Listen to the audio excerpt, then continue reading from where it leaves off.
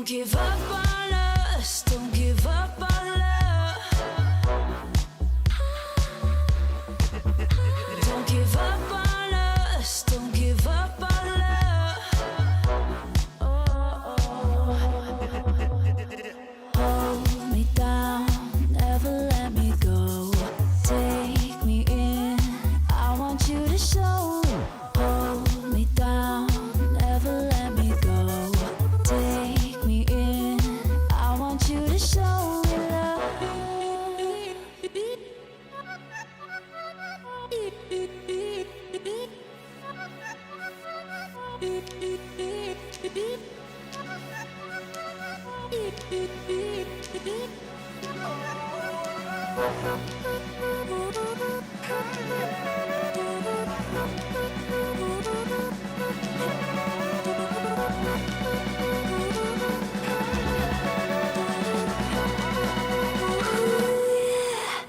Don't give up on us, don't give up on us, don't give up on love.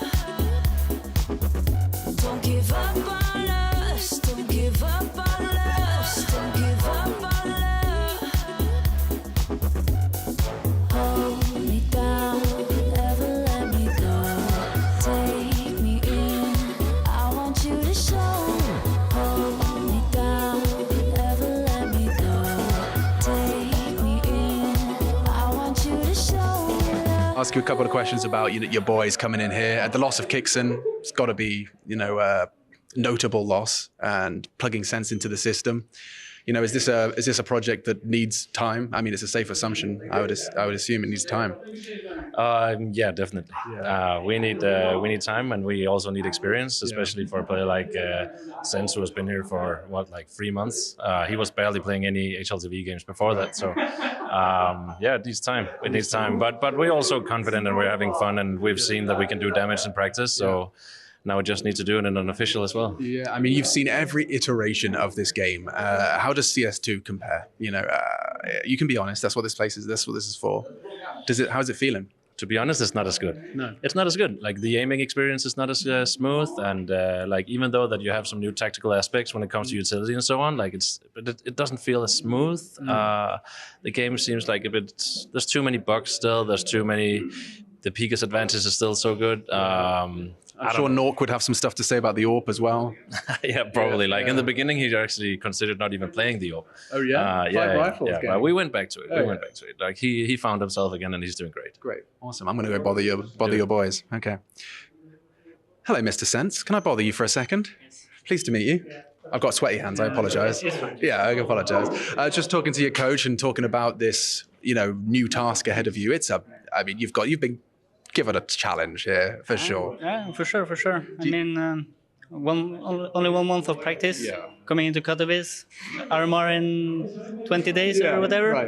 It's hard. Yeah, no one's saying it's easy, but do you welcome the challenge? Diamonds are created with pressure. You got some pressure for sure. Yeah, of course. You will never get thrown out on it, when you're ready or comfortable. You just have to do whatever it takes. Yeah, you don't choose when your opportunities come, and this is an opportunity. How does this kind of make you feel? This is something you've been aiming for a while, through the academy projects, Nordavind. What does joining Apex mean to you? Is this the next step for you? You feel like you can make your mark?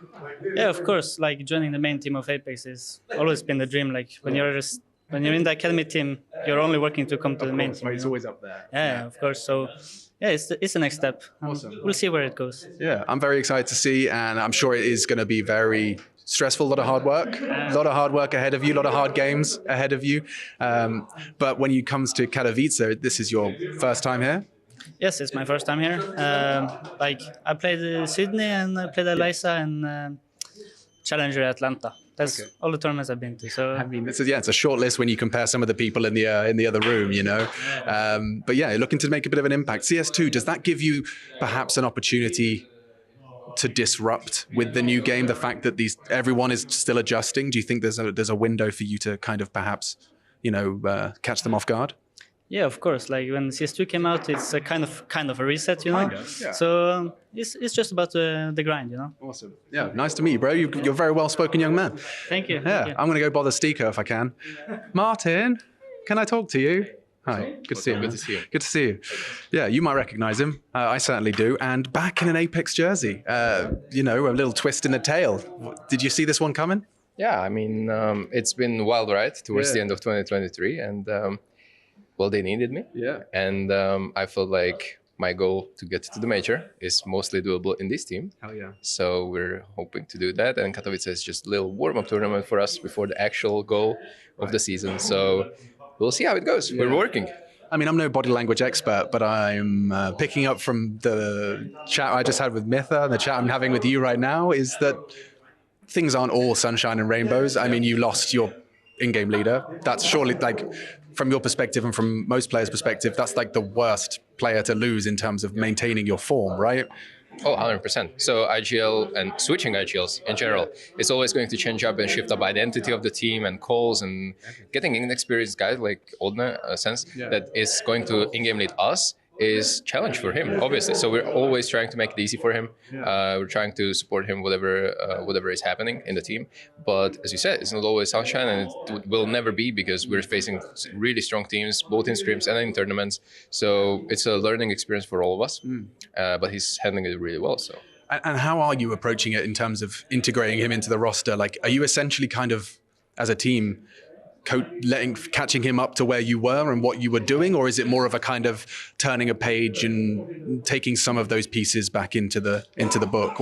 I don't know how you would even try. I mean, we are turning the page, I would say. Yeah. So we are letting him figure out his way of how to lead the team, and he needs to bring his own ideas and his own mind into the gameplay, because we can't just one-for-one change him for Kixan. That used to be our IGL. It worked for some tournaments, and I think the ceiling that Sense is having is definitely huge, and potential is huge. He's just, 20-something. Yeah. So this is very early stage of his IGLing career, and I'm glad I'm with him in it, so I can maybe shape him, mold him towards better leadership skill. Yeah. When it comes to the teams who are going to be going up against in Katowice, you know, I was talking to the Rebels, the guys, and they were the first time, like, these Polish guys came last year, and they said, scrims were going great. We beat the team next door. They were a T1 team, you know, we were having a great time. And then we sat down at the stage and we, you know, lost it. The nerves, the mindset. How could you possibly prepare Sense for that experience? Or does he just have to go through the fire?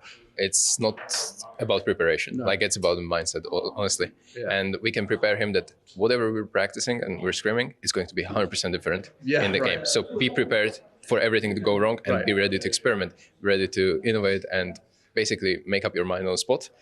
And he needs to be able to do it. And maybe he will not be ready this tournament. But that's fine. It's the learning experience. Like, no IGL was born just being good IGL in the beginning. Are you waiting for Stika? I'm sorry. Okay, right. I don't want to keep this thing going, but thank you, bro. Thank you for your time. Cheers. Before you came to the event, before the announcement, right, before Manx went, I was super hyped to see M80 here. How hard is it for you guys now coming into this? Where are you at? Of course, it was like a surprise for everyone in the team. We didn't really expect it before. So we were like preparing for this event, the RMR, and seeing him leave was kind of upsetting. But also we just trust Rory a lot, Def, because he has experience, he has worked with Marcus, and he knows the system, and he has been a caller before. So we feel like we can still do a great work. So I don't know. Let's hope for the best. Does it change expectations for you though? Like, oh, you can keep going, man. Just go, right? No problem. We're just filming the whole thing. We're all good, man. How are you? There we go. We'll keep it rolling. We'll keep it moving. So for you, does it change the expectations? Because again, I was so hyped about this M80 team. You made it to China, right? You qualified for that, beating Liquid. That's huge. You made it to the RMRs, and now you're here at Kato. Like, where are you at mentally as a team? I think we are still the same team. Okay. Yeah, we're still good friends. We have good vibes and stuff, and it's really important. And the only thing that would change a little bit would be the firepower, because Rory is still playing and stuff. But yeah, but he has been playing a lot, so he's trying to get his form back. Yeah. And I don't know, we're just hyping him up and stuff. So how will you use Def in this? Like, what is the plan? He's trying to do Manx roles. Okay, straight one for one. Yeah. So he's doing a great job. we have been practicing and we have been getting some good results. No. So it's not that bad. I don't want to disrespect him, but when coaches come in, are you going to still like give him the same resources? Or are you going to sometimes say to him, "No, drop me, and you sit on this gun"? He sometimes does that just by himself. We don't really ask. yes. Yeah, Okay, that's we good. don't really ask him for that because we respect him. So, but he does it like sometimes he will be like, "Mobs are me a deagle. I'll give you an AK. Just go shoot." But he's the caller at the end of the day, so he just feels it. Yeah. Yeah, okay. And tell me about some of your other teammates coming here, right? Because this is a very big event for you. Me and you have met and spoke many times, but for a lot of these guys, this is a huge opportunity, a huge event. Yeah. Does it change how the guys are feeling and acting? Are you seeing a bit more hype and energy? Right now, I think that Snacks and I are the most experienced in terms of the event. Yeah. We have been twice here, so. But Ethan, I mean, Rek, he's the noob guy. Yeah. But he's really excited and he has been doing a great job at LAN, so he just needs some more experience, but we have been doing good. And Mike is just switcher. Yep. He's just great. I don't know. He's like really talented. He's just really calm, so I really trust him a lot, and we have a good team. Any pressure?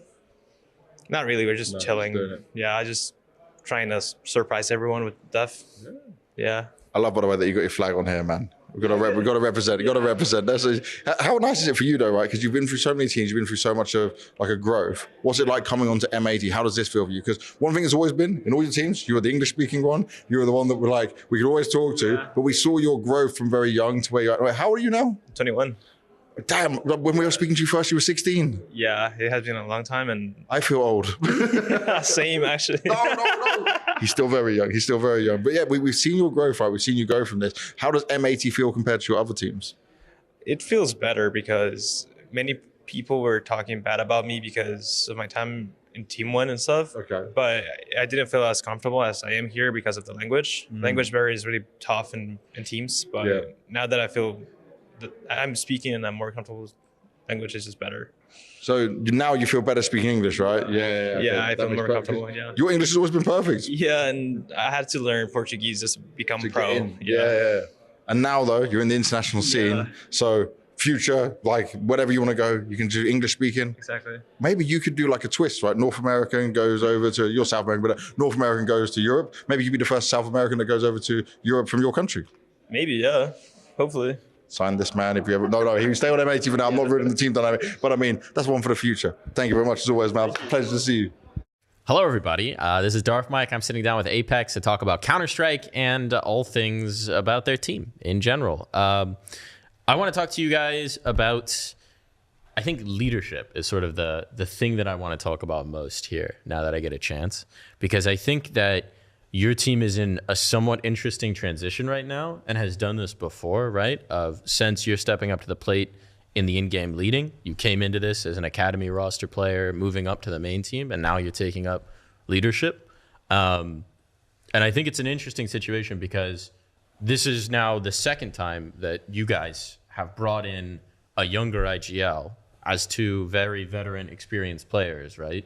Who've been competing together for a while, looking towards a younger voice to actually take up that leadership. So my question is, I guess first off, why do you since was in the roster, right? But now stepping into the in-game leading, what prompted that decision? And then, well, we'll go from there. But beginning, like, where was that always sort of in the cards, in the plan when you were moving up to the main team sense? Do you know? No, I don't think it was in the cards. I'm not sure, really. The thing was that I came in and I took over Sticko's roles, and that was what I was, like, focusing on, getting comfortable on those roles. So, like, becoming the IGL, I didn't expect it. And now, what has he been like? First off, playing, you played with him for several months before the transition into calling. What's the experience like with him moving into the leadership role? You're looking at me? Either one, whoever wants to talk about it. Sassanilo, you can talk about it too. I just haven't looked at you yet. I mean, I can start. Okay, I think Agile role, like for his experience, like he's a young gun. He has a lot in his future that he will learn of, and he's doing good. Like he's improving as a player. Like tier 1 to play against tier 1 players as first of all as academy players, good opportunity to show what he got and how he can lead the team and everything. And I think he has a big task, to be honest, in front of him. But I think he's doing a good job, and he can manage to put all the pressure on himself and make it better for the team and for himself.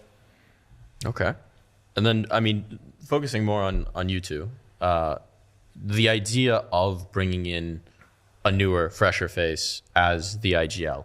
You guys did it one time around with Kixan, right, at the beginning of the year. I would say it's a little bit, I don't even know if counterintuitive is the word, but it's unorthodox, right? A lot of teams go to like their most experienced member and put them into the IGL role. You see a lot of teams where, you know, it's a guy who's been around for a decade or however long. And you guys took a different approach. What was it about having, you know, a fresher voice? What is that experience like as someone who's been on a lot of rosters, played with a lot of teams, a lot of IGLs? What is that like when a younger player is the one who's calling the shots? I mean, we have tried making one of the experienced players being an IGL. We tried with Tycho. I mean, we thought that he would be a good fit for it. He wasn't a good fit for it. He didn't like it. And then we decided to try, a younger one in Kixan. Worked out really well. So why not just continue that one, And the fact that he's been IGLing the academy team and is in Apex already makes it, of course, much easier. Because when we got Kixan, we were doing trials for like 3 months, 2 months, with many IGLs. So I don't know, it made just sense this time, It made sense. It made sense, yeah. Hey. And I think it definitely benefited him.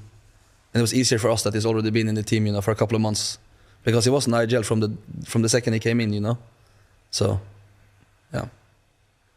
Do you think that smoothed the transition? Having time to, because I mean, a lot of times players talk about like the jump in competitive levels, and obviously academy into main team is a big one. Do you think that helps smooth the transition? That your first go around competing, you were focused more on your own crosshair as opposed to what everybody else is doing? Yeah, of course. Like when you're not playing as the in-game leader, you can focus more on yourself and your own decisions. And I mean, I tried to help Damian Kixan when he was IGL a little bit, but yeah, it was easier to play those kind of roles because you don't have the pressure, you don't have the responsibility of if you're winning or if you're losing. So being the IGL is different. Yeah.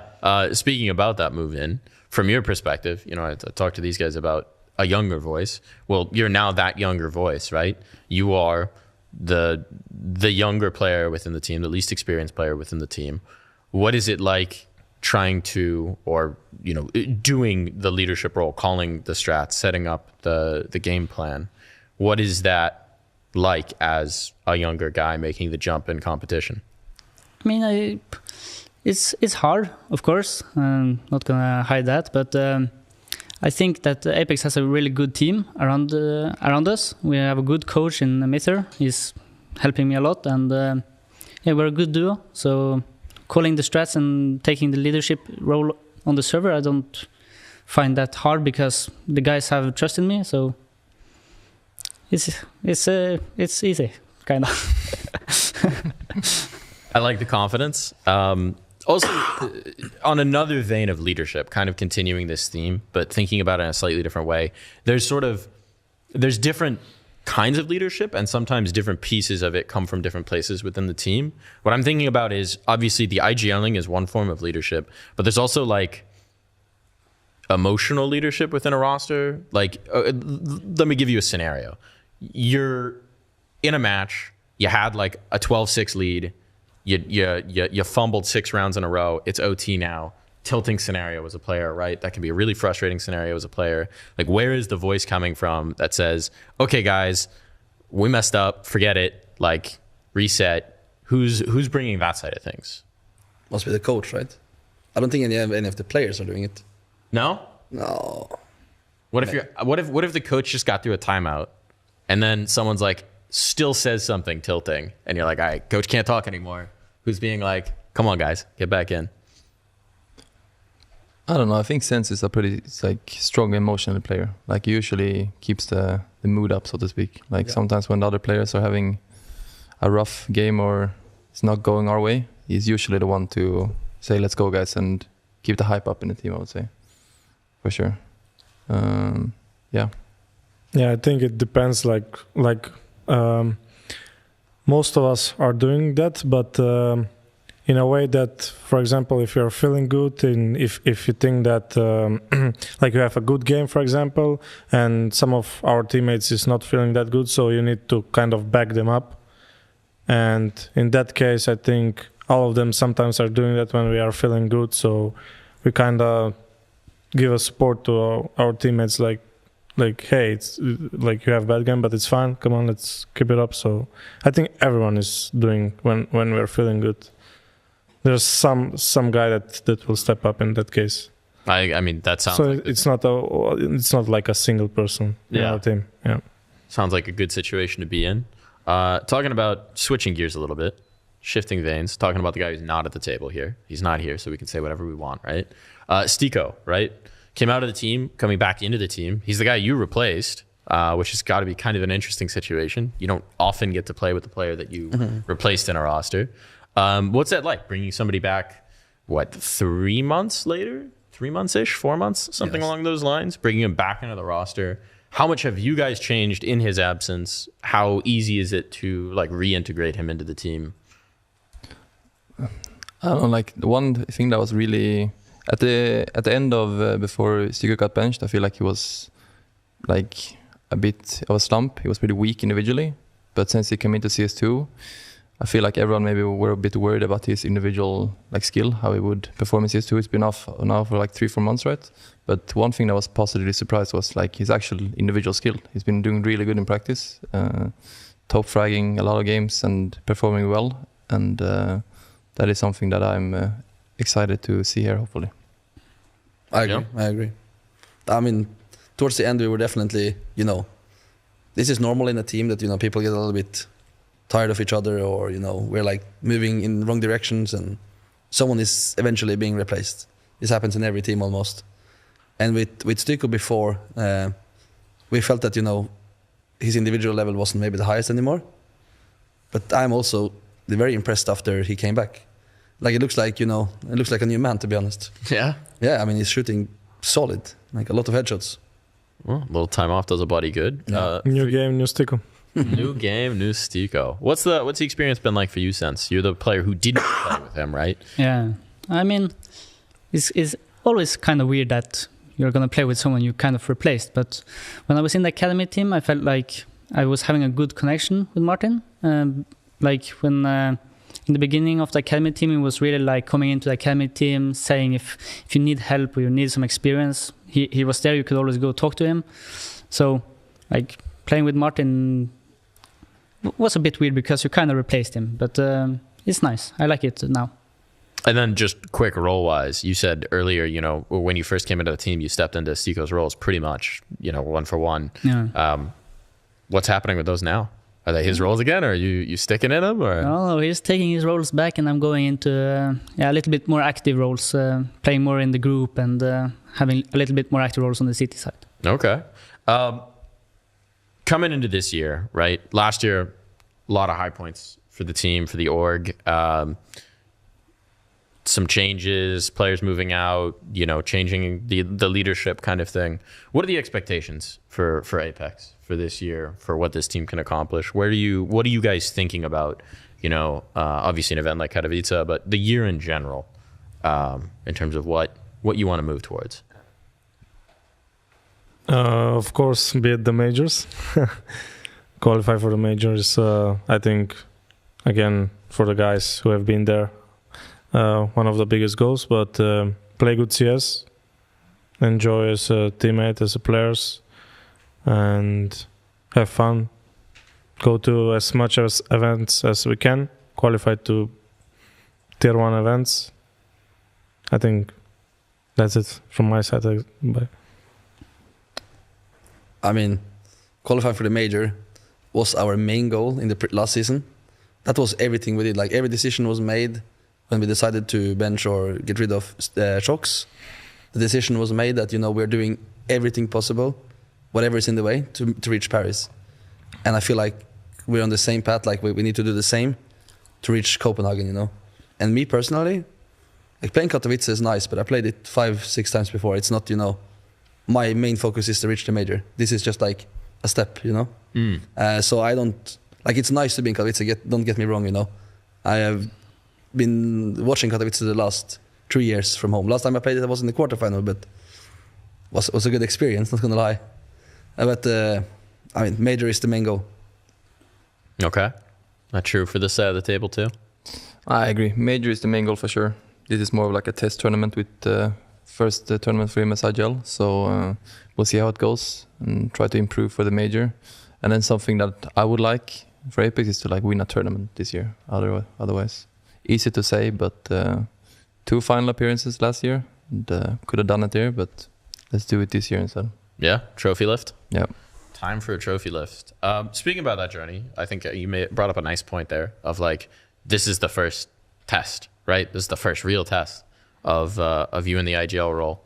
And it's in some ways perhaps a learning experience. Is there a bit of approaching it that way of like figuring out, because you've IGL'd before in the academy roster, right? You bringing that experience over, but things are different, right? Level of competition's different. Teams you're up against are different. How are you looking at this as your first event IGLing? What's your thought process on that? I mean, it's of course a hard task because I became the IGL when we came back from Christmas break. So we only had like a month of practice. So that's hard. But yeah, it's a test, first test. We only focus on like reaching the major. So we'll just try and do our best here, but and try and learn from it. And here's another question. How much do you think your style's changing up, if at all, from what you guys were doing last year? What's the identity of Apex? Have you guys felt a shift with Sense taking over the in-game leading? I would say we're still looking for an identity, to be honest. It's not easy to come in 1 month, you know. It takes a while. We're still looking for it. I feel like it's, yeah, you're 100% right. It's the biggest topic we're talking about. Finding the identity, because in the Paris major we had like a very, very strong identity. But we have been drilling that identity for months. So we reached like peak top form, you know, when we were in Paris. Now we're a little bit, you know, someone wants to go that way, someone wants to go that way. Maybe someone from like coach point of view want to go the other way. And it's like, you know, people pulling in every direction. So we're trying to find, you know, the right identity. But it's not easy. No. Bit of a process to that? Yeah, I would say so. I totally agree. Yeah. Yeah. Okay. So looking for the identity still. When do you think, like, is there a timeline in your head? We talked about, you know, everything's for the major. I said on the major. Well, I mean, that's coming up before you know it, right? Like RMR is the next step in that one. Do you feel like you guys are on track to have that identity figured out, to have that sort of mentality? Or what's the timeline of finding, you know, what this version of Apex is as a team?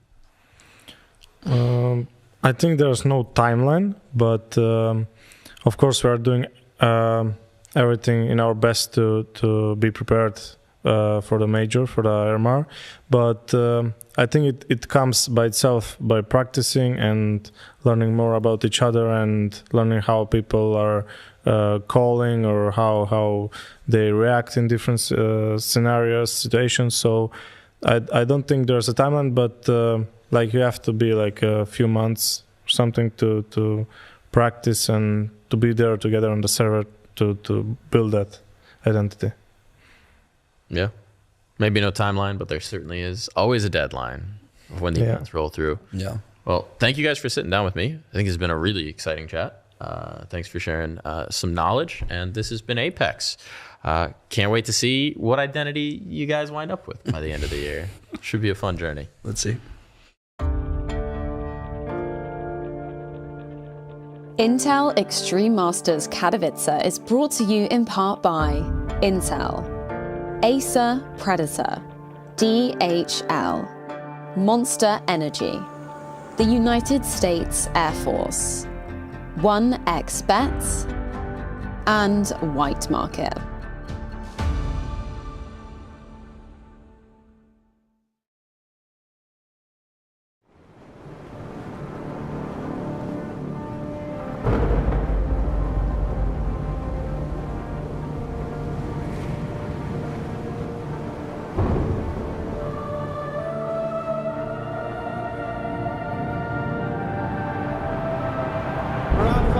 Really making history.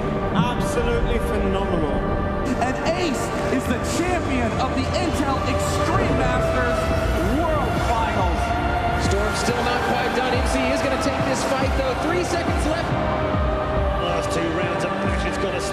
Final 3 at sea. And this is a massive move for Zez, but he's not content with just a Nexus kill. He wants to win. And it's all done. And Strollins win it. Unbelievable Rogue with a 4-0 victory over Classic. And they did it again in the grand finals. It's Norby! Give it up for your Intel Extreme Masters World Champion!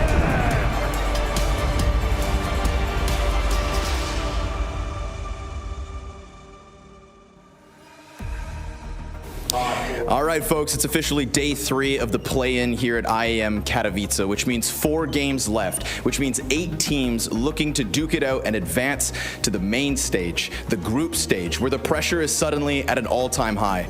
And luckily for us, that pressure is something we had a chance to speak about with our performance coaches.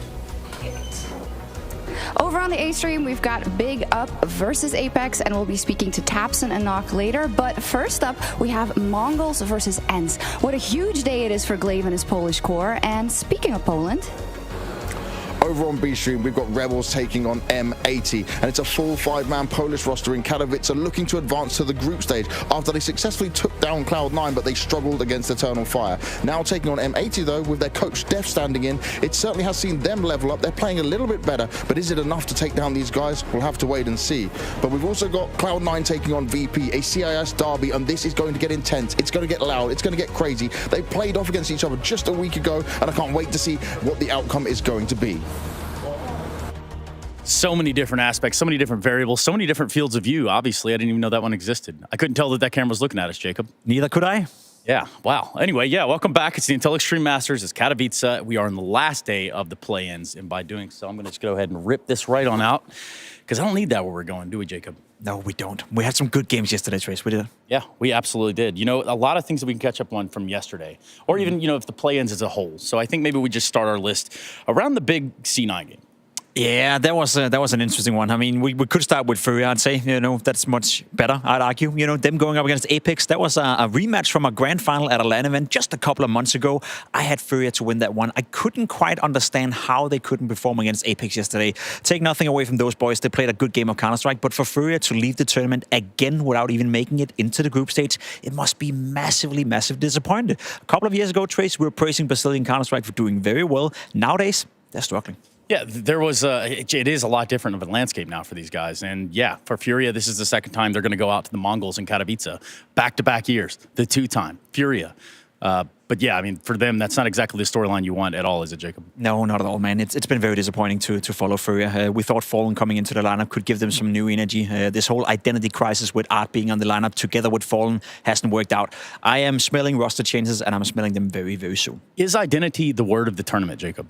I think so for a lot of teams. You know, we're building identities. We're starting out a new season. We're starting out with a new game. So identities are being built. So if you had to identify a match like BB versus C9, so what you're saying right there is there's a lot to take in from the screaming and the yelling on both sides. That was a long game. Oh, yeah. A fun game. The overpass game to begin with. A lot of screaming, a lot of emotions. You're looking at Nafany, of course, hungry, very hungry to get that revenge almost against Cloud9. He couldn't quite make it yesterday. However, I'm not surprised to see Cloud9 winning. I am, however, a little bit disappointed in the level of Counter-Strike they're showing on the server right now. If they want to stand a chance of progressing into the group stage, maybe even being a contender for the playoff as well, we need to see them play better.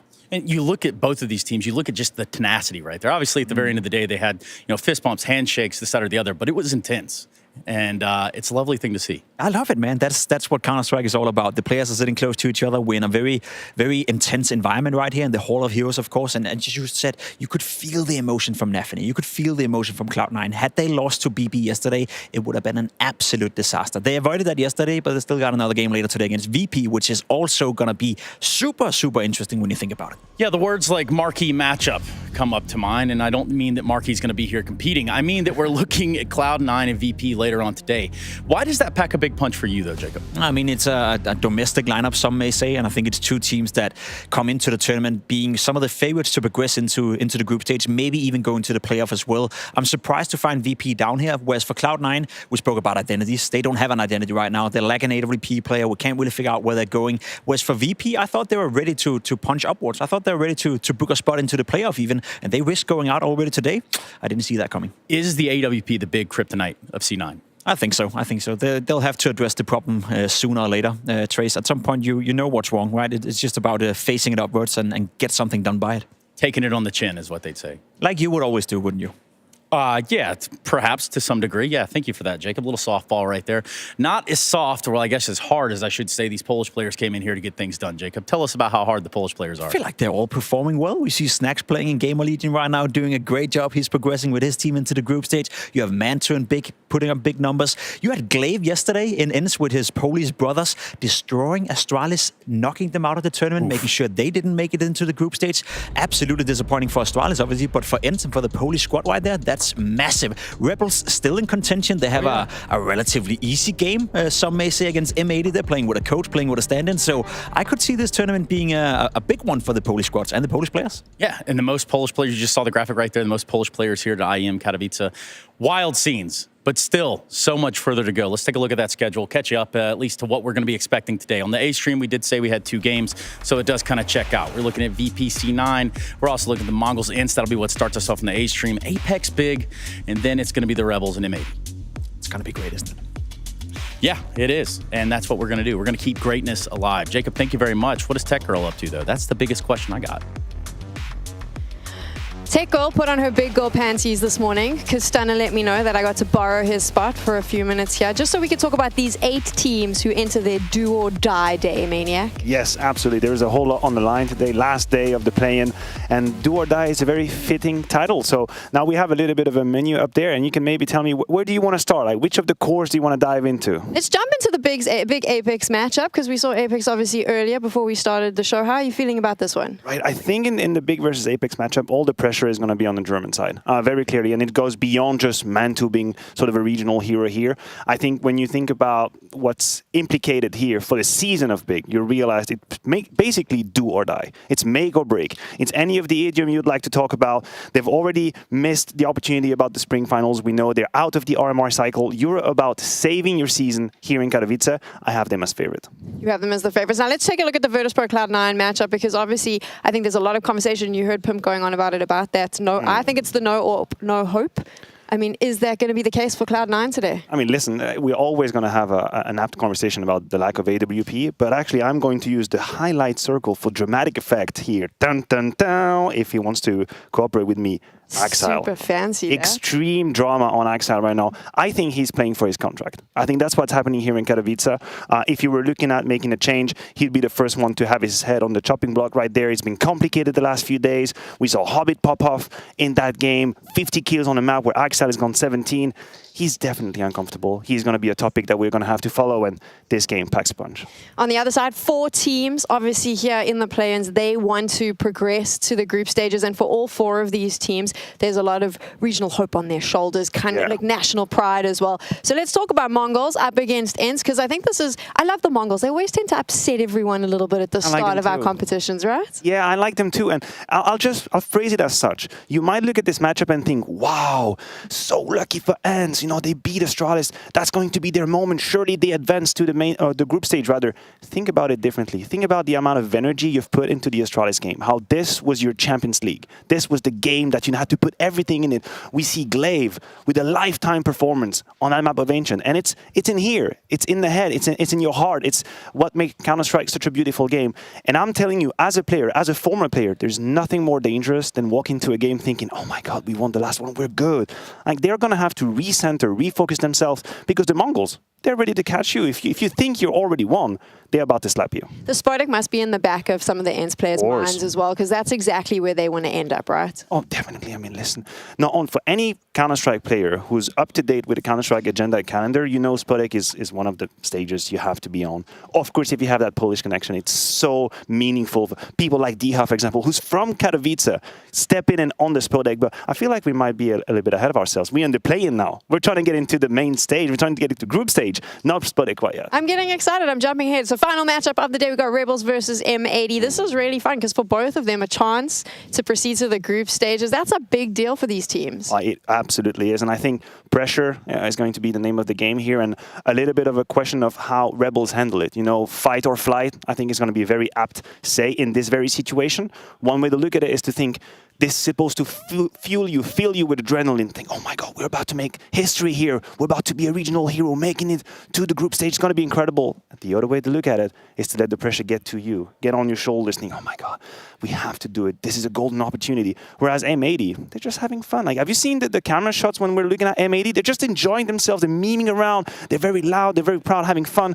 I think it's a tricky matchup for Rebels. I don't think it's as easy as we'd like to tout it.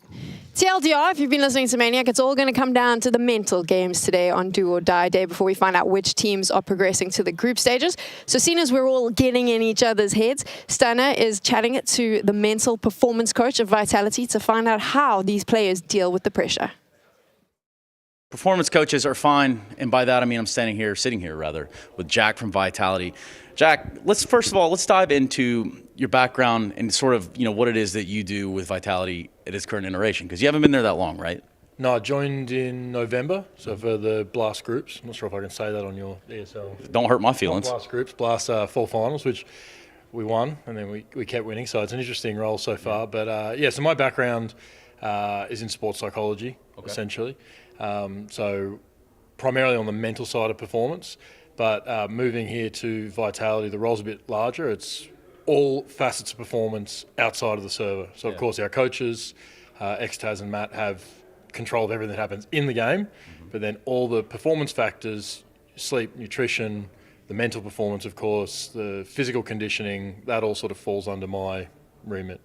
Which is hugely important. I would never even discount that. I will say that you have a big task, you have a big handle in front of you, because you're dealing with a pretty diverse group of guys, right? Yeah, so we've obviously a French organisation. We've got 2 French players, 2 French coaches, but then we've got 2 Israeli players, a British player. So Will and I have been out.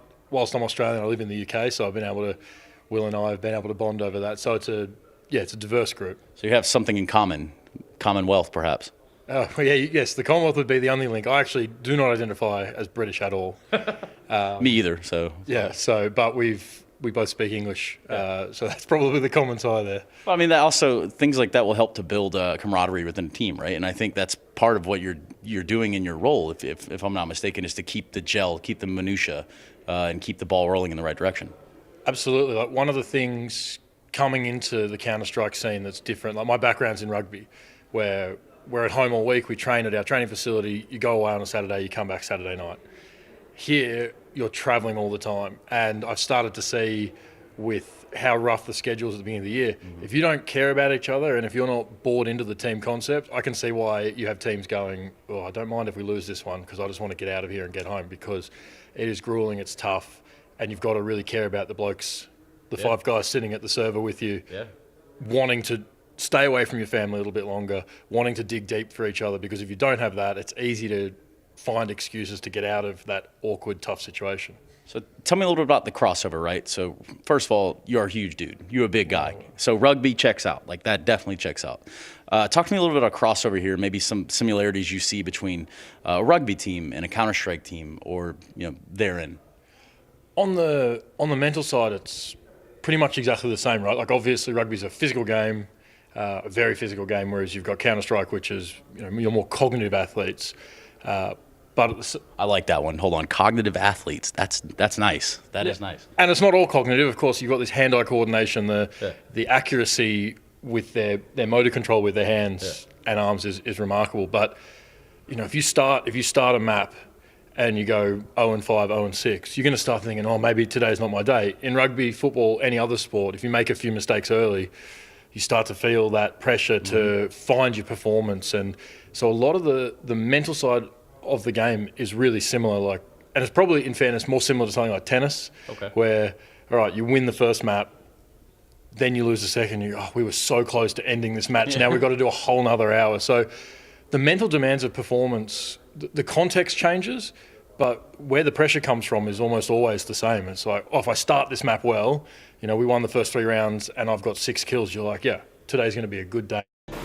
It's exciting games and advancing games for a lot of these teams. And over on the B stream, the first one is VP taking on Cloud9. Now this one, we saw intensity yesterday. We know it's a derby where these two go head to head and they want it so bad. It can go either way for sure, but VP beat him last time. But I know you spoke to Hobbit, who was a bit surprised. I did. It was the winner interview, and I said, well, now VP is up next. And he was like, is it? And I was second guessing myself, but he said, ooh, that's going to be hard.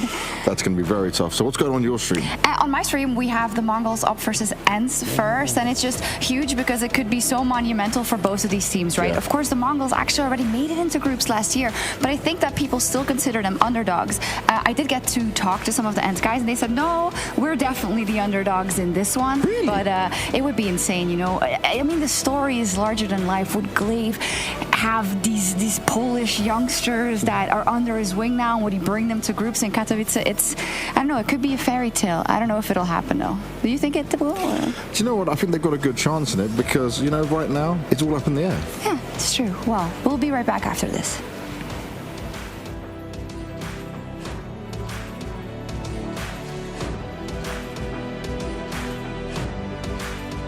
Welcome, my friends, to the Cathedral of Counter-Strike! Elevated level up, way to the top, headed to the peak. All them boys want it tall, hit them out of love, but don't got receipts. I ain't gonna lose it now. Gotta keep it moving now.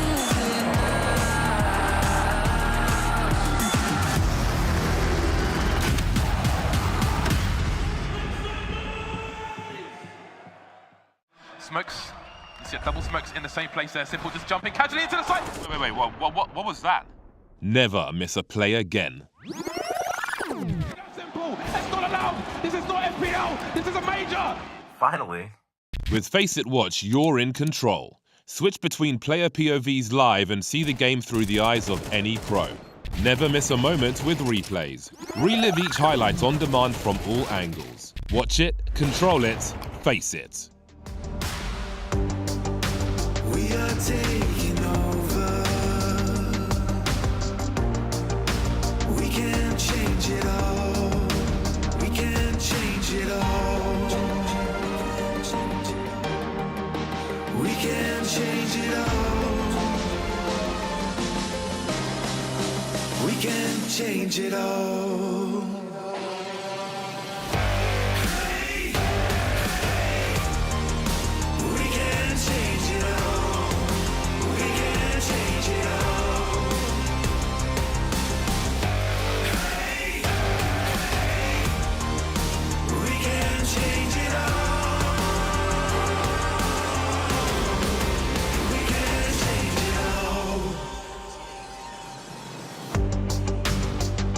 This is the moment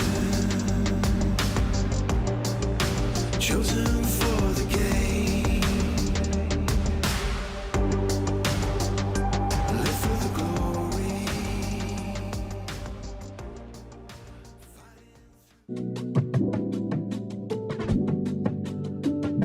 I think Glaive was definitely the most victorious CSGO game leader, I would say. Winning 4 majors, no one can take that away from him. The way they developed a new way of playing the game CSGO was amazing.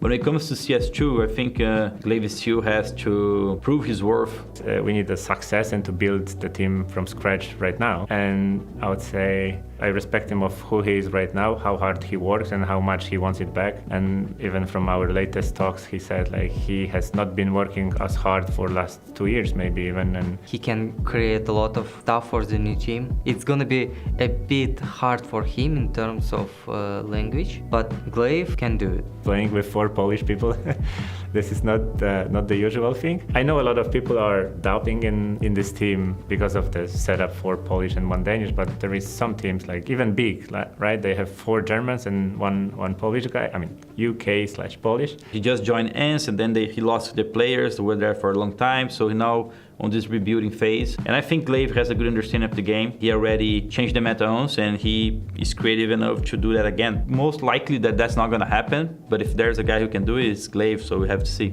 They need some time for sure. It's too early to say something, but I believe in Glaive for sure. The more official games we play and the more in-depth look I can have of the game, because even yesterday we played like some qualifier game, and going from one round to another and analyzing his calls, I see where he gets the confidence and I see how much he implements things I'm telling him about the game. He's getting used to my vision as well, and he's mixing it up, and this side is going pretty well so far.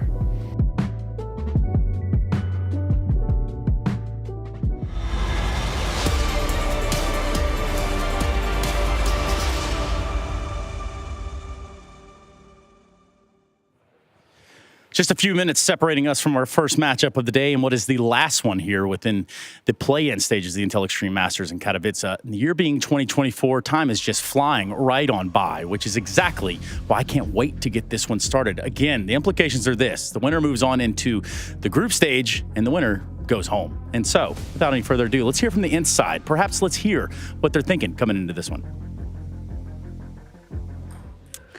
Glaive, Cześć, jak się masz? Dobre. Wow, okay. I was just saying it for fun, but the Polish is going well then. Yeah, of course. I'm taking my classes, and now I know at least dobre and some other words I'm not going to say, and that's it. We've heard you say some of the others, so it's okay. I wanted to ask first up, insane day yesterday. How was kind of the evening after? Because I can only imagine that, on social media, you saw everyone talking about it, probably talking to your friends. Have you come down from all of that? Of course. I mean, today it's a new day, but actually yesterday was insane. One of the best for a long time, I think, for me, because personally it was just a huge win, right? So, but I tried to calm down as much as possible, and today is a new day, and I got to focus on next game. Yes, absolutely. You're about to play the Mongols, of course, Dicha. For you, the same. It must have been an insane day. Now, you, of course, also have tons of experience. So what is your guidance to the rest of the team and to some of the younger and newer members to make sure that you have all the focus to make it to groups? I mean, after yesterday, we did some 15-minute celebration, and then we did some preparation for today's match, because we need to be able to do the same today that we did yesterday. We need to be ready. We don't need to, of course, we don't underestimate them. We know that they can still shoot and they can still do some damage, so we are prepared. Well, on the topic of rather than, there's actually a lot of similarities. They also have a lot of young, hungry players. There is a lot of regional pride on the line. The guys that are playing together, they are considered underdogs very, very often, Dicha. So that could be dangerous. Yeah, I mean, if you look at this matchup, I think we are the underdogs, but people will see it how they want. But I feel like we will take it. I can see that, the Mongols, they have proven that they deserve to be in the group stage as well. So as the IGL, who has done so well with the troops yesterday, what is the directive? What are you going to tell them right before the match? I'm going to tell them, guys, if you want to be in the arena, this is the first step. If you don't want to be there, let's go lose. Excellent motivation. Yeah, I know. I do this this is my living, Yeah, you do it for a living. I can see. I'm motivated. Anyways, dziękuję. Dobre. Good luck. All right, standing here with Pimp, Yanko, right here next to Ince. First of all, what do you guys think? They just gave you a scare, Trace. Oh, yeah, they definitely gave me a yelling jump scare almost. But I have to ask, Jacob, what did you think of Glaive's Polish? Decent, I guess. We need to hear some more words. Yeah, that's all right. I want to hear some more nasty words as well. Okay, well, maybe you guys can do that. But came to the right place. Yeah, perfect, because we got some words for you. And by words for you, I'm just talking about this matchup on hand, right? Let's put some gravitas back on this one. You're talking about a matchup where the implications are either you go through or you don't. This is it. You're either in or you're out. Yeah, absolutely. A lot on the line for both of these teams. And this is their first sort of big tournament with the new lineup. So results aren't the only thing that matters. It's figuring out their game. And, the RMR is just around the corner. And for the Mongols as well, a team that's constantly underestimated, even though they had some great results last year, both in Katowice and in Cologne, and somehow keep finding new talent that's making this team better and better. Well, what about Glaive? What about him? What about Glaive? Tell me about Glaive. What about him, man? He's been around for a long, long time. Obviously, everyone remembers Glaive from his time in Astralis when he found an awful lot of success. We saw the best version of Glaive yesterday on Ancient, absolutely destroying Astralis, not only individually, but his calling was, he smoked him. His calling was on point, his individual level was on point. He was firing on all cylinders. And I think he even said it to Shox in that interview as well. That's the first time in a very long time we've seen the Glaive of old. Man, I've had to play against Prime Astralis and Glaive, and I'll tell you, I've said it numerous times, you know, he was maybe the most annoying player on that team to kind of play against, because sure, you have Device and he's going to have his 20+ kills and all of that, but Glaive in those rotator positions, especially on the CT side, you know, spamming you through the smokes, always being in the right spot, getting that one kill that sort of swings the round in their favor, and that's something that's been missing that we saw some of yesterday, and he was talking to us in the post-game interview saying, hey, I was thinking a little bit more about myself as well and my own game and trying to focus on that a little bit more, and yesterday it bore fruit. Oh, he 100% was smoking on the Astralis pack. Like, there was no doubt in my mind that he was all over that. Now, for a guy like Glaive, and we just saw his sort of graphic of his timeline there. Jacob, you were a part of that till about midway through. And then what happened to Glaive? I mean, he went to Astralis. He left me and went to Astralis and started winning. So yeah, honestly, Glaive, I agree with you, Janko, fully. He's probably the smartest player I've ever been around, without a doubt. He has a vision for the game that no one else could replicate, especially back in the days. His sixth sense for the game, his ability to win clutches, his ability to sometimes hide that individually he's not the best player on the server. He would still be annoying. He would still get the frags done. And he was a fantastic caller. It has been a rough period for Glaive. It hasn't really been up to par with what you'd expect from him. But what we saw yesterday was hopefully a step in the right direction. I do want to say, though, the win against Astralis yesterday, that's nice. But if they lose today against the Mongols, it doesn't mean anything whatsoever. So they need to replicate it. I mean, a rating's a rating. It's got to feel something for Glaive. But yeah, of course, an L is also an L. So we'll call a spade while we're at it. I look at this whole thing and I have to sit here and say, yes, we don't see a whole lot of the Mongols, but they brought some tenacity out here. They brought something really cool to watch. We're going to dive into that. But first, I think it's only fair that we hear from Techno 4K. Could I just talk to you for a second? I know you're heading to the arena, a huge day for the Mongols today. Can I first ask you, did you expect to be playing ENCE today instead of Astralis? No, we didn't expect it, yeah. We expect just Astralis, yeah. Okay. Does that mean there was, not as much prep for ENCE, or how do I have to think about that? I think it's okay, both teams, yeah. Yes, absolutely. Yeah. Last year, of course, you made it to the group stage, and you have been making it to group stages of big tournaments overall. So before you came to Katowice, did you actually expect, or how much did you expect to get to the next stage of the tournament? Yeah, of course. We just hope for us to make it far before then did, yeah. We're looking forward to it. Thank you.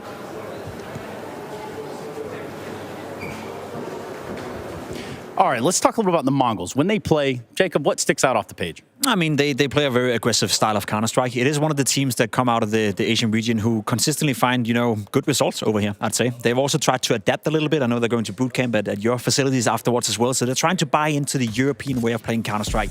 I see them as a bit of a hybrid. They're still not, clean on all edges, but they do try to approach the European way of playing Counter-Strike. However, a little bit inconsistent. Yeah, their game is much cleaner than some of the other Asian teams, especially when we talk about mid-rounding, clutches, right communication. It's a lot more on point, and you can see the two standout performers, Senzu, who is the latest addition, and Blitz, who's been around for a while. They'll definitely need both of them. And one of the things that I think Mongols have going for them more than some of the other teams, especially compared to ENCE, is such a stark contrast that the Mongol season has started like 3 or 4 weeks ago. They already had to play, the qualifiers for the RMR, Chengdu qualifiers. They played a LAN in Asia as well. Already have something like 20 officials under their belt just in this year. And for ENCE, they have 3 maps under their belt, so far. So I think that's going to be something that caught, I think, also yesterday a little bit off guard their opponents previously, but I think now as well something that might give them an edge over ENCE. And Senzu might just be that edge, maybe. I think that's the guy we're looking out for. Without him playing well, I don't see too big of a chance for the Mongols to take down ENCE today.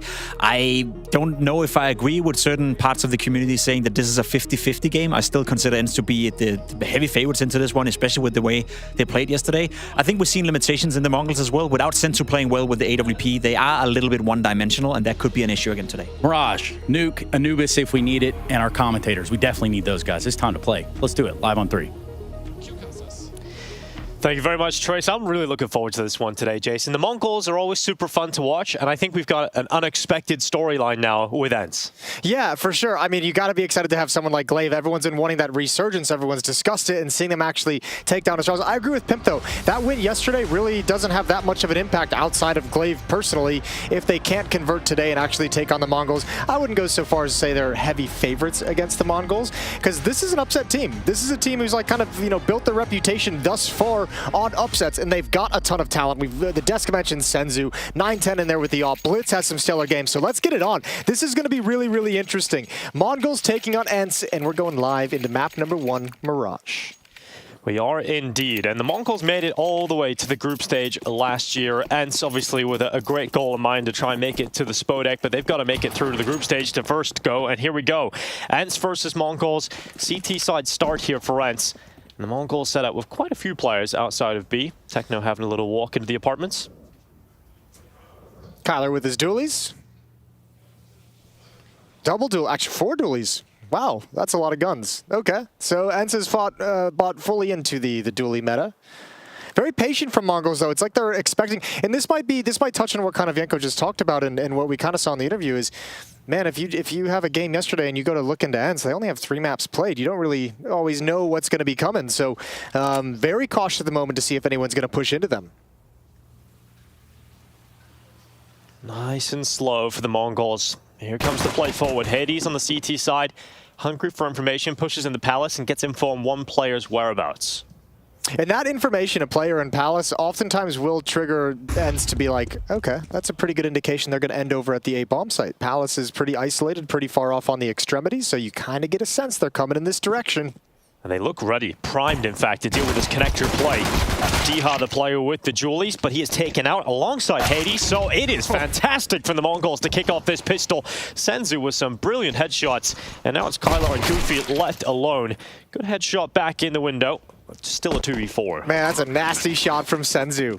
And that was brought up right at the end. If you don't have Senzu, like, is there enough firepower on Mongols? At least in the pistol round, looking good. 2 kills, and Kyler and Goofy just going to save the dualies, the armor on Kyler. They want nothing to do with this retake. Nice and easy, slow-paced pistol round for Mongols. Yeah, absolutely. And Senzu did have a great performance on Mirage earlier in the competition, too, in the opening game. So definitely excited to see how he continues to play. I mean, the big talking point in this tournament so far has been Donk at his young age. Everybody's excited to get behind him, but Senzu is the exact same age as Donk, 17 years old coming into this event, and what a way to leave your marking and kind of make a first impression here in Katowice. He's been super exciting, and I think I mean from just watching how he's been so far here at Katowice, it's like you know, if that's a team that we're seeing more frequently at the bigger events, he's going to get like, I think we're going to be hyping him up just, you know, quite a bit as well. So really cool. This is a beautiful one tap on Glaive, shutting down the legend. Over the top, and Mongols have an easy plant at the A bomb site. Round number 2, and ENCE just buy right back into it. FAMAS on Kyler. 5-7's picked up, and a scout on Hades. Second round CT Force. Don't see everybody do it. Let's see how ENCE fared. Got up against majority AK-47s. Get a lovely pickup if ENCE can do anything here, but Senzu kicks off with mid-control. Good headshot to Goofy. Oh, you got to put a little bit more effort into it than that. What? Did you do a Goofy giggle? No, what do you know? I thought you were doing a Goofy I'm joking, of course. Yeah, we got to put more commitment into that. We? Yeah. Together, Jason. All right. Well, this is a good start. The nade stack up towards top 8 boxes didn't really do as much damage as ENCE would have liked. 9-10 is still chilling on 76 HP. And complete mid-control now for the rifles of Mongols. And again, just like a slow, creeping progression forward. This is a bit awkward. Yeah, very awkward. Glaive sees the head of Techno inside of the smoke, and it's an instant kill. Techno taken out, Galil picked up, and maybe Glaive can do something with it.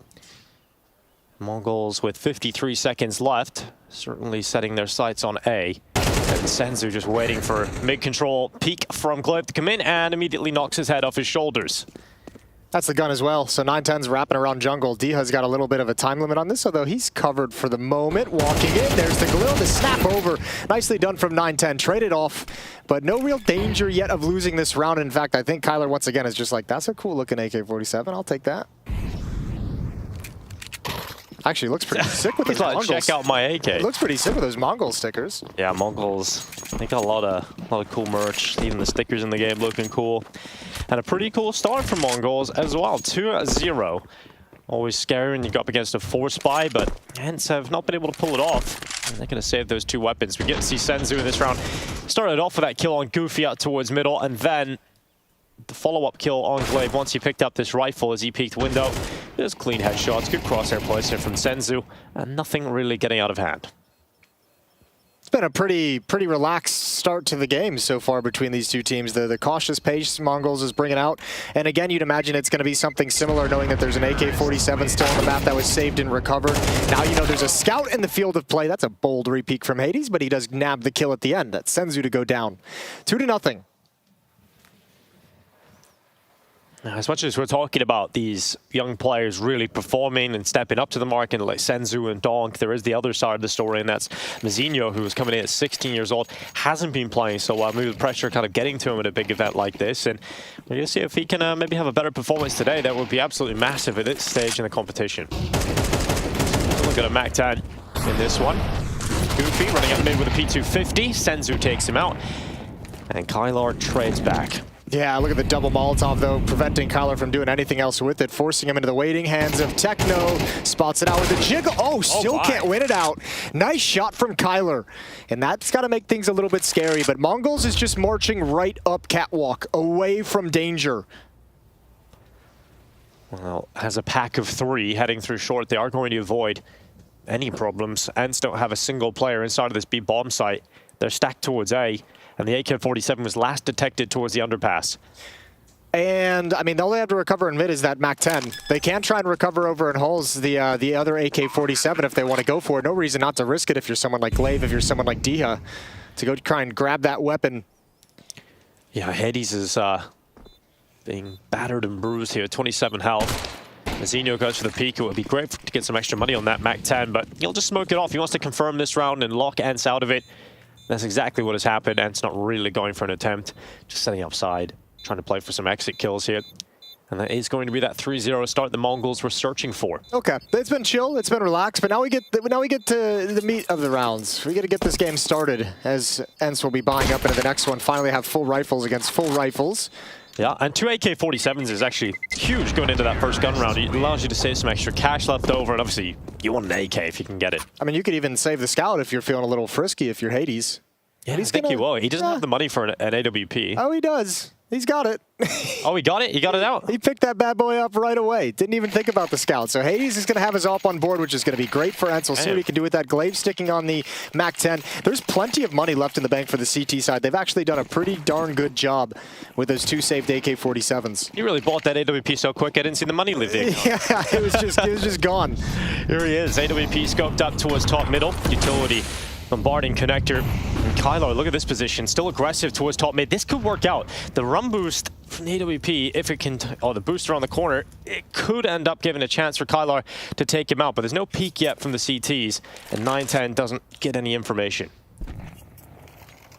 Dia's going to have a big job to do. You hear that scope going in and out. Run boost now, perhaps? Yes, indeed. Flash on the side. There it is. Missed quick shot. Kyler's going to try and add one more. Trades Diha off. It's a big risk to go for that kind of run boost into the rifles. There's a possibility could it be a play at top mid, and it doesn't work out. You have to nail a difficult shot, and it doesn't happen for the Mongols. So they're down 1 player, and over a minute left on this clock. Yeah, missed timing there for Hades. He's trying to jump up onto the ledge, but now he's got the read. Missed shot again. Good jiggle from Techno, and that MAC-10 has gained some space, and it probably makes Glaive feel real nervous because he's alone with 4 choke points to worry about. This has gone badly for Ents. It looks so good for them, but suddenly they're in the worst position, and Mazinho's coming out of Palace Lit. He's got Glaive distracted, and that's an easy kill onto the Danish in-game leader, and Goofy's on the other side of the map. This is going to be a 4th round for the Mongols, even though they didn't have the ideal start coming into this round. Really, really slow and methodical throughout this round, throughout this whole game so far, and it's working wonders. 4-0. Yeah, and the Mongols is a really fun team to talk about because they are a team that kind of broke through last year at Katowice, and they brought a new style of Asian Counter-Strike. They didn't bring that same style we've become used to with these upset teams like Tyloo over the years who bring this aggressive, kind of crazy play Add style. a little bit more tactical layer to the game. And Yanka was talking about how they played more of a European style Counter-Strike at the start of the tournament, and yeah, absolutely, you're seeing that, and they have the ability to slow the play down, they can speed it up, and so far, very controlled for Mongols. So I mean, what's the most mental about it is just the fact they've been able to find so much just young talent within Mongolia. I was actually asking some people out in Asia about like the Mongolian scene and why there's so many players coming out of it, and there seemed to be like a sort of culture of not really staying at home and playing your PC like in most countries in Europe do these days, right? So you have people kind of go into the village, go into the main city, and they all play in these LAN centers and they're together, and so you kind of learn from one another very quickly, and the competitive environment is nurtured over that. Sure. Well, here's the result of all those saved weapons and the economy management due to that for ENCE as they get to buy right back up into the round. Hades with another AWP. M4s and plenty of utility, but similar results.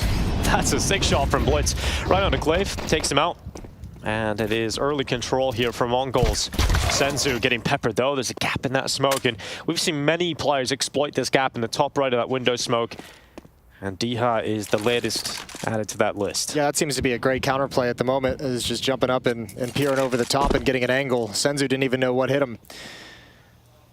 910's now very aware of the possibility. But again, they slow things down, move around the map. Good engagement, good boost up from Goofy, and he's got another one. Important kill there for ENCE, that pulls them ahead. Minute 10 seconds left, commitment towards A being set up here for Mongols. Currently a passive setup, and it is Hades with the AWP back. He's not even looking towards ramp. He's got the angle on Palace to try and bring down Mizinho. His role is very simple. Come out of Palace late. ENCE is going to know exactly what's coming, especially now that utility spent. Kyler's got a deep angle towards the B bomb site, so they had a small jump on the rotation, and now that's confirmed by utility. Mizinho yet to leave Palace, so Hades hasn't had his time to strike, but perhaps he'll get that fight on Blitz instead, who has the AWP just in front. Default, it is that kill towards Palace. 910 will go down, and Blitz now into the clutch. Puts the bomb down, and absolutely no chance for the clutch as he hops up on Default and dies instantly. That's well managed from ENCE. They lose Glaive right at the start of the round, and he's the only one to fall throughout it. 4 players survive, so getting to continue buying and getting to continue building up some economy for ENCE's defense. Ooh, that's nice. Oh, did you blow a little hole in it? Yeah, blew a little hole, just seen enough, and then was able to transition his crosser over. Ooh. Hit that wall blind. Yeah, real blind. That's rough. Tough for Mizinho. I bet Techno is hoping that in the next Mongols roster swaps, they bring in a player that's willing to do English-speaking interviews. He's been doing every interview for what feels like over a year now. He's the only one we got. Yeah.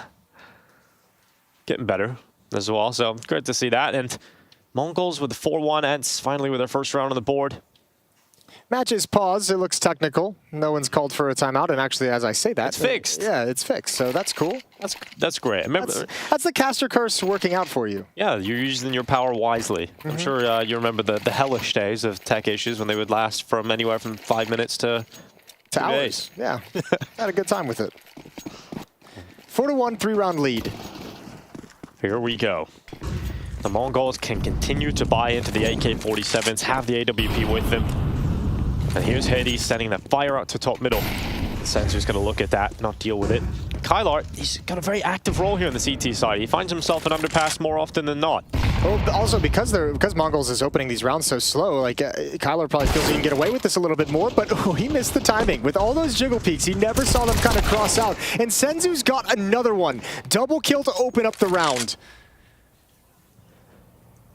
Mizinho.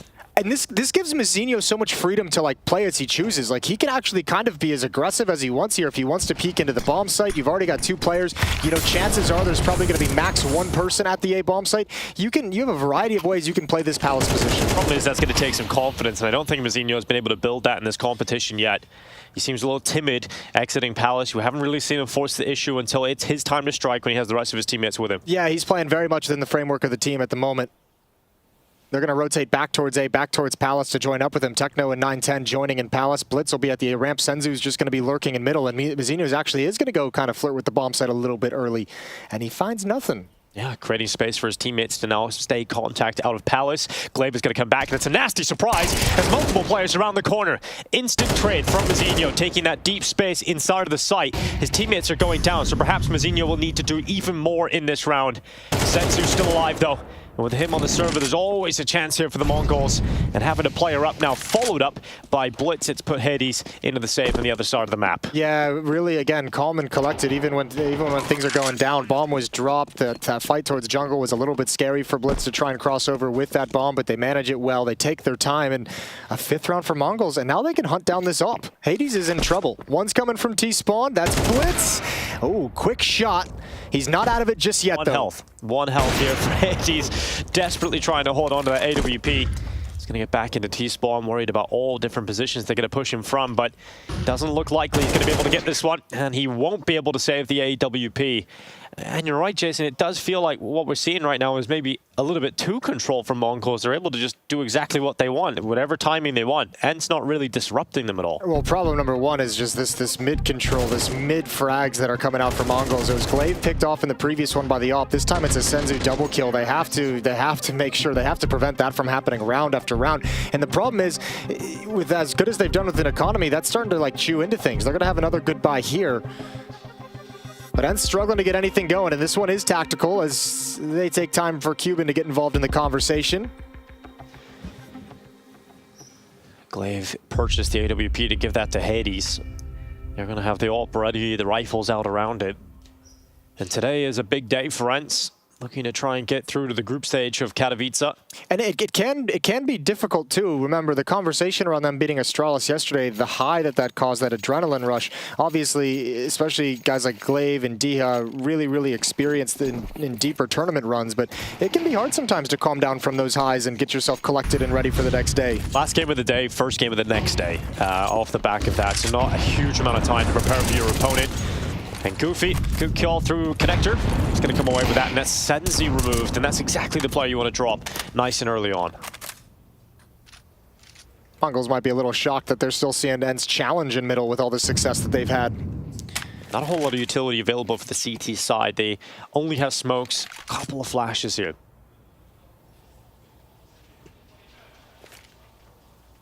Here comes that window smoke for 9-10. Or actually back in his pocket. Oh, here he goes. He'll peek it with the op. Finally, there we go.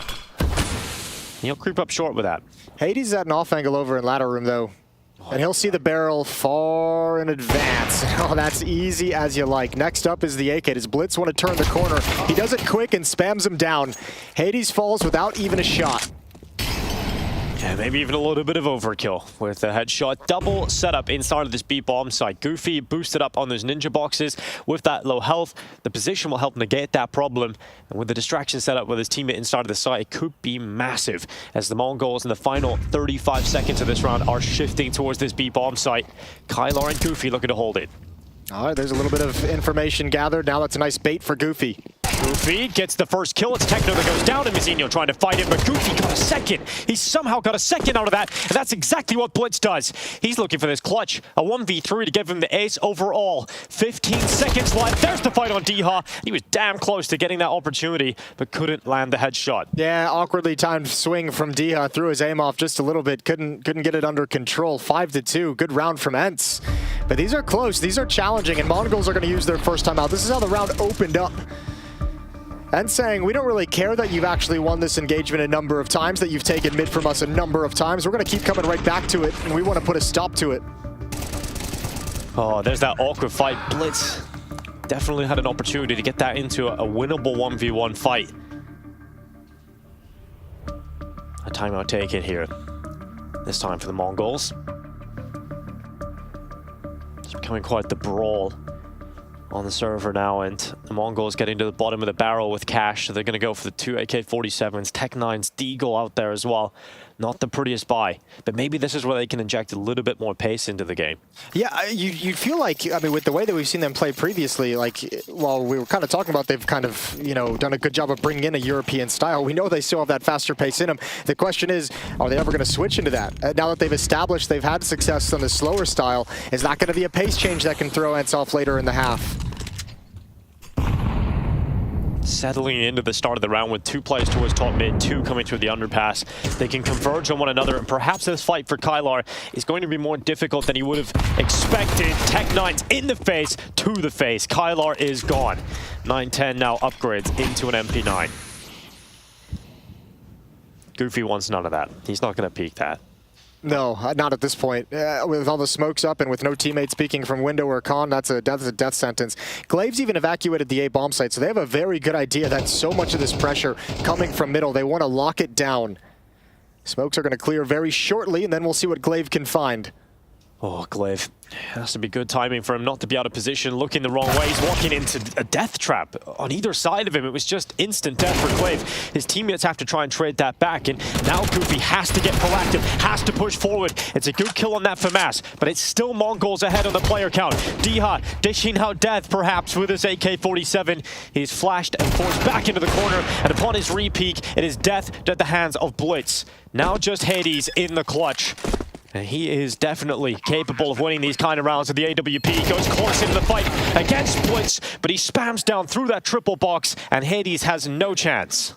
No chance whatsoever for Hades. That's another really nice round from Mongols with a very half buy. I'll tell you what, this pace and the timings on this and how patient Mongols is being, I think it's got to add an extra layer of stress onto a new lineup like ENCE with a new in-game leader when you guys are still trying to figure out how you want to play this. This style can really throw things off for you. When you just have to be patient, but you can see ENCE is wanting to push into plays, go find information, and they haven't really probably established the protocols on how to do it safely. And at the moment, just getting picked apart. It's been a real tough half for ENCE to get the money on track. It doesn't feel like they've ever had a sort of leg room to grow here. Taking another look at a poor purchase coming up here for ENCE. If any purchase at all, maybe you can get P250 here. It's almost always worth investing into that at a minimum. And actually, Glaive's going for the M4, Jason. Yeah, added some extra money. They have a full losing bonus. So he's feeling like he can actually take a risk and, excuse me, not a full losing bonus, 3 rounds worth of a losing bonus, but feels like he can take a little bit of an extra risk and get that stronger weapon, see if he can create anything. But once again, a pick in middle. This is what, 4 or 5 rounds now that we've seen just an opening frag provided by the Mongols in middle.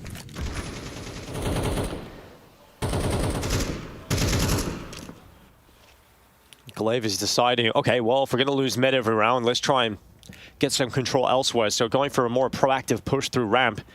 He's about to have a fight against Blitz on the other side of things. Glaive's tight position. Oh, it's going to be checked by Blitz, completely cleared. And that's going to be frustrating because that was the only weapon worth talking about. Yeah, these are like weird timings for these fights to be coming around. Glaive saying, you know, someone might have started in Palace and chances are he'll be falling back at some point to go towards middle and just gets absolutely trucked from the other angle. Blitz going to keep moving forward. Dia with an Deagle. And he's been spotted out first, but oh, he got 2. He got the one behind Blitz as well, and that's the bomb. He's low on HP, but that opens up the opportunity for ENCE. I can't believe he got the double D from Diha. Kylar with a P250 now rattles death into the chest of Senzu. Mzinho and Techno with a chance to recover this one for the Mongols, but this could be an absolute lifeline for ENCE, and it's certainly looking like it will be. What a shot on the flick back from Kylar, and it's the double D from Diha that gets them a delicious round. That's unreal. I want to see that from Dia's point of view. Give me that. Blitz is the second player to go down. And you got to say, Kylar's was equally stunning over at the stairs, but look at this. Oh my God. And then just around the edge of the smoke, nobody can find Kylar being mobile with this P250, and even some fine AK work at the end. So a miracle for ENCE provided over. And that has forced Mongols once again down to a pretty scrappy buy. Galil for Senzu is the only rifle.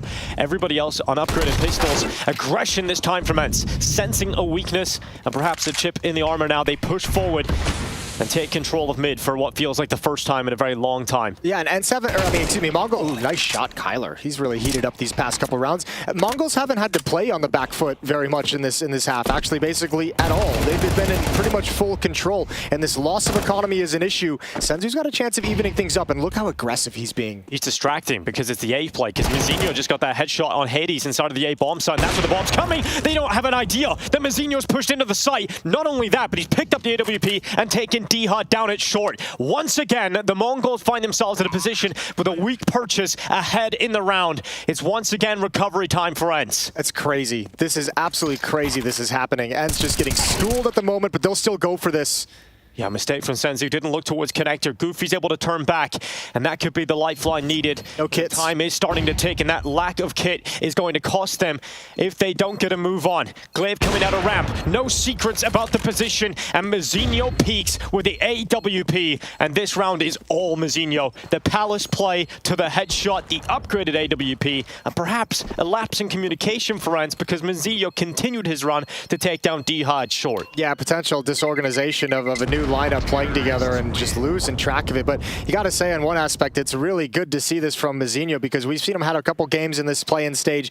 Hasn't been exciting, hasn't found his moments, has really struggled to put numbers up on the board. But at least here, he's having massive impact. This is a round one at his hands. I love what they're doing with him in the team too, because he doesn't have a role other than playing Palace. But he's starting to get a bit more confident on pushing on a timing, willing to take a 1v1 fight. And you can see just that confidence has actually delivered a round win here for the Mongols. And ENCE again are down to a scrappy bye. Round 11 begins with Glaive trying to force the issue up middle. And what a hero performance it was yesterday, but today Glaive really struggling to get into it on an individual level. Oh, even the spam through the smoke. I don't even know if he saw Glaive. Might have spotted an ankle at some point with those jiggles. But another opening in middle. And this time it seems much more simple from Mongols. Instead of building upon that success and progressing up middle, they're just going to march out a ramp. Oh, blinded is Techno. Damn, dude. What a flick up from Techno. Reactions are insane. And oh, 9-10 keeping his teammate alive. It looked like Techno should have gone down there. But ENCE are not able to compete in this round. They're getting destroyed. Mongols, I mean, ENCE doesn't even look like they're in the same class at the moment than Mongols. They're getting worked. I mean, aim and individual prowess is on another level. Tactically getting pulled across the map and just decimated. Another kill for Mazinho. Techno's going to finish it off. It's 8-3. Mongols have a commanding lead. And they definitely look fully in control. Maybe that slap was a little hard for Mazinho there. A little shake in the hand. But this is Blitz just going for that common position. There's a bit of Glaive spotted out towards the bottom of that smoke too that perhaps he caught a glimpse of. Oh, wow, what a performance so far on this T side from the Mongols. They're looking for 9 rounds in this first half and desperately trying to battle towards a 4th.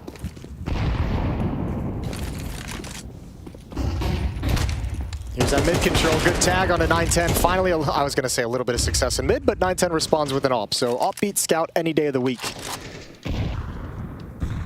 Look at this push though from ENCE, actually taking some control back, pushing through into T-spawn. Now it should be no secret, Mazinho is likely in Palace.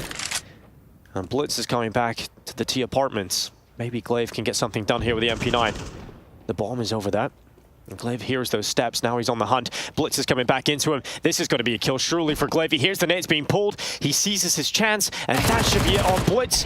Smart not to run around the corner, and D-Hut will help him. Another kill for ENCE, and now it's panic stations for Mongols. Oh yeah, absolutely. Senzu is blocked off. Good kill on the Goofy coming from his front. He knows he's got one more. He knows he's got to deal with Glaive, and that's a dink. It looked like through the edge of a box. Techno's going to clean that up with ease, and all of a sudden Mongols right back in control, but D is aware of the lurk, but can't stop it. And now Kylor, last player alive. Mongols with a super strong half here on the T side. Nothing really going ENCE's way. What does ENCE have to do with these advantages? Mongols just tears it right back every single time. Yeah, it's crazy. So many chances for ENCE in this half to do something with it. And it's not to be.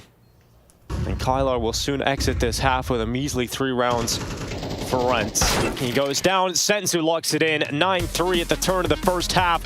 ENCE, unfortunately, unable to post 2 rounds in a row.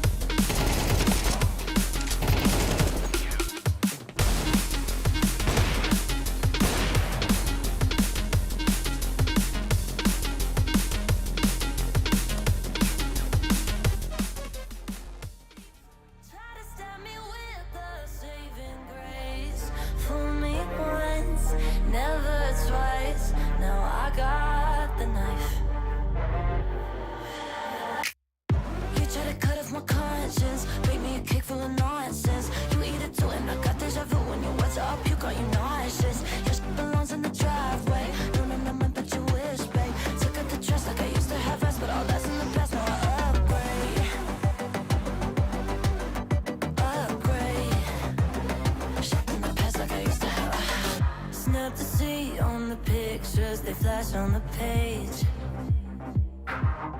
Now they're pleading on the fifth and last mistake. But I know that dirty secrets that can keep us hold the keys to the gate. Only open for the pawns who sell their souls just to play. I don't keep up with the fake. We are not the same, so go take your license. Plastic and products left in a box with nothing to promise. Bounce back against Cloud9 here, a Cloud9 that do look in form. It's a battle down under. 6 players in the connector here, and the Julie's tucked in. This couldn't be better for Virtus Pro. They're ready to go as Cloud9 creep into the crosshairs. Flit and Fame combine for all the kills, and that pistol round is dead as a doorknob. Cloud9 make a turn back into that B bomb site, and actually getting a bomb plot will be massive here. You want to see Norbert really fight for this. Boomich is bringing that package in. Can Flit stop him as well? You'd like to think there should be no bomb plant allowed, but good utility usage. Still going to allow Flit to fight, and he'll stop that bomb in its tracks. Electronic jumping in towards the pit to grab it, but they will surround him and hound him down. 1v3 for the ex-captain of Cloud9. He's going to take his chances with a 1v1 in the upper site. He doesn't know James here. He's bomb out right now. James not going to run at him. Plant coming in, and the money is made. This is a win for Cloud9. Anything else is just a bonus. As you say, he doesn't know about James behind, but right now he wins that first one. James going to close the net just in time. He stops that getting any more exciting. Electronic certainly had the ball rolling there on something. 1v5 when that began. He gets it down to a 1v2, and he gets the bomb plant for his team. So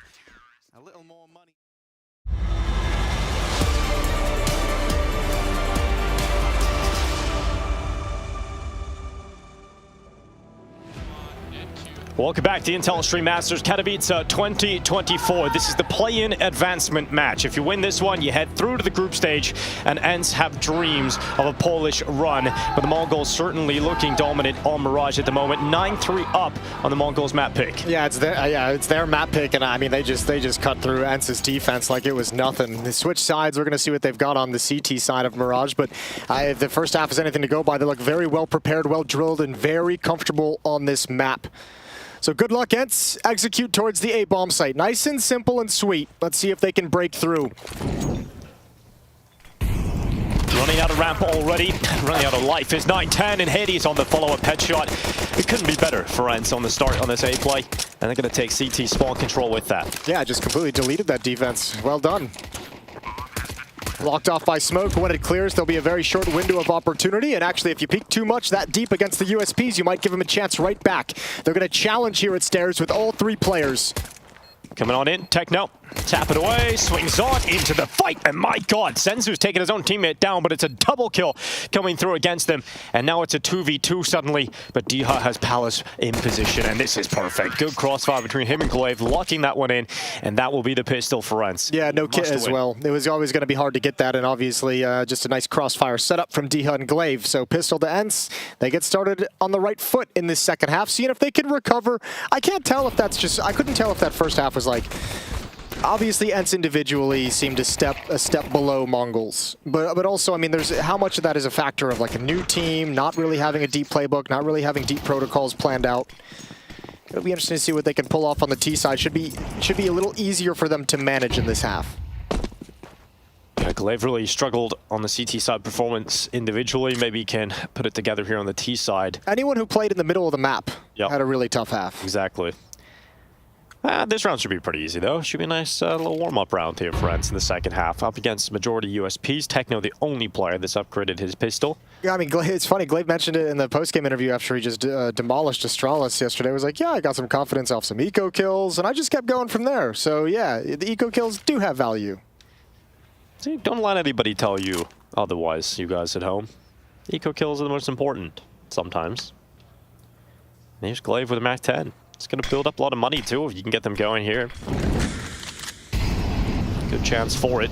Hades to come out of the ramp. And this round doesn't look like it's going to go anywhere because it's a stack on the other side of the map for the Mongols. Yeah, it's all over. As Chad would say, Red Rover. I've heard a lot of Aussies say that. Yeah? Did you guys play Red Rover in Ireland growing up as a young lad? So, Jason, when I was a kid, it started to become that sort of safety conscious, health and safety vibe. Okay. We got banned from playing all kinds of fun games outside. It was really weird. No, like Rumble Fumble? Couldn't play that? Oh, we didn't play that. We played something called British Bulldogs. Okay. So you kind of like run at each other and just like quite violent at times, but we weren't allowed to play that anymore. It got banned. So I can only imagine what schools are like nowadays, Jason. All the fun stuff's taken away. Yep. You can need a little graze in your knees and yeah, get some scrapes and bruises. Little bruises. 4-round lead for Mongols. And starting to chip away at it. Big round here is the first time the guns come out on both sides. M4s across the board for the Mongols. 9-10, trying to spam through that right side in the smoke. He actually ends up getting taken out because of it. We've seen a lot of CT players being able to make it work, but it works on both ways. And here comes that charge up short. Ents looking to deliver death to this B-bomb site defense, but Techno strikes. Oh, I thought he would have got the second down, but he couldn't get the bullets accurate enough, and Senzu unable to get much more done at all. A nice headshot on Glaive, but is overrun by the Glock of Kylar, and it's a 2v2. Goofy's taking significant damage. Yeah, this is very doable. This is very doable. Bomb is dropped over towards Catwalk, so Ents is going to have to find a way to get that. There's plenty of time to address this situation. It's weird. Like Kyler, it's dangerous to make that run. It's also dangerous to have Goofy wrap all the way back around and go towards Catwalk, because then Kyler's got to hold on to everything all on his own. Oh, he would love a smoke here. That would make things a lot easier, but they don't have that luxury. And now Mongol is starting to put pressure on Kylar, and they win the fight. They'll detect the bomb in just a moment. And Goofy now has an impossible task really ahead of him, unless they don't think he's short. But they're going to check it. Blitz has a look, and that's going to be enough to take that kill and the round in the end for the Mongols. Yeah, he would have loved a smoke. He would have loved a teammate. To, just kind of like to hit the B-bomb site. That's a long time to be like, all right, bro, just chill for a bit. Stay alive. All men left behind. Goes ahead and Mazinho. I like how he gets active here. They don't just sit back. They actually force the issue. They find themselves that 1v1 fight. And I think, you know, Ents not going to be like jumping up for joy, but that's an okay round coming in with those Galils. You got 3 kills. You've done damage to the economy. You have a reset here. There's not a whole lot longer in this half that you can be happy about kind of demolishing the economy and keeping it low, because Mongols is just getting that close to victory. But if you're Ents, you know a win here softens him up and makes the buys in the next rounds much easier to manage. Well, full commitment towards 8. Nice and simple for Ents. Well, let's see how this is going to work out. 2 players actually committed in front of those smokes here for the Mongols. 9-10 gets himself into the ninja boxes. Mazinho stands on default. And here comes that attack from Ents. Kylar opens up. Good headshot, but will he check for 9-10? He won't. And 9-10 will take his chance to strike for a double kill. Blitz swings him from jungle, and the damage is devastating to the Ents players. Diha and Hades combined have 12 health, but the player count is still even. It's not ideal. Senzu and Techno. Strong players, and Senzu's already got position on Catwalk. Looked like he might want to hustle up mid and see if there's going to be a fallback, and indeed he will. Likely here's the footsteps. Oh, yeah. Low HP, first one passes. That's the bomb. This one won't. What? This one will. How's that happen? 3 health for Diha. All right. 5 health total for 2 players. Now this should be Senzu's second chance, and he shouldn't mess it up from here. He gets that kill on Hades, but Diha still has a chance in this clutch up against Techno. Oh, albeit, if Techno jumps up, it's going to be a kill. And that's exactly what happens. He could even jump shot with the MP9 from that kind of position, knowing Diha had to be low. And that's 11 rounds for Mongols now. Yeah, they're looking good, and unfortunately it's gone the other way. That's Ents who runs out of money due to it. I'm interested to see if there'd be a timeout to call some kind of a force buy, but yeah, it's the 3rd timeout used by Ents. Good hold at this A bomb site on the initial contact. 9-10 just hiding in the back of the bomb site, and good information gathering. Good job keeping track of your opposition by that push from Senzu. Smart play to get forward and make sure they don't have any comfort moving around the map. And starting to get real desperate for Ents.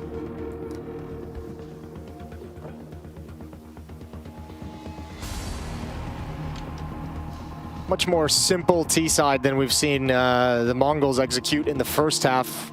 Ents a number of A executes right out of the gate. Haven't seen that slow spread, methodical, creeping style. Yeah. Glaive never liked Mirage, did he? Not so much. No, not in the Astralis days. Not so much. Not really enjoying it too much right now either. So, Dreams of Nuke. That looks to be the case here for Ents. That's coming up next. And Glaive loved Nuke. Yeah, True, he definitely did. Techno gets boosted up into the apartments. And here's that mid-take attempt here for Rens. Flash is being sent out for Glaive, the utility bearer. Trying to get Diha set up towards connector. And we talk about Glaive's performance yesterday certainly being a standout player because it's out of the norm, but Diha was right there with him in rating, very close to that kind of performance himself across the series. Gotta see more of that from Diha if Enzo to stay in the series. Oh, Mazzino's gonna get called upon. Not if 9-10 actually just deletes Kyler. That's a beautiful shot, but now behind the smoke, Mazzino's gonna get aggressive. Oh, this might be too much, way too much. Glaive's ready and waiting, open arms. That is a little strange there from Mazzino, and he does get caught by it. Senzu watching across that murder hole. Diha continues his walk, he would die. It's about timing here for Diha to jump across. I think what we're going to see, Glaive is rotating he's moving off back around towards mid. I wonder how much pressure they want to try and get. I mean, you can kind of pull them in both different directions now. Defense is split 2-2.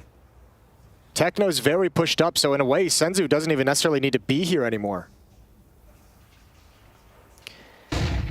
Flash peek for 9-10 to leave darkness and check in towards ramp. Push forward from Techno through the apartments. He's gathering info here for the Mongols. They're priming themselves, getting ready for what is now obviously going to be an A play.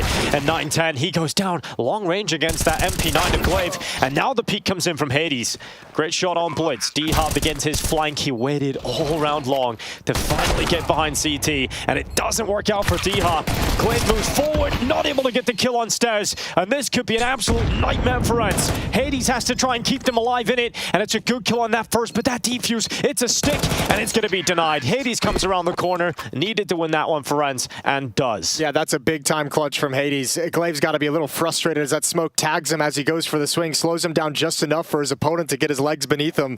Very, very close rounds, considering, again, how much of an advantage it felt like Ents had. And this might have been the one that really stings, giving up a 5-on-4 with that kind of a push through smoke. But Ents is still alive with that force buy. And it's the Mongols now, those money issues finally caught up with them. Scout and upgraded pistols. We've seen 2 rounds like this on the first half that they actually won, right? With some of the weaker weapons, they were still able to pull off a round victory. We'll see if they can do that on the CT side, where you would say maybe a little bit more difficult. Climb up the ladder here from Mazzino. If he gets close to the 5-7, if there's enough distractions set up from the players inside of the site, maybe they can pull focus away and he can get something on the 5-7 here. Looks like there should be enough. Scout deep angle on that ramp. 9-10 inside the bomb site. Going to be real tough to clear hard right, although Mazzino gives up the position as well. Decides to play underneath, which puts Palace defense squarely on 9-10's shoulders with the deagle. Better be the best deagle shots we've seen in a long time. And he looks worried about multiple angles, and it's not even going to be a shot connecting at all. Diha comes out of Palace, Mazzino falls towards ramp. Their initial setup looked much better, but they changed it just as Ents came in, and it ends up working out perfectly for Ents. It's always going to be hard for 9-10, right? Because he's taking contact. Mazzino's kind of springing on that contact to take out the Hull's play. But with his change, you might have been able to have at least something to work with. Yeah, exactly. They just made it 2 almost impossible fights. But that's usually what happens in these kind of rounds anyway. And that's a 7th for Ents. They'll keep coming back into this a little bit. This is a real nice opportunity for Ents to come back in this game. That's a force buy for the Mongols that nets them nothing. And so still next round they're going to have, I mean, not going to be able to invest anything. They'll have these saved weapons they have right now if they can keep them. But not going to be a whole lot of stopping power in the next round as well. So all of a sudden, Ents is saying, we're only 3 rounds back.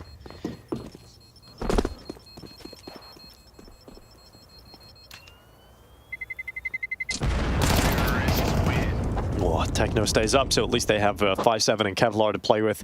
If he went down, that would have been even worse for the Mongols.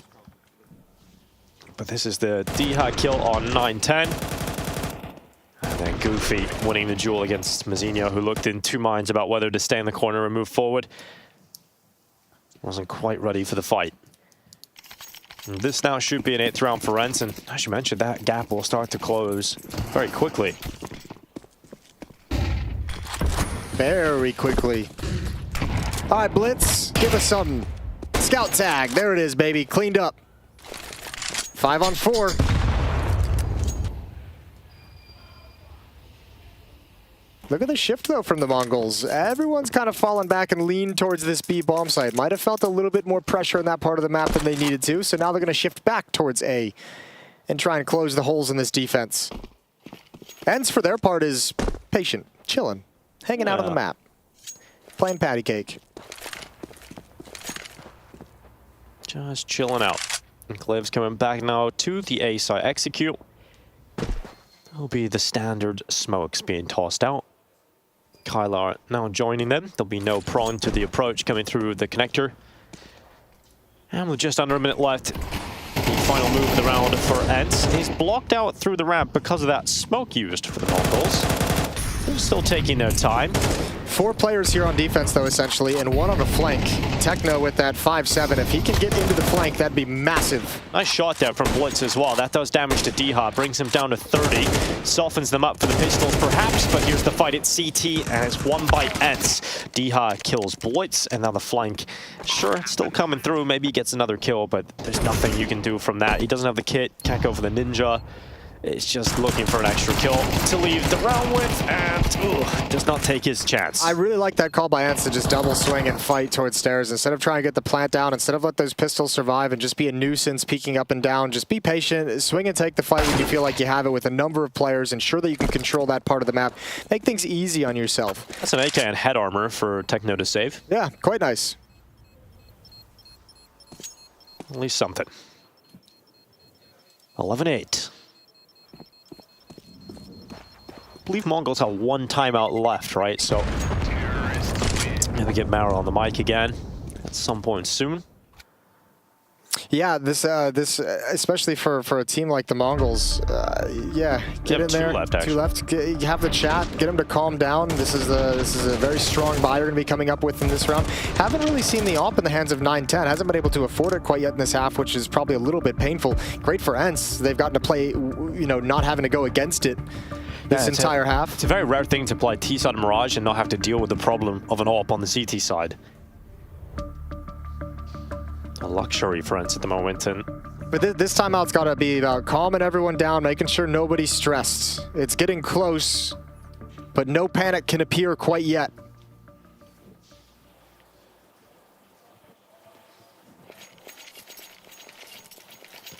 Hades gets the sniper for the T side. Let's see what kind of call Glaive has come up with for this round. Mid-control smokes being sent out for Ents. Immediately out of spawn, they have the top mid smoke and the window smoke locked in. And that's joined by the connector smoke. Hades attempts to open up with a kill on the B player jumping up, but Techno still going for it, still going for those jumps despite hearing that AWP. Doesn't fall. Now thinking about mid here, Ents. Something that Mongols were able to get really easily, and actually something that Ents wanted to fight for on the CT side. The Mongols don't want to fight for mid in this round at all. Yeah, not this one. Blitz is way far back outside the murder hole, kind of changing his mind, going back and forth. But Mazzino and 9-10 over at the A-bomb site, holding down the fort there, very passive. Techno and Senzu are the most aggressive, especially now that they've called for this push. Kylar's ready and waiting with open arms. Here he is, Kylar, who goes down to that CT play forward. I believe Mongols held the second player back from being spotted on the death cam too, so it looks like they just got info on only Techno playing forward into the apartments, but that is great control for the Mongols and an early kill. Yeah, and Mazzino over at the A-bomb site still has full utility, smoke and Molotov, so he can drop that whenever. One is just put at the top of A ramp. Ents has gone back in towards middle, 4 players. A concentrated attack. 33 seconds left to make this final maneuver for Ents in round 20. Is it the B play? It certainly seems so. They're going to go through that short smoke. Hades cutting off connector, and here they come into Senzu's rifle, and he gets only 1 kill from short. It has to be Blitz to step up, and he quick switches to his grenades, and that is going to cost him his life. And now Mazzino left in a 1v2 on the other side of the map. And there's part of the problem of playing passively the whole round is Mongols just never had any indication that hit was coming. They didn't realize the number of bodies coming up catwalk, and Mazzino, it's a last chance.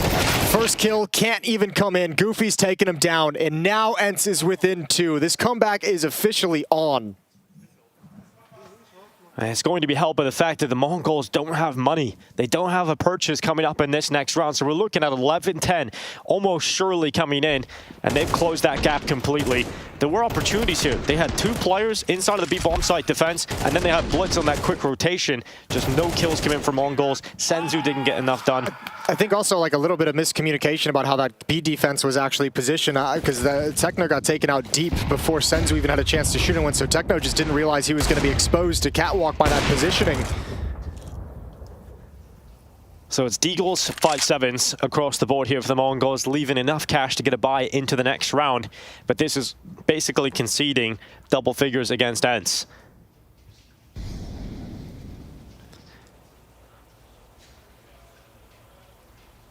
They've got that mid-control again here, ENCE, without having to expend much utility at all.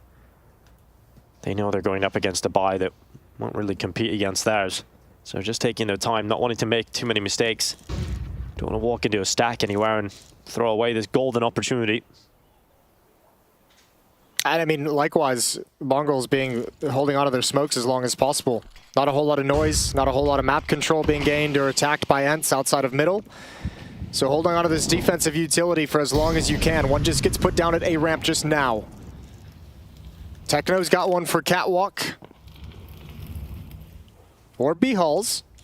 Oh, one's been spotted. Senzu's in trouble, and he knew it. He might not check for the second player, but here they go. A little lazy peek from Dihan. That does cost him his life.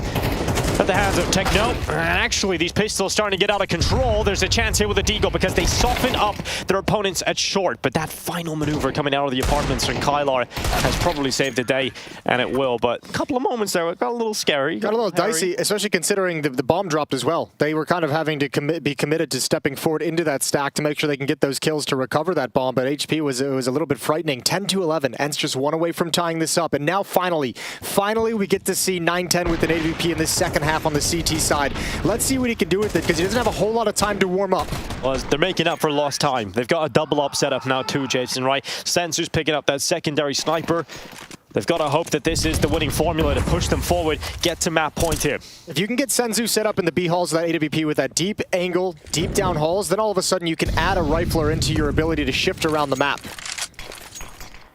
Smoke towards top mid, deployed nice and early, or rather top con from ENCE. They've got that mid control that hasn't really been a contest. It's been given to them most rounds here. And they know it. You can tell they're already. Dia's already in connector at a minute and 25 seconds, 27 seconds. Senzu going to give away position of one of the AWPs. Second op is unconfirmed for ENCE. Bringing that bomb back through T-spawn. And searching for an A split. You've got two plays in the connector, or close to it at least. They've got Delpan being occupied by Hades, who's got that short swing on lock. If Techno goes too far forward, he will certainly die to the sniper here. Yeah, but this A defense is actually really strong. Mazzino and Dark blitzed back at the fireboxes, and now you have 9-10 with an op over at Ticket. This can do some damage. Three players through connector. Kyler and Goofy hit some blistering headshots. It's now going to be absolutely massive from Blitz. In behind the firebox, undetected so far. And here's that plan coming in. He's actually got the timing to slip on out into the darkness of Underwood, but he's peeked by Goofy. They check for him, and ENCE are clearing absolutely everything. And they fight themselves back into this game. Kubin can't believe his eyes. He is so happy to see ENCE pull this game all the way back.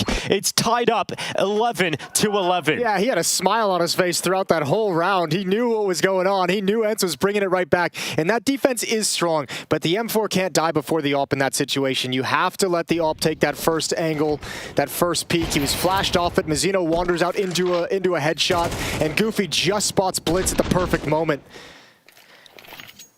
Gotta say as well, Goofy just getting that final kill on Blitz. That could have been the one player that could have unraveled it for ENCE, and ends up not being the case. Oh, this is soul crushing for the Mongols. Look at this. This is what they bring to the table for round 23. ENCE creeping out, contact play through ramp. Mazzino standing on default, getting absolutely battered and bruised by grenades, but the 5-7s, no way. You least expected, the pistols are coming out with headshots. Oh god, and now you gotta be so cautious if you're Diha, Glaive, and Goofy. You have to pick your point to be aggressive. Goofy's got one, but he's brought very low. There's the peek, cover the smoke, allows that defender to be isolated. Important kills to come back for ENCE. They now draw it to even numbers yet again. Bomb is dropped in T-spawn, and Senzu is here. And they're about to meet a fight with Goofy's not ready. Back turned, kill on the Deagle, and now it is panic stations for ENCE. Their golden ticket might just be shredded in front of their faces. 910 is the distracting player in jungle. Glaive has to worry about him and send Diha off on a solo mission into T-spawn to get that bomb back. And Glaive will win that fight. Senzu has left spawn and gone through connector. And he's actually got a good timing here. He's on top of the stairway. There's the chance for the 1v1, but he doesn't take his kill on Glaive. He doesn't pick it up the first time, and now this clutch becomes much more difficult. Senzu hoping for a peek, but they do not extend, and this bomb will go down, increasing the chances of ENCE to push forward to map point. I think he's just given up the fight entirely. This is now save time. Senzu coming around with that AK-47. I'm surprised he's not just going for it. There at the time of the plant, he thought maybe, okay. He's going back for it now? Yeah, he thought Diha might have picked up the bomb and gone to B, but now's the wrong time. They're going to double peek him for sure, maybe not. Oh. Glaive backed off. Senzu so low. Here's the smoke inside of the site. This will be an absolutely huge clutch coming in for Senzu. No. Sticking that 10-second stick, 10-second defuse, and Glaive isn't going to let it happen. Woo! That got way too close. That hovered between so many situations. Wow, a 9-3 half for the Mongols. It's now 12-11 for ENCE. Look at the stress as well. It's been 7 rounds straight for ENCE. It's been so long since Mongols have had the taste of victory, and now they need it in this last round to force overtime. Inconceivable about watching the way that first half went down that Mongols would be in this situation. But the championship pedigree of Glaive is leading his team to a massive comeback here in map 1. And for the last time, the Mongols will call the timeout. It is Mara to have his last say and send the troops out to try and force overtime. Double up setup purchased yet again for the Mongols coming into this round. Yeah, but it didn't work great the last time they had it. Didn't get you anything to be happy about. Still, it's what they go for. It was Senzu at B Hulls with an AWP and 910 at Ticket with an AWP. This time 910 is actually going to jump over to Catwalk, get there quick. A little bit of a flashbang, a follow-up flash. He almost lands that blind, almost lands that completely without seeing anything. But the reality is he doesn't get the kill and has to drop back, taking half damage along with it. And Blitz, look at this connector fight. Glaive walking through contact. That's a double from Blitz. And that might just force overtime. That's enough of an impact to be felt across the server. ENCE are down to 3 players. Make it 2. And overtime is surely here now. Hades and Palace. It's just him and Kylar left. And the battle back from 9-3 to grab map point first. And ENCE can't close it yet. I wonder if ENCE just got kind of fooled with how passive this defense is being, thinking they could get away with walking through that smoke. A very bold call in round 24. Huge advantage for the Mongols. Mizuno pushed up close, spotted by Hades, spotted by the ramp player. And now can they punish these rotations, these shifts, as the rest of the Mongols come over to the A-bomb site? Here's Kylar, good timing on the kill. That's Senzu down, and maybe they've still got a grip on this one yet. 910 shot baited out of him, allowing Hades to escape from Palace. There's the fight against Techno. It's awkward from both of those players, but Techno will remain alive. Smoke goes down into the middle of the site, giving cover to plant the bomb here for ENCE. Flank coming in now as well, A ramp. And that's coming in at the hands of Blitz, who got those early first 2 kills inside of the connector. And they're not considering this ENCE. They're not looking towards ramp. Blitz should have another locked in, no problem. Now Hades with not the weapon of choice, and Blitz nails the headshot. A 4K in the round, and he'll drag his team into overtime. Yeah, but you could see a little shaky there. Senzu getting caught with utility in hand and con. There was an option for it. The jungle fight wasn't clean. That could have gone either way. And Mongols ensures that they don't go down without a fight.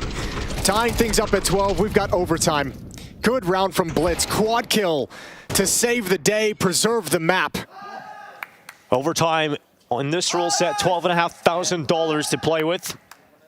Double up setup will be purchased yet again for the Mongols. They keep going for it. Heading into OT, this game reopens once again. What a matchup this has turned out to be. From 9-3, you think the Mongols are going to walk away with Mirage. It was the style of the 9-3 as well. Yeah. It was so good. Both teams with super strong T sides. ENCE will get the start on the T side in overtime. Blitz moving up in middle. We didn't really see too many challenges in mid for Mongols throughout regulation. Straight away coming out with Blitz at top mid. Yeah, but I mean, look at Ents. They're not going to get fooled by that. That's a little bit of experience of the players, a little bit more of the experience that they have, and just saying, you know, we know you can switch things up real quickly. Very cognizant of any potential push after playing a half without seeing basically anything.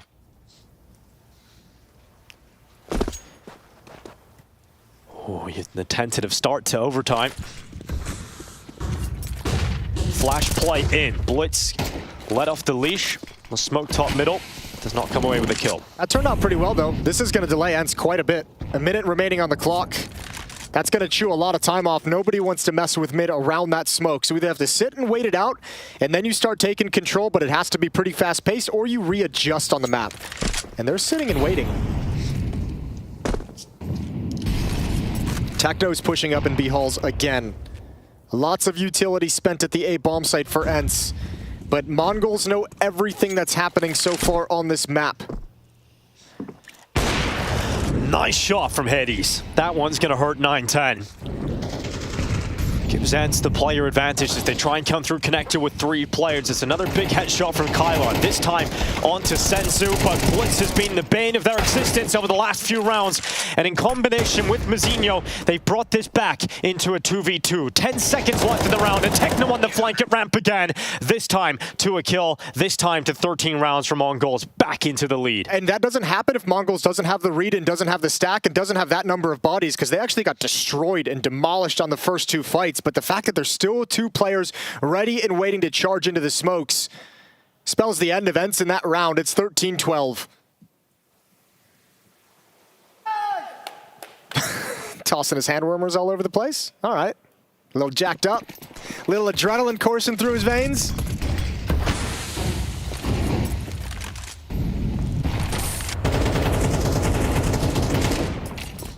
Glaive taken down to 32 health. Hades peers deep into the apartments.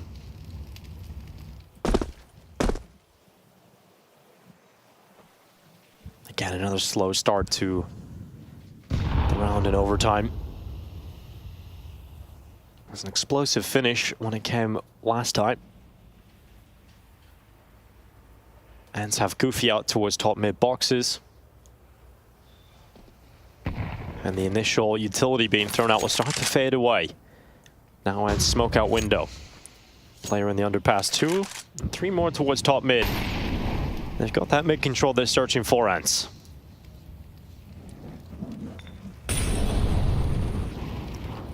Senzu's still waiting. Mazzino and 9-10 now moving into the bomb site. Dia can have an impact here with these positions. Mazzino's gonna get close to the smoke. He'll be called upon as they come through, but Goofy's just pre-fired and spammed through the smoke. Blitz gonna pop in. Nice timing, but Glaive spins fast, and it's all on 9-10. He's got the first. The ops finally ringing out and doing work for the Mongols, but not for long. And we're into a 2-on-2. Sending the nade over the top of triple, a lot of damage to D-Hawk. That's down to 61, but no kill. And the kill is what they need right now to make the difference. D-Hawk able to slip away into a strong post plant at CT spawn. They'll send the nade over the top of stairway. And now creeping behind triple is Techno, executed by Goofy. And Senzu up on top of the stairs, switches out to the rifle instead, needs the fight to go his way against Iha, and doesn't get it. As the time begins to tick on, so does the chances here for Senzu. It's a nice shot on Goofy, smoke out towards CT with a flash on up. Instead of smoking the bomb, he smoked the choke point, and that might cost him. He tries to bait out that peak, and Diha realizes it's too far gone now, buddy. You're not gonna get this defuse. Diha goes down with a ship, but it's tied up again, 13-13. Nice attempt, though. Senzu making a real issue out of that one. A chance there, but another good round from Ents just coming up con, and this time they won't be denied. This time they'll get the kills. This time they'll make sure that they don't feel too much pain with Blitz coming through that smoke. Not going to happen twice. Goofy's pre-fire and Glaive's spin crack open the site, and a good post plant. 13 all, and still that double op setup.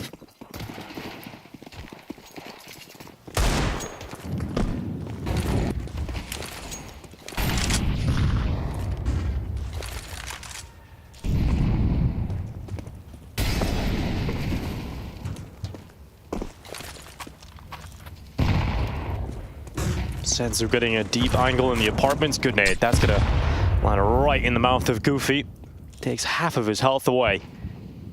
Mongols has been much better in these overtimes, or much different in these overtimes in terms of just applying some kind of presence and pressure to any kind of mid-control that ENCE want to have. Here comes Blitz up through mid. And force that up. Oh, he doesn't get anything there. Goofy getting the kill on Blitz, and now slipping out through the ramp is Diha. Can he get enough space? Can he find some impact here for ENCE to make their lives a little bit easier on this A side? Good headshot on Mazinho as he peeks from default, but Diha is dealt with. 55 seconds left. ENCE making the final maneuver over towards this B bomb site, and it's Senzu with the AWP trying to hold, trying to defend the B site. The shot goes between the legs, straight through the wickets, and Senzu now under a lot of pressure. He's got to worry about multiple different angles, and I don't know how he's still alive, to be honest. Flick down, just about misses, and Senzu finally taken out of the round. Oh, geez, that's an awkward exchange between these AWPers. Hades does eventually find it. Bomb gonna be planted. Senzu had like 10 lives in that round. Yeah, he really did. Oh, shout out to Techno. I like it, 10 health. As he goes back into the final fight of this round, will he be able to clutch it? It's going to be very difficult with that player at bench, and that is going to be the headshot. And with only 10 HP from the Molotov. Yeah, that also makes it a little difficult, but I respect the hustle. Yeah. Respect the hustle. Well, that's 14 now for ENCE, so staying ahead. Looking for 16. All right, this is where Mongols made their bones. They're probably like, thank God we get to play T-side again. Yeah, missed that. Let's go back to it. Oh, up shot just a little bit off. Let's see if ENCE can figure it out. Figure out what went wrong with their own CT side. See if they have a different plan. And this is the 4th timeout awarded in overtime called by ENCE. That's got to be the conversation, is Cuban's been thinking the entire second half during that comeback of like, all right, if we get to overtime, I better have a plan for the boys, because first half looked ugly. Yeah.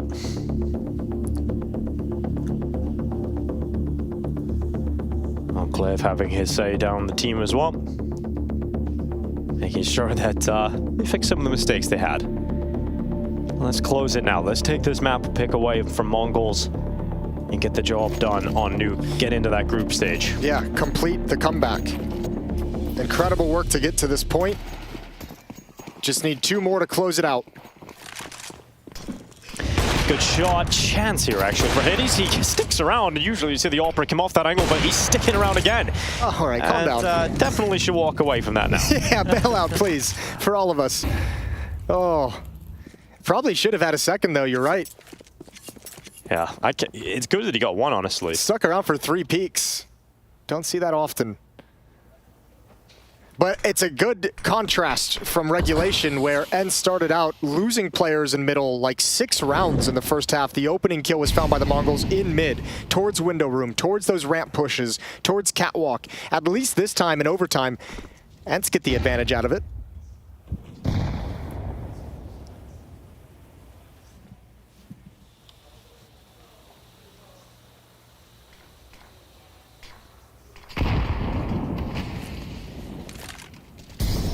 .55 seconds left in play. Here comes Goofy up through the window.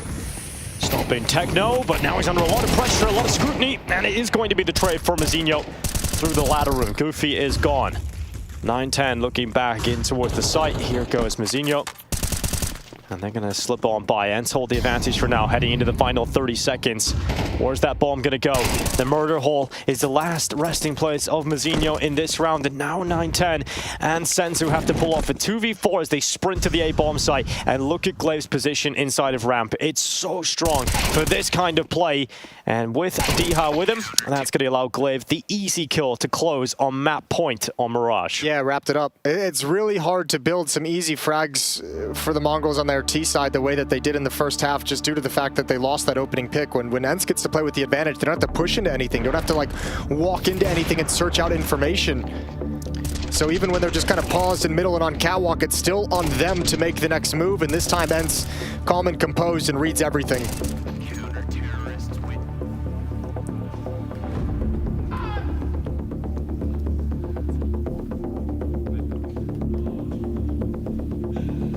Nuke is up next. Map 2 in this series. Winner of the series advances to the Katowice group stages. Loser goes home. And a long trip home for the Mongols, who last year came to Katowice and made it through to the group stage. It would be extremely disappointing for them to come back 1 year later and not make it out of the play-in. Yeah, the interview we had from Techno with Shocks to start the day was, we want to go further than we did last year. Yes, indeed. Always has to be the goal. Whether or not it happens is yet to be seen. And it's Goofy with a kill on Mazinho already in Palace. It's not a position they were ready for, and that might just be the final blow here. Mongols down to 3 players right from the get-go. A new attitude. The confidence of coming all the way back and forcing overtime for ENCE can't be understated, because now you see them peaking in the similar fights we saw in regulation in the first half, but they're winning them this time. And it's Mongols who don't even have a chance to fire back. It's Mongols who don't have a chance for a rebuttal. Dia again off catwalk. That's just beast mode. 23 kills on Diha, 23 on Kyler and Goofy as well. A team effort out of ENCE, and they're going to come all the way back to steal a map away from 3-9 down in the first half. Demolished out of the fight. They revive themselves and take Mirage away from the Mongols. Yeah, fantastic performance to come back from a 9-3 deficit coming into the second half. Glaive was able to call a fantastic T-side to get ENCE back into this, and now they are one step closer to making it to the group stage here in Katowice.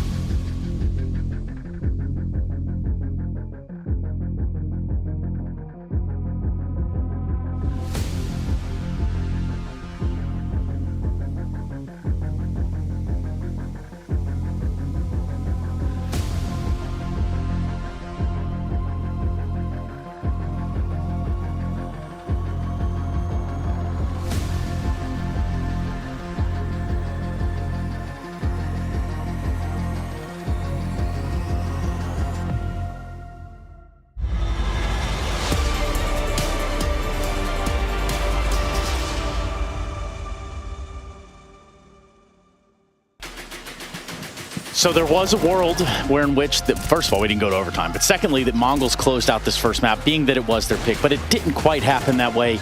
And so what does that leave us? Well, just so many more questions. I'm going to welcome you back directly to the Intel Extreme Masters in Katowice. We are in the play-in still. It is the last day of that, however. So for both of these teams, a lot on the line here. Speaking of coming online, I got a Pimp, I got a YNK, and, well, we have a result of ENCE taking the first map. And Jacob. Yeah. That was smooth. That was not bad. That wasn't One of bad. the better ones, huh? Yeah, I would say it's some of our better work. Speaking of good work, tell me about how in this matchup there was a real opportunity for the Mongols to close it. No, I mean, they should have won that game, in all honesty. Up 11-5, I think. They seem to be in control. ENCE looked like a shadow of themselves compared to yesterday. A lot of rounds didn't go their way. A lot of minor mistakes and some individual players who didn't step up. We spoke about Glaive having a fantastic matchup yesterday. Were nowhere to be found the first 12, 13 rounds in this game. So if you're the Mongols right now, you're feeling like you let go of this map. That was one they were supposed to win.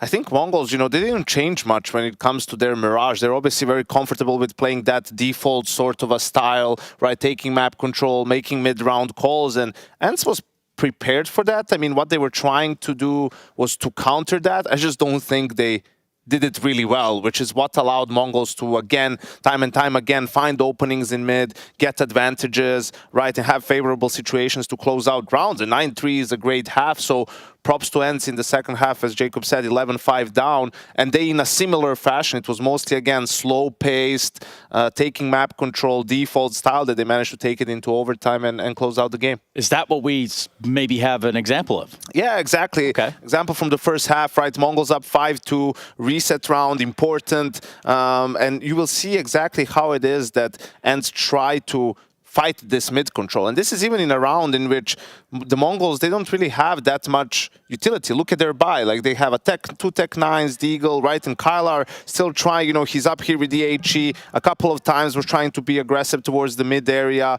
right? The rest of the Mongols is just, again, 2 guys top mid, 2 guys lower B, Mzinho outside of A, standard stuff. Here it's him and Dicha throws an HE for him, and super aggressive, right? You can see now they're a man down, and here the way they decide to re-aggress is something that was a problem. Like, you will see Glaive by himself, he's going to try and go down connector, but look at his teammates are towards Cat, towards mid. There's a flash on Hades, there's a smoke and flash on Goofy, right? Why isn't there a sort of a flash play, maybe from Goofy? You can see him on your screen. He has a flash right there, you know. Instead, he's just going to surge by himself. Yes, the Mongols are making noise, but look at Dicha, like, he's not peeking at the same time, right? So there's a lack of coordination in this re-aggression on mid.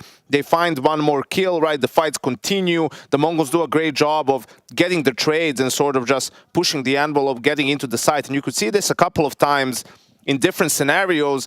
They want to fight mid, but they're doing it sort of either one by one. It's not coordinated. There's no team play there. And I think that's something that's, you know, they're definitely going to look back and say, hey, the idea is fine, but we just need to execute better. Just tighten it up a little bit, right? Yeah, I agree. I think ENCE's CT side in general on Mirage was a bit lackluster. They only won 1 round after this one as well. There was a force buy with a couple of decals where Duha got incredible lucky round 9, I believe that was. Apart from that, ENCE just felt uncomfortable. They couldn't handle the aggression coming out from the Mongols. And as you showed right here, you know, they was disjointed. They were disconnected from each other. They didn't use the utility. They weren't setting each other up. And, you know, on the server at this level, you get punished by anyone. Yeah, because it is a team game. That's exactly right, Jacob. Speaking of which, one of our members of our team is going to be Efya, or Shocks, better yet. She's around here somewhere. What you got, Efya?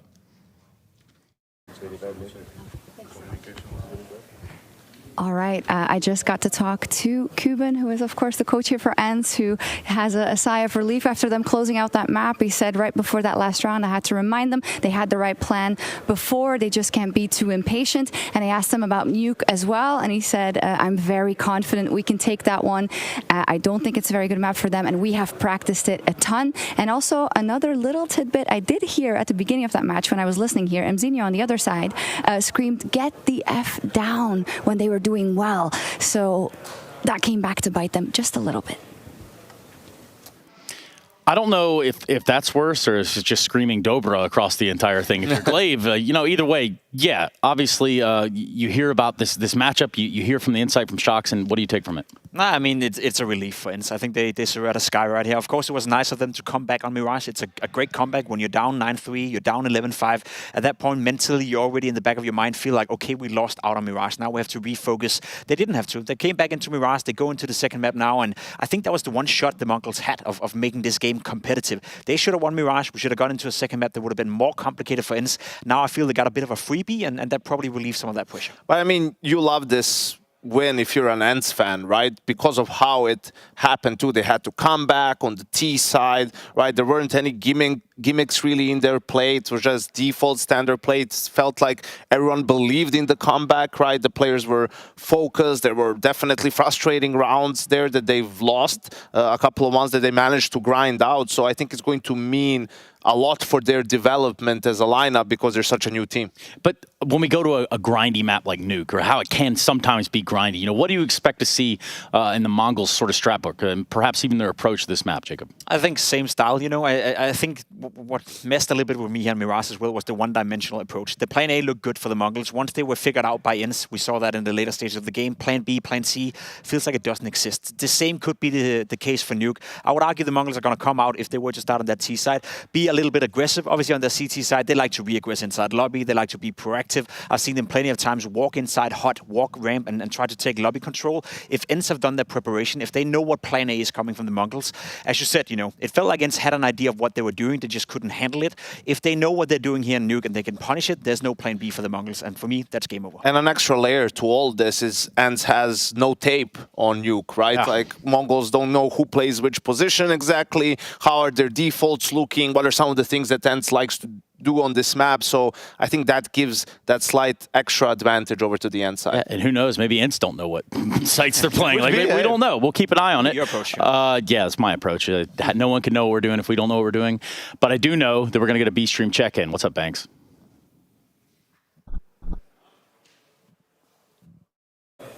Things are getting a bit crazy. We've just gone into the second map here between Cloud9 and Virtus.pro, but on the first map it was Overpass, and this is supposed to be the tried and tested pick for VP. These two teams played recently as well, but Cloud9 came out swinging. Maybe they got some extra experience from that game playing so many rounds against BB, but this looked like VP were crumbling again. Now they're fighting back on Anubis, but last time around it was Cloud9 that got the win. Could it be going all their way? This is still a derby. This is still very back and forth. We'll have to wait and see, but this one is already getting crazy. All right, so we are just a few moments away from a break, which also leads us a few seconds thereafter right back into the game. So you want to make sure that you don't go too far. When we do come back, it's going to be Mongols and ENCE. We're going to go to Nuke. We're going to see if ENCE can put the Mongols away in Katowice. You're watching the play-ins. Use hashtag IEM, y'all. We'll be right back.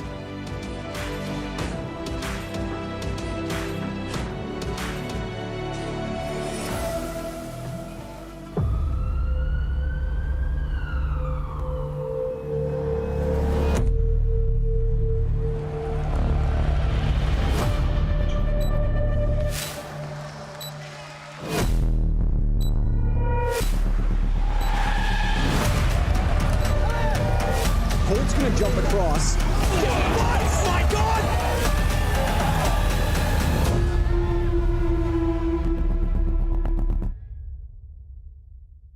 Fnatic are starting to crumble. What's going on? Let's look at Rick Scooby's looking to shine the brightest, and he does it! His first grand final. Let's get it on!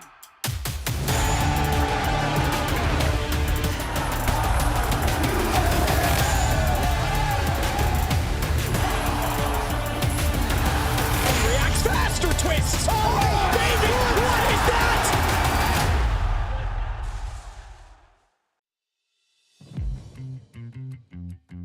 First category, we're going to do biology. First question. What is the main diet of the giant panda? What is what? Bamboo. Yeah, I would say bamboo. No, it's gonna be bamboo. Bamboo. Bamboo, bratan. It's a great first answer. They eat bamboo. It's a good start. It's a convincing start. It's the smart side of the table. They said it themselves. What animal living under the water, so an aquatic animal, has 3 hearts? Frog, maybe. But it's living not. You guys want to talk about it? You know, we got frog suggestion being floated from Axel. Like we had it. Like what the fuck? Медуза какая-то, хуй знает. Или скат. Jellyfish? Oh, yeah? jellyfish. Maybe jellyfish or whale? Octopus? I'm gonna need you to agree on an answer between the two of you. Can we agree it's whale? Осьминог? Подожди, я понял. Осьминог этот, как он по-английски? Сквидвард, нахуй. It's a blue whale. Going with the blue whale? Let's say whale. Okay. Octopus, yes. An octopus apparently has 3 hearts. One of the hearts pumps blood around the body, and the other 2 hearts pump blood to the gills. Flamingos are pink because of their diet, not their genetics. What do they eat that turns them pink? What he can eat. Alright. Они едят сладкую вату, блядь. What they do eat? Fish. Flamingo. Think about pink things that flamingos might eat. Seeds, flour, maybe fish. It's not bad. You got fish from Axel, you got seeds from Perfecto. They are pink. They are.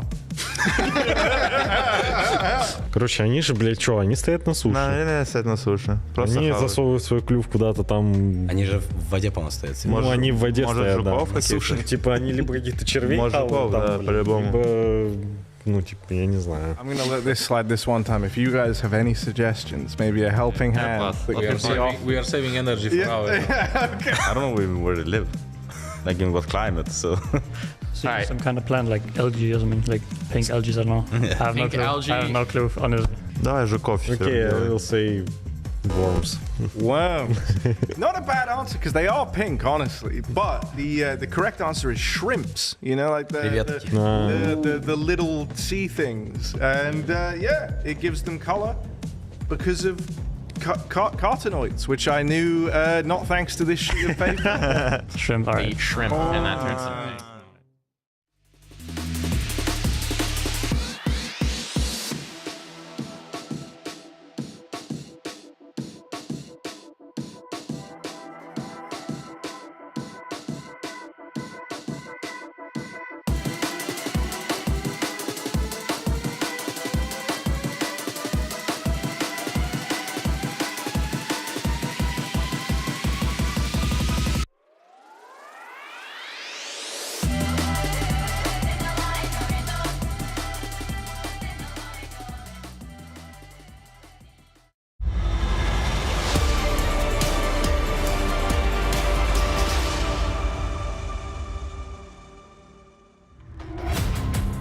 Welcome back to Intel Extreme Masters Katowice 2024 play-in advancement match. ENCE one map up over the Mongols after a Mirage victory. That was the Mongols map pick. Now we head to Nuke. This is a map that ENCE themselves have said in between the break that they're very confident they can get the job done on. Yeah, you got to be happy if you're heading to this with a chance of just moving on through because you got away with one on Mirage. You had a terrible first half. You started down big and you came all the way back to win in overtime. Now just close it out. Now just get the job done on your own map pick, what you're feeling comfortable with. Don't let Mongols in this game. Don't let them get comfortable. Mongols going to be starting on the CT side. We need another big game out of Senzu. Need more action out of Blitz. And let's see if this time, if they get out to a lead, if they can close it out and continue and extend this series. ENCE with the T side start. Mongols will show us what they've got on the defense. And as usual, we've got plenty of dual Berettas in there. Techno and Mzinho picking them up. And let's see what they can get done here. Mongols, it would be a heartbreaking way to go out of the competition. Long way home for them, but a good start in the pistol round. A second shot, this time from Blitz. There we go, Senzu and Blitz. Oh man, another one for Senzu. Immediate dispatchment of Goofy. And Kyler's gonna try and step in, but that ain't gonna work. Glaive dropping down 1v5. No one on Mongols has even been damaged yet, and he's just praying to God he can get a plant. He'll get the first kill, but two players already down here. This one is done. They'll creep to the smoke here. Mongols yet to go down is Glaive, doing his best to stay alive and get everything he can out of this round. But it won't be more than just the one kill for Glaive and ENCE, as Mongols will find the pistol. Hot start from Senzu, 3 kills. Pim said before the series started, if Mongols don't get Senzu fragging, they're in some trouble. Well, they haven't had to really worry about that. We haven't really had to encounter that issue and deal with it in any significant sense because game in, game out, he's hitting headshots. That's a thing of beauty onto Goofy.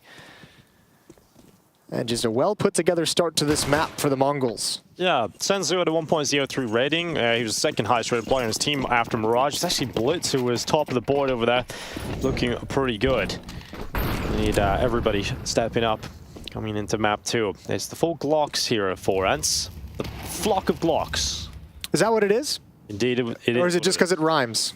You know, it's the scientific term for a group of Glocks is, of course, the flock, Jason. It's like a school of fish, a flock of Glocks, etc. Yeah, take that where you will. P250 outside on 910, saving some money for the AWP. It means Glaive is going to slip in towards Mini, but it don't matter because there's an MP9 in the hands of Techno, and he's making some bonus money.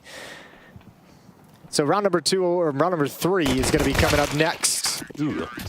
Nice shot from Blitz. I like that about Mongols. They got that round over and done with. We didn't really want to watch that one. Let's get into the real round. And 910's got his op immediately on the board. And if you're Ensign, you see that pistol in the second round, you got to be calling that one out. There is going to be an op in the field of play. And he didn't get a whole lot on Mirage, did he, in regulation on the CT side? CT side, no. T side, he was doing some good work with the AWP. But yeah, the op on the CT side, I mean, they didn't get it until like round 9, I feel like, in the second half, which is pretty crazy. AK-47's out for Ents, and utility being dumped towards outside nice and early, so they're going to do those wall of smokes. Just get them out early on. You can try and play with that and set the precedent early that you're capable of smoking outside and getting down towards Secret. Yeah, it's okay that the smoke wall is up, though, because Blitz actually hustled down Secret from ramp room right out of the gate. That was a call out of spawn, not a reaction. Smoke is blown open, and Mazzino reloading. Unfortunate timing. 910 better be careful. His backup has fallen away. They could be very close to turning this corner. And yeah, you can see he's a little nervous with outside because now he's boxed in. Good ramp take here for Ents. We just talked about his op being ineffective in Mirage on the CT side, and he's just been taken pretty much clean out of this round. He can't really do anything in terms of offering information, in terms of finding out what's happening. All he can really do is watch for a heaven play. And if Ents don't go there, he's got a boring round. D-Hop on the prowl through Secret. He's looking to come down through lower. Making steps now. Blitz knows exactly what he's got on the other side of things. It's D-Ha looking to destroy him. And it's a distraction being set up because they want to send the bomb out, and it has been spotted actually with that first fight, but Techno's going to lose it. Does a lot of damage towards Kylar. Now Senzu is put under the heater. He's towards the back of the bomb site, hoping Blitz can fly up the vent to help him, and that's exactly what happens. He comes out with fury and gets 2. And now we've got a 3v2 favoring the Mongols with 20 seconds left on this clock. Goofy comes in from heaven, but they need to get that bomb picked up and put it down real fast. Now here's the drop down from Goofy. Legs broken, but that gives the attention over to Glaive to make his play. It's happening. 4 coming up the vent. Glaive's looking for it, and this time it won't punish them. Mazzino couldn't get involved, and that's the first round from Ents. That's massive. That's a ridiculous round to be able to pick up there for Ents. And you can see the celebration for Glaive, realizing that's a round they shouldn't have got away with. I don't know how Blitz got up the vent so clean. I think the Senzu flash just must have just wrecked the vent player. Backing off blind, Blitz was able to get up with no real issues for a double kill. Once again, he's a little bit of a nuisance in the midst of an execution, much like he was on Mirage.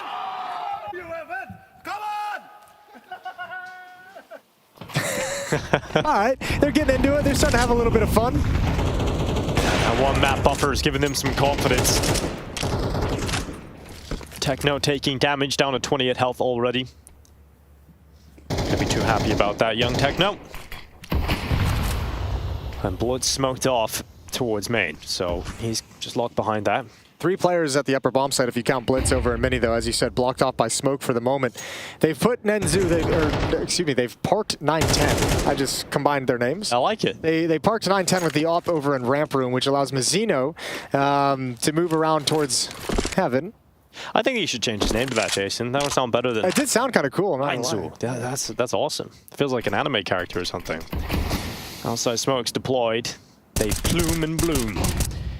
And they're looking to walk with them. D-Ha's Mac-10 in his hands as he gets closer to A main. He'll try and cross with those smokes, and once again it's going to be pressured down towards ramp, and 910's AWP is ready to pounce, and that's exactly what happens. Kylar hits the deck. Yeah, and this is smart from 910 as well. Don't take that angle back. You know Hades likely. You saw him in ramp room earlier. Blitz is going to add another one on top, so Ents has been whittled down. All they can do now is really go back and try and split the upper bomb site, because you don't want to mess with that AWP, and it's just so unlikely.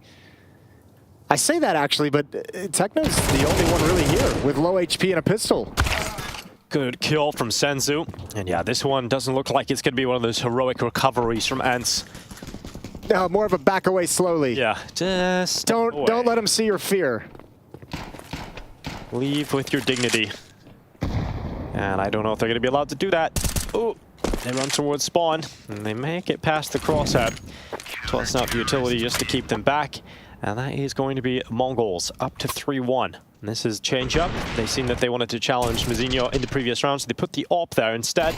And it's a nasty surprise waiting around the corner for Ents. Yeah, that's a really good change up in positioning as well, just as you said, based off that first gun round of Ents kind of initially attacking towards ramp room. This time the Mongols ready for it with an AWP. Happy to see them push in towards ramp room. So a labored by, Deagle on Kyler, Tech9 and Mac10 on Dihut and Glaive. And quickly the door is open, but Molotov is going to keep Hades back. Oh, and he's lucky to be alive. Very lucky to be alive. 2 Molotovs and a peek in his position. He's down to 15 HP.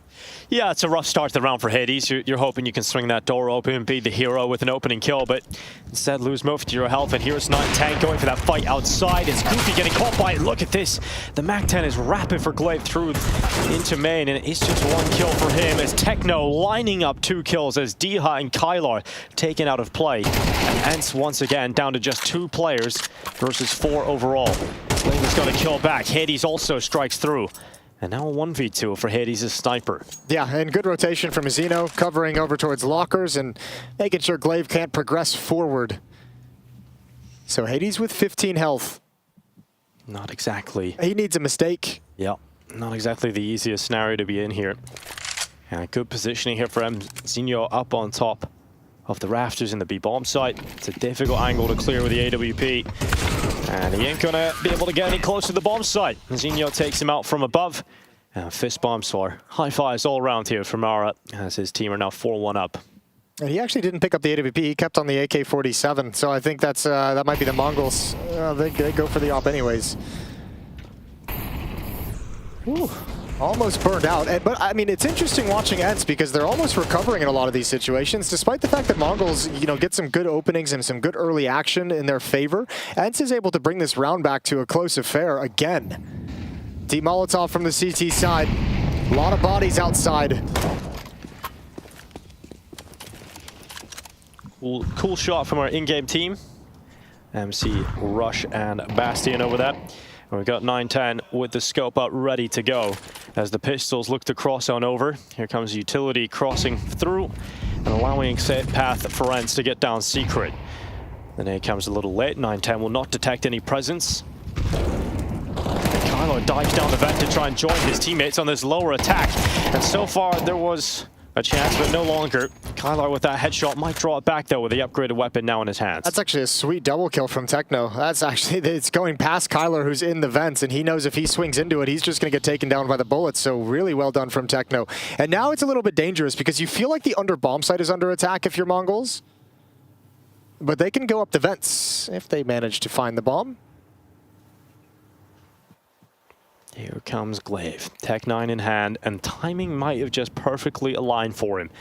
910 coming back around the corner. Glaive cannot do it against the USP. Just Kylo left, and look at his health. He can't get any step closer through those double doors. He has stopped, and it's 5-1 now for the Mongols. Once again, a good start for the Mongols in this game. Much like Barrage, they've buried Ents into a little bit of a hole. Let's see how far they can run this scoreboard up. It's exactly how you put it, though, Jason. Even in this round, it's not super clean for Mongols, right? You see a couple of chances. A light at the end of the tunnel at moments there for Ents. Some damage with those pistols. If Ents can get a better start in some of these T rounds, it could be a different story. I think the nice thing for the Mongols is they've done a pretty good job of containing and handling this outside play, whether it's someone in secret blitz in these positions or whether it's 910's op able to just grab one frag. Dia better check left. Oh, he's not going to. Blitz has got him with ease. He gets that position so early. Yeah, and that's the only player outside. That's it. That's the outside pressure. Another one going there. Oh, Kylar. Oh, the timing on the reload. Senzu gets a double kill. And not only that, but he gets away. He gets back out of HUD. And that is daylight robbery. Senzu gets away with 2 kills and doesn't have to deal with the repercussions. That's got to be so frustrating. What a little mid-round push from Senzu. Never expected it. Kyler reloading. And now Mazzino's getting a little bit frisky. Pushing up in towards ramp room. And this is all Mongols. All 5 players alive for the moment. Glaive left alone. Oh, getting spammed down. He doesn't even know where it's being shot from, but he's actually inside that A site, and now he's just getting shot from all directions.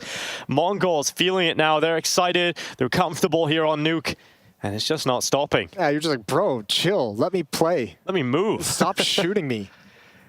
Oh, my goodness. Well, this is that early positioning from Blitz. As you said, that was the only player out towards that position. And that is just the round pretty much ending with that maneuver.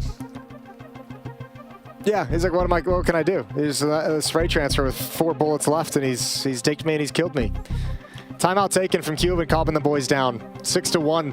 Yeah, pretty calming voice to have as the coach behind you has seen it all, been through a lot of it. And you can just sit there and talk over things as ENCE, once again, a slow start on the map. They were able to come back from a 9-3 deficit on Mirage. They don't want to have to come back though, Jason. You want them to do a little better in the first half. And they did that comeback on the T side. Now only with 1 round so far. The decision is to half invest. Keep some money left over. Purchase up some Tech-9, some utility around it. See what they can pull off here.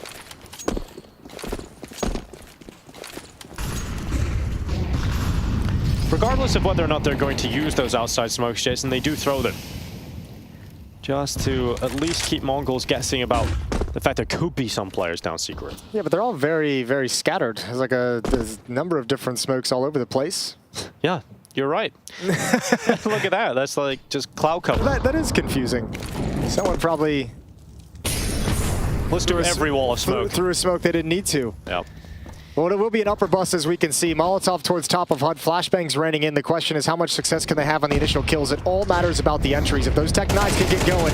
But Senzu from up top has got the first. Back up. Techno never peeked. And now they can wrap around the silos. He converts the first. He knows more is coming, but he can't peek at the right place at the right time. Blitz is here, and now the reinforcements are here. But Mazzino is dinked. That means 910's got to slide out a little bit deeper with the ult. Missed shot keeps giving D-Hub more and more chances. No. He's done it. With the Tech-9, unbelievable. That is so sick from D-Hut on the flick down from the Tech-9. Oh my God, right, okay, ENCE, that's one way to get a round win. The pistol, the little Tech-9 that could from D-Hut, we gotta see that again. So they run in, Techno, it's a rough spot to be at the back of the side when you're getting run down from so many angles, but this shot as he just transfers back down. 910 had his chance. Had his chance with the missed shot. They're talking some smack for being down 2-6. Diaz making sure they know it.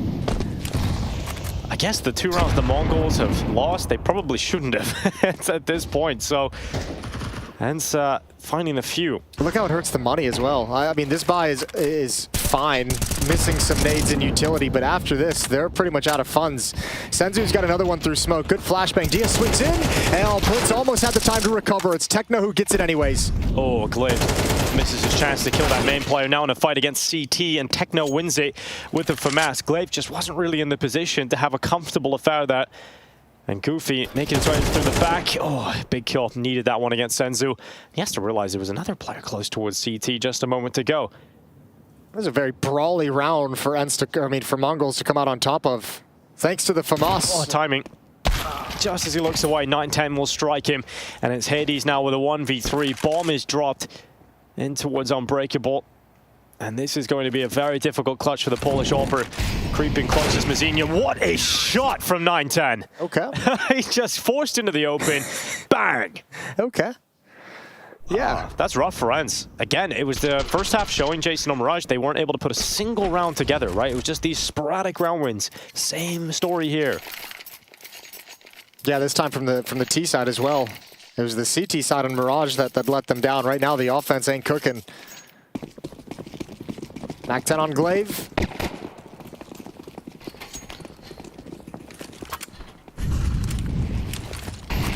They were setting up for outside smokes, but they didn't throw them. Not initially anyway. They've called Hades to go for a peek instead, so they boost him up. He goes for the shot. D-Haz with him. And this time, just more of a brawl, more of a fight without the utility. And ENCE have come out on top of those duels. And this has been the most success ENCE has had outside for the amount of times that they've actually aggressed and attacked into this position. This is the most they've done, but a double secret play from Mongols. Yeah, this is a heavy rotation to have happened so early in the round. If the commitment continues for D-Hot, it's a really unpredictable setup he's got to deal with. The thing is, it's going to be a little bit difficult for Mongols because now that they feel no pressure, you almost have to work up the courage to push. And D has decided not to push them. Instead, He's gone back towards the big garage, and that's going to be a headshot towards the back. Mazinho can do nothing about Diha's destruction. Hades is covering off that secret push-up. Misses the shot. You really got to hope that Hades can land these ones. If he goes down here, that will be a disaster. It's not the worst outcome in the world because he's called out the position of both players. The bigger problem is the bomb is on the ground. Molotov will keep them at bay, and now that's when they have to scavenge, and Hades makes the run and makes it all the way in. Now smoke dropped, and that should be it for Techno and Senzu. Shouldn't be a whole lot of opportunities for them to recover this bomb site and defuse this bomb plant. But it looks like they might give it a try anyway. Up the ladder they go. Techno trying to low percentage shots, shall we say? No, not like that. Okay. He has pissed. Oh my god, Techno. Okay, that's ridiculous. Is there anything else for Techno? Might as well throw everything into this one. Might as well get a lottery ticket. Here they go into the site, jumping onto default, trying to plant, or rather defuse that bomb, and they've got it. They've got the stick right now. It's around the other side, and oh my god, Mongols have done it. Techno with a ridiculous kill in the ladder, and then the defuse stick down in the site. That is heartbreaking for Ents. Yeah, that one's rough. I don't know if that's Ents just kind of, I guess, you probably don't count on Diha getting killed in that fashion, right? But like, that's them out-positioning themselves against the bomb plant. Which is interesting because they had mini smoked. They didn't necessarily have to smoke behind the silos, but look at this. Techno just playing a ratty, cheesy game.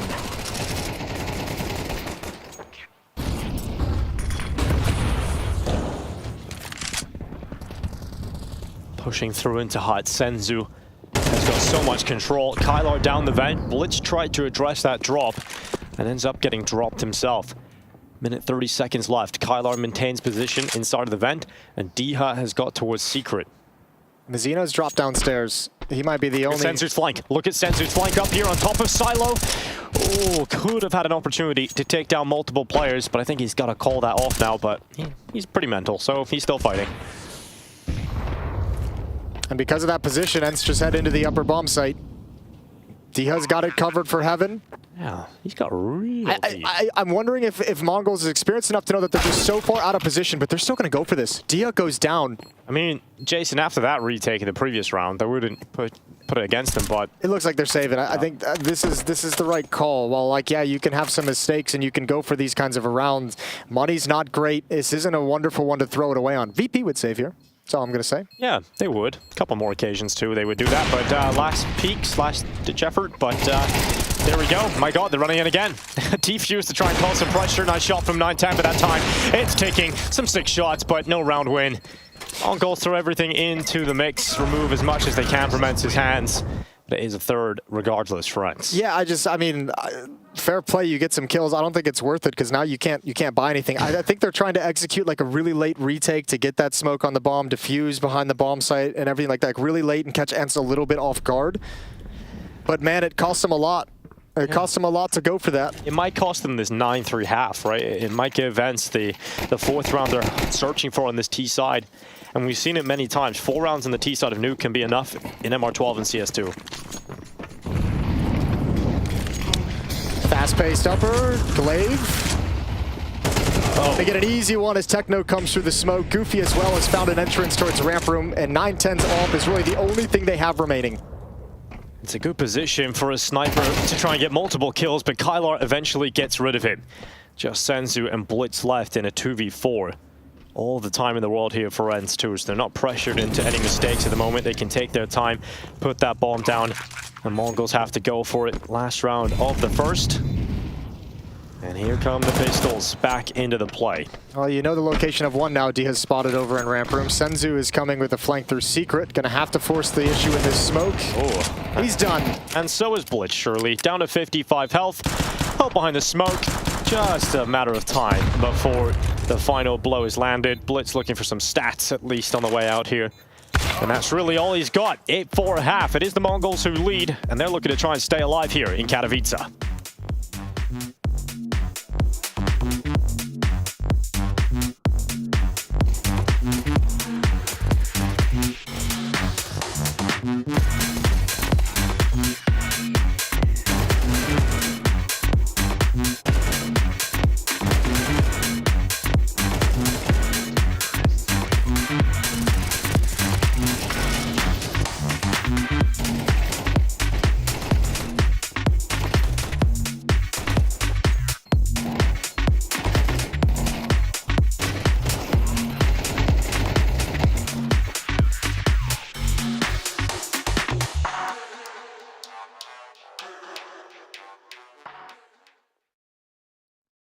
everyone on this team, yet no one. But still, he's been able to deliver that opener, and I mean, hell, that was his whole aim of the game back on Overpass. The entries from Electronic were stellar, so maybe that can try and bring Cloud9 back into the fold. Hobbit does it with the tech. Perfecto follows up on the Deagle. Mir backed into a corner here, but a missed shot from Hobbit's AWP, and that missed AWP shot might just be the undoing for Cloud9. It crumbles around them, and it's Virtus Pro to pull that one back. 2 players left standing, and a missed AWP once more from Cloud9 seals the deal on Anubis, and the score instead will be settled on Ancient. Yeah, just when you're ready to write off VP from another series after another poor first map, they come through with a choke slam onto Cloud9 on their home map of Anubis. And now Ancient, a map Cloud9 have had a lot of trouble on, so can they flip the script as we go to the finale? Will this be the finale for Cloud9 in Katowice as VP attempt to storm forward towards the groups?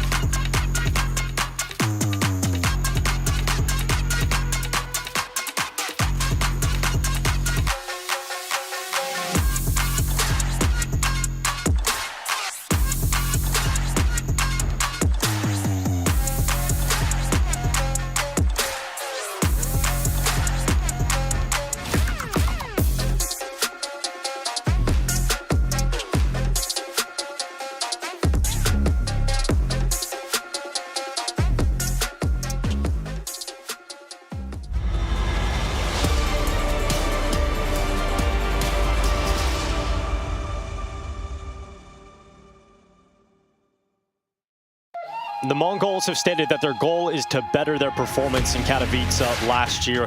This year, they are one step away from getting into the group stage again, but they've got to get through ENCE, and currently they're 8-4 up, but a map down. Lots of work still to do for the Asian side, Jason. Yeah, and that's really started to kind of pick up. They finally strung 2 rounds together at the end of that first half, rounds 11 and rounds 12. So coming in here, they get to switch over to the defensive side on their own map pick as well. Another comeback in the cards, a little easier than Mirage. Mirage was 3-9, now it's 4-8.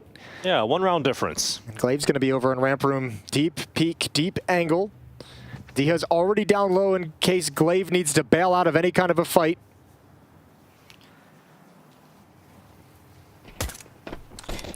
Sends the shot, decides immediately to drop down into the site.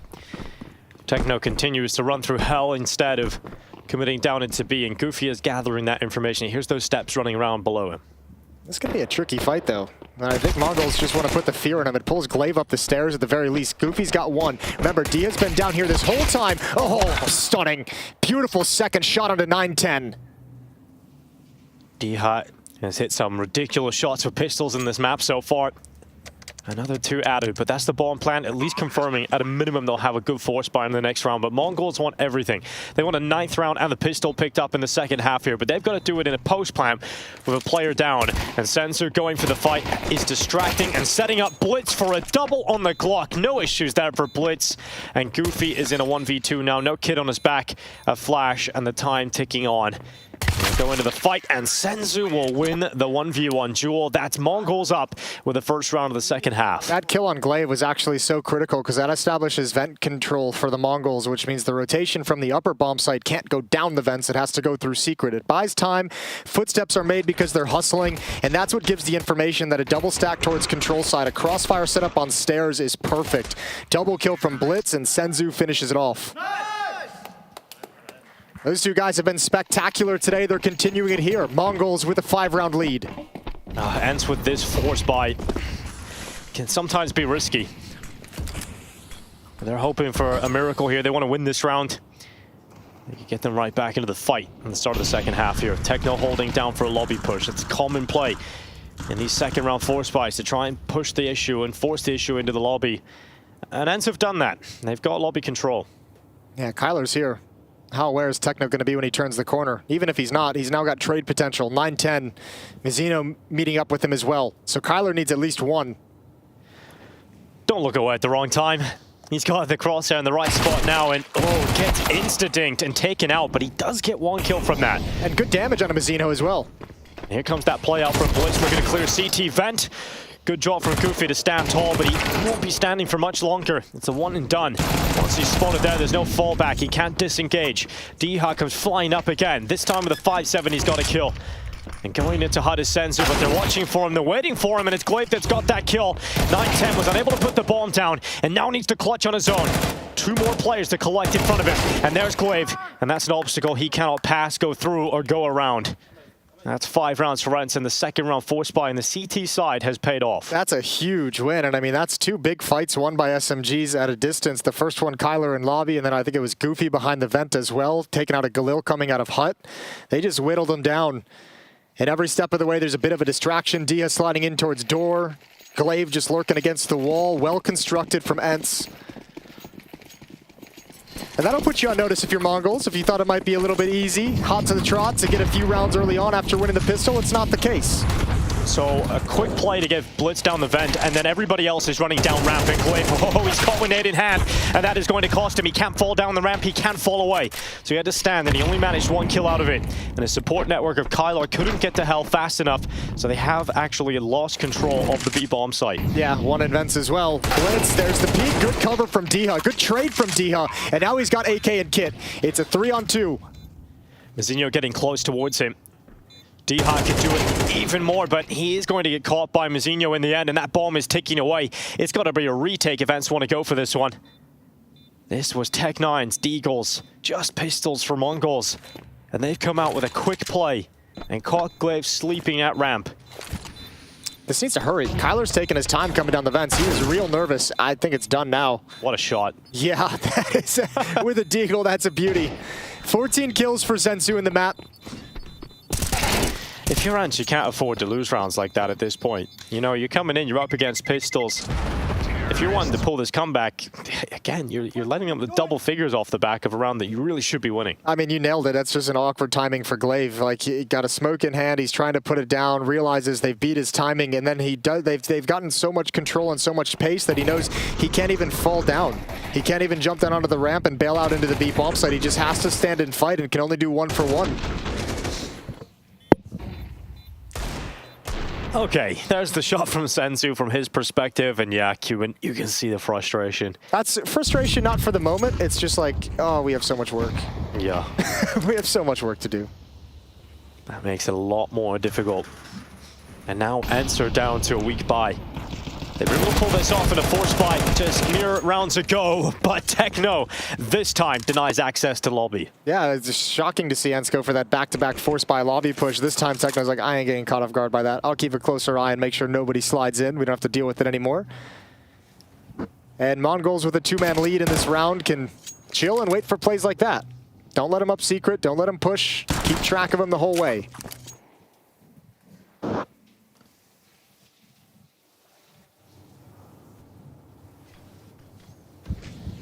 Now, a full minute, Mongols make sure that they're going to use most of it. Get Blitz closer towards main before they time their attack through HUT. And ENCE doesn't have the right call on any kind of a stack. They haven't been able to group up towards the A-bomb site. All 3 players over in ramp room, which is not going to be the end point. So Mongols will get to 11. Anubis is the 3rd map if we need it, if we get there. If Mongols can win 2 more rounds after this. It's feeling very likely, but the problem with the Mongols over recent times has been the fact that they're very good at getting up to that point where it looks like they're going to get the win. Yeah. Looks like they're going to get that upset. And then suddenly something happens and the comeback starts to come through and they find themselves in overtime. And we already saw it once in this series on map number 1. So yeah, you can't be very comfortable or confident with any kind of a lead.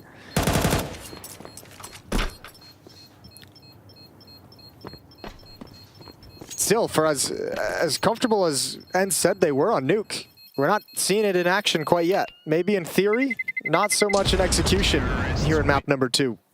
Yeah, I think they'll be very frustrated based on that first half. There was definitely a few rounds in there they shouldn't have lost. You know, that, for example, that Techno round where he's coming up the ladder, that retake, that's just one you've got to just facepalm really and wonder how the hell that happened.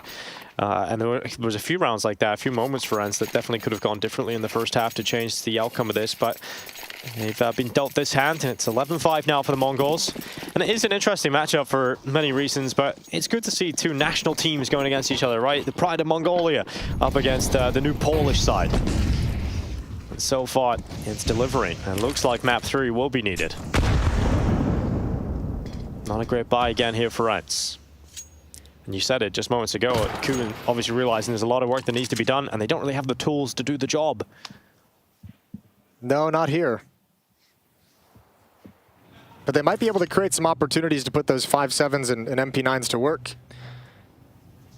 Mongols, again, being slow and cautious, still have pretty much an entire belt of utility across all 5 players on the team. Senzu watching for any secret push, watching for an outside push.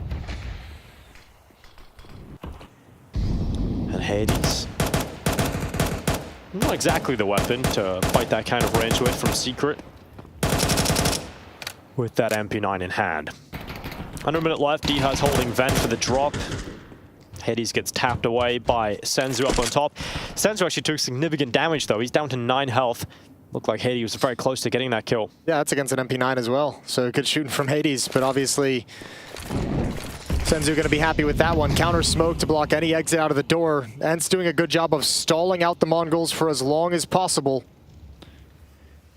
And that's a dangerous position up in Rafters. Especially if you have limited time on the T side, because you have to worry about so many different angles, and then chaos ensues. And that's what ENCE are hoping for. They're hoping to cultivate chaos inside this A site. And here comes the final maneuver from Mongols in round 17. 15 seconds left. Kylo with 1 in the 5-7. Glaive follows up, and that Raptors position is only good for 1, but here's Diha, the Destroyer, with a 5-7 kill, and Goofy's there with him. Bomb is down, not enough time for the plant, and ENCE have done it with the weaker guns. Diha just playing with his food as well. It's an extra insult to the injury, and that's a big round for ENCE to pick up. Mongols just got like frozen in that mindset of like, we're hitting the upper bomb site. They got stuck in that rut of where they weren't working out any problems or solutions elsewhere on the map. It was just sitting and waiting for the moment you pull your trigger. And you could even see Kyler was getting a little bit nervous. He went back in towards midi at this point, right before the execution, to check outside because Hades had gone down. That's a 4v5 force buy conversion. And again, these are the things that you kind of touched on that go wrong. A team like ENCE, when you have, I mean, if you're the Mongols and you have this kind of a lead and you drop the first lead in the first map, you have to close out those rounds. This is just opening the window of opportunity a little bit wider for someone like Glaive. And Diha can be such a nuisance on the CT side of Nuke. He can be so disruptive outside. It's his comfort ground. He's done it for years on ENCE. He's looking to do it again here. Techno forced back into the door. Diha again getting into the smoke, looking to cause problems. Glaive peeks up from Secret. A kill found on Senzu. And inside the smoke, Diha is found, releasing his bullets. It's blitz with a headshot and drawn it right back to an equilibrium on the player count again. Goofy's in a bit of an awkward situation. Concerned about outside, concerned about squeak door, any kind of lurks that come through. Blitz is in advanced position. And as long as he stays alive, they still have to be cognizant of the fact that he's lost outside somewhere. 45 seconds. Blitz is finally detected and taken out of the round. Goofy locks that one in. 40 seconds left in this play, and ENCE hold the advantage. Mongols have to find a pathway. Mizzino has 1 smoke, and they'll need to decide if they want to smoke off windows, smoke off control doors, or smoke the bomb to go for a plant, because Glaive is down here already. Here comes the drop down the ramp. 9-10 leading that charge forward. He's got plenty of teammates beside him, and those final pieces of utility will be put in their place. Windows smash open. Glaive is alerted to look at that position with his MP9, and the Mongols will put the bomb down. Okay, now we're in a retake. Now we're in a winnable round here for the Mongols. It's down to ENCE to try and force their way through these tight choke points into the rifles and get back into this for the defuse. And they don't have a lot of utility to do it, just 2 flashbangs. The lack of kit is probably the more poignant point, and here they go out into the site. Goofy and Kylar with a triple, just like that. They clean up the post plant, and they get the job done. Dang, they made that look easy. They really did. I thought that was going to be a much more difficult round. Yeah, I thought that was going to be a little bit of battle on the retake, but the Mongols could never get the right angle at the right time to prevent them from encroaching towards the bomb site. Good find from Goofy, nice patient play. But from here, nobody's watching for the exit out toxic door. Not a single pair of eyes keeping track of that, and that's what led to their doom in the post plant. First time out by the Mongols. Which tells you everything. As soon as the timeouts started coming in for the Mongols on Mirage, it was getting out of hand. It's not quite yet out of hand, but they can start to see that comeback coming through from ENCE. The thing is, it's just going to get harder for the Mongols now. Like, that was kind of a great opportunity to close this map out. Now you have an ENCE that has all the money in the world. You've played against a couple force buys. You played against that round with, you know, some lesser weapons, lesser utility. Now it's all M4s and AKs. Now it's 5 Molotovs, 5 smokes, 5 nades. You've got to deal with all the different variety of utility and setups now that ENCE can bring to bear. And you have to imagine the AWP's going to be coming out still at some point too. So it's only going to get harder for the Mongols from here. An uphill battle to stay alive. If this competition was easy, well, wouldn't be that interesting. So Mongols have got to do it the hard way against ENCE. Tech-9s and a MAC-10. We've seen Mongols be able to pick up rounds with weaker weapons. I think ENCE will remember those. Here come the smokes towards outside. No one committing with him, it's just to signal there could be a player towards Secret. It's all a fake. Towards the upper bomb site we go. Drop down off the mini roof. Diha spots it out. Oh, wheel jump. Wheel jump gave Techno a chance, but Diha does line up Senzu as a frag, and the upper hit goes nowhere. Stalls out completely with Diha's position back in Big Garage, even with a little bit of a hiccup.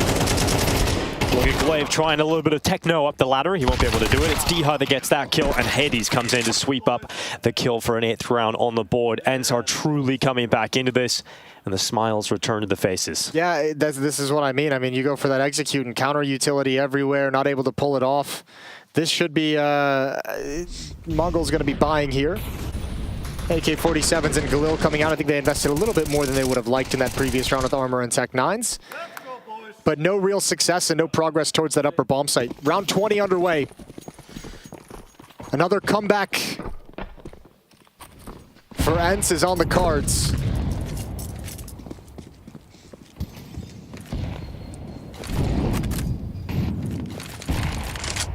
They had early success in this half, catching and timing on Glaive, catching him off guard on ramp. That ain't happening twice, baby. It isn't going to happen twice. It doesn't look like it anyway. Glaive has utility primed and ready, tosses out the smoke, and now changes up his position. Glaive is now being pushed forward. Glaive does go down, so does Hades, and that ramp room has fallen. I thought they were going to get a lot more out of that, Jason, but it's an underperformance from ENCE's defense. Yeah, if Glaive could have gotten against the wall, maybe. Now Goofy needs to deliver. He's got one. Time to stay alive. 3 on 3, and they don't have control of the site just yet. Kyler, oh, he makes a play. He does. It's a big play, too. He has to make it happen. He has to make it work, and it's a good headshot up to the Raptors as well. He tried to transfer, but it's actually Goofy that will take that one instead. 9-10 with the clutch ahead of him. He's taken significant damage, down to 39. And he's looking for a 1v2 as he exits that decon door. 45 seconds remaining. And he'll look back up to the ramp. He's got to realize there's been a reposition over that. He's checking in towards Dark. They know exactly where he is now. And this round becomes so difficult. In fact, it becomes impossible with that kill from Diha. And you've got to thank the B players for stepping up when disaster struck ENCE early. Yeah, shout out to Goofy. That one kill was massive. And the Kyler being able to build upon his performance to make a play behind the silo is a thing of beauty. This one kill is critical. And then the defensive smoke deployed so Kyler can cross behind the silo. And he's just a nuisance. Him and Goofy making magic happen at the lower bomb site. 9-11. Oh, 4 straight for ENCE. Yeah. You can just see it on the face of Mara that he realizes that Mongols are making it happen again. The comeback is going against them. And that's what happens when you aren't an experienced team, that you get to the point where you're so close to being able to close out and get a result here in this map, and you watch it slip away. And it's not the same Mongols that came to Katowice last year. They've made significant roster moves, different AWPer, young players coming into the team. Hades goes for the shot, misses it outside. Plenty of players now crossing over, and Senzu, what a shot. Nails Hades without an issue. And he gets now the AWP into the hands of the Mongols. Blitz has picked that up. Diha on the lower bomb site. Ends handed the deficit again. Recoverable, though. One Molotov left on Blitz that he picked up. But there's not going to be a whole lot of cover for them to maneuver across the map. All 5 players towards Secret. Blitz is in Big Garage. And Goofy can track their movements, and if they just walk in towards Mini, oh, there's the spray down, long range. That's Senzu hitting the deck, and now Glaive is brought over as well. Blitz with a missed shot, and it's all coming up Ents. It's not the AWP that's taken over the CT side. It's the Rifles getting the job done. But that fight goes against Goofy. Techno lands it on the Tech 9. And now he gets in towards the top site. 15 seconds remaining. That is the problem here for the Mongols. 9-10 with the bomb in his back. Needs to enter the site from heaven. And with his teammate going down, he will soon follow. It's 11-10. Mongols had a huge lead, but that has shrunk again to just a 1-round difference. It all changed when Ents was able to get off the force buys. You could see them just desperately, round after round, 5-7s, MP9s, just waiting for that moment where they could break into the Rifles. What a shot. God damn.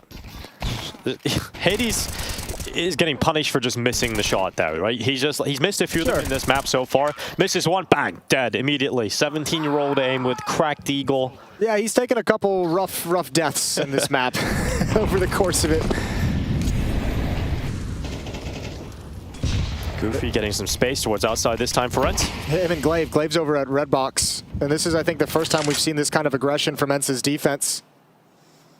Senzu looking to be calculated and clear his close left corner, but he doesn't detect Goofy, who just hides just that little bit extra around the corner, and that is giving him the kill. But Techno, look at this, he slipped the net. He's got into the site, now he fights against the CT vent player. Important trade from Goofy. Hades goes down to Mazinho, and now there's a chance into this B-bomb site for Mongols, and they're going to take it. They're going to run with it. Mazinho throws the bomb down into the site. That's someone else's job to plant that, and he's going to take position up towards double doors. Glaive with a flash setup, swings into it, loses the duel versus Blitz, and there's a double setup around that corner, and Goofy's got to clear it. He only manages one, and it puts Diha in the 1v2. Against an AWP as well, behind Silo, another punish missed shot, and now he can slide in. Mazzino, oh, there it is, good win, peeks the window, and Mongols have at least secured overtime. Oh, that's frustrating. That's Hades going down towards ramp, becoming a bit of a liability, honestly, across this half, and he's gone. He's gone towards ramp. It creates that opportunity, and Mongols seize that chance. Well, it's created. You got to give Mongols credit. They're putting so much pressure on the upper bomb site. Like, Hades, like, yeah, you have to be prepared, but he's still thinking in his head, like, it's an upper execute. What's happening? His teammates are calling out their attacking upper. You've got a player all the way out of Tetris boxes, and all of a sudden he gets pounced on by 2 or 3 players in ramp room, and he's got to be so confused. Well, map point for the Mongols. Anubis starts to come into view again. A timeout taken for Ents. Kubin having his say as he sends Ents out to try and collect 2 rounds to force overtime again. A 16-13 victory on Mirage for Ents. Little switch up in the weaponry as well. Diha's going to have an AUG. Kyler's going to have an auto shotty.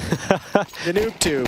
We've seen a lot more variety here. Yeah. A balanced diet for Ents coming into round 23. We're getting frisky.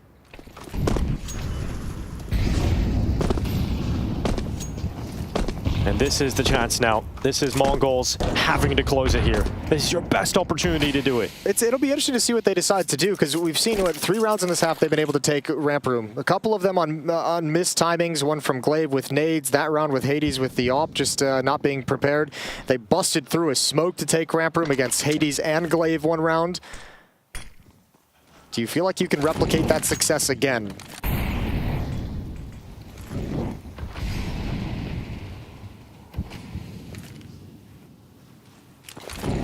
Corridor of smokes being created for the Mongols, but that's about to be blown open, and Hades, can he strike? No, not again. He had too many options. Yeah, too many targets, didn't select the right one. In fact, he didn't select any of them. And now Kylar has to go down the vent, and that is probably the best weapon out of play, just like that for Ents. Someone's got to recover down. Okay, they have 2 players downstairs. They've got Goofy with an M4. They've got Diha already here with the AUG.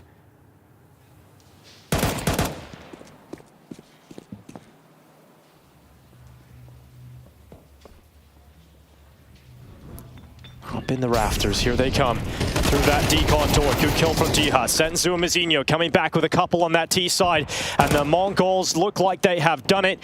They will prolong play in this series and take us to Anubis. And spoke of confidence in closing on this second map. And maybe that dream stays open with Glaive's kill. He'll drop down the vent. He'll be with Kylar. But this just seems so unrealistic. You have to stop playing if you're Mongols at this point. There's no kit either. And the auto shotgun coming out. Ooh, it's going to be dicey. AK at range. Yeah, you can see how awkward it is. Oh, runs out of bullets. Might have been able to get one, but even that might not have been enough. This time, Mongols hold on. 13-10 victory. They stop the comeback in its track, and they force us to Anubis. A third map to decide who goes through to the IEM Katowice group stage.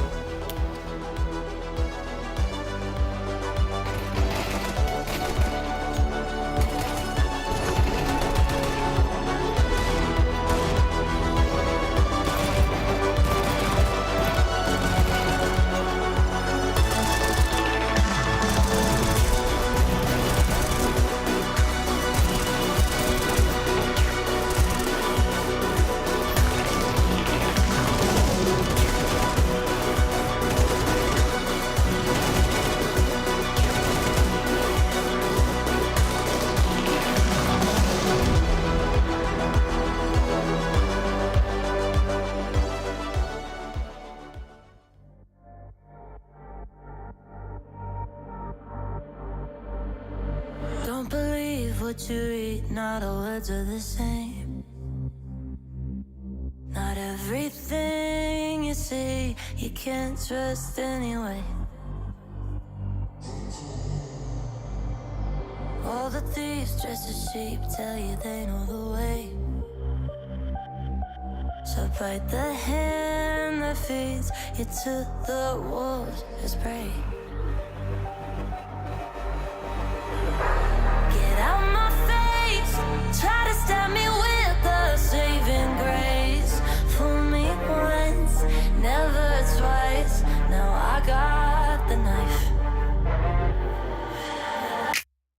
You try to cut off my conscience, bake me a cake full of nonsense. You eat it too and I got deja vu when your words are up, you got you nauseous. Your shit belongs in the driveway, no, no, no, but you wish, babe. Took out the trust like I used to have rest, but all that's in the past, now I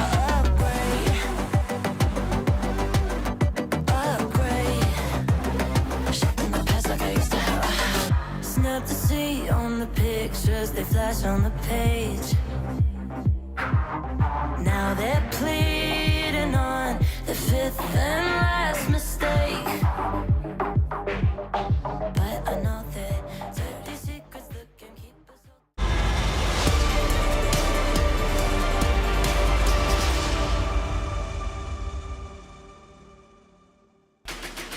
Wow, back and forth, up and down. It just about had all the turns here on Nuke, but obviously it does push us into that third map, and that's going to be in the half of Mongols holding on and getting the job done on their T side. Let me welcome you back, everybody, to the Intel Extreme Masters over here in Katowice. That's right, Poland is on the cards. What is it, Jacob? What's wrong, man? Oh, okay, now yeah, I see. Yeah, so Jacob, tell me something about the Mongols right here. How were they able to persevere?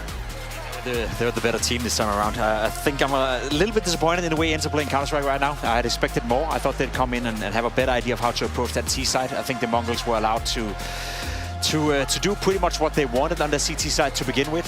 For ENCE, again, you know, I had the long scope on here, Janko. I feel like if this is the level they're playing at, they may or may not win a third map, but this level is not enough in order to be competitive when we move into the big boys. So for me, I'm already a little bit disappointed in the way they showed up, especially on their own map pick like Nuke. Felt a little bit lackluster, felt like some of those individuals are not shining through, and yeah, honestly, I haven't been impressed. I think it was growing pains more than anything else. I think in the first half, right, you lose the pistol, you get reset early on, you're down 5-1, and that's where Mongols sort of get things rolling. And Mongols, man, we have to give them props. They're playing fearless. Nothing seems to faze them. When they lose a silly round around they're not supposed to, they jump right back into it. I think they were playing well. The individuals stepped up. And yeah, definitely on the side of ENCE, some frustration, especially on Hades. A lot of missed shots towards the very end, that round when he was on ramp, right? And the comms were probably telling him, hey, it's an A hit, and he starts moving, and that's when they come out ramp. That was the round that really sort of sealed it for the Mongols. That's my problem as well, because I feel like there was a lot of times, ENCE, especially especially in the second half. They read the game well. They were standing in some great setups. You had a double ramp stack as well.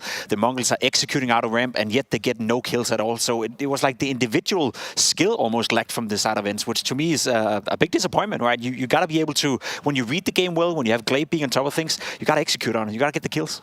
Got to. You got to like really kind of close that door as best as you possibly can, or capitalize on the mistakes of your opponents. In this situation, are you able to highlight any mistakes?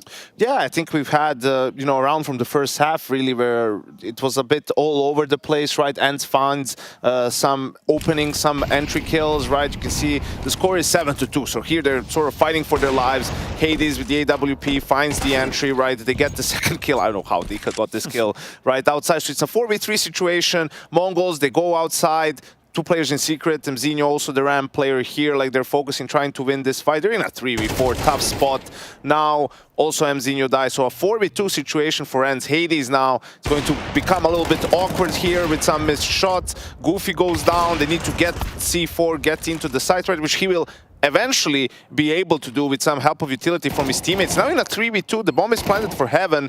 Dika here, I mean, this was just a crazy fight from Techno, but I think this now 2v2 is pretty strange for me, you know? Like, Hades is just by himself, Glaive is rotating towards door, and the bomb is planted for Silo, and now you will see it just sticking it, and it wasn't even close in the end. Like, rounds like this really shouldn't be happening, despite the new team and whatnot. It's some of the basics, and yeah, maybe a bit of stress got to them. I think it illustrates my point pretty well, individually speaking right here. So many missed shots from Hades, so many lackluster decisions, and again, this synergy that we would like to see Ents have, it just wasn't on the server. There was many examples like this. This one was one of the worst ones. And it's rough around the edges. You know, you do hate to see it in that light. I mean, we could look at the series stats so far, and it's going to probably lead into that a little bit. Hades is down there, and somebody's got to do it, right? Someone has to be at the very bottom, but... Yeah, and on the other hand, we got to give credit to the Mongols as well. Sensu had a great map here on Nuke, played fantastically well. We had Techno as well showing up. So there was a couple of individuals here who really showed up from the side of the Mongols. Which is why he's our Air Force Aim High player of the map. So, yeah, I mean, it makes sense. You said we identified that there's no 4K, but it would appear as though he's getting Ks where it matters. Yeah, absolutely. You know, stepping up, right, with their backs against the wall. And I think I really am impressed by the fact, you know, look at how many anti-force buys they lost in the second half, the Mongols, right? I mean, they should have probably closed, if they just win one of them and convert, they probably close this game out much earlier, you know, and those rounds can be very difficult to bounce back from psychologically. I mean, this was just wild.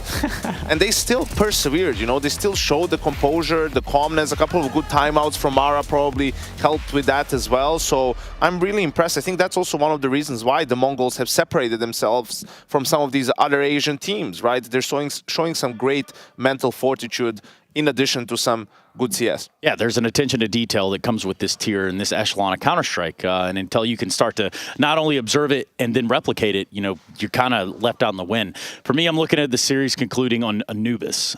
So right out of the gate, Jacob, I'm thinking on your end, you know, what are you anticipating? What does the forecast say? I'm very curious to see how the Mongols are going to attack that map. I think it's right now one of the maps where you feel, especially on the CT side, you feel like a fish in a barrel almost. Like you're very, very much stuck. It's very compact. There's only so much things you can do on the CT side in order to get out of a sticky situation. For the Mongols, are they going to go out there and be proactive, try to force the issue, or will they play a little bit more defensive style of Counter-Strike?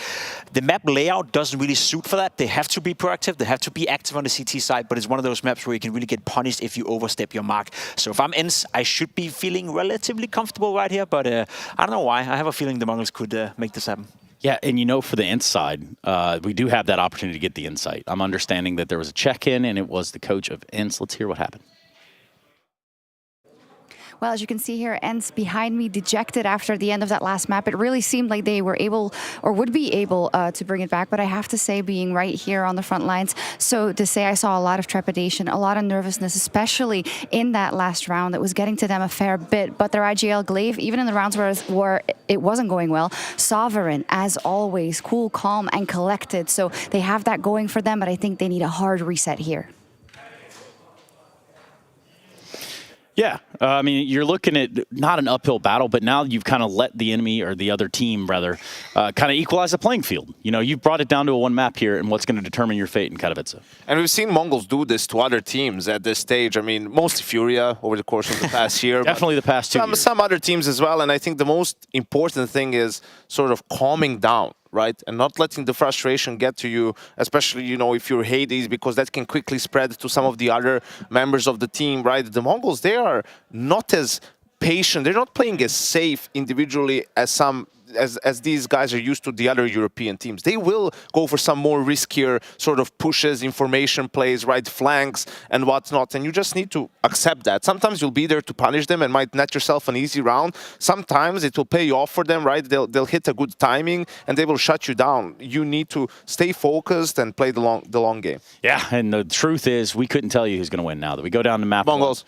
Okay, well, Yanko has said the Mongols. I'm pretty sure Jacob was thinking that, so we'll just throw sing after.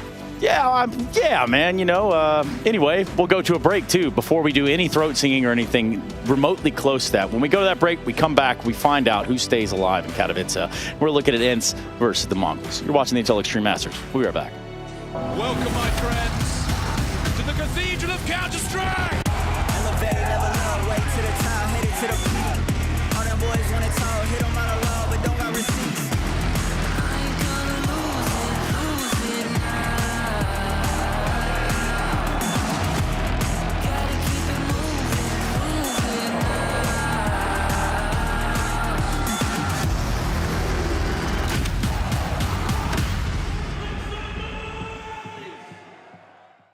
Smokes. You see a double smokes in the same place there. Simple just jumping casually into the side. Wait. What was that? Never miss a play again. Simple. That's not allowed. This is not FPL. This is a major. Finally. With Face It Watch, you're in control. Switch between player POVs live and see the game through the eyes of any pro. Never miss a moment with replays. Relive each highlight on demand from all angles. Watch it, control it, face it. Glave's trying to turn his back to me, but he can't run away. How are you? How are you? I'm good. First words of Polish? I don't have a lot. I'm sorry, I missed my classes, you know? It's all right. I think they should be fine enough with English, right? Yeah, I think so. Now, Glaive, you've been very open and honest in the interviews and what you've been talking about, right? You came into ENCE, you were hoping to keep some players, hoping to keep things going. This is the situation you're dealt with, right? But what has been your first kind of impressions of the team and seeing this all unfold?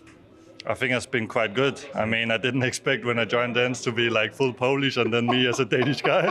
So it was kind of surprising, but surprising in a good way, I would say, because I think the players that we have brought in has been doing really good. And it has been a lot of fun as well, but because they have like... You can keep talking. We can talk, and he can look at that and see this madness. Yeah, okay. I mean, it has been quite fun, and they're good guys, and they are able to work hard, and I think me and Kupin has been doing a lot of work as well. So I think the first three were different culture for me, and trying to understand how they play, and I want them to play my way, and Kupin wants us all to play his way. So so we have to kind of mix things up a bit and listen to each other and try to understand each other and take it from there. Are you aligned right now, or is it still in a work of progress if you're being honest on these different styles and how you want to do things? I think we are trying some different things. Okay. I don't think that we are like 100% set that this is how we are going to play in the future yet. But we are trying some different things to find the best play style for us. And I think we are also trying to mix it a bit. So it's not only me deciding or only Kupin deciding or only some of the players, but trying to mix things up a bit, right?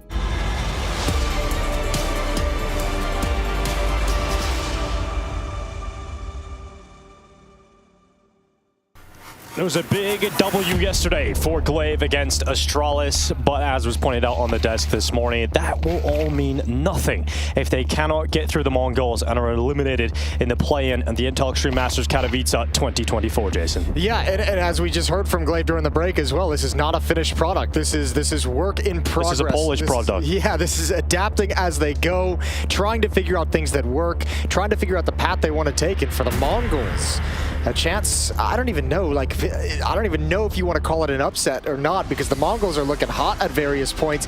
Dropping map 1 had to be so heartbreaking. They could be already through to the group stage. This could be done 2-0, and they could be celebrating right now back at the hotel. Instead, they've got to do it the hard way. Instead, they've got to do it here on Anubis, starting on the CT side. And this was what Pimp was interested in, seeing how they're going to approach that CT side, and will they bring the fight early, and they are dropped. 2 early kills coming in for Ents. And it looks like that might continue here as Goofy is in a position to cut off that rotation over. Good shot from Senzu from Dark. He's worried about the canal flank coming in, and he drops a little further back. And as he does so, it's a headshot from Hades and a labor kill from Goofy. And that's going to be 3 players to 1 here for Ents. Blitz coming back to B, but they're out of there. They're over to the A-bomb site already. Goofy got that first bullet, Goosh, and then he had to be like, where'd the next 5 bullets go? Why did it take 6 extra bullets to get that kill? Hades can't kill the chickens? All sorts of things going on. Yeah, there's a lot happening in this pistol. But I'll tell you what's not going to happen. A Blitz clutch, Jason. Oh, don't say that. Don't happen. Don't say that. It can't possibly happen. Why do you hate Ents? There's no kit. Why do you hate Ents? There's no utility. Oh, that smoke And there's sucks. a smoke at heaven. Yeah, that smoke sucks. I might be on board with you now. Give us something, Blitz. Come on. Make Dinko eat his words. Wrap it around the corner. Yeah, too much time chewed off, and it might just be best to bail out, preserve the armor that you've got, play for the next round, because it's even if you do get all the kills and get on the bomb, it's not enough time without a kit. And he can, oh, nope, that's the one. That's the one. Goodbye. Run away. And they're chased after. I like that Blitz stuck around just to get that kill, you know? Just kill Kylar, and the bomb gets the chicken. So everything's covered. All of the boxes are checked off, and Ents will win the pistol round. And you got to say, you know, Mongols stayed competitive throughout last year from Katowice all the way through. Got a couple of upsets under their belt, despite all the roster moves. And you've got to say, you've got to give some credit to the combination of Blitz and Mara as the coach and IGL combo, and I thought Blitz was a little bit older, and then you look at his age, he's 22 years old as well. Yeah, this is a really cool team, and I mean, if the core of this sticks together, this can be a cool team for a long while and see them improve, because remember, like, we've mentioned it a couple times, they've said we want to improve upon what we did at Katowice last year, but in a grander sense too, it's about, within this scene, moving on from being like an upset team. Like, we know this is a team coming into an event that's probably going to cause one upset that you didn't expect. That's going to beat a team that you feel like should probably win, but they drop it anyway. And you want to see them move on to actually being, you know, competitive towards group stages, competitive towards, like, you know, you want that upset to cause some real upheaval in the event, not just, you know, make a more difficult route for someone else. It's just a novelty you talk about in the early stages of the tournament, and here we go. It should be a nice, easy round here for 2 on the board events. Senzu's going to come on over. There's a triple setup inside of the site, despite it all being lower tier pistols.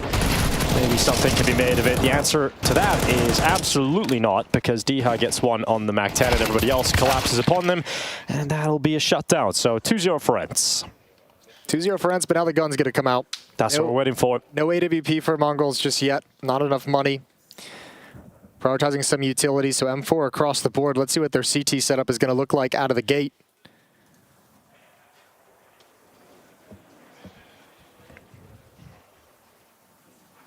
Yeah, that was definitely an interesting conversation to be had, because, you know, Pimp was talking about how this map, you can sometimes feel like you're fishing a barrel, just being shot at, you can't move, you feel trapped. How is Mongols going to handle that on a CT-sided start? What are they going to show us on their CT side?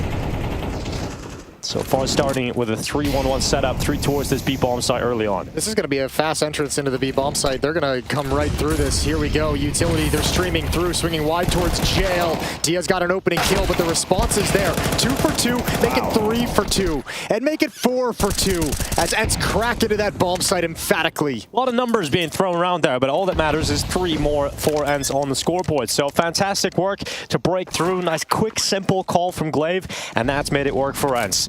You know, the deeper you get into series, we start the question of what does the map pool of Ents look like? What can they show us? What maps are they good on? We don't really know anything about them, and that's they probably don't even know. Yeah, exactly. Like, all right, Yeah, I guess we're good on Anubis if this transpires. But yeah, that's a rough start for Mongols. Not really getting the fight on the B-bomb site, despite starting with 3 players over there. And Mazinho, he's hoping to save, but Hades says no. And this was a map at times where 9 looked pretty good on. They qualified to the Paris Major with Anubis. They got a big upset victory. I believe it was over Vitality even at that point. And they made it through into the Paris Major from this. And Hades was one of the players that really stood tall back in CSGO. Yeah, he can be a beast. We've seen a couple rough game on Nuke that we saw from him, but we know he's got it in him. For now, ENCE has just got to be happy that first gun round is passed with flying colors. For Mongols, you're like, all right, this is our first chance. This is our first chance to show off this defense and hit a timing through a smoke that you weren't ready for, and you feel like you don't even get to play the round out. So Deagle's 5-7s, a little bit of utility for the Mongols. Yeah, just a little bit, and it doesn't really give you a whole lot of inspiration when you look at this, because usually some of the rounds you would see on the CT side of Anubis that would work, Jason, are these sort of ideas that you have, like push A or take water or try and split, but nothing here. They're just getting picked apart one by one. That's 9-10. He only had a USP. He's saving money, didn't invest anything into this round. He wants the AWP in the next one. So we'll see that on the map, certainly from the Mongols' side. And ENCE still playing from a distance. Happy to see if there's going to be any follow-up pushes after the initial kill. No pressure to go anywhere quick. Pre-smoke for the Mongols to signal pressure on A, and actually they're just leaving A. So Mazinho is just going to try and sell that there's more presence there than really is. And they're going to rotate over into the B-bomb site and stack it out, hoping that ENCE finish there. And that wouldn't be a bad gamble, considering ENCE have gone there many times already. But ENCE are making the smarter call and going through mid instead. So they're dodging all of these stacks and giving themselves quite a bit of space to play with. And they're about to walk into an empty A-bomb site. Yeah, waltz in, a nice 4-0 lead. This has got to, I mean, this is great for ENCE when you consider Mirage, they started down 0-6. Nuke, they started down 1-5. They've been buried in holes that they've had to try and dig themselves out of. Successful once, failed once, but now it's a different perspective. You get to play with the lead a little bit. You get to play with the comfort of knowing you've already put rounds on the board. Hades is under pressure, but he's just going to stand and take the fight. He's got a little bit of a stack behind him with Diha, and ENCE handles business. All 5 survive. Much more focused, honed in right from the get-go. And this is great to see when you consider, I mean, this is a majority, massively Polish lineup to make it into the group stage, a chance at the Spodek. We've got another Polish lineup making a bid to get into the group stage of Katowice coming up later. That's going to be Rebels taking on against M80. Yeah, it's the most polls in attendance in Katowice ever, and it was made off the back of kind of a weird situation. It was during the Polish National League. 9 actually lost to what we see is now the Rebels team, the core of that team, and 9 weren't going to make an attendance, and then ENCE picked them up, and that's why we've got so many polls actually at this event. And they're like, hell yeah, we made it. Yeah, we did. We did it. We've arrived. With our own backs. We made it all the way. It's all the hard work. Yes, indeed. Thank you very much, Falcons, for that. But here's Diha peeking on out. It's going to be Mazinho that goes down. And a nice shot from 9-10 to trade out on Diha's initial kill. Yeah, but what's the rebuttal? What's the response? Push at A, and Glaive and Hades immediately call to push mid. So they're already encroaching on double doors. Goofy, he spots one out into the open, but he doesn't want to mess with it. He could swing and probably advantage in that fight, but he doesn't know if 9-10 is still peeking. So Hades wants to cut off this fallback. Oh, the peak comes way lower than Hades expected. He pulled the trigger just out of muscle memory reaction, but it was nowhere close. So advantage now for Mongols at the 1-minute mark in the round. The bomb yet to decide where it wants to go, and Glaive will fight with that on his back and take out Blitz, but it's a difficult position to stand in for long. So fortunately for Glaive, he's been given the space to drop back and now has other options available to him in the 45-second minute of the mark of this round. And so he's going to be heading towards Dark, and Senzu sitting at the back of the platform. This is all Kyler. Kyler can create something for his teammates. Missed the timing on the rotation. Molly's forces Senzu into the open. Flash follows up. Good first kill from Techno. Instant trade from Kylar, and Goofy will come in with a second. There's nothing Mongols can do about that. That's it. Taken. The B-bomb site collapses. Senzu had like 5 seconds to turn from that flashbang, and he didn't care. Yeah. He just stared it down. I was like, when's he going to turn? Yeah, maybe he's like hoping for the peak to come before the flash. And I don't know if he just got like, he just fell asleep. He was hitting the snooze button, but... Ooh, he's going for this, Jason. Let's see what he's got. 9-10 going close. Close left player. It's going to be tough to hit this shot and get away with it because of the jail setup. It's a good crossfire here, pulling him in, but he doesn't overextend, and he had a chance but didn't react in time to look towards Kylar. It's 5-0. 5 in a row for Ents. Yeah, 5 in a row. Convincing 5 in a row as well. Timeout used by Mongols. Time to get them hyped up and get them back into this. This might be the weight of the situation. The pressure of elimination weighing on their shoulders now, especially feeling it in this third map. We've seen them struggle to close out games. They haven't yet had to face the obstacle of coming back into games, and that's what they're looking at right now in this hole. And they're going to have to descend out of this timeout into a half by Deagles and Armor, 5-7s, MP9 picked up. And we know we can see big halves go up on the T side and then comebacks come when you switch over into the second half, but you got to have at least a few rounds to play with based on your first half performance. So Mongols need to figure it out how to squeeze a few extra out of here and have a shot at competing in the second half and get a comeback of their own. Haven't had to do that yet. The Eagles, 5-7s, MP9 for Techno 4K. I think he should have believed in himself, Jason. Why not go for the 5? Why not go for the ace? Why 4? Yeah. Gotta change the mentality. And here's Senzu with the Deagle. Counter smoke to try and delay that. Diaz beat it though. Diaz beat it. So is Kylar. Oh. Coming from B main. Beautiful shot onto 9-10, and Diaz revealed the position of Techno as well. They don't need to press the issue. They've done massive damage and they forced a lot of movement in this defense, so that sacrifice of Diha does a lot of work for them. Nice shot from Hades. Sticks the landing on it. And, ooh, timing just about goes against Hades there for that peak. Yeah, but timing's great for Goofy. He sees that smoke bouncing in. He knows the trajectory of where it's thrown off the pillar, and it's going very, very deep. So he walks through, sees a bomb site is clear. He's going to have a super advanced position. Blitz got nothing to do. This will be 6-0 for Ents. There's a shot for Goofy. This is the most composed and the most well-oiled we've seen Ents all series. Yeah, you just heard the words of Glev there. Come on, boys, keep going. Just keep this up. Let's just get through this. Let's get into the group stage. Yeah, ride this wave, baby. Just keep racking up these T rounds. Do what's working. It's on the Mongols to try and fix it. And, you know, the question was posed at the start of this, what can we expect from Mongols, the CT side? The answer so far hasn't been that pleasant. No, but they had some ideas. That second gun round, the double push from A, the AWP kind of peeking out and getting a trade. Unfortunately, it wasn't fully put together round. That was really the only piece of creativity they had there. Blitz lining up a flashbang. Looks like Mazzino wants to take a little bit of a peek, but Utility might force him back, and they're going to call the play off entirely because Mazzino's like, they're here. They're aggressive. They're feeling frisky. They're looking for a fight. The fight is not to be had because Ents have so much time. They can figure out another pathway, and that's half health taken off Goofy, but no kill for the Mongols. Mid-control looking to be established. Glaive at the front of the attack, and Smoke just went in as well, so that should help him get a little closer to this. That's all the way over towards Temple.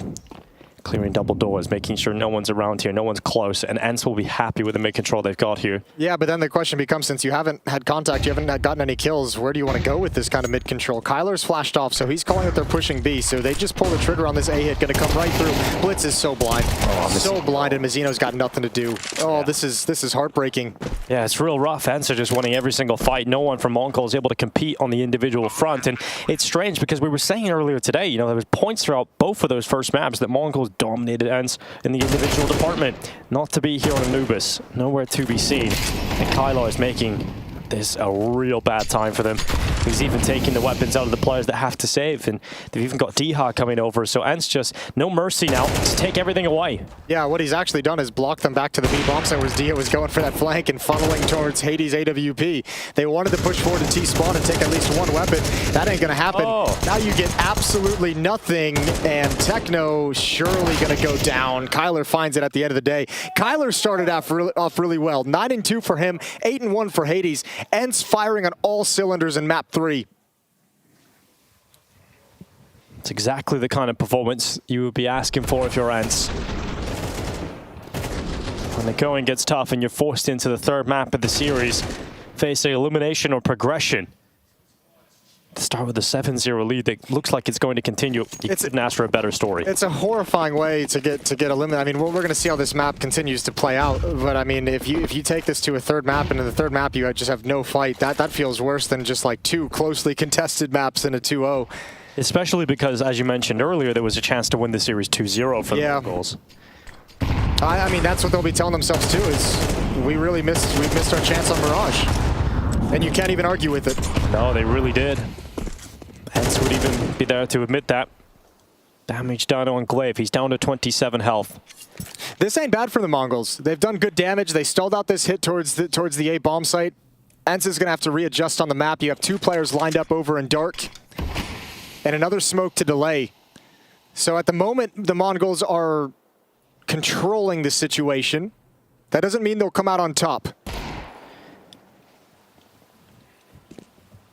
Yeah, plenty of time for this to go against them still.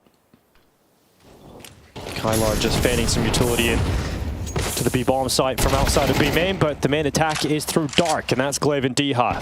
What a dastardly duo that's become. Here's Techno trying to get rid of them. And P9 not able to work against the AWP at range, and that is an easy kill. 4-2 in terms of the players. Oh, Hades is loving his life right now. He's just like, yeah, keep walking into my crosshair. Yeah, he's making up for those missed shots back at New. He's like, wow, I'll rack them all up. This is interesting, too, because, yep, get a 4th. Why not? A conveyor belt of death. It's interesting as well, because this comes back to what Pim mentioned on the desk before the series even began, is if you don't have Senzu fragging, which you don't, you've had that on the other 2 maps. He's at 1 kill right now. Blitz is at 2 kills. Those have been like your main engines.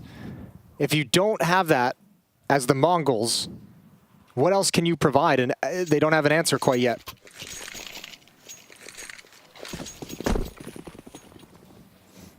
Smoke out in towards middle. 9-10 is bringing the big green gun over here for a little look. He wants to try and get an opener.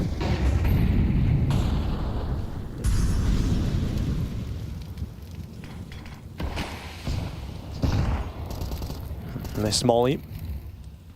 Only thing of note at the moment, but ENCE have most players outside of the A-bomb site. And you're going at Mazzino, who's got 0 kills. Oh yeah, it's been rough, hasn't it? He's died every round too. Yeah, I mean, it's been rough for everyone. It's just unfortunate he's the one on the goose egg, but this is going to be an execute. Kyler's waiting to cut off rotations and be a really powerful lurk in mid, but they're coming right at Mazzino, and he's got nobody close for backup. Oh, just blow that smoke open. Have a look onto the fountain, and Mazzino's given a chance here. He does get 1 kill out of it. Blitz with another. The Mongols up a player, but how long will that stand? 1 minute left. And into the A-bomb site. Yet to put the bomb down, and here comes Senzu sprinting through that camera smoke, and he ends up getting put down, put in his place. And now Hades turns to watch the flank. Good flash.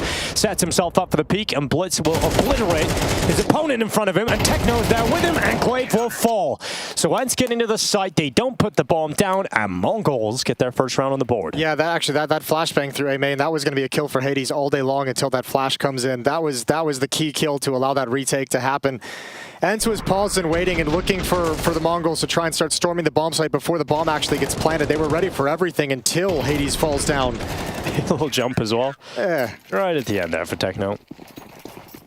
But you got to build upon it now. Giving one in a little bit of a retake. 7-round lead for ENCE. You can't let ENCE just come back and win this round, right? You got to start building off of this and give yourself a platform. Problem is, look at the money for ENCE. It's so much. Like, Mongols have to like scrape together as many rounds as they can against full buys each and every round. I don't even think ENCE is going to have to save or be diminished at all throughout this half. It's 3 rounds remaining.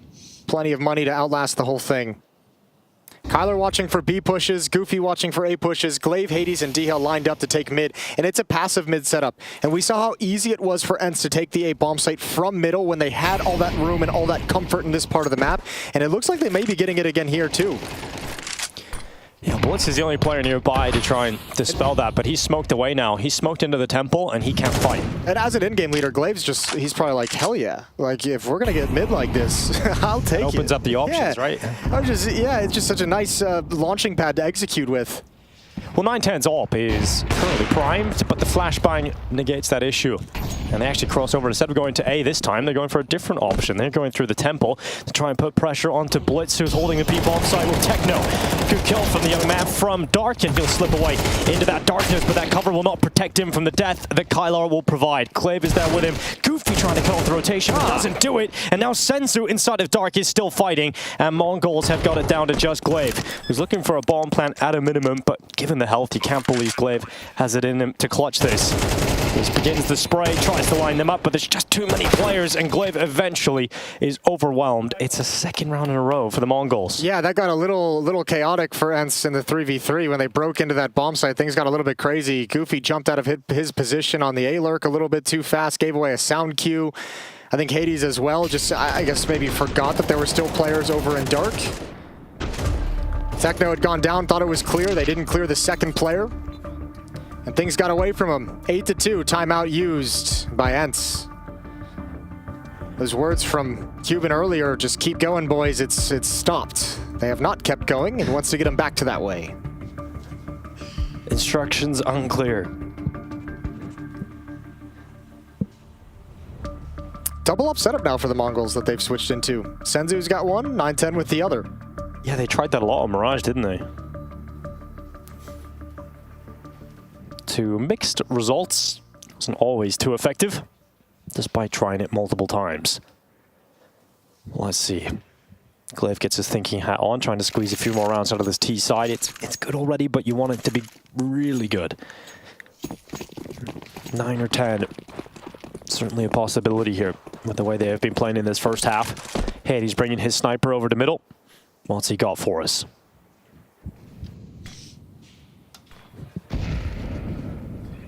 Passive play from 9-10. Not to commit around that corner. It would be a death sentence at this point in the round to go for anything aggressive, so he just sits back and now decides to go with a flashbang, but he actually got caught by that flash, and shots land on both offers, but neither of them go down.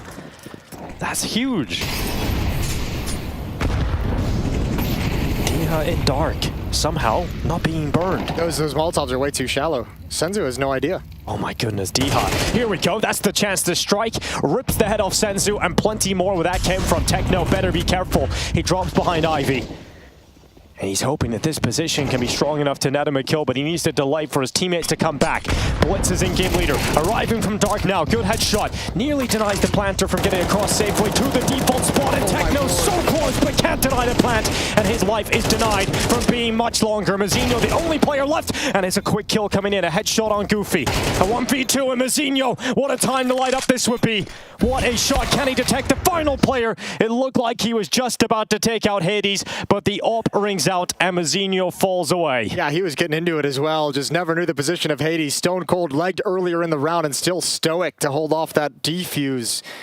Man, was that Techno who came in just spraying blindly? Yes, it was. He was so close. He was so close. He was dedicated to that. Sure, it was an idea, and I probably would have denied the plant if he just spammed a little lower. But 9-2, and do get that 9th round they were looking for. At least enough money for Mongols to keep buying here. So Techno is the player that has to take the heaviest hit because he needs utility. And everybody else gets to play with the weapon of choice.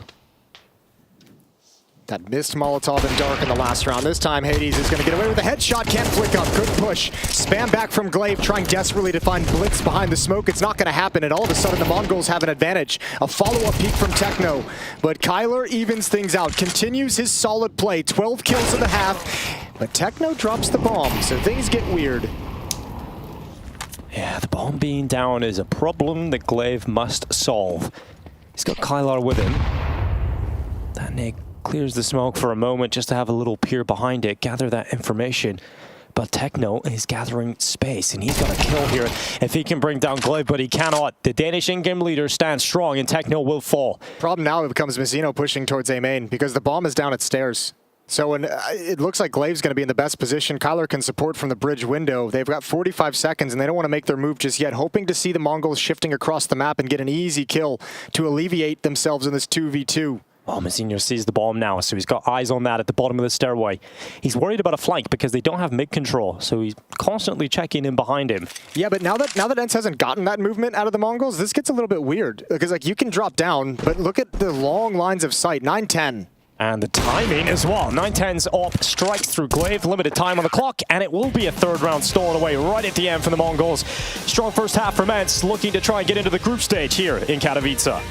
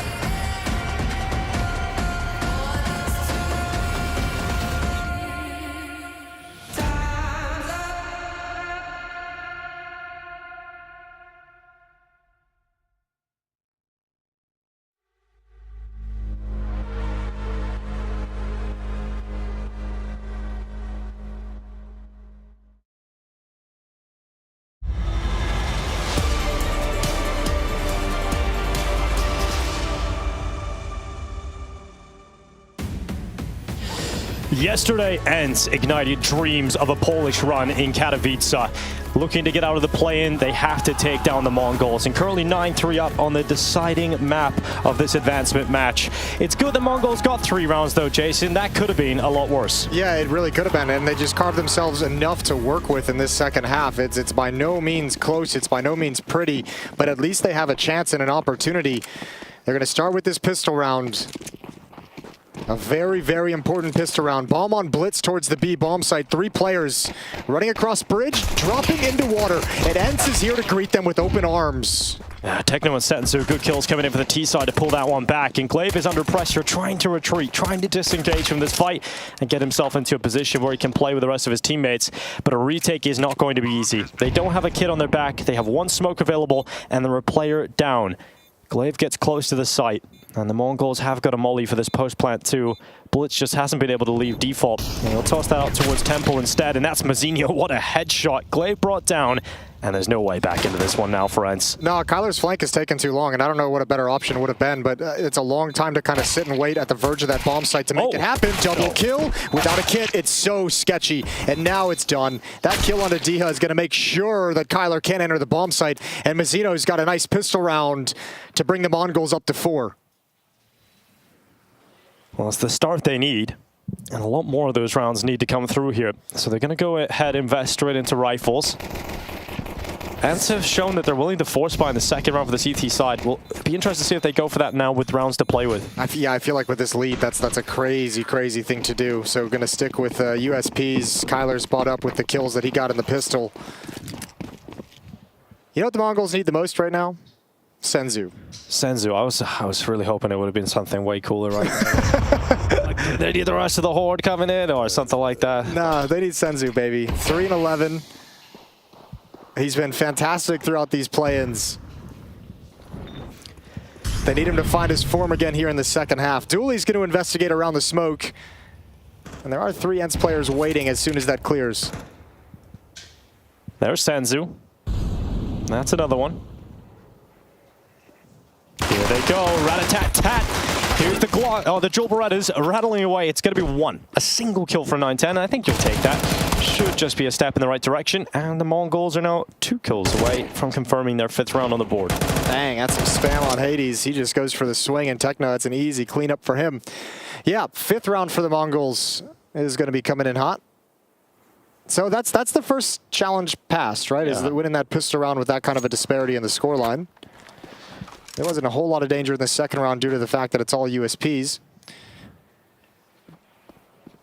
Mongols playing from behind for the first time in this series. Now, it was an interesting talking point coming into the game as to what to expect from Mongols' CT side. I now pose the same question about Ents' CT side. What can they show us there? Is it going to be the same 3-round half? Because if it is, well, that could be pretty rough. We've touched on it a number of times. Obviously, new lineup. This is the 6th map this lineup has played together. So, I mean, there's still so many things they have to worry about. You're going to see some miscues. You're going to see some mistakes and some hiccups. And more than anything, you're going to see some flaws in the map pool.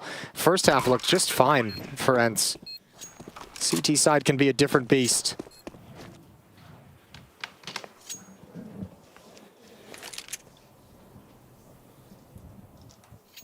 It's going to take a while to get used to seeing Glaive in the Ents outfit. Over on the B stream, however, Cloud9 took down Virtus Pro. Wow, okay. Yeah, so Virtus Pro eliminated. Wow, that's crazy. I definitely have VP as a playoff team, like a real annoying dark horse team with how Flit's been playing, how they've been performing. I thought definitely going to be getting through to that stage of the tournament. Yeah, that's a shocker. VP is one of those teams that you feel like always is going to hover in the playoffs, and on the right tournament, the right streak, they can actually just go on to win the whole thing. And dang, they out early. Not this time. Cloud9's just got to be happy to just limp themselves through the play-ins. Cloud9's, yeah, they're like the cockroach. Like, this is just always surviving, always finding the way through. A chance to reset into the group stage. First gun round here at Ents versus the Mongols. Up in the hands of Hades, 910 as well. Hades is going to have his trucking over towards the A bomb site. Wasn't here early, came in a little bit late. Deep smoke. They're going to trust held everyone back at the start of the round.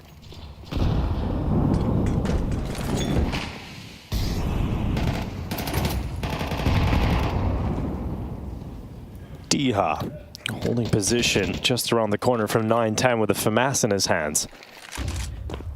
Let's see how the AWP does in close quarters combat. There's a push coming in from Ents outside of B.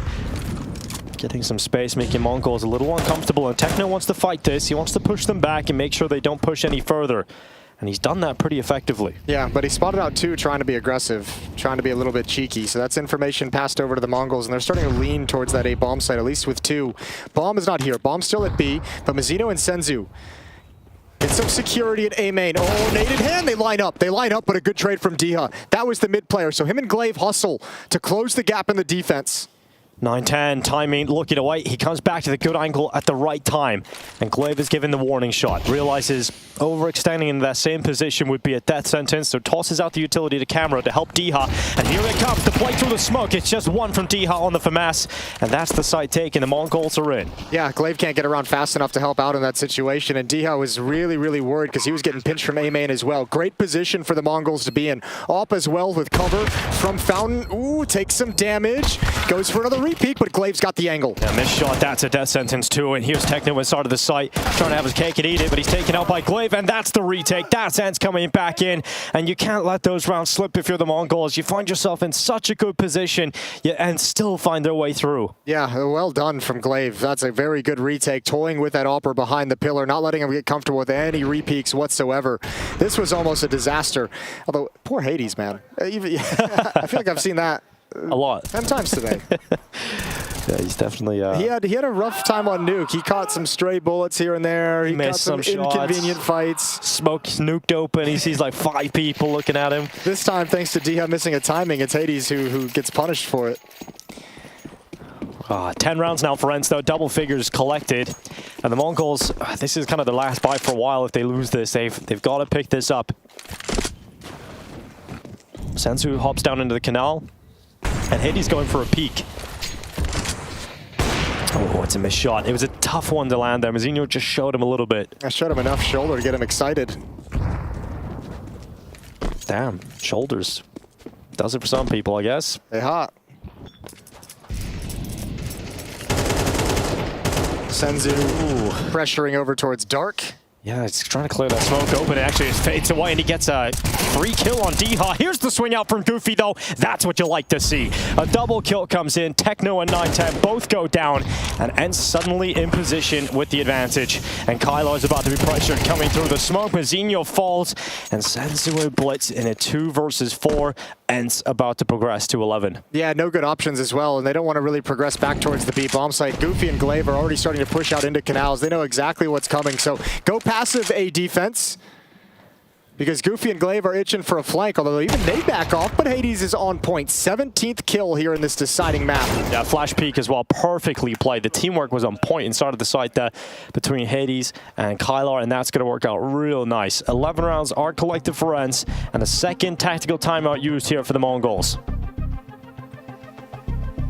Gotta say, I think it's Goofy who gets the highlight reel of that peak and the double kill at A main that we're gonna see right here. But give some credit to Glaive. Look at those flash assists. Beautifully done by the in-game leader, setting the boy up to go and get his frags. I still thought the shots were better, Jason. Nah, I'll take the flash. Give me the flash replay. Celebrations for ENCE as they take one step closer to the group stages. Tech 9s for the Mongols is what we'll see coming into this round. And it's not like it's the choice to go for the half buy, it's the full investment into the Tech 9s. That really tells you all you need to know about this game. The Mongols, they're not going to go down without a fight, but they are going to have to fight with weapons that just don't give you a whole lot of confidence.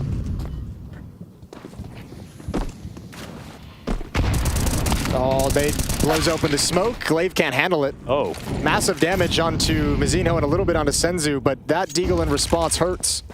That's good utility turn out by Hades, but that's not a great decision at all. Hades, man, for as good as a game he's having, he is still just getting deleted at times. This is winnable. Good deep nade.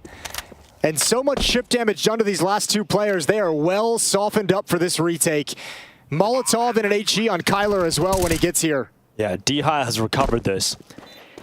It looked real messy for ENCE, but Diha with that nade going in, they've still got plenty of utility for Kylar, but they've got to go soon. They can smoke out A main, they also have a smoke they can use for the choke point and mollies to clear position, so plenty of utility still available. And now they move in, clearing all the close positions, realizing they can maybe start to apply pressure to that defuse now.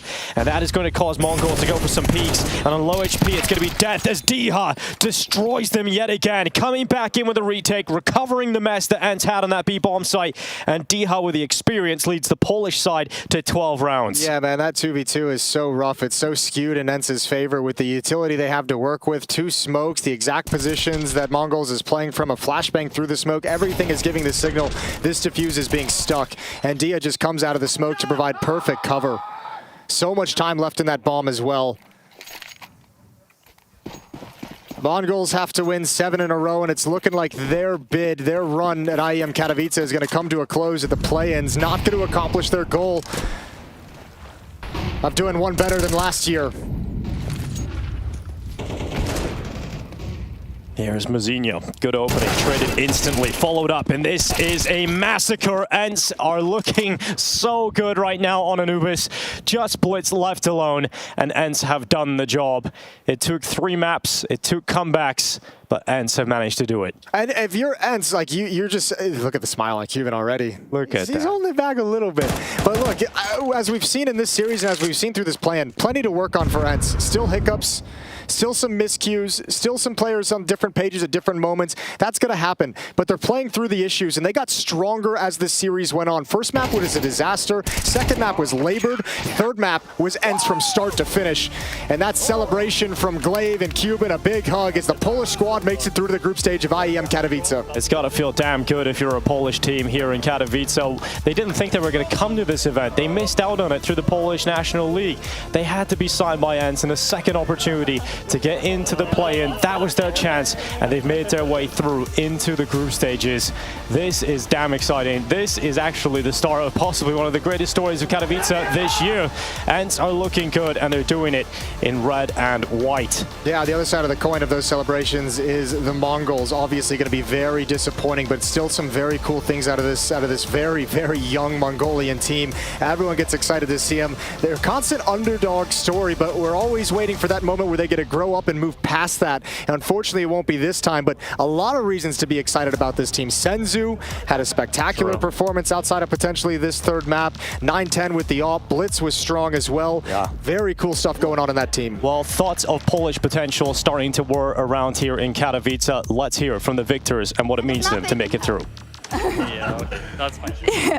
I've got Goofy here and the rest as well, maybe. Goofy, congratulations, your first time at IEM Katowice, even though it was unclear even if you were going to make it here, and now with this new team, I mean, how happy do you feel to make it to groups? I'm happy, amazing. It's nice to be here. It's really nice that we advanced, and yeah, it's awesome. Yeah, it must be awesome. Yesterday, Dicha said that you did it for Glaive. Today, did Glaive do it for you guys? Yeah, of course, like Glaive is supporting us, and I think it's very important for us that we are here and for everyone.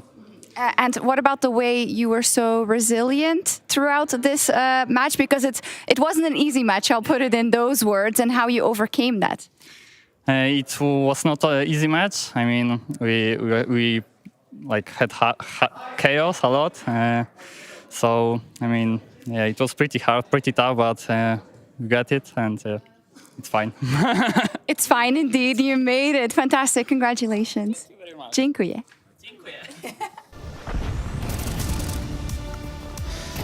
Dziękuję indeed. Janky for short, but definitely Ents going through.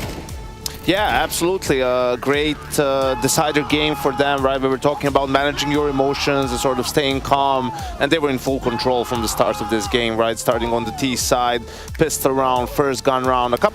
Something that was a little bit different compared to the first 2 maps was, I think there was a little bit more pace. I mean, especially in the first gun round with that B pop, and I think that's really great to see, and they developed such a huge lead that Mongols could never really recover from. Yeah, Jake, I think just kind of piggybacking on that point, there were moments in that matchup where Ents were just completely in control. Yeah, I would say so. I think it was a well-structured T-side coming out from Glaive Ents. Again, the map speaks to it as well. It is a map where you get to dictate the pace, you get to dictate how you play on that T-side. We spoke about it coming into the match as well, Janko. CT side for a team like the Mongols, where you can't do much, you can't really be too aggressive, you can't really be too passive. You're very limited in your abilities. It felt like they were never comfortable, and I think Ents took full advantage of that. And also individually, compared to some of the other maps, right? You can see when it comes to sort of holding positions or going for some of those retakes, right? It didn't look as polished as it did on a map like Mirage or even Nuke, and I think that also reflects in some of the stats, right, for the players individually. Senzu, who has been the highlight of this tournament for them, more or less, fell off a little bit on this map, and yeah, just all really came at the worst possible time for the Mongols. Yeah, and for both of these teams, and I definitely look at the inside still, that word that we've been kind of just honing in on. What is it, Jacob? Do you remember? Oh, I can't remember. Identity. Identity. What'd you learn about their identity from this matchup? I mean, if anything, I learned that Ents is a team that has a great potential. I think we saw the full potential yesterday against Astralis. For them to replicate a performance like we saw yesterday wasn't really the case today. I don't think they played as good as they did yesterday, but at the very least they got to show us that it's still a team that you have to take serious. It's still a team that you have to fear moving into the next stage in the group stage. So I don't know how about I feel about this win for ENCE per se. I think it could have been cleaner. I think that Mirage game, despite them winning it, gave me a little bit of a cold sweat, throughout that one. So I don't think they're too comfortable with the way they played today, but a win is a win, Trace, and at the end of the day, that's the only thing that matters. A W is a W. I've never heard truer words spoken from Jacob right there. A win is a win. Yeah, and again, a big sigh of relief over here, too. If you're just trying to get this vehicle moving in the right direction, if you're the ENCE squad, if you're Glaive and you're over here and you're looking at this thing, you've got to be happy about this. Obviously, as a result, you stay alive in the tournament itself, but, for a guy like Glaive to see it kind of come together in this small regard is not bad. I think two really important things. First, they showed a lot of grit in this series, right? Especially in that first map. They were down 9-3 at, going into their own T side, right? On Mirage, having to come back into that. And for Glaive, as an in-game leader, to have that pressure on his shoulders, right, with the new team, there's a danger of them falling behind like in map 1, so being able to push through that and close it out was great. And the second one is they get at a minimum 2 more best of 3s with this lineup, right? To see how things go, to test things out, perhaps on another map, perhaps on some of the maps that didn't go so well, to make some changes. And I think that's going to mean a lot to them before the RMR. But you know what the cool part about that first best of 3 for them? Talk about a real test. I've been told by a little bird that it's going to be a vitality. Well, I mean, talk about, getting more information. Which better way to get that and see what you're made of, Trace, than to go against the world #1? Yeah, I mean, you want to try the word grit out. I think vitality will definitely do it, Jacob. Yeah, for sure. I guess you learn the most when you lose, and I think that's going to be the case for ENCE in that matchup. So yeah, I agree with you. It's a great point that you bring up before the RMR. The more you get to play, the more you get to learn about yourself, and the more you can identify your own map pool, I guess, for the likes of ENCE, the better heading into the RMR. They're not going to win this tournament, but them being in the group stage in itself is probably a victory. It is steps. There's layers to this thing. It's like an onion almost. And sort of like an onion will make you cry, so we'll going out here in Katowice. Tell me a little bit about the Mongols. I know that this is the end of the road for them here, but was there flashes here where you're like, okay, this is something they can bring to the table again?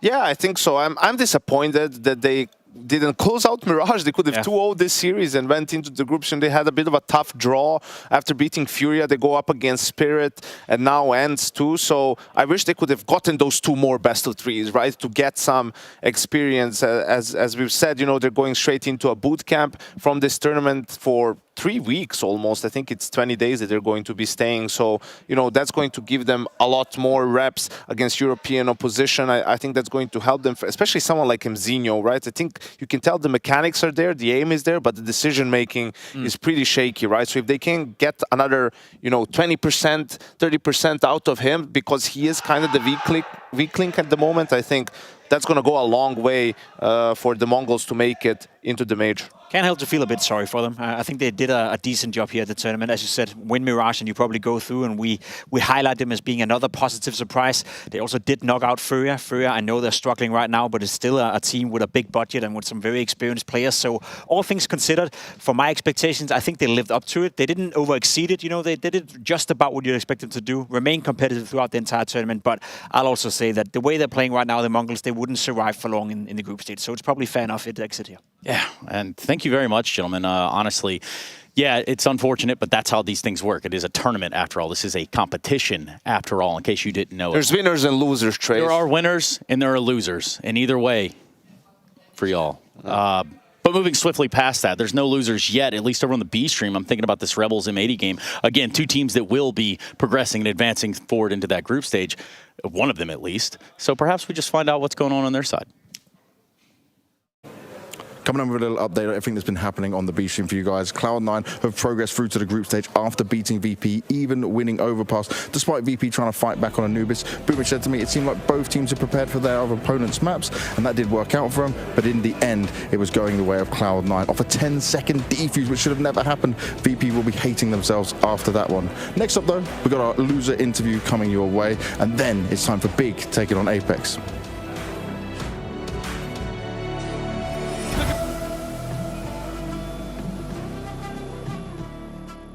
Welcome, my friends, to the Cathedral of Counter-Strike! Elevator, never long way to the top, headed to the peak. All them boys wanna talk, hit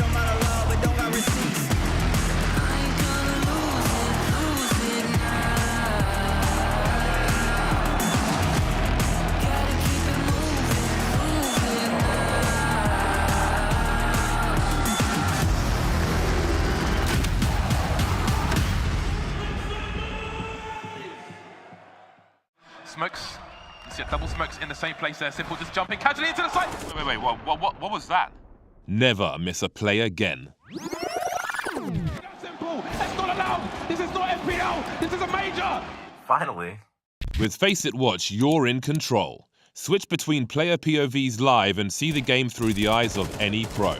Never miss a moment with replays. Relive each highlight on demand from all angles. Watch it, control it, face it.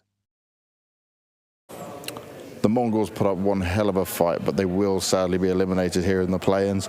Techno, I want to start by asking about the Mirage. It started off very good for you guys, but you couldn't close it out. What went wrong? We just lost 2 rounds. That is a very important round for us. There is a BA split. Yeah, that's our key round. Yeah, we just lost it. But Nuke looks so good, better than we expected from you guys. Did you feel, okay, we can do this now? Yeah, of course, yeah. You had the belief in yourselves. Now, I want to ask, what would you like to say about this team you have right now? And especially you add new players. You keep finding good players in Mongolia. Is there lots of good players that we haven't seen yet? Yeah, there's a lot of, yeah. So we're going to see more success for the Mongolian teams? Yeah, I think so too. Yeah. And would you like to say anything to the Mongolian fans? Okay, I will say it Mongolian. Yeah. За тэгээд энэ үртэл дэмжижсэн тэгээд бүх хүмүүстээ баярлалаа. Тэгээд яг бас л хурсан үр дүндээ бас хүрч чадсангөө тэгээд цаашсан дэмжээрэй баярлалаа. Done. Thank you very much, Techno. We'll see you next time, man.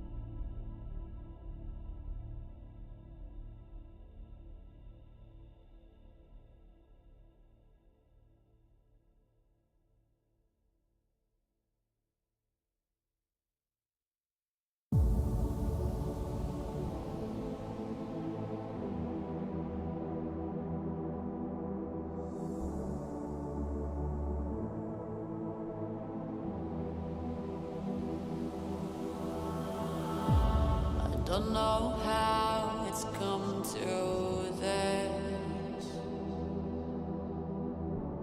I don't know how I could resist. I took a vow to never sin, but I saw the darkness from within. And if the sun can't break through, just let the thunder shake you. I know there's a hunger for the truth.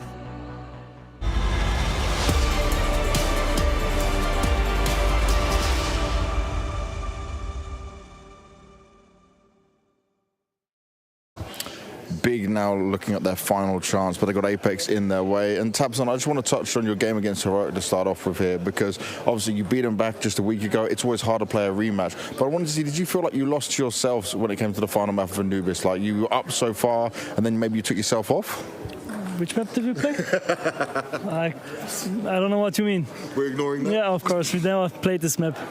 But now, for a fact, obviously, we believe that we threw a lot of rounds, which were really, really in our favor. And I mean, in the end, also they close it out. They are really good players, and also individually, also team-wise. So they punish mistakes, and therefore they deserve the win for sure. Now, in terms of what you're looking at with this Apex, though, it's not the same Apex you used to play against, right? Sticko's back, but Sense is now the new IGL in there. Have you had a chance to look at their games? Yeah, we've been looking for, like they've played here against Spirit and also against Furia. I mean, to be honest, like we just focus on our game. We will just not really prepare much on them. We will just focus on our strength, do what we do best, shoot heads and try to outplay them here and there, but we will see if it works out. Okay, so you're going to focus on your game, but what about looking at, when you did look at them, could you see much had changed? Personally, no. I feel like it's the same style. Yeah, I feel like Sense just not copied, but like try to adjust his play style like similar to Kixan. And therefore I think like they will not probably change so much. So we just focus on our game, and of course we know exactly what they will do, but to be honest, we will not focus so much on it. Now, would you agree though that Apex is quite a comfortable team for you guys in terms of the map pool? Because you guys, when I look at it on paper, have an advantage here. Advantage, you can say that, but we will see. Maybe there will be some surprises in the veto. You never know, but we are still confident that our veto is definitely in our favor. Yeah. And in the end, we will see if we can close it out, and hopefully we will do so. And how important is this victory here for you? Yeah, of course, it's for us. It's like kind of the major. Yeah. Major deal, major game. Let's see if they can make it one step further here. Thank you so much, Banks. Of course, they're not going to be able to make it to that major, so you might as well make IEM Katowice your major if you are big. They're up versus Apex here in our very last match on the A stream. My name is Shox because Stunna didn't want to work anymore, and I'm here with Janko and with Jacob. I think it's specifically because of you two, not that he just didn't work anymore. It's so funny sometimes when non-English speakers like give an interview, because what Tabson's saying, like, yeah, we know what they're going to do, but we're not gonna. Yeah, exactly. It's like, just play our game. Doesn't really make a lot of sense, but I get what he's thinking. Who knows? Focus on themselves. Yes, always a good start. Now, he didn't want to say too much about it, Jacob, but they did play heroic. They didn't end up winning that one. And we're going to take a look at, I think, some of the images as well from that match. But what should they have taken away from that? A win, first and foremost. They should have won that game. They kind of bottled that pretty hard, I'd say. I think Big have impressed me so far. I think the current state they were in coming into Blast in Copenhagen, coming into this tournament as well, they were not looking great. Some of the interviews, they were saying that, listen, we're just here to learn, to gel together. We know it's a rough period. We don't really expect to win, but we'll try our best. However, they remain competitive in pretty much every single of their matchups so far, and I would argue they should have won against Heroic. Yeah, they had a big lead, a big advantage in that series, and I don't know, man, Big is just like super inconsistent, right? Yeah. Like you go from not even making it to the RMR from the close qualifiers to almost making it in the spring finals, right? Like almost taking down Astralis, to here now being one game away from the group stages, and I think perhaps it was the pressure at the close qualifiers that got to them, but you know what they say, sometimes the night is darkest right before the dawn, so maybe they needed that sort of a shake-up, right? So the worst thing has happened, you've missed the major, now you can sort of, without that pressure on your shoulders, just play the game in a more relaxed fashion. Yeah, that does make a lot of sense. I know that Blast Crimbo also gave an interview and was like, the major is everything. It's the whole game, and I'm having trouble with getting my momentum back in terms of that. But Jacob, this would be a fantastic start, making a possible deep run at Katowice, but we're not that far yet. Nah, it's very important for Big, because there's not that many tournaments to play for them. Nope. If they were to exit here in this matchup, then you're not going to the RMR, you're not going to the major,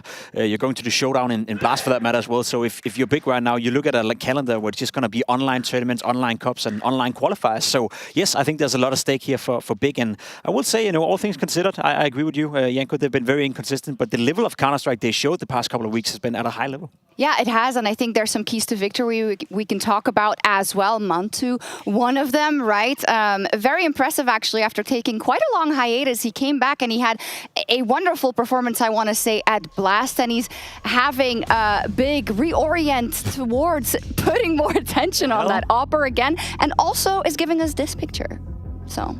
yeah, it's incredible. I think for Mantu, from his time in OG, it's not like he was terrible, It's just like the fragging output just wasn't there, right? Yeah. Like you could tell he had good game sense, right? Probably good communication, good guy to be around, right? But just a little bit more in terms of fragging. And on the other side, Crimbo, right? The young up-and-comer, probably the biggest talent since Tabson that came from Germany, and slowly but surely like getting there, going up in numbers in terms of impact himself. Is it too slow for your liking? I don't know. I don't really, that's not my style, but I'm not judging. Okay, you don't judge ever, right? How about you, Jacob? I think he signed a new contract with Big, and that could go down to be the worst mistake he's ever made in his career. I think he's going to be stuck there for quite some time. I think he's a great player. He's Truly following in Tabson's footsteps. Well, that's the issue. I could see what happened with him. He went from a player that pretty much any team out there would sign to a player now that, with all due respect to Tabson, I still think he's great, but he's not a player that people want to sign anymore. He's kind of died with Big in a way, and I think that's a bit of a shame. Right there, he's smiling, he's having a good time. Yeah, but he's not winning, and you got to win in Counter-Strike, don't you? Maybe it's today. Who knows? And Janko, maybe you have some directives for them. I think you're going to teach us something about some of their game. Yeah, I think this is like how Big looks like when they're on point and when the team play is going well. So this is just a default round, reset round on Ancient, first gun round, after a bit of a slow default. Now they're going for sort of a retake on mid, So what you're going to see is here all the utility being used, the two Molotovs going for elbow, going for heaven, right? Players retaking this sort of area towards lane, and this is where they're grouping, And now it's a good reaction on the side of Ents. As you can see, they're grouping up towards mid to re-clear that. They're not playing passive, they're being proactive, but again, Big being one step ahead of them, they sort of just fake that they're taking mid, they clear out. Here, no one's going to spot anyone. Big is taking it slow. You can also see that the bomb is all the way back towards T-spawn a little bit towards B, and now they're just sort of, I probably think this is the preparation from Big and go expecting people to react, to be proactive on the CT side. That's just the name of the game nowadays. And then we see taking cave control, and here is, if you pay attention, this is Tabson all the way towards the A bomb. So that kind of gives the way what they want to do, but all this pressure towards cave has forced 3 players from Ents to go towards the B bomb side, Dicha as well on mid, and now the time is running low, right? So he's like on mid, he's rechecking it, and now just this little utility that's flying towards B from Crimbo is going to force the rotation from Dicha. You can see all the players from Big actually going towards that A bomb side. Tabson finds the entry on Kyler, and that's it, the round is over. So super example of their composure, not being stressed by the clock and just executing really well. I think this is an excellent example of what Big is doing good on the server. They have team play, they have chemistry, they have synergy. They have to make up for, I would say, a rather lackluster lineup in terms of individual skill. And that's why I think Big is an interesting case. I don't think anyone at this tournament are going into a game against Big fearing the opposition in terms of individual output on the server. It's not a team where you feel like, I don't want to play against Man2, I don't want to go into an aim duel versus Crimbo. But the way they play Counter-Strike, the way they organize themselves on the server, the way they're relying a little bit more on team play and synergy than the rest of the team that we see right here is exactly what makes Big unique. Yes, and we know that they have a big strat book, right? And it's sometimes when you don't see them for a while, that's when they come back and have a great performance. But as the tournament gets deeper, maybe that isn't all there. What we're looking at now, I think maybe Cologne, where of course Apex won versus Big and knocked them out. Knocked them down, not out, down last year. Yeah, I think for Apex as well, it's a situation in which you lose your in-game leader, so that's always going to be tough. You bring back Stiko, so you don't lose your spot at the RMR as well. You stick with that to an extent, and we saw in the Furia game, it was like super streaky, the game, right? I mean, they couldn't win a single round on T side of Mirage to close out that series, still managed to win it on Ancient in the 3rd map. So right now, I feel like every game is a fight for them, right? Like just grind and claw and try to get into that next into the group stage. It is sort of like the little brother to Big in a way. I think they want to try to replicate a lot of the same things. Again, individually speaking, you look at some of the players. Norg is a great example of a player who's good on the server, but again, it's not really a team that you fear going up against. There's a lot of the players where you think as an individual, I want to take a duel against this guy. I want to swing out and meet him face to face. They also try to rely a lot on team play. They also try to rely a lot on, I would say, synergy on the server, and they just haven't been able to replicate the level we saw during, obviously, the Paris Major. It's been a while since Apex has been at that level. They did play a LAN final a couple of months ago against Furia at Elisa Masters, but apart from that, it's just been very much hit and miss. Yeah, looking for that ceiling again. And speaking of Knock, let's hear what he had to say before this bout. We're relaxing before we go into this game, but this game will be anything but relaxing. There's a lot on the line for this one, Nork, and I want to just touch on the fact that the game you played yesterday against Furia was looking good from the starts for you guys, but these games where they were able to come back into it, why was it so easy for them to come back in? I think a lot has to do as well with Sen's first real Tier 1 tournament calling, right? Okay. So the T sides were looking a bit rough, especially on that Mirage one. But at least we got a few runs, right? Not like the first day where we got zeroed, so it's on the right path. So let's keep the trend today. So we've spoke about the Spirit games before, right? You're joking about like not getting rounds, and then you see this Fury game. You guys seem still though like a little bit different mentally. How is it? We gotta be optimistic still, you know. Like this tournament is kind of a like Joker, like trial tournament in a way for the RMR, right? RMR is a major, is always the focus, but we're just going with the flow now and keep improving. Now, in terms of improving, you have been someone who's been doing very well with the AWP, at least in CS2. But Stiko coming back into the team has gone beyond what I ever expected. What's going on? I don't know. We were so shocked as well the first practice day when he came back. You're like, Martin, you're on fire. Like, what happened? Like, this is what you needed, a little break and you're back on fire. It's crazy. I'm proud of him. And I'll be proud of him too, because that's one hell of a performance for sure. But today's game versus Big, I'm looking at this as being a trickier matchup for you, at least in the map pool. What do you guys make of it? We don't really know our map pool ourselves, to be honest. Like, so it's hard to say. Big, for me, personally, it's not like the biggest danger in that way. I'm pretty confident about him. We know how to counter on paper, at least. Let's see if it works in game. In terms of let's see if it works in game, you mentioned about Sense, right? Obviously, there's huge pressure on here for him, and he's still very young IGL. Is there something you guys, the rest of the team, can do if it does start to get like it did yesterday against Fury, to make him feel better, to make him feel more comfortable? I mean, I guess it's our responsibility to, if something is not working, it's up to us with a little bit more experience to make the right calls and help him out. So yeah, that's about it. Well, let's see if they can get the job done. They're going up against Big real soon. Thank you. Thank you so much. If my mic turns on. There we go. Good performance overall so far. Talking about the maps, we saw them there. You said he wasn't too sure. What do you guys make of it? I think there was no surprises there, really, in terms of the picks. Maybe a little bit for the Apex if they wanted to take it to Overpass, but I think Inferno, they already played that with Stiko. So I think, yeah, and for Big to punish Big Vertigo, it's also their best map.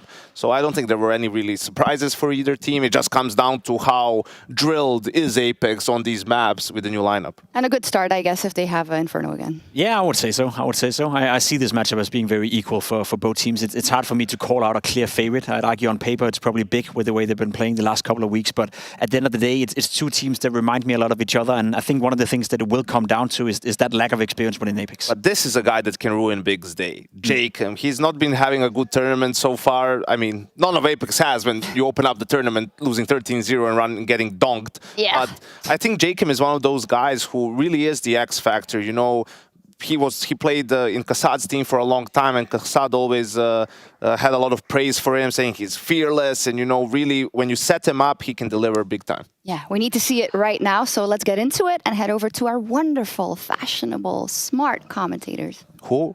Yeah. You have those? What? Yeah, I'm pretty sure.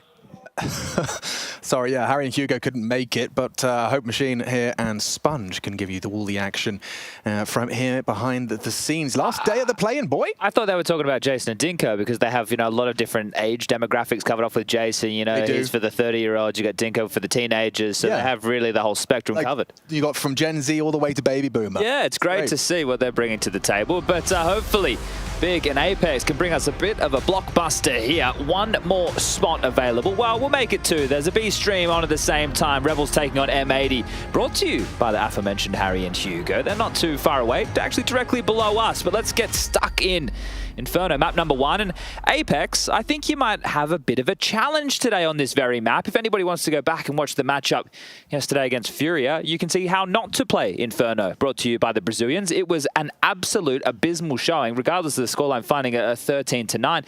They didn't know how to take basic map control on the CT side. I think Big will. Yeah, that was a regression, a bizarre regression. I'm expecting to see something quite different here today from Apex and Big.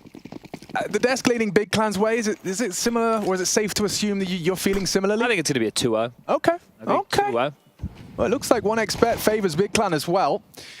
Tabson, Man2, and Process walking down B. Could get interesting. How long has that smoke got left on it? Sense is considering it. It's a flash available. So it's Satsunito. It would have to be one hell of a flash. They just flash mid. It's enough of a distraction. They avert their gaze. Not blind, but distracted. Own Molly on his toes. Got to back away. Senses the bomb. Got to get away. Routing now towards second mid. Oh, look at Stiko. How much space can he get? He's in boiler room right now. Nork. Could be a bit of whack-a-mole off his head. Oh, it was Stiko. You're right. Straight out of boiler and on a bit of a hot streak. That's Crimbo making a meal of his opportunity. A triple for Stiko. That's the form that Nork is loving to see since the return of Martin. The Tractor picking up 3, could be 4. Process in a 1-on-3 situation. Back turned and... Go on. Yep, you've been spotted now.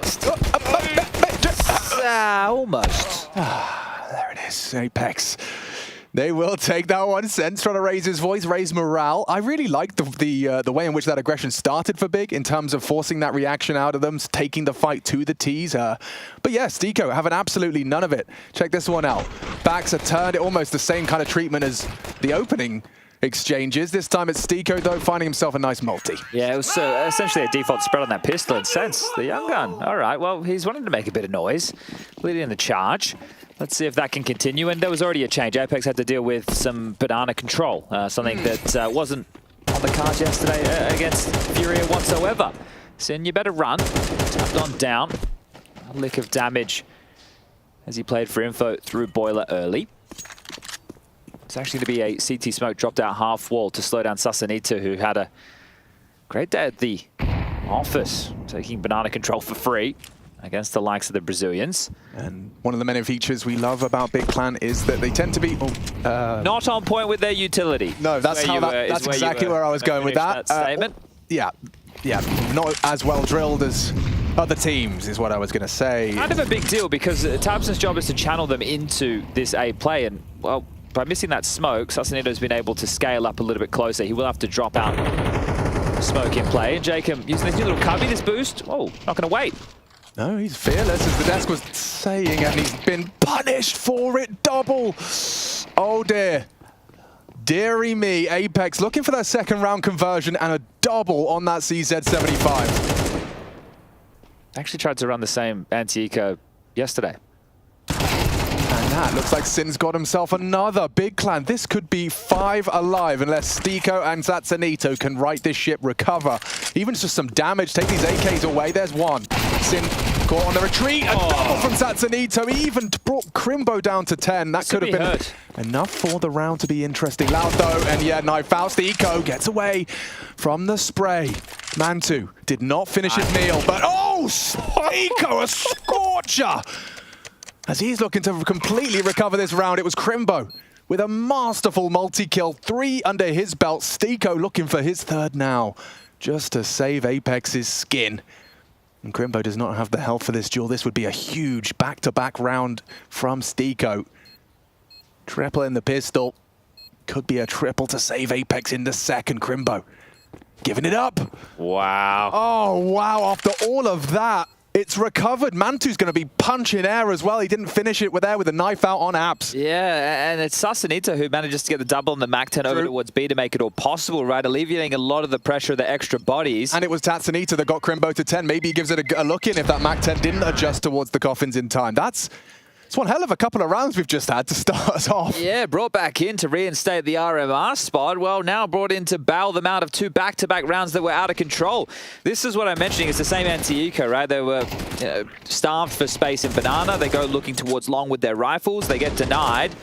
This one. That's huge. Yeah, and I said time at that moment. There's 12 seconds. And this is one of the, well, huge issues with Big. I want to avoid saying Big multiple times in a row. But the team, when they were up against Heroic, they tilted essentially, right? They were 6-1 up. They lost I think it was a 5-on-2 situation. The game got away from them at that point. They won one other round. And Heroic ended up being able to grab that spot in the top 16. Is that somewhat of the kind of the story of Big? Where they get so close to glory, and there is sometimes a moment like that, a trip over your shoelaces. And you do see the frustration starting to mount, and you saw it there, Tabson with the head tilt back, where 2 rounds into the game, they're obviously more than happy to show it. You see it with God B from times. He can be elated, but he can also be looking somewhat depressed, and by losing that AK, the opening throws of round number 3, Nork will scoop that up. This round is very difficult for Big to contend with because the saved rifle's already removed. If I was Crimbo, I would have felt the last round would have been a better crack at it. Yeah, fair play. Fair play. Didn't quite get anything out of it here. Single bullet could have found him that round. That's nice from Tatsanito. Very precise. Good at this. Yeah. Just slips out, takes the jewel. Bit of housekeeping as well. And then Nork steps up. It's his turn. Finds his first frag. Clearing his corners diligently. Checks that boost. Adjusts the spray. Process at least will punish the first. And he's the last one standing. Tatsunito's not going to let any retrieval take place. Myth are happy with that, and so should they. 3-0. Starting off on their map pick well. Okay, well, Big, I assume they're going to take an awful lot of banana control here. So having a look, Mantu doesn't tend to take the AWP over towards B and set up that often. So I think we'll see Crimbo assisting the likes of Process and tabseN to garner the banana control. Sin to try and anchor things down with the assistance of Mantu over towards A. Yeah, now I have yet to fully adapt my game to Inferno CS2. This smoke, I understand, is one of the biggest shifts with the removal of the skyboxes. Yeah, FaZe likes to use this as well. They even post Brokey up short side, throw a HE into it, and try and get a pick behind it when they force them back with that banana control, because they're essentially in a waiting room around T stairs. Over towards the chicken pit is Sense. Up and in towards the boiler room will be in combination with Stico to get that boiler and Hall's control. And top banana, they're postured for now, so they've held on to some util of Crimbo to flash and fight. What's the go? What will be the tell from Sasanito? That'll be the actual real estate I believe Apex should be fighting for. He's on his own right now. That incendiary does not spread. Misplay or by design? Isolating him if they're aware. They were. Process. Good flick back. Finds the head of Tatsunito. Opening pick and built upon it by Mantu. Doesn't nail the second. Goes for the quickscope re-peek. And so Jacob, one back for Apex. It could be a second here. Jacob. Made it in. Here's those steps. He's not going to clear. And Crimbo set up for the 4v2. Gets the pick. Nork on the bomb. Process push behind that smoke. And yeah, it's only Nork now. Nice pick off. tabseN catches Stico walking around towards Arch side. And they know where Nork is. Those steps were heard from Process, who was deep down banana towards Broom. So Nork might just be hoping for the save of the AK. First gun round, big profit. Will they be able to pick up the AWP for Mantu? That's the biggest question. Jacob discussing, Mantu not looking too shabby over there at Blast. Had some good performances. So you would like to get the AWP for your sniper. And tabseN has been able to collect that. So there will be enough money for a buy. Apex, with the loss bonus, have 4 players who should have rifles in their hands. It's just going to be Sense operating with something a little bit lighter. Nork can drop him across an SMG. But this is the adjustment from Process.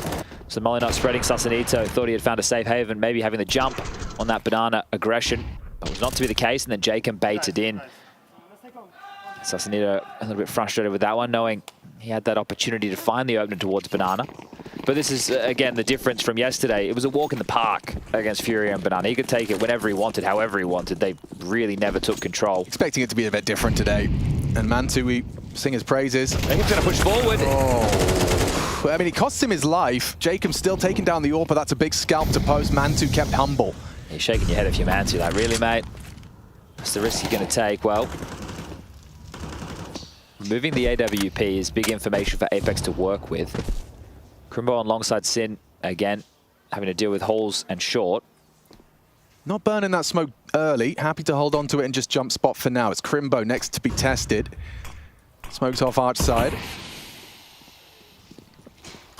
Now flying blind with brackets control. Apex got some serious control now. We've got Sense and Stico working on short. And damn, another clean headshot from Stico. Yeah, looking crispy is Stico here today. I bet he did his warm-up routine. Teaching you all at home and showing us all in the server right now.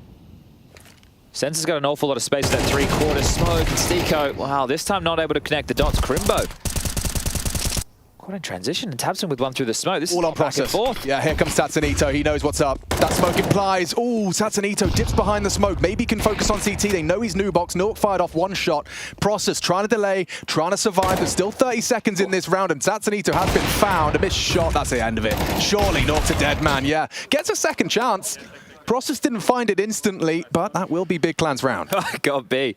I'm not sure if he was happy with that one or not. So a bit of a huff and a puff, but also giving the massage of the shoulders to the in-game leader, tabseN. Been along this journey on and off with tabseN for some time. I remember back at Pro League when we were over in Brazil in the early days, that NRG roster, I think it was with Fugly, PTR, Legia, Goffy, tabseN. Oh gosh, that's a throwback. You and I were on the desk back in those days. Okay, if you could be coached by any of the coaches currently coaching in Counter-Strike, who would you choose? Oh, wow, you've really put me on the spot. Yeah, I'm going to have a think. Do I have to give the answer right this second? By the end of the series. By the end of the series, okay. Yeah. I've got a short list. There's like, I have a top 3. And Satsunito's Glock is going to do a little bit of damage, chipping away at Mantu. It would be a real shame to lose him the first opening death this time around, and it's not going to happen. Crimbo showing no fear up against these pistols. They're all just pushing, fragging, shooting each other, having a good time as this equalizing third comes in for Big. I do like them showing a bit of variation, and I know it is against the lighter buy, and it could be risky being aggressive against just pistols, but the fact that they've used that smoke twice now, once they've not really done anything, just blocked with it, the other they've used it to push on down and be a little bit more of a jarring force for Apex. That's something they'll need to keep in mind even when the guns are out. And speaking of the guns, they are back out for Apex. So will there be a change of direction, maybe something more direct? I'll give you my answer now. Probably Ronick, actually, if I now thought about it. Oh, I feel so bad for the kid. Whoever's idea it was to put him in as the coach of Astralis, even just to install... That was such a terrible idea. LOL. Smokes in. It really is just a necessity. And you almost always have someone on that spawn, right? Look at this. I like it. Eco's not ready for this one, is he? Absolutely not. He was lining up for the pre-aim onto Apps. And he should be out of here. Job done. Mission accomplished. That's such a nice little burst of CT aggression. Crimbo finding his 8th frag and cutting down Stiko, the highest flyer on this T side for Apex. Now they should be able to reset. They don't need to completely turtle up.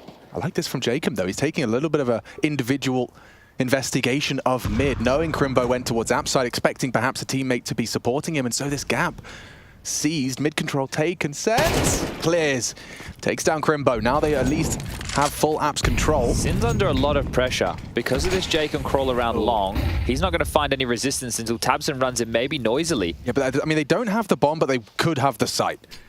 He actually nades his own smoke, swings late. Tabson's caught that Jacob crawl, so that's a huge find.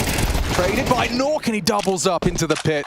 Lovely find from Nork. Should have the site now. Bomb just about arriving towards apartments now, and it looks like Process has seen enough.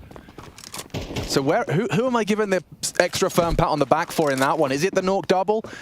Most likely. Well, Big stayed active even after the opening kill. They had hedged over towards B, and they were trying to fortify Banana, and that's where the gap manifested. Yeah. That's where Jacob was able to take a bit of space. I think you need to give credit to the likes of Sense for finding that kill onto Crimbo. He could have completely reset. They could have gone to a site crossfire. They could have dropped all the way back, but trying to be cheeky with it. And around the corner, Sense, crosshair in the perfect place to rip his head off. But I think it's Nork catching Tabson off guard and seems frustrated, but should have known that was a possibility. Yeah, They had left all the space. It was a passive setup on A. It was one pit towards the bike position, and it was one in App, so they had foregone all mid-control, essentially. Right. Can be the in-game leader, Brain. Well, yeah, and that's where you do want to give Jacob a little bit of a shout out as well for that awareness and that knee-jerk reaction. We talk about his fearless nature. Well, walking up mid on your own with no trade potential in a numbers disadvantage, you do have to take those kind of risks, and he did. I am just questioning the need to go with the 3 Banana. I guess they wanted to have some piece of real estate. Sure. But it will come back to bite Big in the arse. Is a tactical timeout called Mytha on the mic. And he's got a bit of motor mouth, so clear instructions. Maybe not happy the fact that Crimbo was able to find that gap early. It didn't manifest in a round win, but it also gives Gob an opportunity to have a bit of a chit-chat too. And there is more than enough money for a big buy. The AWP still carried across, rifles for everybody else, and full belts of utility, plenty of diffuse kits. So both teams fully functioning for round number 8. Had the opportunity to talk to Apex today, a map that he loves and a map that Vitality have had with the last 3 rosters an 80% win rate on. I was, just watching the demo, actually this demo, getting to just talk through maybe, what Fury were doing wrong, and we found an awful lot of things, but just getting to hear him talk about this map and some of the new... He's not giving me everything, of course, right? He's actually just giving me... He gave you something, right? Some base level stuff, so it was good to hear. But Banana control on top of the plate. Oh, Tabson, he just holds down mouse 1. I can't quite believe he gets away. It's not a guarantee, and out. Okay, nade damage onto Nork as well. Little bonus. Every nade worth recovering, picking up that incendiary. And floating back the whole, they're giving up B, Chad. I don't mind this gamble. Is this something that, you know, kind of VP would be happy with? I just think, you know, considering the pressure and the gaps that, exist towards A, Sense, that's beautiful. He's done well with that. He's done very well. They are starting to magnetize towards the wide open bomb site, though. Now that they have the stack, they still feel that the pressure's coming, so they're not re-aggressing. And well, unfortunately for them, they've given up all the territory. The positive is Big can just sit on A and save again. Sure, and yeah, and another positive is that Sense's frag has won them around for the boys of Apex. Almost back to back. Yeah. It is scary for Big, considering the save because of the position of Sense. The fact he's so close, they might want to unleash a few of the individuals to try and hunt this down, knowing that they haven't leaked through middle. They could be playing through halls aggressively. We'll catch this again. You get it from Sense's perspective, just over the cusp of that smoke, catching Mantu unawares. And that was one of the keys. So they had thrown that top mid smoke in play, the one that lands in the mouth of middle. Oh, that's not very good drawing, is it, Chad? But we could see, yeah, it lands right here if we stay on this screen, which means that they can walk through the smoke and go short and long, right? So the defense was split and that gap existed because of the 3 banana. And it wasn't necessarily exploited, but it's always something that the defense on A needs to keep in mind. And the A site has been nerfed somewhat. You can't do the one-ways in the pit with the smoke in the same way. Graveyard is nerfed. Yeah. Balcony is not as juicy as it used to be. So there's a lot of pressure on Sin towards pit. And the fact that they're split up with one long, one short, and they're not even able to play together or off of each other. But the saves, Big by again. And loss bonus for them starting to build. So 2,400 will be going into the next. We might see more of the same if they continue to lose control of the sites early. Deep mid smoke in play. Banana control. This time just with 2 players, Tabson and Process. Tabson ahead of the half wall. And the deep smoke. Bit of a time delay.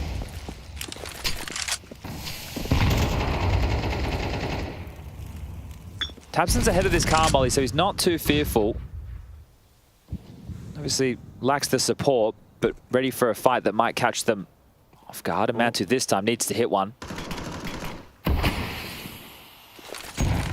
Could be good. Income very low, 36. Got brackets.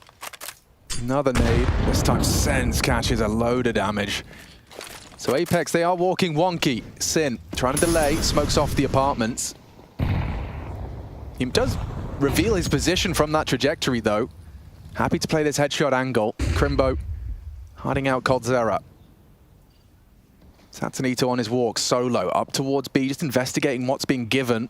They've got 40 seconds for this one, and Mantu will eventually triumph up against Sense for that opening. 38 gets uncomfortable for the T side now. Mantu re-aggressing into the AWP. Yeah, that's an equalizer from Nork. They're going to try and give it a shake of the stick bomb on Nork's back. Satsanito still knocking on B. They try and fake this out. Oh, that kill could have sold it so well. The util from Stiko, he's trying to still pull a defender, but they're not moving anywhere. They're not moving an inch, not budging. And so it is just going to become down to 14 seconds, lads. You got to go now. Nade again. Sin low, but comfortable. 1 left on this one. Crimbo will find it, and the crossfires paying dividends. Okay, well, this time not over-rotating, not gambling on a site, just sticking to their guns. Starting in a bit more of a traditional once upon a time 2B, 3A. And hitting the necessary shots to alleviate that early pressure that Apex were trying to apply. Second timeout called within this first half for Apex. You can see harassing Sin's position, forcing him towards headshot, but unable to capitalize on top of that. We didn't see where the top banana smoke was thrown from. I have a sneak. What do you suspect? Well, I was keeping track of the smokes, or at least I thought I was. Was it thrown from Crimbo in the A site? That wouldn't surprise me. But he was, yeah, he was cold. I mean, unless he... Because they'd used the 2 smokes from the banana players to block. I understand utility can be dropped, but they started 3A. Oh, and we saw that weird trajectory, the one that kind of just dropped straight down. Yeah. Yeah, sus. Yeah, okay. I don't think we can get that. No, but if any of you internet investigators want to give Chad an answer, please tell me I'm wrong. Please do. You love to do the internet. It's my favorite thing. Hey, you know, there are a couple of missing helmets on 3 members of Big, and I'm seeing Tech 9 and a Mac 10 could be a factor. Just wanted to highlight it now. Delaying the default, Stiko has to respect that. Oh, a quick move from him. Stara would be proud. No, parkour. Precision onto the ledge. So they have slowed down the default to get in the boiler and halls control. And speaking of that, 2 individuals towards the end of the apartments. Stiko doesn't have anybody to double swing with. It'll just be on his lonesome. That's enough. Yeah, got plenty of information, but no, it's not. Actually, just showing a little bit of leg is more than enough to get the space. They respect it. Ooh, and they lose sense on a jiggle out. That's a big one back, and Jacob, he needs to do more with a loss of Stiko. Slowed down by the flames, flashed off. This is great reaction from Big Clan. It almost feels like they walked straight into their trap. A molly and a flash combined with a double swing and just GG, round done. That one feels good, and the fact that they could get on the same page to understand they both wanted to swing and fight short and trap them in that position, right? You know, a lot of the times you could have just sat back and done more of a passive crossfire, but they catch them coming up short as a collective, and I think that's why Godby's so happy. Yeah, here, look at this. Just different elevations, hard to peak angles, and yeah, that looked really nice. I mean, that's probably exactly how they've been drilling it in the scrims. God, hyping the boys up when that works as wonderfully as that. Jacob, gonna catch Proc. Could have caught Process off guard there. We all know how that one goes, just aiming through the wall, anticipating the angle, Process ahead of it, hard to recap. It's just look at how big are changing the channeling of this round, and they've done similar things aggressively when they know that the low buys are out for Apex, so you can see they molly deep front middle and 2 down banana deep. Oh, come on, man. 2. Yeah, shooting Process. That should have been a freebie, and Gob's having a giggle. I mean, it's kind of mad, yeah.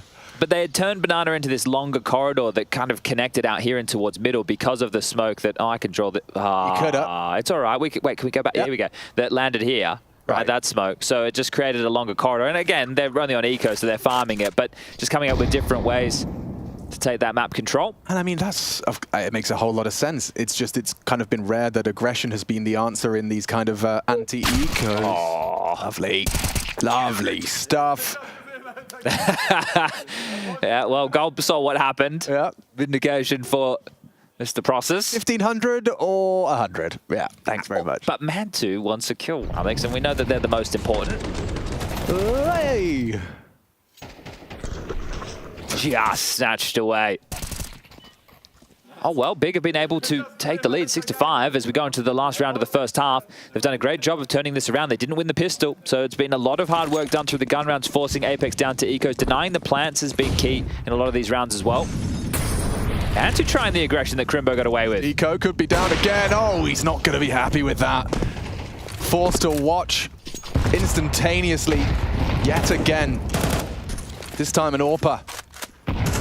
Finding that opening, and Big, I mean, as you just highlighted, with in the absence of a pistol, to be leaving with 7 is going to be one hell of a feather in their cap. I say that, let's not speak too soon. One hell of a flashbang, a dink on Nork. Process has done damage, but the main event is going to be Thompson's survival. Sin rotates through. With you two. Sin can try and block here, throw a flash into pool, do something to stall this out. Great load of space for Mantu. He's really just stretching his legs, calling mid-quiet. Could be misinformation given sense maneuvering now towards the long path into apps. There's no way Mantu's stuck around. It looks like Apex have decided to reset. So they apply all that pressure, they force the smoke out of the B defense, and they've reset. They knew they couldn't beat that rotation, but they forced it anyway. And Crimbo, this one's dicey. Sasanito not in banana. Does that tell Big that they should rotate? Most definitely now. It's going to be a hard one for Sin, but last round he'll give it everything he's got. I'm still in limbo, but apparently that information more than enough for them to drop all the way back.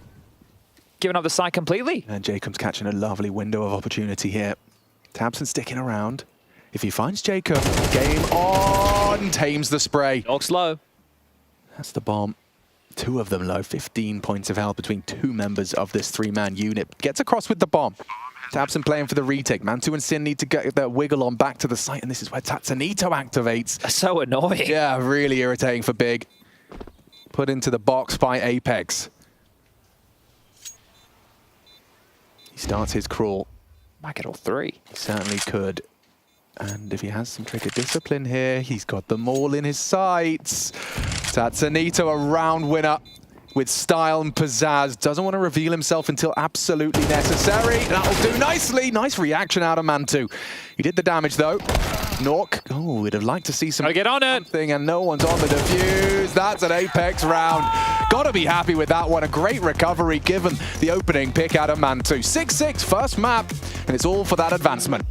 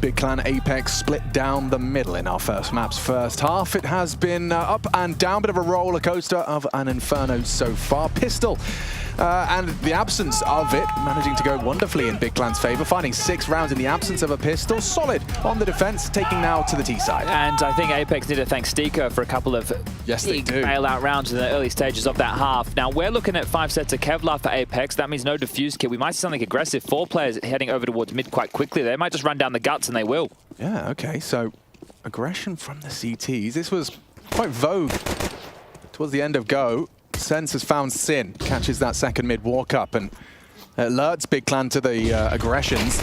Now pushing off the flash, Mantu sets them up for these fights, and it's looking fantastic for Big Clan. Careful now, Crimbo handles it with the last few in the clip.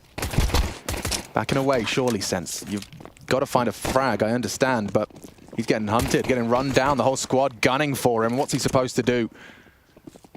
Headshots required, not looking likely for Sense. He gave it a good go.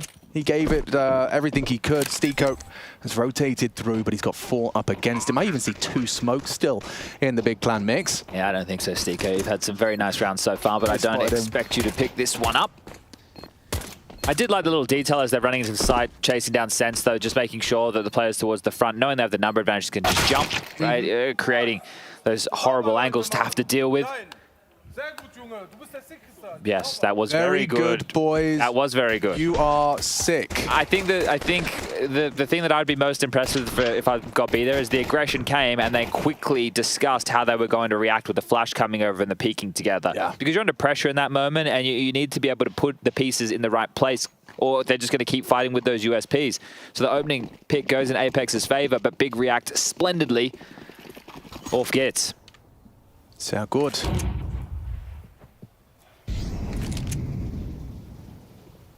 Oh, the anti-eco and the full eco for Apex. So not opting for the Force. And in a map like Inferno, where you have some of these tighter corridors, you can get out the SMGs, the MP9s, the 5.7s also very powerful at these type of ranges and have the smokes to delay. They're going to be going into the first gun round with lighter util. And that can tend to be a bit of an issue, right? We just have spoken about the need for banana control. You want to harass with the different layerings. There's so many different ways that you can take that banana control, but that means Apex have a few choices. Do they go lighter in the weaponry department? Or do they go heavy on the rifles and not have that util to go for those opening gambits down banana? Waltzing into B, a completely empty bomb site, as we've seen the stack over towards the long side. Apex have hoped was laid at the ready, but that's what happens on a full eco. You have to either gamble or try something aggressive. Now maybe just staying alive and not giving over $300 per head.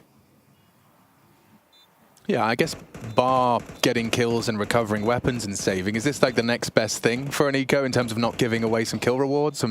Yeah. At the very, very bottom of the barrel, the CTs are going to get the round loss bonus regardless. Yeah. Not hamstrung the same as the Ts. And I guess as well, if they're thinking, hey, there's a max 10 or 2 in play. Oh, they are? Oh, they are going for a fine. Okay. Trying to limit some of the investments. Hello. Yes. Maybe not. A leap of faith. Hey. Sin's got to rebuy himself some armor and maybe even a weapon. No harm, no foul. Big Clan, they get that second round, so 8-6 the score reads. We're going to get the guns back out now, though, or rather out for the first time for Apex into this second half. Going to be interested to see if we see more impactful rounds out of Stiko. He's tied with Satsanito at the top of the fragging charts. Okay, so there was an incendiary donated from Stiko over towards the B defenders to try and get this control, and we can also see a smoke flying through the sky towards bottom of Banana. So they're getting donated a bit of util to help them on this side of the map. Tabson, that nade, very well placed. Sense feels the brunt of that, chunked down to 64. So is that to be called for by Satsanito if he hears something? Gonna have to be.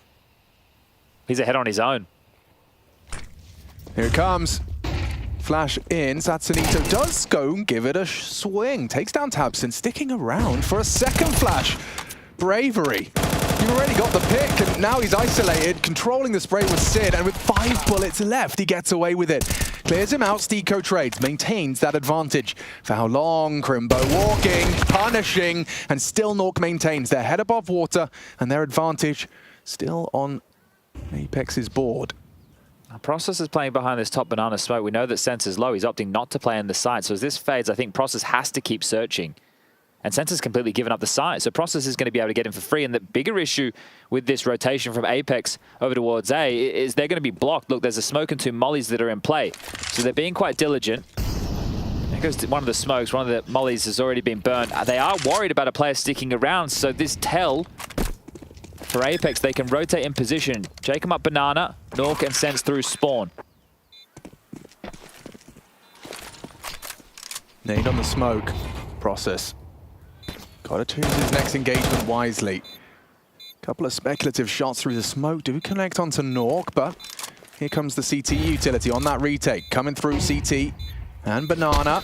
Taking fights, multiple fronts. Process has been brought down. This feels impossible for Mantu. Already just sticking the bomb. 10-second defuse. Need Jacob to cover him. They find it. And you've got to be happy with that one, considering you completely abandoned the site. It gave Big Clan a way back in. Oh, look at the face of God B. Oh man, it's like he just sucked a lemon. Yeah, and Tabson also looking down the line. I don't love the way that they had played that post plant, but you can see that they thought that there was going to be a player closer towards the site. They expended a lot of utility just to get in. They're thinking, really? Nobody here towards B? So very diligent with the util to make sure they could get the bomb down in that 2v3 disadvantage. But then the way that they'd played it, it wasn't really together. Process taking fights on his own, didn't play off of his teammate. I have to say, he's got some attitude, doesn't he? It's the fact that he is, you know, considered a very new name in this scene to be wanting to look your opponents in the eyes. You know, some people want to keep their eyes locked on the monitor, never mind looking over it. It tells us something about him as a character. Yeah, I like it. Well, this is a competition, right? And the most fun you can have is by making someone else feel miserable. Precisely. That's why single players just don't quite hit. Another great nade, this time on Jacob. Softening up the B defense again, but it's unconfirmed damage for now. 4 players will congregate in Banana with plenty of util for a B execute. Well placed smoke buys time for Sasanito to also rotate over, but knocking on that door. Big have seen enough. We'll go back and try to pressure elsewhere. Crimbo's been in boiler this entire time, just listening for any sound cues, making sure no free information. Not premature on the incendiary, but an indication as to how the setup may look here on A. Long a battle Sin looks to take. Avoids the majority of that HE damage. Not throwing that one out. Spray from Sin. Is this a B split? It could be. I mean, Satanito is in a position to contest this, but you know, careful with your knife out. He's rushing over here. There's a real blind spot for him as he tries to return to the site, and yet, completely caught out on the way back. Sin finds him. It's a nasty one for Satanito. 15 seconds, though. Sense could disrupt this. He spotted Process, but trigger happy. Only 11 bullets. He's been brought down. It's a lovely 2-piece into the site, and Big Clan with a clean round for their 9th. Did look dicey for a moment. I mean, for sure. But they've really timed that one well, Big. Do you think that was the go right from being smoked off by Sense on top B, as in let's go take Arch, investigate, see what we get, and end up B? It looked like it, and I think you were spot on with that incendiary from Nork on long side. As soon as he drops that out with one smoke coming down, it's telling, hey, maybe it's a little bit weak here. They're trying to block. They don't want us to come to this site. So they were able to pip the gap perfectly. Find a great timing and poised from Big. That can be very stressful. The likes of Sin and Process, this is still newer territory for them, even though they have been donning the big jersey for some time now. And, well, Crimbo as well, he's got that promotion a while ago, but I still expect some jitters. These aren't names, like we're still saying their names. It's like, it's still newer out of our mouths. For real. But I suppose, oh damn. Go back, I wanted to hear the call. I love hearing Tamsin's calls, but what I was going to say, reflecting on the time, some of the names. Yep. It's all right, we can find another point. Oh, but it was an interesting one. Interesting. How? Might come back to you. Yeah. Apex have burned their 3rd and final timeout. Is that interesting? I'd say it is. Especially considering this was their pick, if I'm not mistaken. No, precisely. And they were always going to be up against a tougher task. Furia yesterday, an abysmal showing on this very map, regardless of the 13-9 scoreline. Apex are having to work a whole lot harder today. It's back? Yeah, I got it. Ding! In terms of teams playing it so late, you know how kind of composed they were in that like 18 seconds real late hit.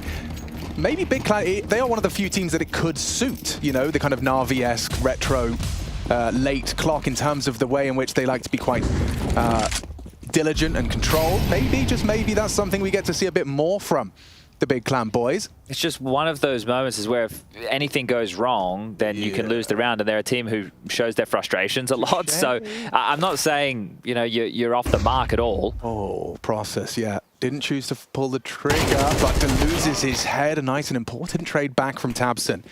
Smoked off. Only really up against one remaining threat in Stiko. He's not on the B side, so yeah, nade that smoke. You could be charging in right now and the round would be yours. However, they're not to know. Could be walking into a stack of pistols, as far as they know. I think that HE just solves multiple problems that AK not able to be retrieved now either. Yeah, nice. 2 for 1. Blew it back out of the remit. So Apex have rotated over to try and fortify. That rifle of Stiko joining the party. And you, wow, wanted to set up the boost, but they've got the perfect smokes down to deal with that over towards Coffins as well as CT. Both using the new mechanics to extend quite high. They're still taking their time as well. The half-life of these smokes, they are going to be starting to fade momentarily. 35 seconds in they come.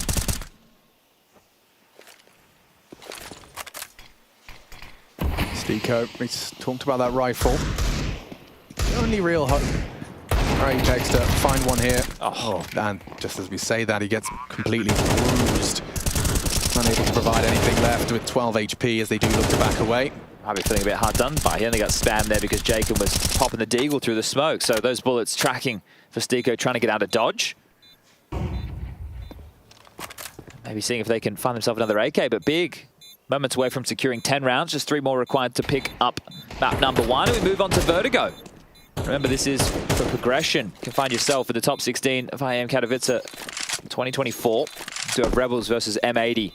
If you haven't been following the story of M80, they're currently without Manx. They have Def, the coach, once upon a time professional, played professional Valorant as well.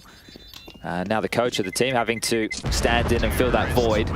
So things were never going to be easy for M80. The victory that they picked up was against Rooster. And they've been struggling in their matches down under as well. Back against the wall now for Apex. We had just discussed that they had taken their 3rd and final time out of regulation. So with the save from Stiko, the eco from everybody else, Nork will get out his AWP. Rifles across, util there. Only 1 CT round to boast so far.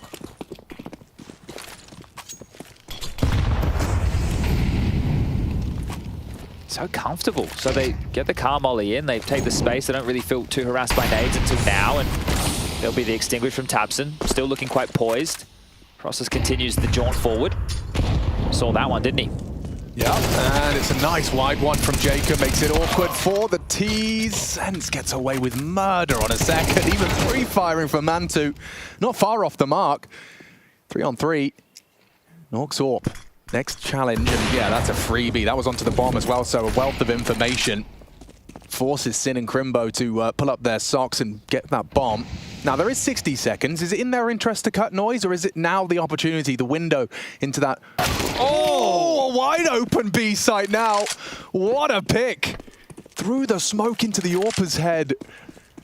Uncomfortable retake. Stiko and Satsanito. This is a must-win round for Apex. They're running out of opportunities. They're quick, though. They're very fast. Already charging up Banana. Satsanito here is so fast. They're committed to the site, condemned almost. Yeah, he's going to go ahead of this. And that's what Sin was expecting. A couple of scorcher headshots out of the young German.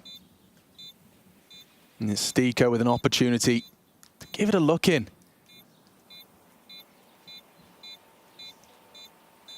Flirting with opportunities. He's not got any time now. He's actually just going to have to try and back away, maintain. Offered nothing either. They're not over-peaking, just one at triple, one's transitioned over towards Banana.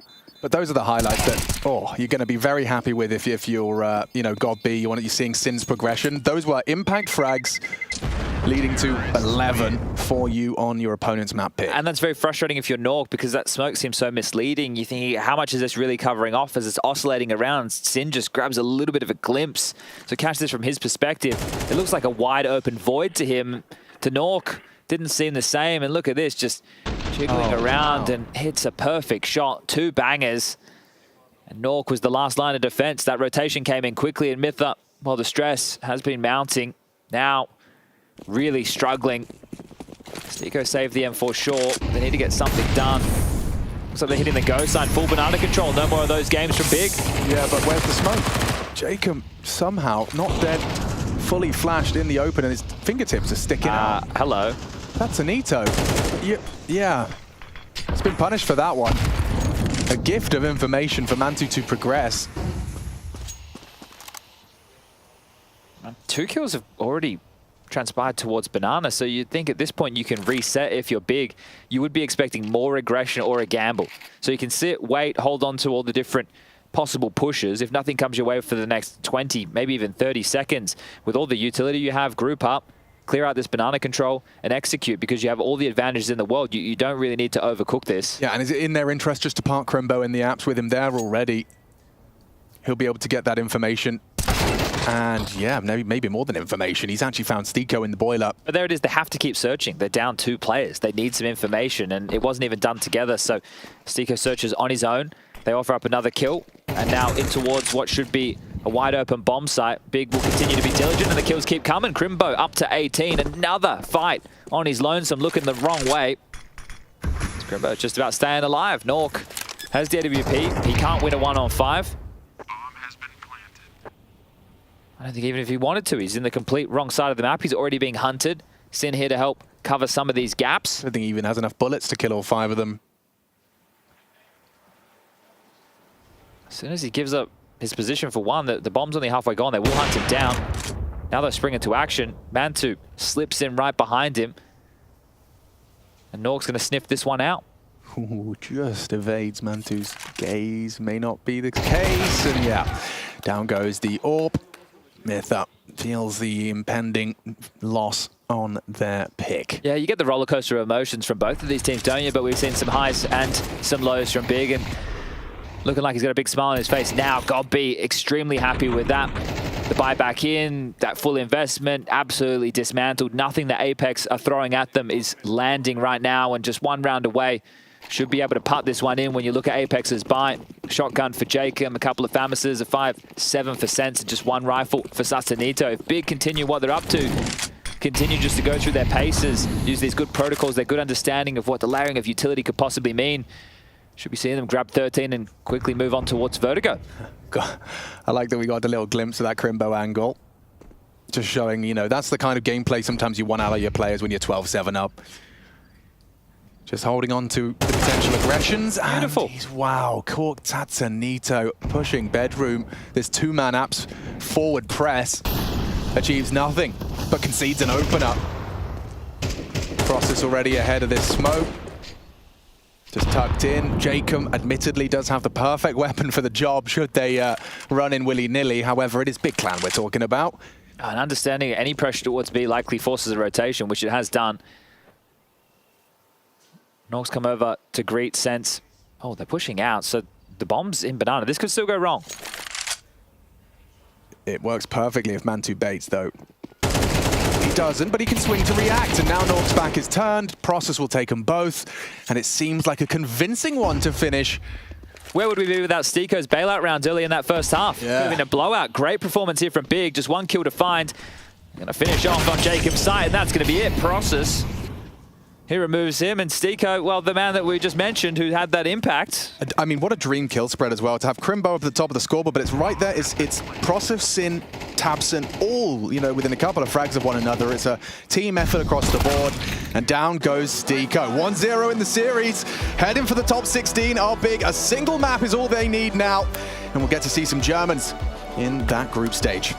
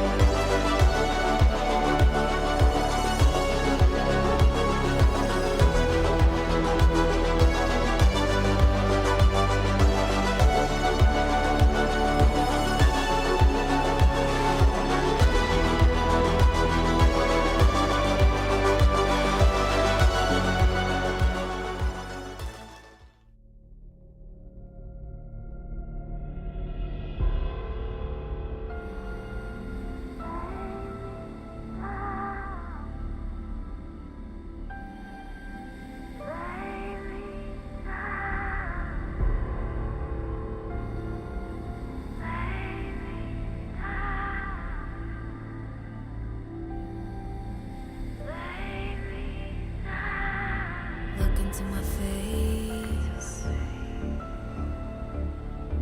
Tell me now why you want walked away. Running out of words you wanna say.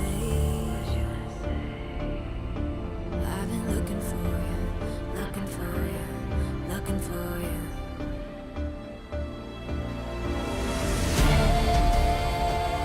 Take me down, leave me lost and found.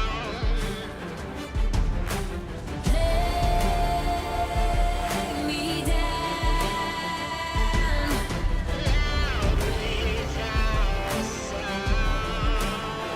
And I will rise, rise, and I will fly, fly.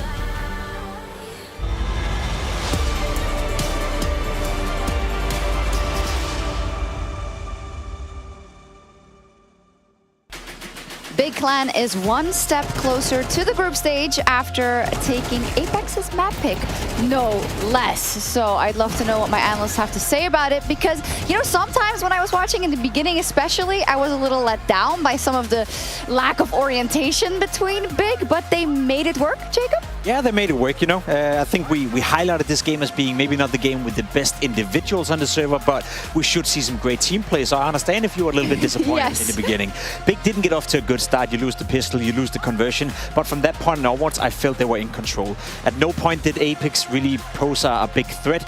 You finish a game with no one above 10 kills. You finish a game with no one above 65 ADR. At the end of the day, it wasn't even a close game. Had Apex not gone up 3-0, I think Big would have just run away with it from the get-go. Yeah, I think Big were very disciplined in this game, right? It would have been easy to get frustrated early on with the Stico, you know, in the pistol round, especially that 2v5 in the second round from him and Tatsanito.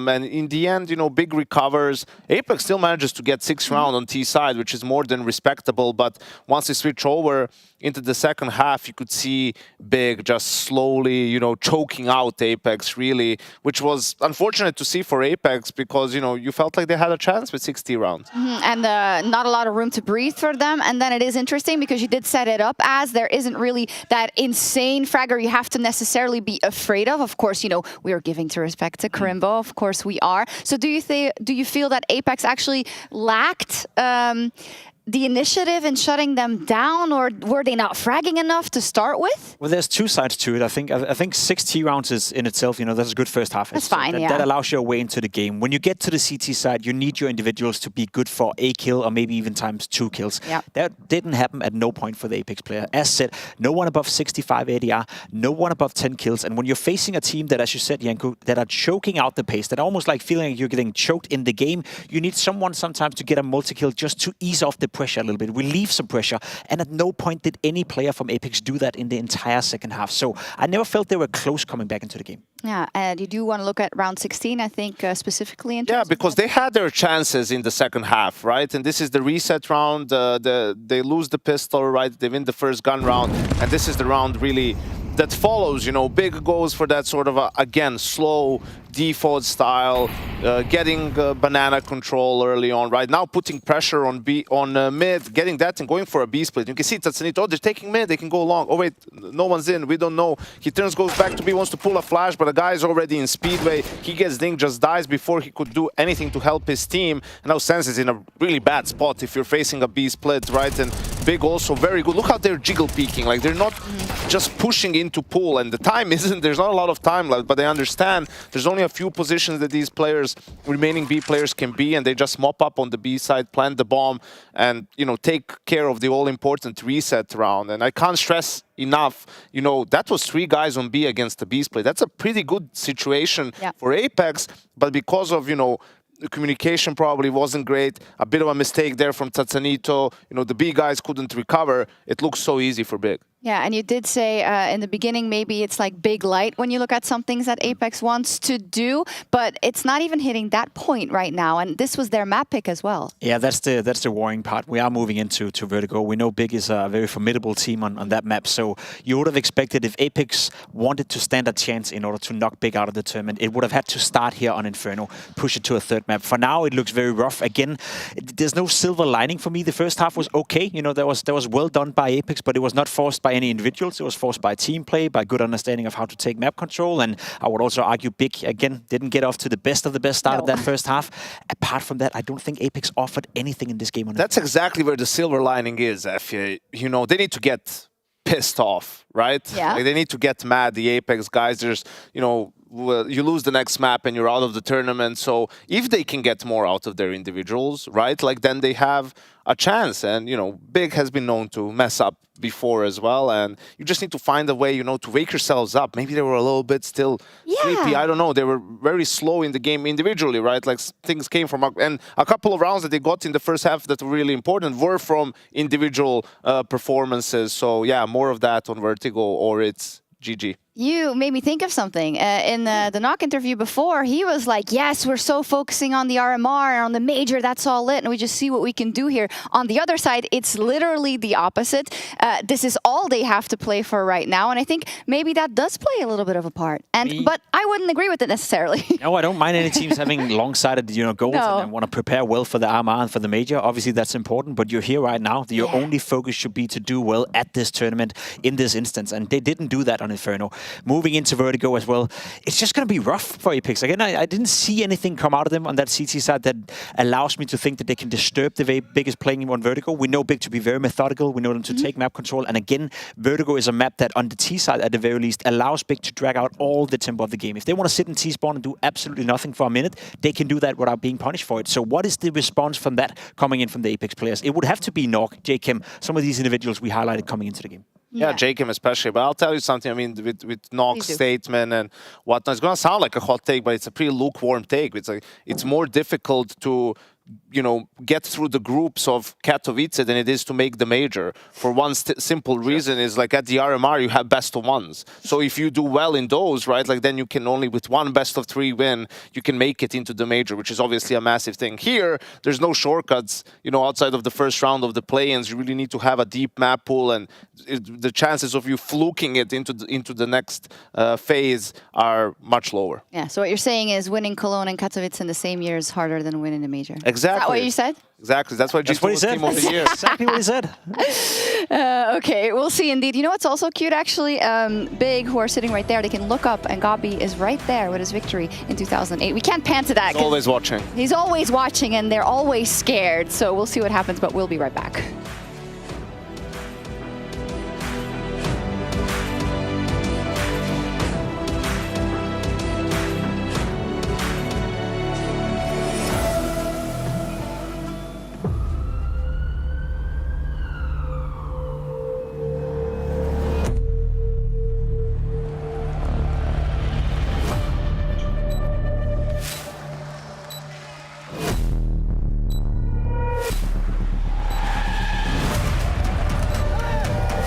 Colt's gonna jump across. Oh my God!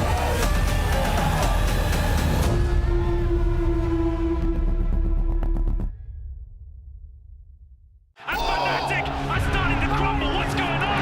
Let's look at Rick Scooby's looking to shine the brightest, and he does it! His first grand final. Let's get it on!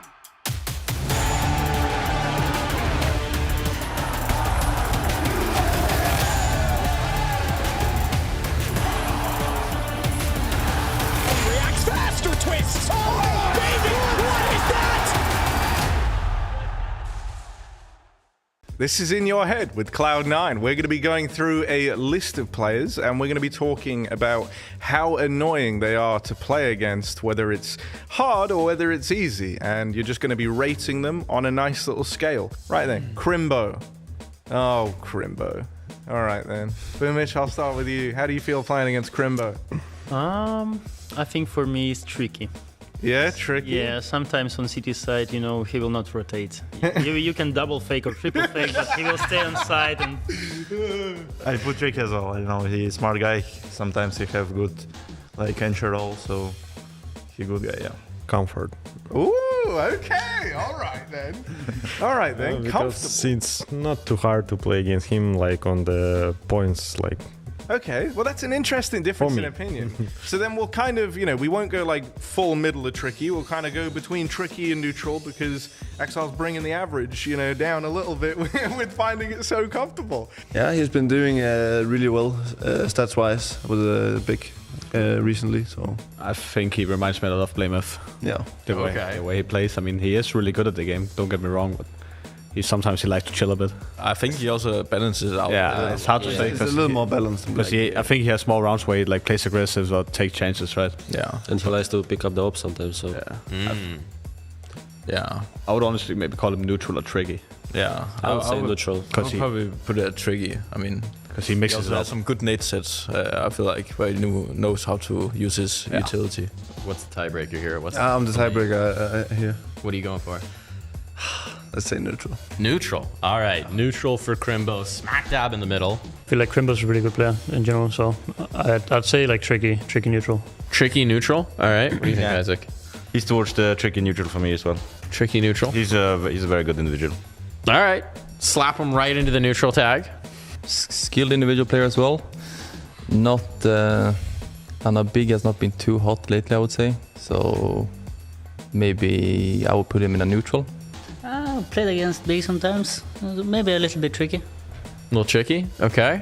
Big is very what's coming. I'm not saying that they're bad, but it is like they're not going to surprise you. And Crimbo is usually always last alive. So I think I would put him neutral. He's very good at clutching and very good individually. But I don't think he will be making my hair fall off and stuff like that. So I'll put him in neutral. So it feels like we're right here in the middle. We're going to go neutral for Crimbo.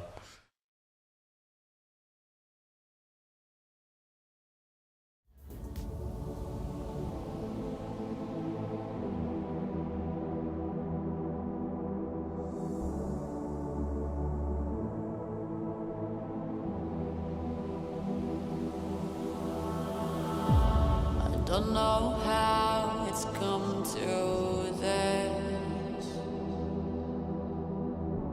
I don't know how I could resist. I took a vow to never sin, but I saw the darkness from within.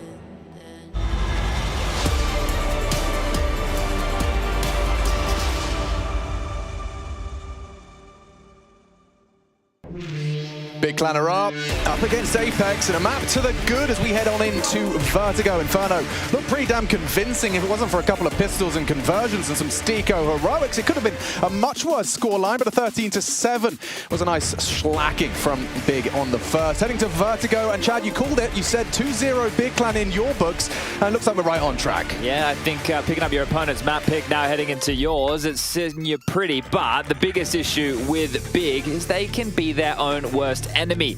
They were on the cusp of qualification against Heroic, and then they imploded on Anubis, and things went south quite quickly. The tilt crept in, the team fell apart, and Heroic locked themselves in for the top 16. Big have given themselves another opportunity. They've done the hard work on Inferno. Now they just need to put things in here on Vertigo. God B. Let's see if he can contain the emotions. Let's see if the off gets Junges will continue. We're about to get this one underway. Yeah, this is where the mental game does start to kick in. Those intrusive thoughts of, oh dear, that round, we could have had it. It could have been over. Can't let it happen. Got to stay resilient. Big Clan, this is their pick for a reason. They're expecting this to be the last map they play tonight, as is my color caster. So let's see how Apex start this one off. On the CT side, here on Vertigo, Big Clan with a lot of nades. Yeah, truckload of utility.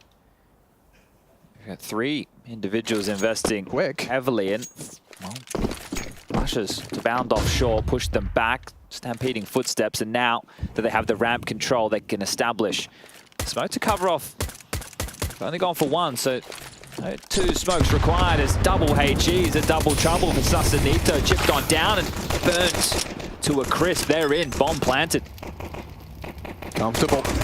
A Molly kill to draw first blood. No fun for Tatsunito. Playtime cancelled. Mantu He removes Sense from the pack, and oh gosh, it's harrowing for Apex. That is very convincing. Into the A site, not making any secret about it, just up the ramp. Thank you very much. I'm not quite sure what Apex were hoping for with the flashes. Their timing was well off. They weren't close to the smoke to come teaming through as a unit and be able to cause that chaos. They threw the first flash, nobody pushed, and then the second, still nobody to be found. So it was quite a delay on their little trap. You can see they're coming through, and those flashes have already somewhat subsided. So shooting fish in a barrel. Great stuff from Big. Yeah, and that elevator smoke as well, just suffocating the potentials for trades. And we're going to be seeing a $0 investment, not a single penny spent. No one treating themselves to a flashbang, a P250, little HE action perhaps. So no force again. This is another map where they will need an awful lot of utility on the CT side to try and go for map control. So have to wait and see what type of purchase manifests into round number 3, because Big might be just walking into an empty bomb site. Smokes are at the ready. Nice. This is lovely. This is akin to just, you know, execing a site on that second round. And even if they have stacked it up, if your util's good enough, you're going to have no issue. And no reaction, no jiggle, nothing. So they're in. And all those sound cues on the other side of the map tell Apex they've gambled incorrectly. Game of roulette. Red on black, or this time round. The complete wrong place. Exits. We saw them throw their bodies on the line in the last moments of Inferno. Yeah, a little bit of a train heading towards T-spawn.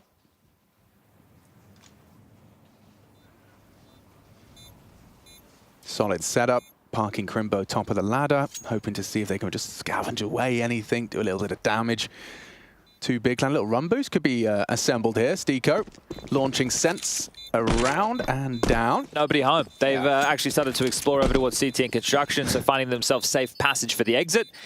Perfect for Big. All 5 should be staying alive in a unicorn round. Unless someone is felled by the bomb. No, that won't be the case. 10 players in the server retain their lives. We've even got some circus tricks. No contact.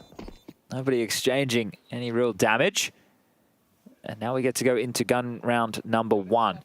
I don't see a single incendiary just yet. Couple of HEs, plenty of smoke, sure. If you're going to go for the standard yellow block smoke and don't have the Molo to stop them progressing up, it would be quite difficult. Head off the mid beam, softening anybody up. They're gone for that yellow smoke.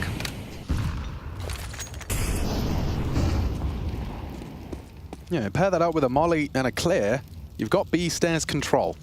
Sin can park the bus there. Sense gives it a look in. Smoke will be fading shortly, so he knows he's got to dip out, as does Satsunito. Perhaps a reaggress. They want to continue to hold on to this, getting that information. Currently unoccupied, a re-smoke from Sense. Lots of movement. Steeko might cop a nade or two on the dome here. They've actually rerouted with the positioning of the HE, going behind the tall box. They've got lineups for everything, haven't they? The fact that they're not really being harassed over towards B lobby, tabseN can make an ample amount of choices. Are they going to explode? Well, they just might contact in ahead of the smoke. Sin, here they go. Such a deep smoke. Steeko tested. A nice find onto Sin, but the flashes are too good. Fierce find from Mantu into the site. An opportunity presented itself. Jacob finds nothing, empty-handed. North the opposite. Solid lockdown on the double, and it's Sense that manages to keep their head above water. A 2v1 now for Crimbo. Yet to see an impactful frag. Yet to see anything. 0-0. Could this round be where he makes his first mark? Sense has fallen back, allowing Satsunito to work towards that stairs flank. 20 seconds, and he's not opting for the bomb immediately, searching, trying to find Sense. As Satsunito, he's given all that information, relaying it to Sense. They'll strike in unison, and there it is. Got to be happy with that one. A clean gun round, and an important frag from both Nork and Sense. Yeah, did not get the double up as they're entering the side there, so a massive double from him to stall that out, and the explosion from Big, it looked like it was going to be stifling, but there was plenty of cavalry to deal with this. Steeko good on the first, traded, and then Nork with the double. Very important work from the Swede. And Satsunito as well, he was told, yeah, you can play next, I'll back off, we'll keep the eyes glued. Crimbo has to make the next move. And we do have the match pause, so this one could be slight technical issue. We don't see any conversation as we try and solve this little drama. Yeah, just going to be restarting one of the computers there. Tabson eyeing up his opposition. I do love that they face each other. I know that a young Chad Burchill would be thriving in this environment as well. Like face-to-face with your adversaries, you'd be absolutely loving it, mate. Well, it depends on which, up or down we were at. But if things were going okay... You'd have the flag around your neck, you'd be standing up, you'd be jeering. I would be doing a lot of smack talk, that's for sure. I'd be rocking it old school. For sure. This type of environment really does allow the players to have that sense of competition. Your opponent is on the other side of the fence. You get to look at them. You get to see who you're going toe-to-toe with. Have they got that magic glass in the mix in the middle? Yeah, so, I love that. Yeah, maybe your bathroom at home has it. You'd be quite lucky. Must be nice. I was thinking about that. Imagine if you could have it like just toggle to opaque, so you could kind of have like blackout blinds, but also... Oh, yeah, you can. Oh, yeah. Okay, I'm going to do some research. Once upon a time when I was a plumber, Alex, you'd see... Dream home. You'd see some expensive houses in That's the mix. smart glass? Yeah. Okay. Leaving a little extra molly treat for the mid player. Start off again. Looks like we're all back underway. Oh, careful. Tatsunito, he's playing with fire with a forward position like that as Sin avoids a lick of the flame towards the stairs. Trying to go B again. This time they opted to get the boost, so clear out wood with the molly. Oh, that makes sense. You molly wood before the boost, obviously. Gets himself up without any threat for a close player. That's the second molly. Here we go. So implying there's two coming in through mid as Sin slips through and found. Nice from Jacob. Rotates in, combines with Stiko to defend this site. Nothing for those opening frags to do. Process and Sin gone. They have cut noise though. Not for long. Flash through, swings out. Attempt from Tabson, Shy, and Mantu just the one. So looks good from Apex to equalize here. And important for this B bomb site not to fall in either of these rounds that Big have decided to knock on the door, because it means that they can stick with the game plan. Stiko in the previous did have a bit more support. Did you catch where those Crimbo mollies were going? I would assume one's going towards Guardian. They were covering off the site default. You could also see the pathing of Sin, right? So he was already surging forward to take the fight back gem, but the whole site was laden with flames. Crimbo not going to be able to get the bomb down. Wanted to give it a crack, but Jacob will remove him of his life. And now we're going to tie things up 2-2. So Apex with a great response after the pistol and conversion from Big. And they can even start establishing a little bit of a bank with the individuals who have been staying alive. Big right now will have to stomach a bit of an eco of their own, so no plants in the last 2 rounds. Oh, there, yeah, I see. Back gen. The timing as Sin's come in, he didn't find any action, and then just as he's tried to adjust into the next fight, they were already there, ready to go, so good stuff from Jacob. Yeah, like a full molly-centric, because they used 4 of them. Fun and games from the Clowns on Big right now. Mantu and Crimbo. A bit of a telltale sign. I don't know how to say occupied in German. Occupiert. You put the accent on. Yeah. Yeah, ich bin here. I don't know what I'd say if someone tried to open the door. Yeah, I think that's pretty... 9. Hello. Hello. Stiko, how many you got for us? 1. And he's out of there clean as a whistle. A strange expression, because usually they're covered in slobber. But gets away all the same.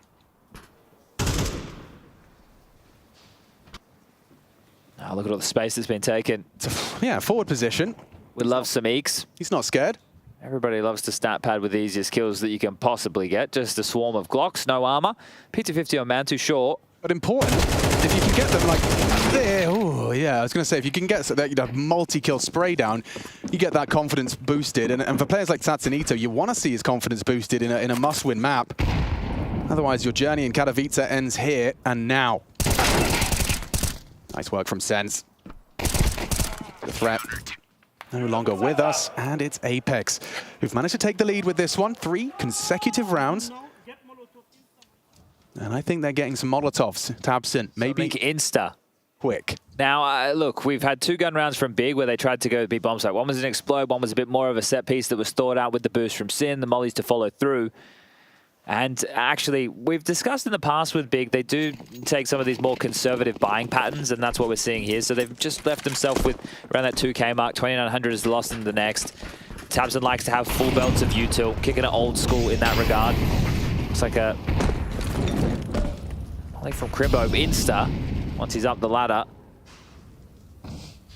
They used a lot of resources, and now they're quickly trying to pivot back towards B. So It isn't a gun round. Yeah, but it is just Stico, and there's no like backup anywhere near.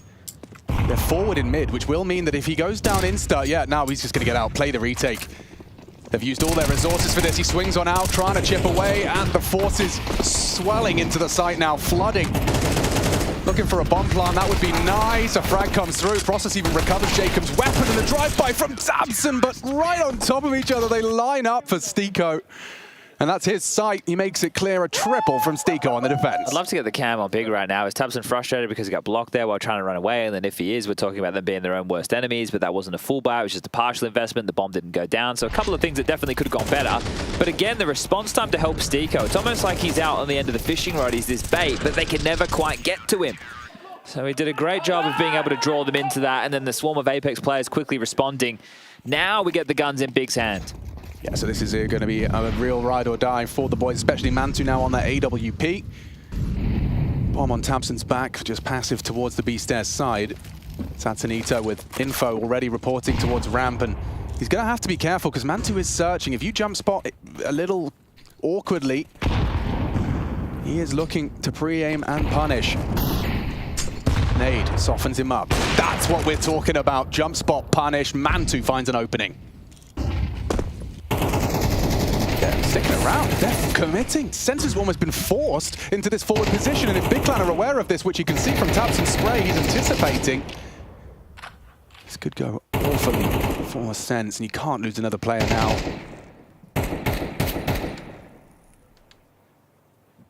Fading and deleted. This is now a 5 versus 3. Nork had repositioned. He had absolutely no support down there. By design, Big Clan take full ramp control, and still a wealth of utility on this side. Stico's just cleared out mid, so they've sold B. His flank, because Big are taking their time again, could come into play. Nice from Nork. Orp on Orp. Stico, you're not going to clear this, are you? Very passive way to hold the bridge position. Shadow and deleted. This is Big Clan's round. 20 seconds. They can get back. They're already halfway there. Okay, well, Jacob, are you even going to give this one a go? Still making sure that there's no loose ends over towards A. Out to the sandbag and removed. A great shot from Process. So when they eventually do get the guns back in the hands, it wasn't a B play this time round. It was something a little bit more standard. A great opening pick from Mantu. How many times are you going to be able to grab a shot like this? Nade lands. Sasanito jumping away, playing for info. Gets picked, Sense trying to make a move, so they didn't just completely give up all that ramp space. Sin abusing a cheeky little shadow, and a great shot from Process to be the cherry on the cake. Timeout actually called from Big, and Gob has a lot to say, so giving them an adjustment that he'd love to see going into the next round of play. And if they win this, they can break the finances for Apex and start to slather on a few more of the T-sided Vertigo rounds. So what went wrong? Well, Sasanito, as just mentioned, got picked off. We want to avoid that, but he also needs to make sure that he doesn't just turtle up. That's a position where you need to be somewhat brave on the ramp. You want to harass, you don't want to give the space over for free, so it's about finding that perfect balance. Yeah, not an easy one to strike, especially against what's likely going to be quite a diverse T side out of Big Clan. This one, you're hearing those stampeding steps once again. Early utility is landing. Crimbo's going to throw out that same towards the gap position. Aggressive in middle. Crimbo might get caught. Yeah, he has yet to frag Crimbo. And that molly, it's told them where he is. That will have been communicated, so leaving this corner. Oh dear, Nork has been pantsed and Jacob was unable to catch him. Beautiful from Crimbo. He enters the kill feed. He joins us on Vertigo, and it's a round winner. Yeah, sprung to life with that. They know Stico's the B defender. Have a good idea that Sense over towards A, so no, split him down the middle. Is it a bit of a misplay then of Apex's setup, because that Crimbo move was perfect to counter it? I can't believe he just didn't, waltz around the corner a little bit lazy, right? He's actually done that with some intent. A wide swing. You know how that felt from Apex POV. Jacob says, he's there, and suddenly Nork's dead. Exactly, he can't adjust into that. So the wider swing from Crimbo essentially opens the round. They'll close it with another Process finish, and we spoke about the importance. The finances for Apex is now in the bin. This is perfect from Big. They're going to get themselves up to 5 rounds unless they trip over their own shoelaces. That is a really, really nice round to win, and we can check this again. So swung straight past. Didn't even bother about going back for that fight. Saw that position and had an inkling that maybe, just maybe, Nork was going to be in a forward position. So beautiful work, that's all Crimbo. And as you mentioned, he didn't have any kills up to that point. That's impact, and impact that's worth multiple rounds, mind you. Ooh, intriguing smoke thrown out by Crimbo. Let's see where that one's headed. Sandbag smoke? Yeah. Limits their options with their pistols. Process is just going to walk on up, and he's going to, lovely transfer into the head of Sense. Doesn't want that AK going anywhere. Thompson just stands and delivers, so no problems for their 5th. Process some sharp shooting, puts him up to 11, so having a great time. Looking content with that one, and the smiles back on the face of Gob. If they grab this one, there's still financial troubles for Apex. I think it'll be 2,900 as the loss into the next. If they give up a site early, we might have to see them going for some saves. But a bit of finance is being built from Big on their T side. They'll have a residual buy at least going forward, and that's not even counting if the bomb goes down in this round of play, so we can keep a lot of these factors in mind. They're not their own worst enemy yet. Business as usual for Big. Sansanito, a forward position, did make a drop, but then already caught with the molly in his hands was Mantu. Good one back from Tapson. Adjusts. Oh no, ooh, I thought he got caught on the quick switch. He nearly takes them both, does get one into the shoulder, but Process is a bit of a headhunter right now. Sandbag. Yeah, they may overlook it. Oh, completely. Tapson. Oof, but Process, he loves himself some vertigo. We've seen highlight after highlight on this map from Process. He's looking very comfortable working that ramp. The utility they're helping facilitate this with, and just turning it into an aim map for him, is hitting some absolute bangers. A 2v2. Apex really need to convert this one. Deeper Molotov to limit Jacob's options. He can peek behind that. And he could, yeah, catch a whiff. Oh, whoa, Process. Standing on the boxes, welcoming a duel, saying, come, try, test me. Just a turret, and they're aware that Stiko's the B defender, so the flank is always a possibility. He has a decent timing and a smoke. Their backs are both turned as it stands. And they have slipped past. Wrapping around Stiko. Ooh, that timing still present. Process. Oh, Stiko does finish the first. Now that smoke on the bomb could cause a panic. If Crimbo misplays this could be the clutch from Stiko. Doesn't have the kit, so has to hope for the frag. It has to be quick. There's the spam, spotted and deleted, but absolutely no time. Valiant attempt from Stiko, but well played by Big Clan. They'll be very happy with 6. Yeah, sure. Look, we've had a couple of these from Stiko where he's investigated. This time he'll grab a kill. On Inferno, remember, he was going for that B retake, but couldn't really do anything. He gets to save the rifle. It gives him something to work with. But yeah, the rounds falls apart again. So it has to be Process, the man who's just grabbing everything and running with it right now. Dismantling this A defense. Well, it feels almost single-handedly, but as mentioned, teammates are assisting and setting them up, and that sinking feeling, Apex, you need to do something, and now, or you will be heading home from Katowice in the play-ins. Myther on the mic, and you can see his frustrations even within a round. He's doing some meditation. He does not even have his hands on the mouse or the keyboard, and you're hoping you can't feel that while you're in the server.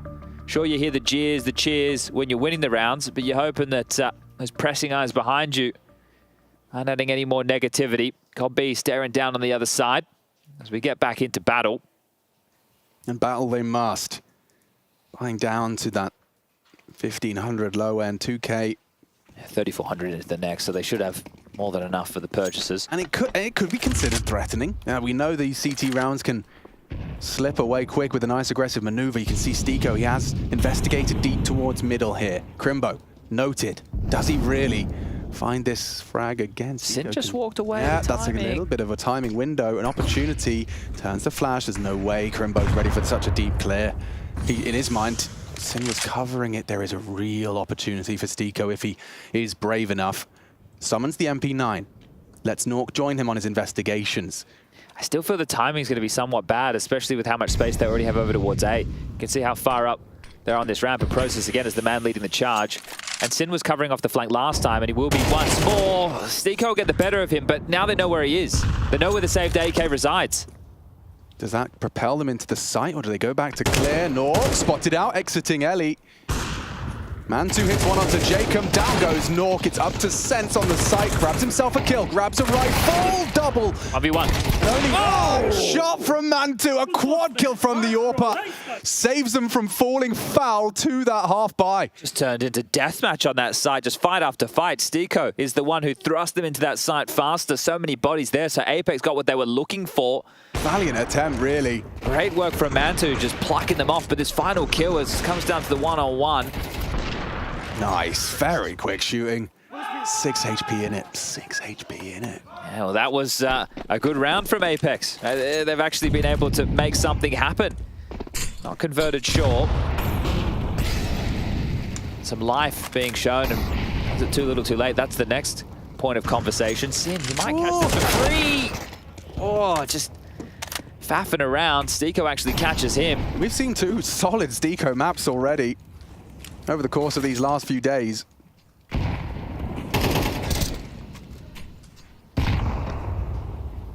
So down a man, are Big going to be able to convert with that player disadvantage? I say disadvantage. Sausalito caught on the jump spot again. Punished for it once more by Mantu, the hero of the last. Might be the hero yet again. Yeah, not having a fun time with Santanito on that ramp side. Mantu gets the better of him. And this time, Nork is sticking around in a more active angle. He's holding that scaff walk up. He'll be that warning for Sense if he needs to activate in a 4 versus 4 with 50 seconds ticking now. Oh, Nork does catch Process's push. Stiko drops in, commits to the angle, does manage to best one. Takes down Tapson as Crimbo progresses on the trade. That's the bomb. Yeah, it's been spotted, it's been noted. And that smoke from Crimbo will sow some seeds of doubt. Jacob continues his crawl. Looking for answers. Hidden now is Crimbo. Does get the spot, but better placement of the crosshair. It's Jacob who seems to have done enough to secure the round. With the bomb now down, it puts it all onto Mantu. A great round previous. Impossible, says Chad. And with this angle, yeah, I tend to agree. Nice work from Jacob. A solid defense combined with Stiko's contributions. A double from both of them as it's 7-5 at the half. Apex, they must win this one if they want their chances of getting into the top 16 of Katowice.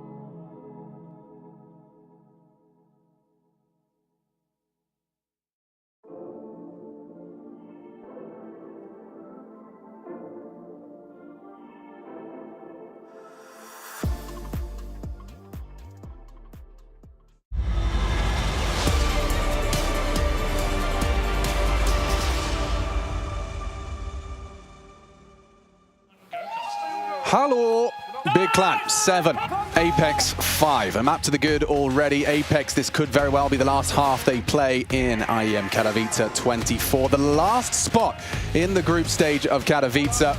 And one of these two teams is gunning for it. 7 already on the half. We swap sides. It's time for Big Clan's defense. A pistol would certainly do nicely if Apex wanted to try and convince us that we were going to see a third map here. Yeah, something that I just want to point out. I'm going to try and use this circle right there. There we go. So there's HEs. One of them's been dropped, but those little goodies going to be important if the finish is towards the A site to deny the plan. But right now, it looks like they're pressuring the bomb site. Crimbo didn't catch the head, but now he gets an information, or at least a load of it. Could just set up for this B play. So smoke left and right of the gen, molly in towards the site, and they explode. What are they expecting? Because Crimbo's still quite on an island here. Now, with so many nades sailing over, one flash for Crimbo to try and catch that front runner. Down goes Sense. It's a fake. And it's a fake on a pistol. Tatsunito's taken space. He hasn't found a kill. Crimbo brought low. A goosh from Stiko. Those HEs are still in play for the plant. Boys, release them. Release them now. That came much quicker than they were expecting. I think this is still a duel on the B site. Yeah, There's still 2 players on the site. Crimbo's surely dead. A single bullet would do it. He knows he's got him low, but nice find from Tabson. This retake's still on. Sin's got the kick close sight. Nice find. Awkward for Apex. This dream of theirs is falling apart, falling through their fingers. Good clicks. Tatsunito and Nork. They've brought it level. Oh, and they've all got no health. 4 HP combined. 4 health on 3 players. In the defuse. He's just holding it. Surely goes down just like that. It's a Nork 4K. Oh, God. Yeah, big sigh, because that should have been their round. Yeah, the fumble on the nades. Do we categorize that as a drop of the ball? I don't think so. And also, we were so focused on B, and you saw Sassanito already in the site. And yeah, like I said, you're expecting the tell of the smokes, and you're going to release the HE. Then they were kind of caught off guard by all of it. And just, yeah, frustration. Oh, he's got some sass to him, doesn't he? I like it. It's rare you see a young gun, well, there's some of them. Other than Donk. Yeah. But it is rare to see, and Sense, he's definitely matching the pace, trying to motivate the troops. It's definitely an unenviable task to try and step into Kixon, one of the more exciting and promising new in-game leadership names next to Shui. Yeah, Heroic have already found success here. Punching their ticket by beating Big. Oh, yeah. Stiko taking down Crimbo. That's a dream start for Apex's T side. There's one back from that Deagle. It seems like it may just be a consolation for Man2 taking down Satsunito. The rest seems to be in vain with that site now occupied, bomb planted, and Sense even coming in fast on the flank. Knife is out, the AK's down, and Process, he's going to try and recover that and hold on. We're already tied up 7-7, so Apex doing a very good job and can even take the lead going into the next, knowing that Big have just force bought. Let it be reported, everybody will be well aware what type of buy they were just dealing with, and as long as they can remove this AK-47 from Process's hands, who was very deadly with it in the first half, taking this type of space exactly, should be smooth sailing for Apex.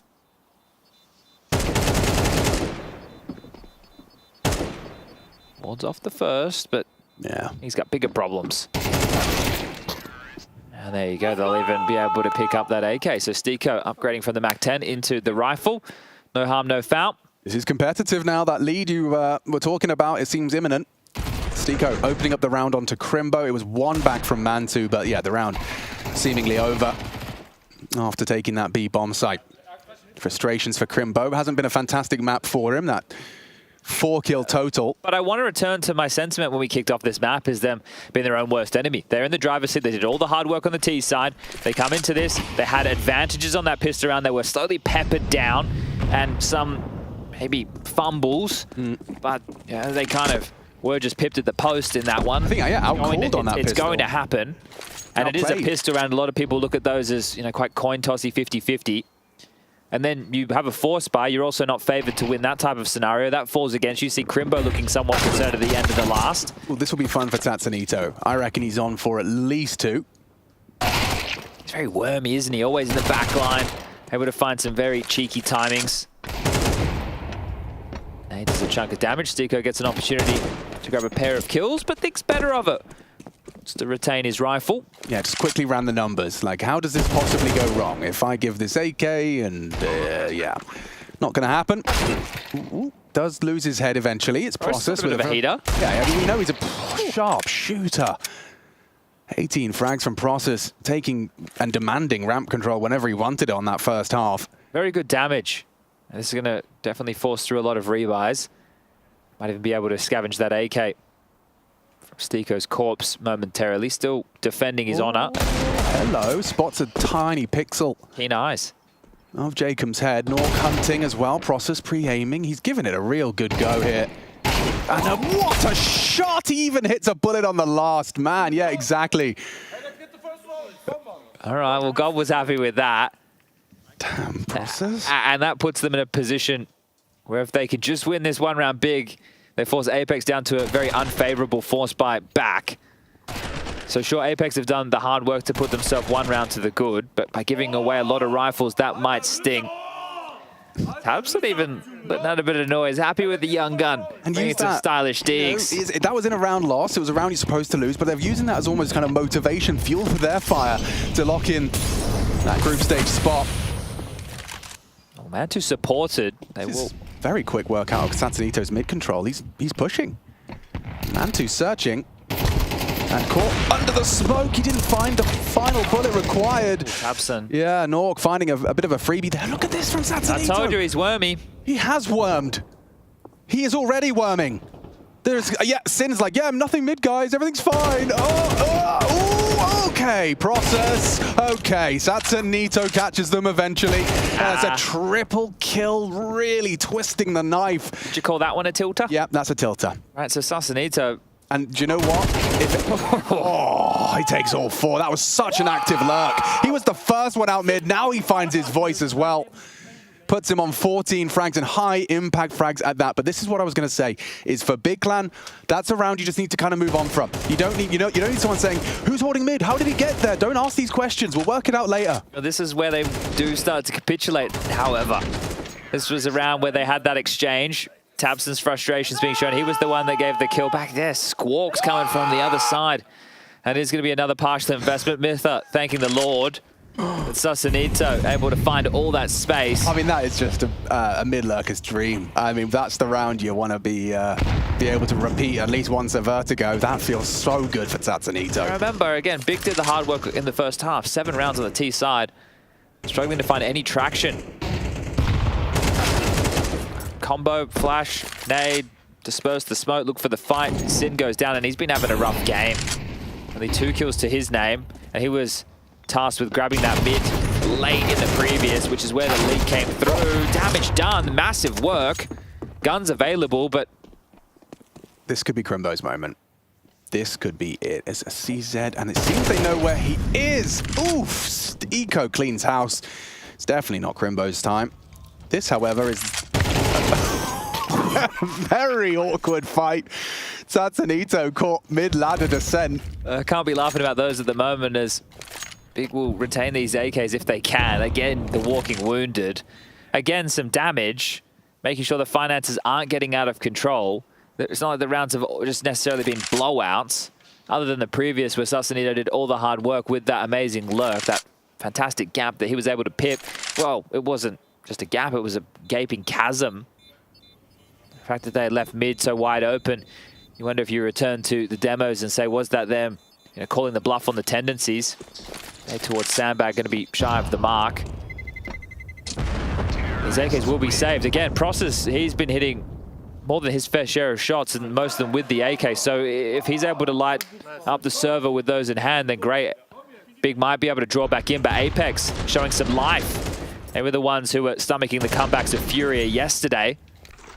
And we might still be destined for that third and deciding map for the final spot in the top 16. Yeah, I mean, I really do think that Satanito round is map defining. The pistol with the number advantage, and then that one for Big. Yeah, combined those together. Sense feeling himself. Process though, he's got his AK out. It's ramp, it's his domain. Doesn't matter what side he's playing. Finds an opening. Could have slinked back gap, but he chooses to stick around. A flash and a potential second fight. Is he going for this? He's considering it with Thompson's support. dumping his util. That's a commitment. That's a full commitment from Process, hoping that he doesn't get crawled upon. Jacob holding. tabseN opting for a bit of an all-in maneuver here to support Process's forward position. They don't have any other support. If these two fall, so does the site. Yeah. It's up to Sansanito, Jacob and Nork. It's awkward now. And there he goes, just like that. And, oh, tabseN didn't even start to shoot as Sansanito takes the double kill. What happened there? Not sure. Asleep at the wheel? Another round with an opener. They're giving over those frustrations. Boiling over now. Yeah. It was an all or nothing setup, was it not? I mean, forward positioning, nice from Crimbo. He's actually managed to catch Stiko on the smoke spam, lines up the nade for that bomb. Jacob just retrieving it now. Maybe there is still something to be said about this round for Big.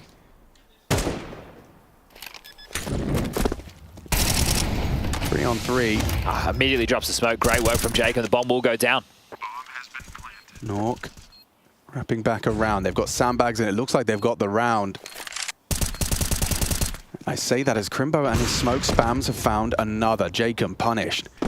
Sansanito and Nork holding on as that bomb is going. Flash for the push, no one's close. Nork and Sansanito, they welcome these duels. It's up to Mantu as well to provide some covering fire. Finds himself in that power position now. They straight foul. Too good. One from Crimbo. This is a heavy impact round from Crimbo. They need to run him down. Someone needs to get on that bomb. It's over. Apex have done it. Nork puts an 11th on the board. And that is a big round. Sen stands up.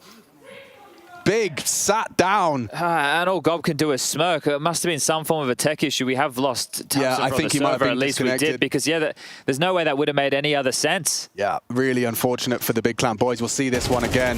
And tabseN, completely asleep at the wheel. I think his monitor's off or something. Yeah, frustration. I mean, that... And we just talked about the tilt factor. Exactly. And now you've added that on top of the pistol where they had the advantage, that round where Sansanito's lurked through middle. Now that one's added on board. And then this child is standing up and shouting at you. A guy from some Apex Academy team, some Norwegian who's joined about 3 weeks ago. So he's in-game leading now. You're down 11-7. You were on the precipice of getting yourself in towards the top 16 in Katowice again. You had the whole heroic situation the other day. You had a big team talk about what happened on Anubis and maybe we don't throw a 2v5 situation. That's all starting to swell back in. You're remembering we're a German team, but we keep speaking English because we always have a 5th import. And here we are. Here we are. 7-11. Look, Gob seems like he's dealing with it well, just having a word to the admin about that. The admin like, hey, nothing I can do about it, mate. You never want that to happen, ever. Absolutely not. That's the most miserable of feelings. But, I mean, just putting you back in reality, it's a 6-0 T-side right now, and Sansanito is playing a very aggressive mid-game. Mantu only has a FAMAS. If you want to jiggle me, I welcome it. That's his 19th. Sansanito has come alive on this T-side. I see that cheeky move as well behind that molly, just using those flames to help him edge out a little bit further than what Mantu would be expecting. And Ancient, it's only 2 rounds away. Only 9 kills away. Apex, they've woken up.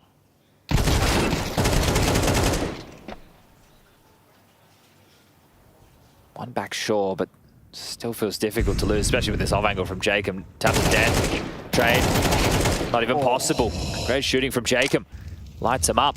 Just Crimbo. Last man to find, a minute on the clock. Mytha just hoping for a little bit of calm. Okay, well, that's the information. Okay, you're happy. You lose a player, it's all good. You now know exactly where he is. Take the other bomb site, constrict his movements, and 12. It's all theirs. It's been another solid performance from Stiko, up to 18 kills, but I think the impact from Sansanito in the second half, just with that load towards middle, those 4 kills.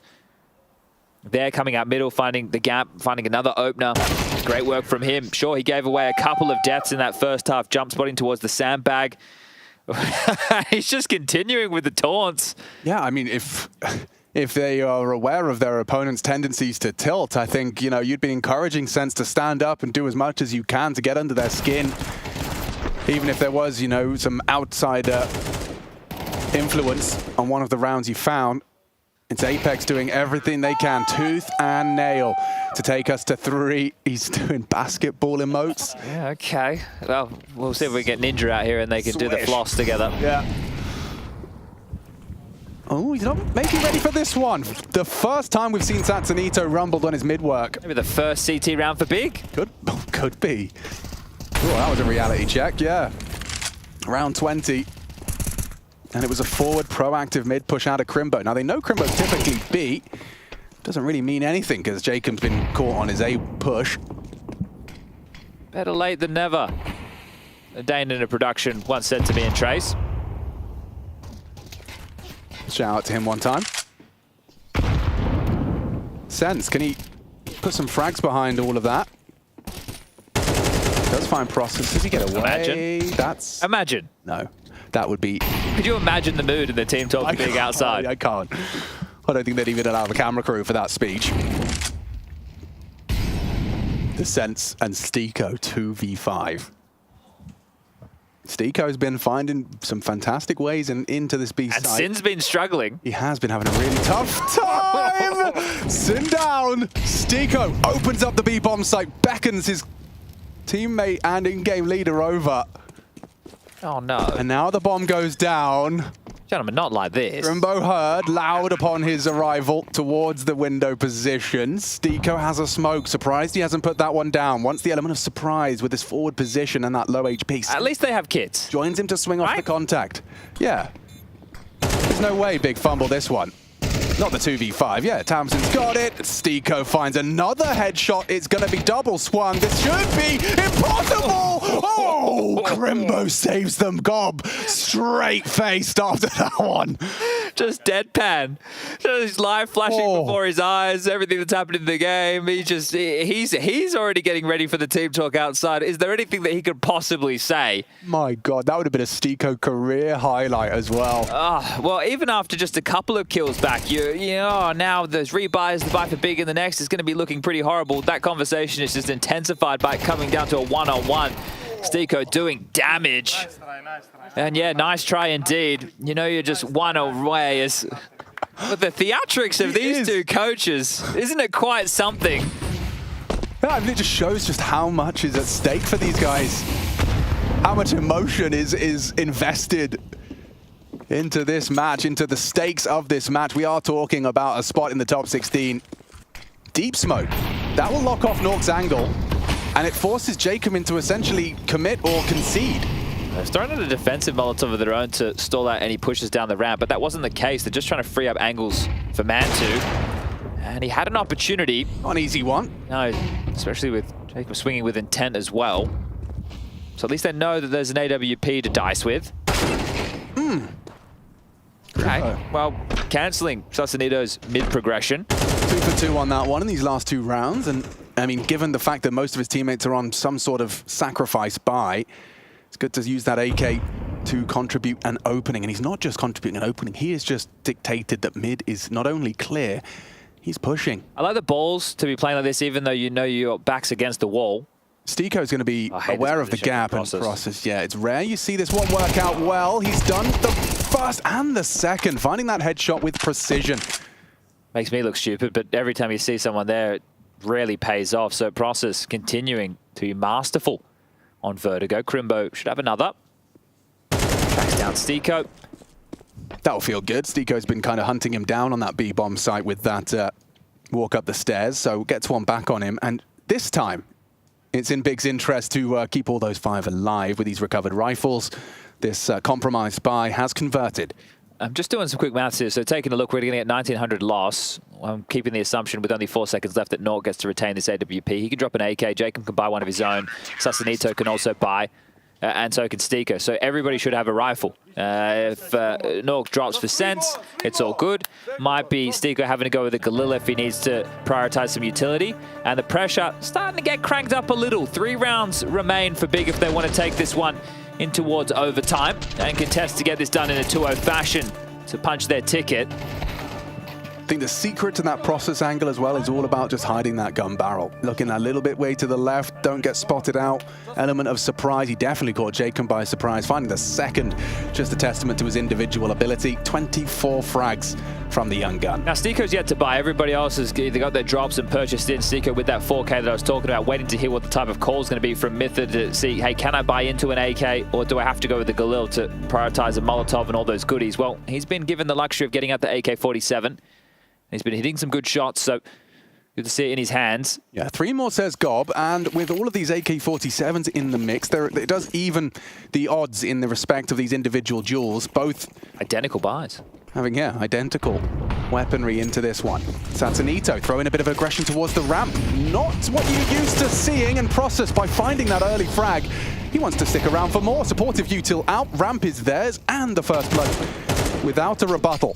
He's been great, even more damage, tagging Jacob just lightly through the smoke.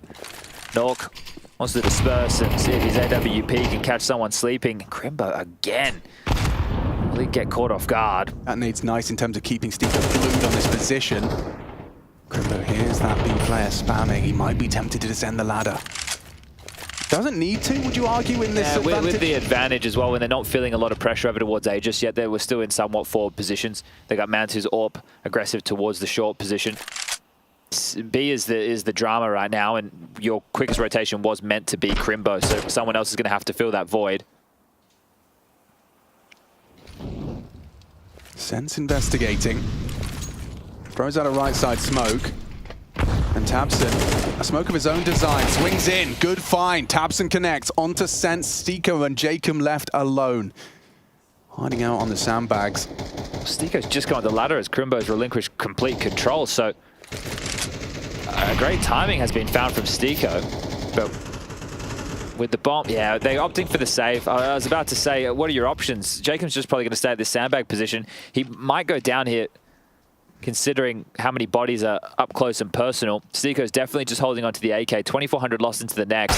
Oh, and he's been found. Process. Keen eyes. Seriously? 26 in total. All right, well, maybe a bit of belief in the big camp. That's going to be double digits now. Notched to their name. 10 confirmed. Stiko for the final round, if they lose this next, for the final round of regulation, he is going to be the one with a rougher buy unless they can get a plan or a save again. So he'll be one of the individuals having a harder time at Process. Yeah, it has been a great performance from him. I think him being set up, there's a lot of nades utility that goes around him finding those openings, but they've called that. They took the timeout. That was the gun round, and Sasanit has obviously been given the green light to go for that type of a fight. Yeah, Process had the spawn, and he had the aim to back it up as well. So Apex, they will look to finish this in regulation with a economical, essentially, just some armor and some pistols, and Mantu takes down that rifle with ease. Stiko's gone, Sense recovers, throws it into the backup Kev. Welcomes search out of Sense's D. He says, you want some, come get it. Shoulder, not quite poking out just yet. Do you dare?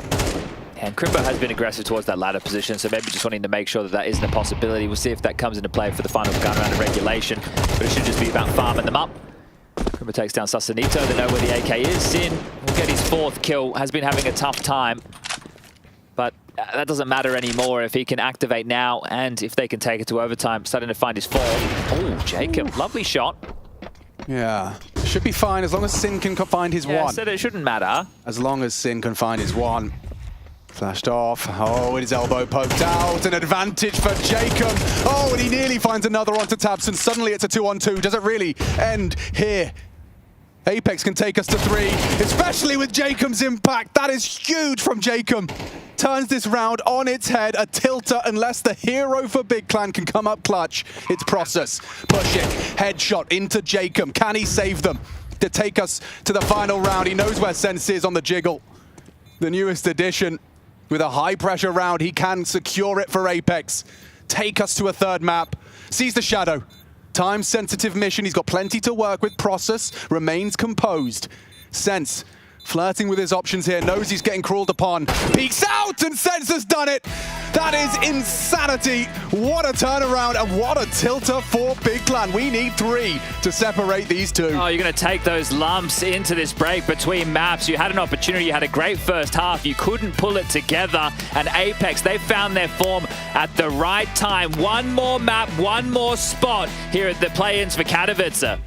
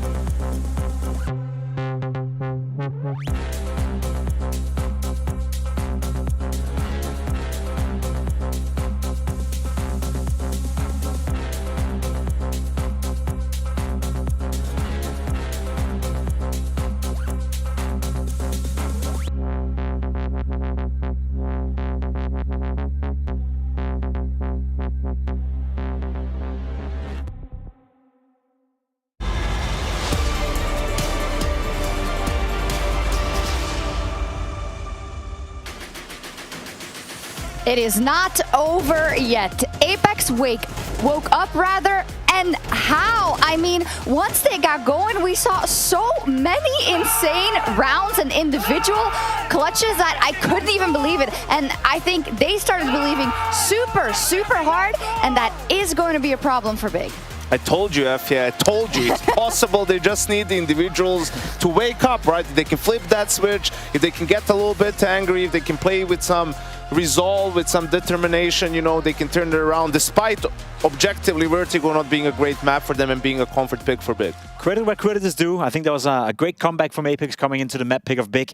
Again, off to a great start. They were leading 4-2. You think to yourself, this is looking great for Apex. Then Big goes on a run. I believe they win the remaining of the 5 rounds in the first half. And you think to yourself, all right, that's it. Apex, you're done. You're dusted. You had your chance. And then they went on an 8-round win streak. And in that period, they did it in different fashions. You said incredible clutches, individual rounds coming out, and also a couple of rounds where Big went even in it. So it has many different, I would argue, facets to the way that Apex were winning in this one. And they by far looked like the better team on a map that Big was supposed to win. Yeah, and they deserve all the props for that, but I am just a little bit frustrated at some of the other things I saw as well. That last round is actually a great example of both how there is individual prowess on Apex and Jacob closing out that round, but on the other side also that you think, come on, Big, you had this. They did it many times in that game. They ended up losing this 4v2 in the very last round. There was a couple of rounds as well where you could just look at the coach cam, which, by the way, was fantastic to see both of them react throughout the game. God was losing his shit, you know, in a lot of those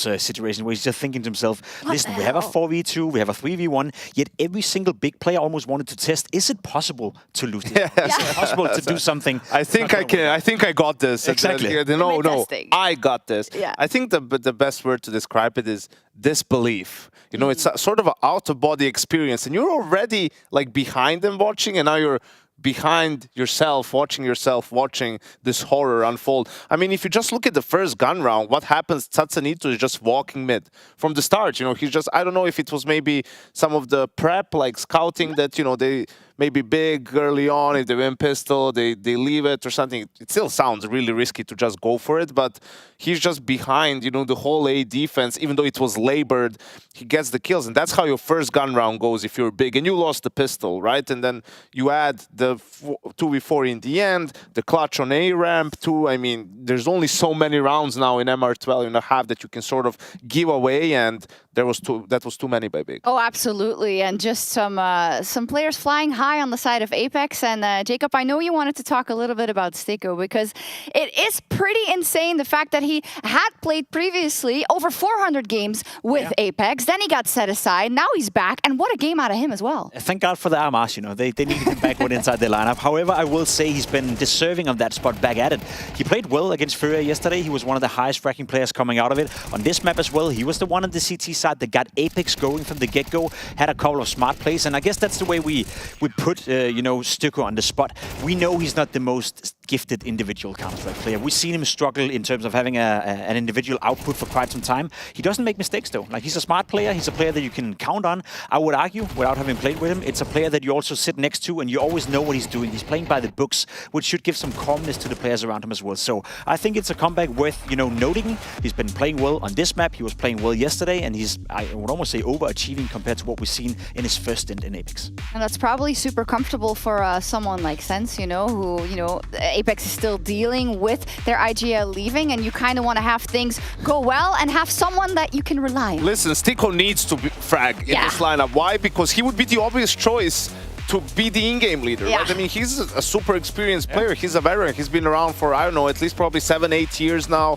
playing in international rosters as well, and, you know, being so elaborate, right? His YouTube channel is very, very, very vocal. So he probably said, listen, I don't want to do it. I want to play. I want to frag out. I'm going to frag out. So now he kind of has to do it. I also need to give a shout out to Tatsanito. You know, he really stepped up. He had a bit of a rough first map. We even singled it out. You know, that one round here, especially on the T side, found a lot of impact. Single-handedly wins the first gun round. That really gets Apex, you know, to believe sort of in the comeback, right, that they can do it, and was finding a lot of impact throughout that second half. Yeah, and if you already have those two doing what they were doing, I think you have a great base to work off, because you also don't necessarily have, as said, that many clean rounds out of Big that are working against you. And that does, I think, bring us a little bit into that conversation as well, right? We are thinking back to the Heroic match, of course, and I think they are as well, maybe?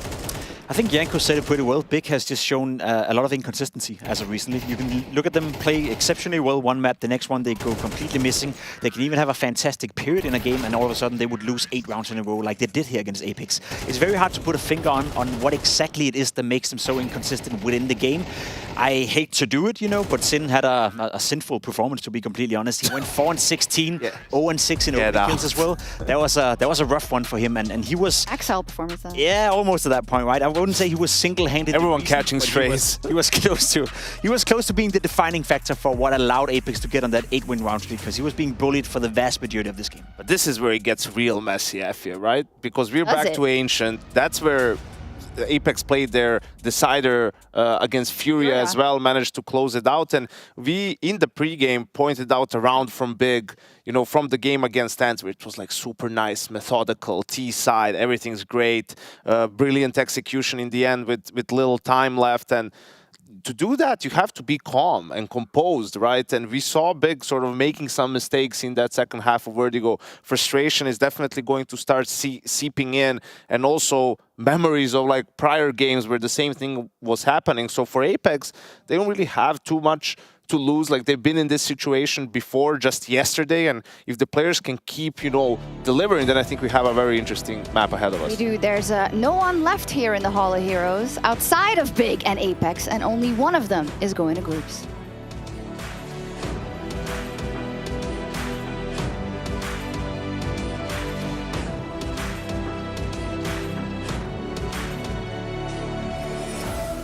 Welcome, my friends, to the Cathedral of Counter-Strike! Elevated level up, way to the top, headed to the peak. All them boys wanna talk, hit them out of love, but don't got receipts. I ain't gonna lose it now. Gotta keep it moving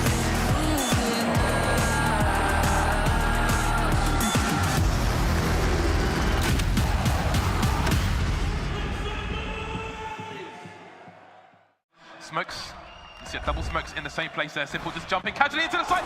Wait. What was that? Never miss a play again. Simple. That's not allowed. This is not FPL. This is a major. Finally. With Face It Watch, you're in control. Switch between player POVs live and see the game through the eyes of any pro. Never miss a moment with replays. Relive each highlight on demand from all angles. Watch it, control it, face it.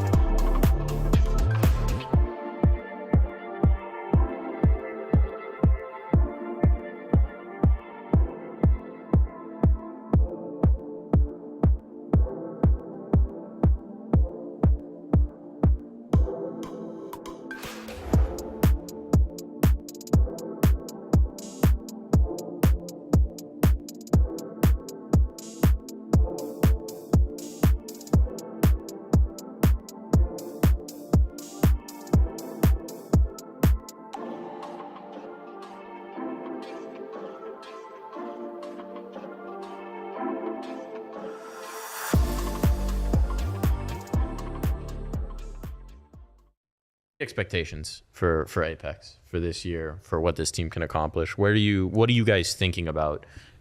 Obviously an event like Katowice, but the year in general, in terms of what you want to move towards.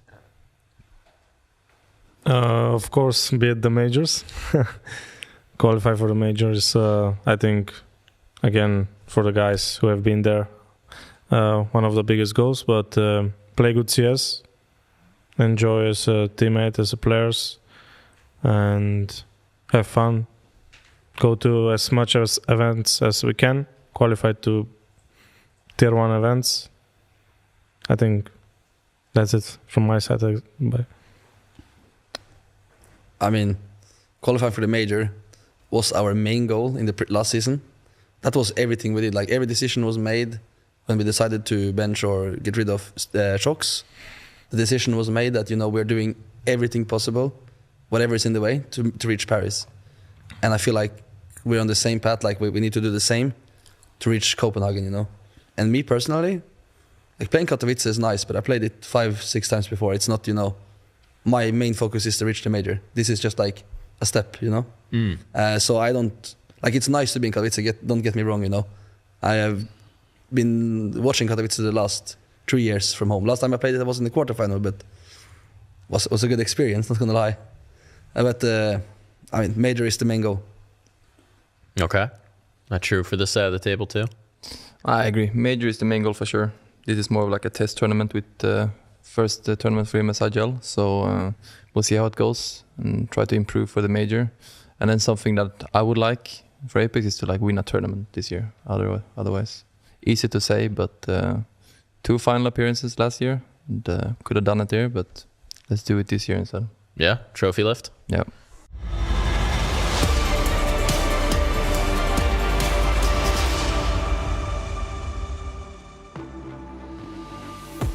Can't quite believe it, but we are here.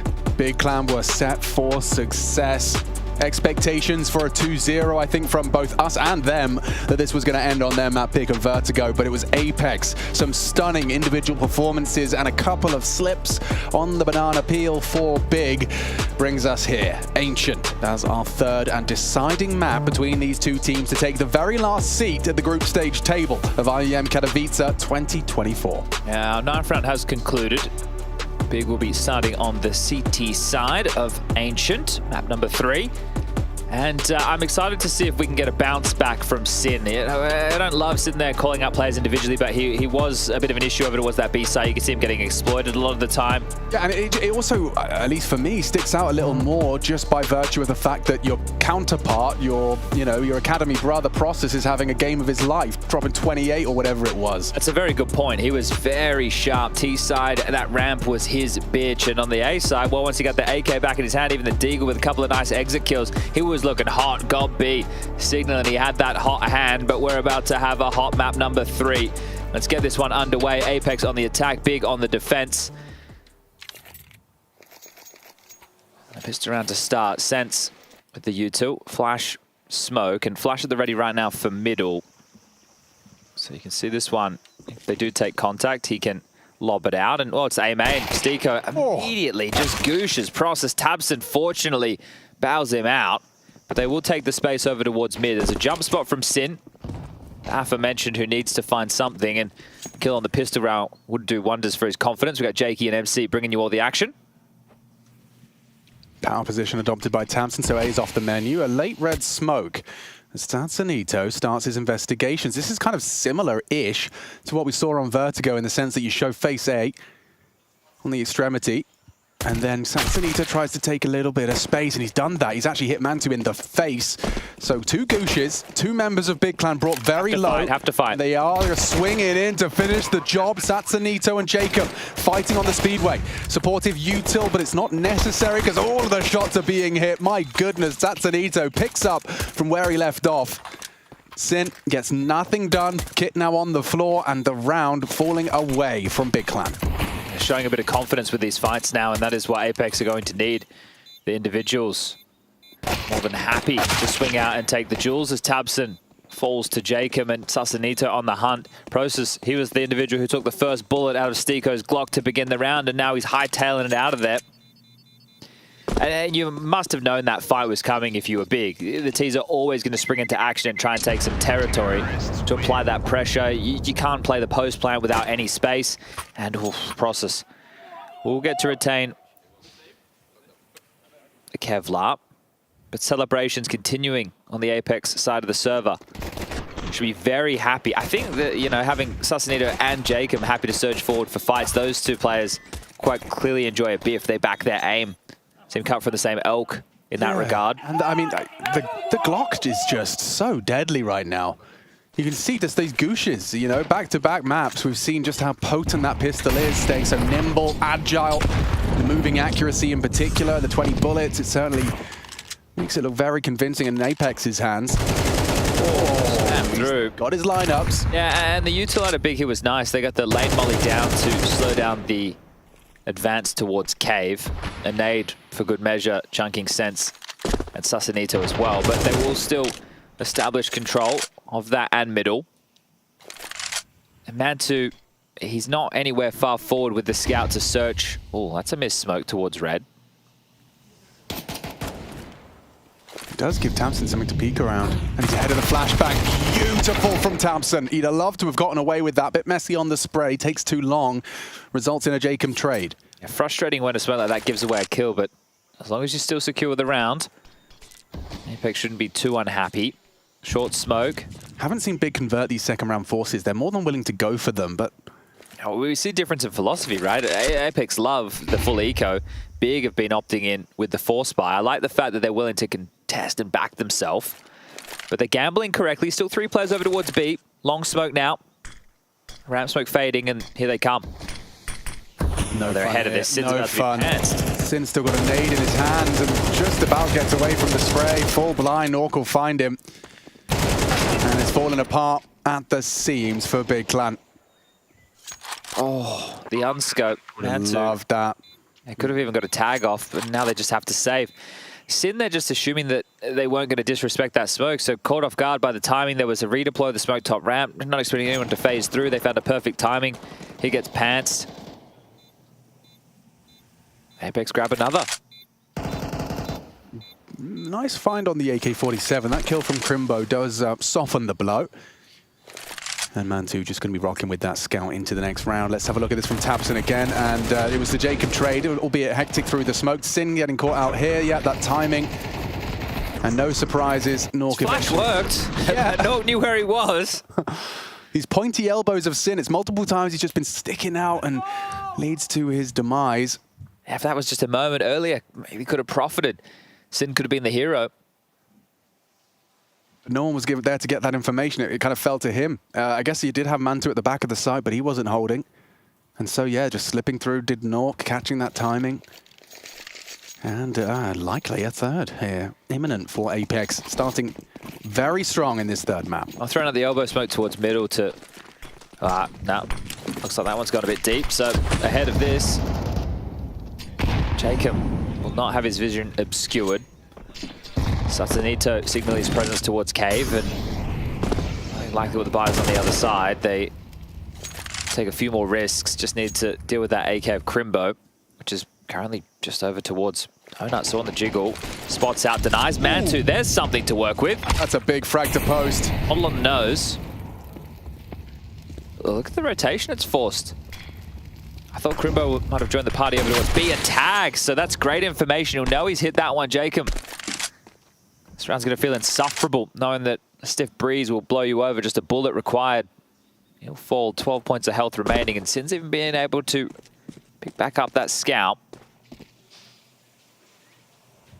Yeah, they're actually kind of floating that scout in Sin's hands back to B. Process just jiggling for that ramp info. Once that smoke starts to fade towards short, that line that Sin can take will be nice. Process looks like he's going to play alongside of Sin here. Could finish off that damage he did to Jacob. He's crouched under the line of fire now, just burrows. Crimbo's on his way. Beehive doesn't hit the shot. They're up the ramp, slipping through. Pistol shots, flash and fight. That's the plan. That's the go. Tabson's on a very rapid flank. Oh, he could do so much here. Satanito cut down. Doesn't spam the bomb. Could have a chance to deny it. The nade does so. Now slipping through. Wasn't ready for that. Was Process. Huge into the 1v1. Crimbo's found the first. That AK, he recovered. He saved. And now can he clutch? Nork's power moves straight through the smoke. He's got him two. Crimbo slips onto the site. Nork trying to fake him out with sound cues. No. There's no way. There is absolutely no way he falls for this. He's going to have to check it. Dan Crimbo! He does thrive. Clutches up for the boys of Big, and Gob thanking the heavens as we do see an early round for Big Clan and against the odds. I like it from Crimbo, right? Knowing that he's safe behind the pillar, just going to sit until Nork has to go for that little swing out. He allows the first 5 seconds to tick past, thinks, okay, well, he could be sitting this, but it's on to Mantu. It's not just this kill, which is an absolute beaut. It's the tag as well. The nade comes through to finish off Jacob. Nork with some stylish moves through the smoke, knowing he needs to push to make a play. But Crimbo coming in with a clutch. We've seen him in a couple of these type of rounds. That one is going to feel very good. Hello. Crimbo with the wave, but let's see, can they back it up? Apex are able to get an AWP into the hands of Nork. Aggressive mid setup. Swinging through and jump. They've been caught out completely. A double from Tabson straight out of the gates. That seemed a little bizarre. Yeah. No molly on the jump up, no cave smoke. Contingency. I guess, yeah, the finances weren't there to make that one a possibility. So hoping that they could hit him with a bit of shock and awe. And if I'm Nork, I'm probably, was there a missed smoke towards cave? Is there something that we missed? Yeah, maybe somebody was meant to throw it and they didn't. Because if you're going up B lane like that with everything in your hands... And you saw the elbow player. He was in the smoke with his knife out. Yeah, so they were hoping to pinch a mid, but you need to come through heaven as well as the elbow. And Nork, well, we know there's frustrations on one side of the server, maybe something to show on the other. When you're in spawn with your hands behind your head, thinking, where is this round just gone? I have an AWP and we've thrown away 2 lives within the first 15 seconds. Can they make anything of it? Well, Sin, he's definitely made something of it. Losing Process gets him a little scared, but the damage was done. Jacob cannot brave the flame, and Nork with the AWP. Is this hole going to be plugged by Tabson? Went in towards Donut, they're saving. telling now by Jacob's HP and his positioning towards T-spawn. And why throw it all away? I would probably call a timeout if I was Mytha here, just to have a discussion of what went wrong. And I would also argue that Crimbo's clutch, combined with a back-to-back Tabson double round definer, it could be a little bit of a counterbalance to the tilt they've witnessed and experienced on map 2. Yeah, Big for sure are walking on eggshells. I think that they could easily continue this slide off the face of the planet. But if you can bring Apex down with you... Yeah, join us in the tilt. Yeah, let's get in the mud. Yeah. Let's roll around in this filth of mental anguish in a frustrating game of Counter-Strike. Bars, Birchall, bars. Yeah, that one, that's a nasty round to concede. I mean, just seeing that in the feed, you can see it demotivated Nork. Take this one out again. They were caught out. They were definitely not expecting that to be a possibility. Which is very surprising. Yeah, very bizarre. Very bizarre. And they're not taking... Guys, wait, why didn't you take the timeout? You have an AWP and an AK. Your loss bonus into the next is going to be 2,400, so that you're not going to have a buy next round anyway for everybody. It's going to have compromises. They've done a heaven smoke this time round at least. But I still would have wanted to have a chat of, hey, we have these 2 rifles. What do we want to look to do? And sure, you have the 20 seconds of freeze time. Just felt maybe it was worth a look in it. This is still around where the finances for Big aren't built. If this one just kind of fizzles out and they don't get any kills, right now it's... Nock's doing some talking. Can we get the cam back on? All right, he was doing some talking. Yeah. It's a dialogue right now, isn't it? It's kind of what we used to affectionately refer to as an existence timeout. Just they're in a bit of a hole, I think, but they've waited out the util. Smoke fade, Jacob fights and falls. Nork posts on the line. AK scavenge back from Sense. Singed toes. Has to respect that, and Bigger, I want to say, in full control of this round. Yeah, they'd be hard-pressed to let this one slip. A power position adopted by Crimbo. He's not vulnerable to any potential Molotov that can be the counter to that position. Given the finances. What's going on here? There's 30 seconds left, gentlemen. Are we saving again? We are saving again. Yeah. Sense and Nork tasked with that responsibility. Satsunito just going to walk in. Oh, got it across the line. Yeah, that one scrappy from Crimbo.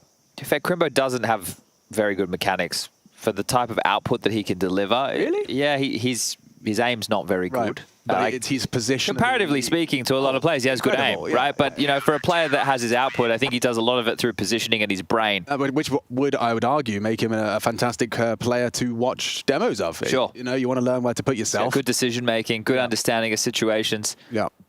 He's got those reactions. But there's some Crimbo whiffs. Oh, yeah. There's some of those out there. Big are actually the ones taking the timeout. Tactical. So, yeah, look, they had to save the AK. They had to make sure that Nork retained the ult because he wouldn't have had anything to work with in this round with where the loss bonus was at. So they've allowed that retention in back-to-back rounds.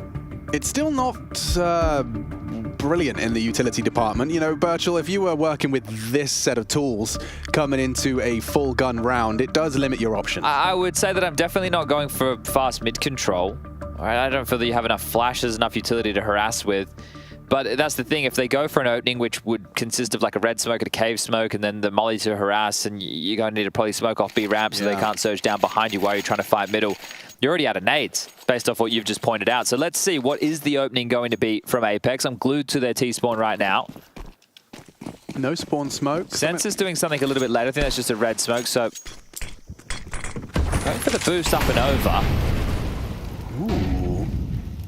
This is an angle. Oh, this was an angle Tamsin may not have been ready for. Dismounted prematurely and then results in some significant damage. Jacob and Stiko. But they still use their smokes. The one was used on lane to get this space. Oh. And Process is happy to take headshot duels. We know how precise he can be. One was used in middle for them to try and boost over the top of. Now they just have 2 mollies to work with. And there goes one of them. And Stiko will give away a big shadow advantage to Mantu. Oh, Sin, careful. He's getting caught out with nades in his hands. He just looks out of place. They baited that. Yeah, Mantu draws something back at least, but Sasanito is applying a lot of pressure towards B with his cave presence. He's done very well onto B. Sense is trying as well to build into the B site. A 2-man long setup. Mantu rotates through and spotted. Sense Getting that information. Perhaps they are aware there is a potential gap on the mid. Reaggress out of big. Cave. It's a very hard clear. You don't be doing this. You don't be doing this. It's so telegraphed. Oh, it could go wrong. Process, great due diligence to swing around his mouse and have a look. A team flash as well. Mantu just got completely blind. It's bumpy, but it's working out well this time for Big Clan. Crimbo pushing forwards into A main. Sense not anticipating this, but adjusts and finds the frag. Finds the weapon and just finds a bullet between the eyes. Long range, nice work from Tabson into the head. It's up to Nork in the clutch. First is found easily. Takes down Mantu. Opportunity now with a couple of missed bullets. Forces him away from Brokey. We know he's got no smoke, and with 8 seconds left, he's just going to have to try and go for a Hail Mary plant. He's gone for the fake, and yeah, no bomb plant to be. Process finds another one. It's between Tamsin and Process. That round comes through. Interesting decisions from both teams, but I think I was tilting back into the head there from Nork. That plant with where the loss bonus was at would have gone very nicely, but thought he would have just been run down. Gets nothing for his troubles. No kills. That is so fortunate. Oh. That could have just, that would have been the one that might have sent me off the edge. So, in fact, they hold on. Apex. It was a cursory glance. You know, that was just a quick swing of the mouse from Process. Tech9's, this one equally has the potential if Apex are to find something early. So keep your eyes on Sin, working on that cave position. He's not shy. He's not going to be humbled by Satsunito's prowess here. I say that. He's actually running at him on the reload. Running at him, trying to find him. Sin holds on. They're coming for you. Has to get away. Oh, no. He's gone down. Satsunito victorious. Process guarding the rifle. Oh, and they've lost A space completely. They completely abandoned the A site. Could result in some flanks. Could result in a bit of a re-rotation. I like this from Process. He's taking initiative here. And he spots a couple slipping in towards the cave side. Oh, misses his shot. Big Clan having a bit of an execution issue here. Both teams with some wobbles. At least they have the bomb trapped in cave. You want a positive? There it is. Nice. All bang to finish off the job. That's Satsunito down. This is very awkward all over the shop. Check this one out. That power angle from Nork, but also this over the fade. Crimbo gets them. And yeah, Process catches. I feel really bad for Jakey. I just feel really, yes. Because none of it's making any sense. Jakey's going to cut, like, is any of these fights going to be sensible? Oh, well, just bail out your AWPer, please. Matsu running. Crimbo's here. Everything's fine. There it is. 5 for Big. A 3-round advantage. It's labored, but they have this lead, and I think it's Mytha's job just to remind them, hey, boys, we've had a couple of these opportunities. It hasn't been too bad. They've almost gifted us 1 or 2 moments. We're only 3 rounds behind. T-side of Ancient. Loss bonus is in our favor. We had the pistol. Had the conversion. Sure, we lost that clutch, but these things are going to happen. Great awareness from Crimbo, anticipating the jump up on the box. And on top of what I was just saying, Mytha needs to be telling them, hey, this is actually our first real gun round. Right? Because of those saves, because of the awkward nature, it has been a little bit hit and miss. They haven't had everything they've wanted up until this point, and I even said that they don't have an Orc AWP. And that is mad to be saying, you know, at round 8. You had like 2 rounds in a row where they saved the AWP. Then yeah, No so nades. it's taken a little bit longer, but now, well, hopefully, we can see a full game plan.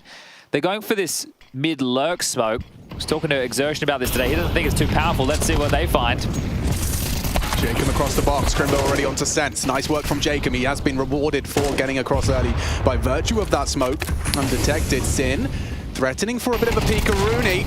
He's been taken down by Jacob for the double. Tabson responds quickly. It's Satsunito that keeps Apex with that advantage. This has been one heavy, mayhem-centric mid-fight. Mantu onto Satsunito. It's deathmatch right now. Stiko actually has the jump. This should be a kill for Stiko. Mantu not going to expect this space to already be taken, so... Oh, my lord.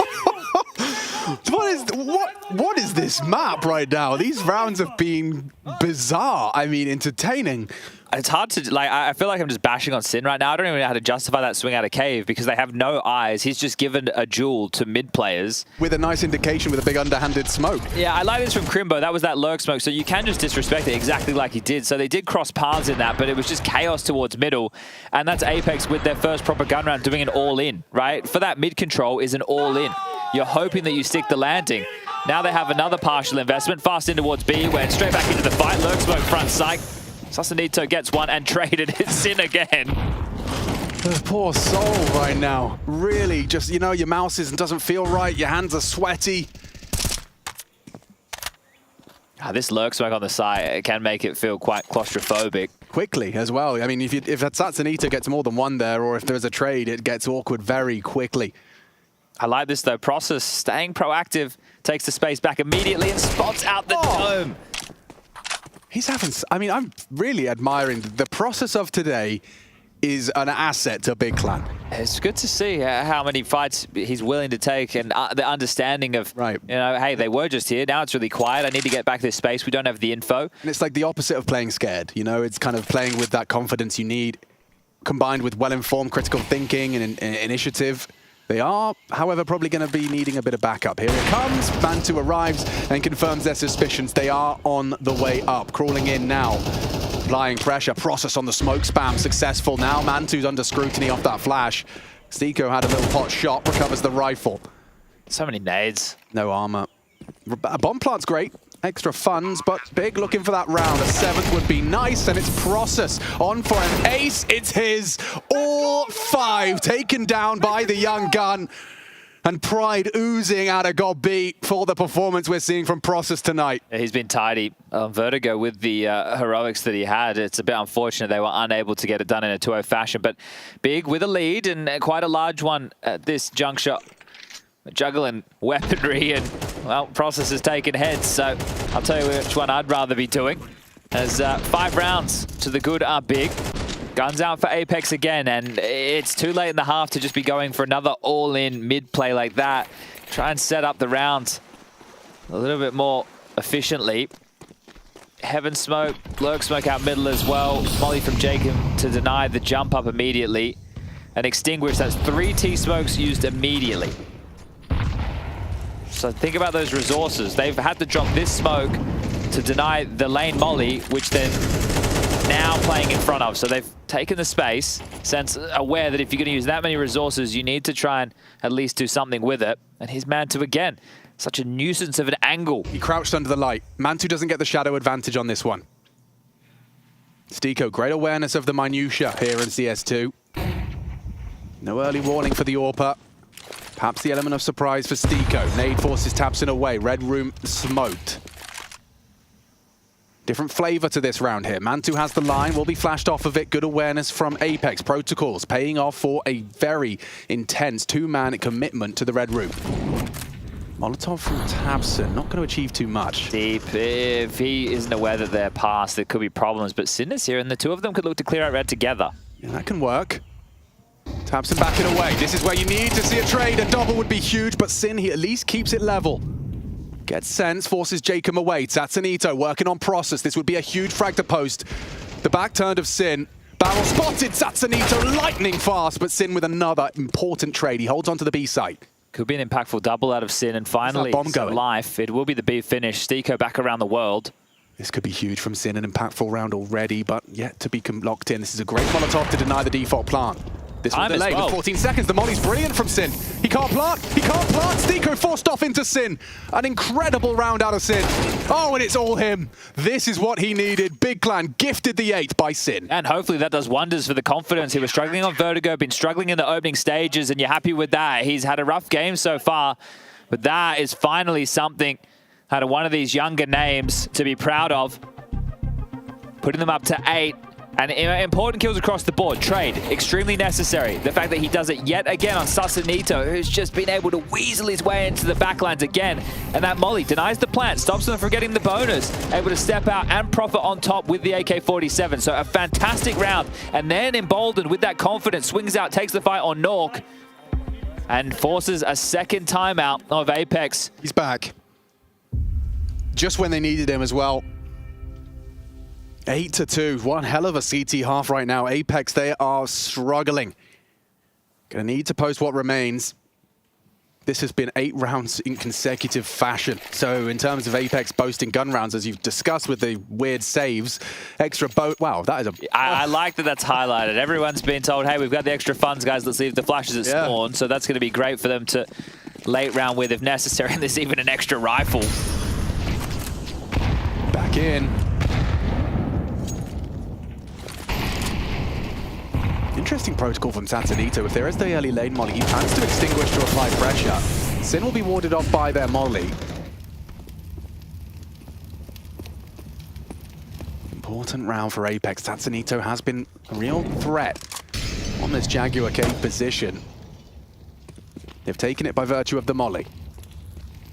B setup seems somewhat fragile. The rotation points still quite far away because Crimbo playing Joker pushed out to the cutout in middle, and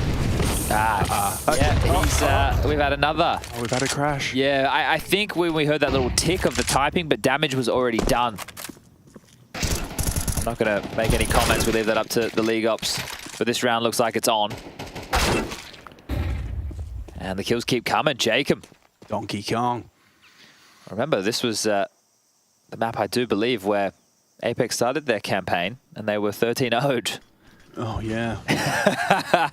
Yeah, and for it to be your third for your last chance saloon into Katowice group stage. And things were looking like an 8-2 scoreline. Now, most likely going to find themselves 8-3 with the chance to make it 8-4 before we head to that halftime break. That's going to feel an awful lot better. Now, obviously big. Things have been going quite well. We know it doesn't take a lot for them to mentally unhinged, but hopefully they can hold it together because this has been a good half. It's been a worked very hard for this. Yeah, they really have, and it's been a full team effort as well.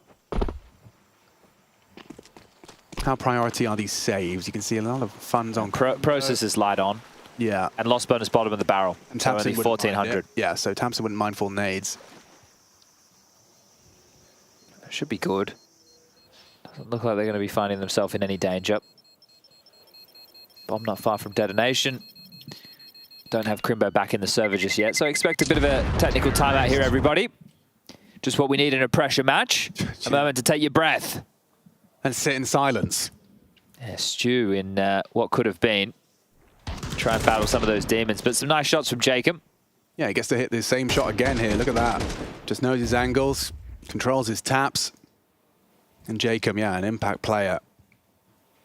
We heard from Yanko on the desk talking a little bit about, I think it was Kassad singing the praises of Jacob and what he brought to a team. Fearless. And 11 frags. He's the only player in double digits for Apex in the kill tally. Crimbo looks like he's keeping a cool head on his shoulders, and that's another thing. You know, we praised his positioning. That's another thing I think Crimbo brings to this team. He seems to be quite hard to phase, hard to tilt. I'm not saying that's the same for Big, as we've discussed, but I think Crimbo might be a bit more of a calming and consistent presence in that regard. Yeah, look, it's good to definitely have someone as a bit of a talisman in that regard. Mantu seems like he keeps a cool head on his shoulders, but I feel you need it across the board, and sure, you might want to whip some of the boys into line if they're doing the wrong plays, but if it spirals, that's where, you know, when we talk about with the Na'Vi of old, for example, that apparently is bleeding over into the Cloud9 atmosphere, if reports are to be believed. But let's find out. Final round, first half, map 3. Elimination or progression. I know which one I'd rather like. Same boost. Let's see how this one works out for them. So they're using their own smoke to make that only possible for a moment. Just seems like a lot of resources to be dumping in without a pick to find. Self-flash from Sin. Nice little alley-oop. Geeky. Door smoke will follow that molly, so they can progress for this B lane control if they'd like. Oh, this is the route you take if you're not expecting an AWP, but the boost, I think Mantu's safe from it. Oh, no. Flicks up, gets away. Tatsunito punishes the Sin peak. That's the response you wanted. Process pushing up on towards the ramp side for the equalizer. It's already used his smoke process, so we'll not be able to redeploy one to the doors and back around the world. Reaction. You have to. I don't think you're going to be able to try and just brute force your way out on towards the A site once you've been stalled by that AWP shot. Tabson with the reposition, going to catch him on the fade. Jacob getting the better. He knew he was in trouble. Spamming and jumping to try and evade that response from Mantu. Hits his shot, 3-on-3. This is all to play for right now. Final round of this half. Stika with a util dump, trying to sell something, and it has pulled Mantu over, so it all falls to Process. Oh, Sense! No! Has let it go. Hard to track from behind, but Process. We're due a Nork clutch though, aren't we? It's been a while. We know what he's capable of in the clutch. Nork cooking up trouble. Looking for Process. Oh, that's a timing window now for Process. Considers it clear. Yeah, gets the information, playing it safe, playing for the squad, letting that gap close. Mantu coming in, it's all Process. Holding on for it. 12 frags, 9 rounds. Big Clan, 4 away from the group stage.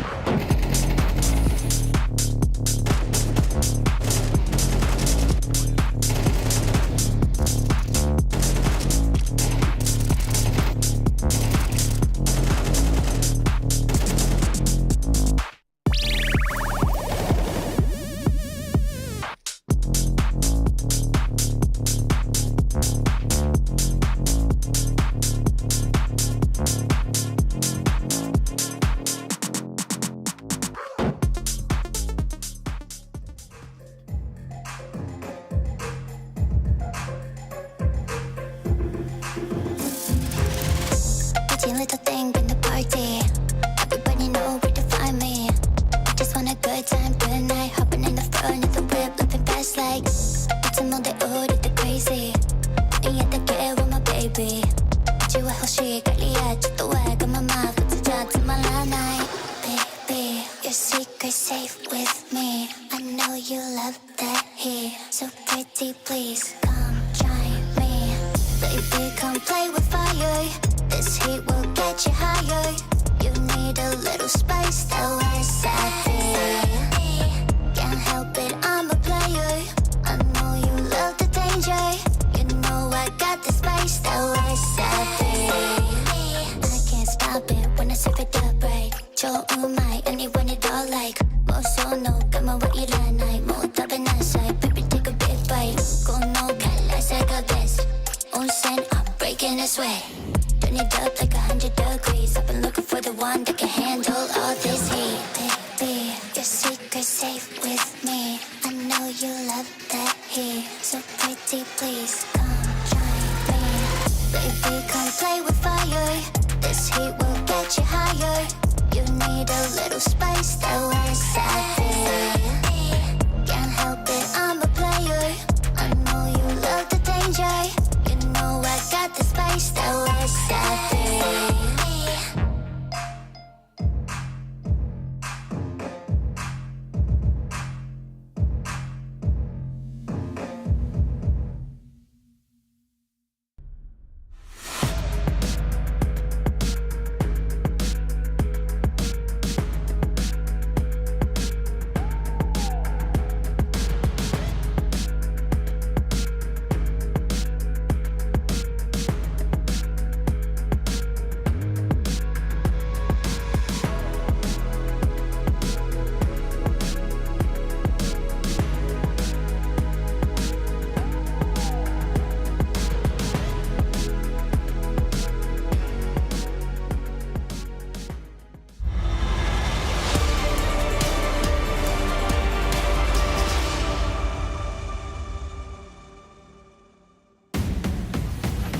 Good evening, ladies and gentlemen. We've just got one final half of Counter-Strike for you before we wrap on up the IEM Katowice play-in for 2024. One final spot in the group stage, and looking to advance is big. They took the first map, tripped over their shoelaces on the second with some magnificent play out of Apex, and now we find ourselves on Ancient with a 9-3 scoreline. One hell of a hectic half, Chad. Yeah, look, it's been some scrappy CS, some interesting decisions. Find ourselves underway with Big, and it's a utility-laden pistol. Plenty of smokes, mollies, flashes, everything. And Apex, they love this more direct approach. So they're through mid, calling it clear. 2 about to fight Cave. This is going to be a biff. They're not making any secret of that presence up B. They were loud on this advance, and they just want to flash him in. Oh, Satsunito, how is he still alive? Stiko, pot shots from mid, contributes a double, and it's all fallen apart. It looked like it was perfect when you see the full flash, but miraculously, Tatsunito just keeps on spamming. Using their molly against them. And locking them out with Stiko's hunt. This is going to be a perfect pistol. Stiko, hard to hit, ahead from behind. He's distracted them sufficiently, and it's no longer perfect. Crimbo at least takes the one. Stiko just showing sense that it happens to everybody. Just one of these things in life. Oh, they enjoyed that one. A pistol round. That is how you need to kick things off in this second half. Big, no plan. They have enjoyed the 4 spies as far as the CT side has gone. They continue to do the same here on the T side. Wow. Whew. And just able to post up and tap away. So great stuff from Stiko. Oh, the confidence of the kid. 1 kill in the first half, and he's still happy to let him know. It is just going to be Deagles aplenty. We will see. Oh, I don't know if we will see the bike come out to the next. As I mentioned on Vertigo, Big sometimes take these more conservative. Mamma mia. Yeah, and not punished away. So Sin, even though he's down to 26 points of health, he's a valuable dug on the board. If your pre-aim's good, oh, jiggle out for the Jacob spot, and beautiful. Mantu is the one to hit the Deagle headshot. Good understanding of the situation. Really? The process to go wide to buy that angle. And now dipping back, are they even aware this is possible? That's really cool. It gets cooler. As Sense at least eliminates Crimbo, they're going to have to clear big box. That's what Stiko's doing, and therefore this round no longer feels quite as threatening. No, they weren't able to do anything with that space, so good response time from Apex. Deal with any of those issues, and now with the rifles in hand, the no Kevlar for Big. It's going to need to be more Deagle Scorches or it'll be good night and another round for Apex. Yeah, that HE could do so much damage if he felt the need. Nice find onto Sin, and it's Sense and Stiko locking it down to make sure that second round is there. Some cracking shots on the Deags. You can see why they buy them. It can put you into those mid rounds like that, but no conversion. Well, this is where we get to see what type of approach from Big. Will it be, look at the Sin highlight again. A nice little banger of a shot. We'll even gave it to zoomed in. Getting in all the tastiness, and yeah, Mantu, well done. The info comes out, Process called where he was, goes wide, essentially putting his life on the line for Mantu to get that frag, and he does. So yeah, this is what I'm talking about with Big, right? They went for the Deagles, no Kevlar. Now they go for a round with Kevlar, some Tech 9s, and a bit of util, seeing if they're able to win one like this. So the damage in the previous, they need a bit more, and Mantu finds the opener this time. Speed Demon. That's huge. Tata needs to get a bit of a his own treatment there. Taste of his own medicine. There's 2 of them peeking into this cave position. Great work from Mantu. Doesn't matter about Sin if you can still provide the frag. However, with such low HP and Crimbo not overlooking the potential positioning from Sense in the cubby. And now it's Sense's turn to overlook the potential up ramp from Process. It's all a bit backwards, and it has resulted in a 2-on-2. And Jacob's already here on the flank coming around the ramp. The correct choice. I mean, Process has been so aware, I just don't think he's ready for this one. Who are you? Young man, Process. It was such a rapid flank, and he's gone and found what could and probably should be a round winner. Well, Stiko, they knew where he was. He's gotten off quite quickly. Have to wonder, is there a defuse kit on the site? Process is going to back into this, and this one will be picked up. So Stiko in a one-on-one against Mantu. He's got a kit, he just picked it up. Smoke as well. Really uncomfortable for Mantu immediately. Oh, beautiful clutch from Stiko. Delivers for Apex in a crunch moment. Clutch up from Stiko, who steps up. You can't really blame Process there. He's just made that kill. They thought the Stiko was still going to be transitioning late from spawn. He backs into it. Mantu sees the smoke coming down, thinks to himself, I have to take that fight before he just sits there on the defuse. I lose him in the source. But there was, again, some just weird moments. I think Sense staying tucked in towards the cubby unknown. 3 towards B, right, because they already made the cave kill. They took down Nork, and there wasn't even any other sound cues made. And Process, he shouldn't be too disappointed with that, considering they kept the finances right where they want them of Apex.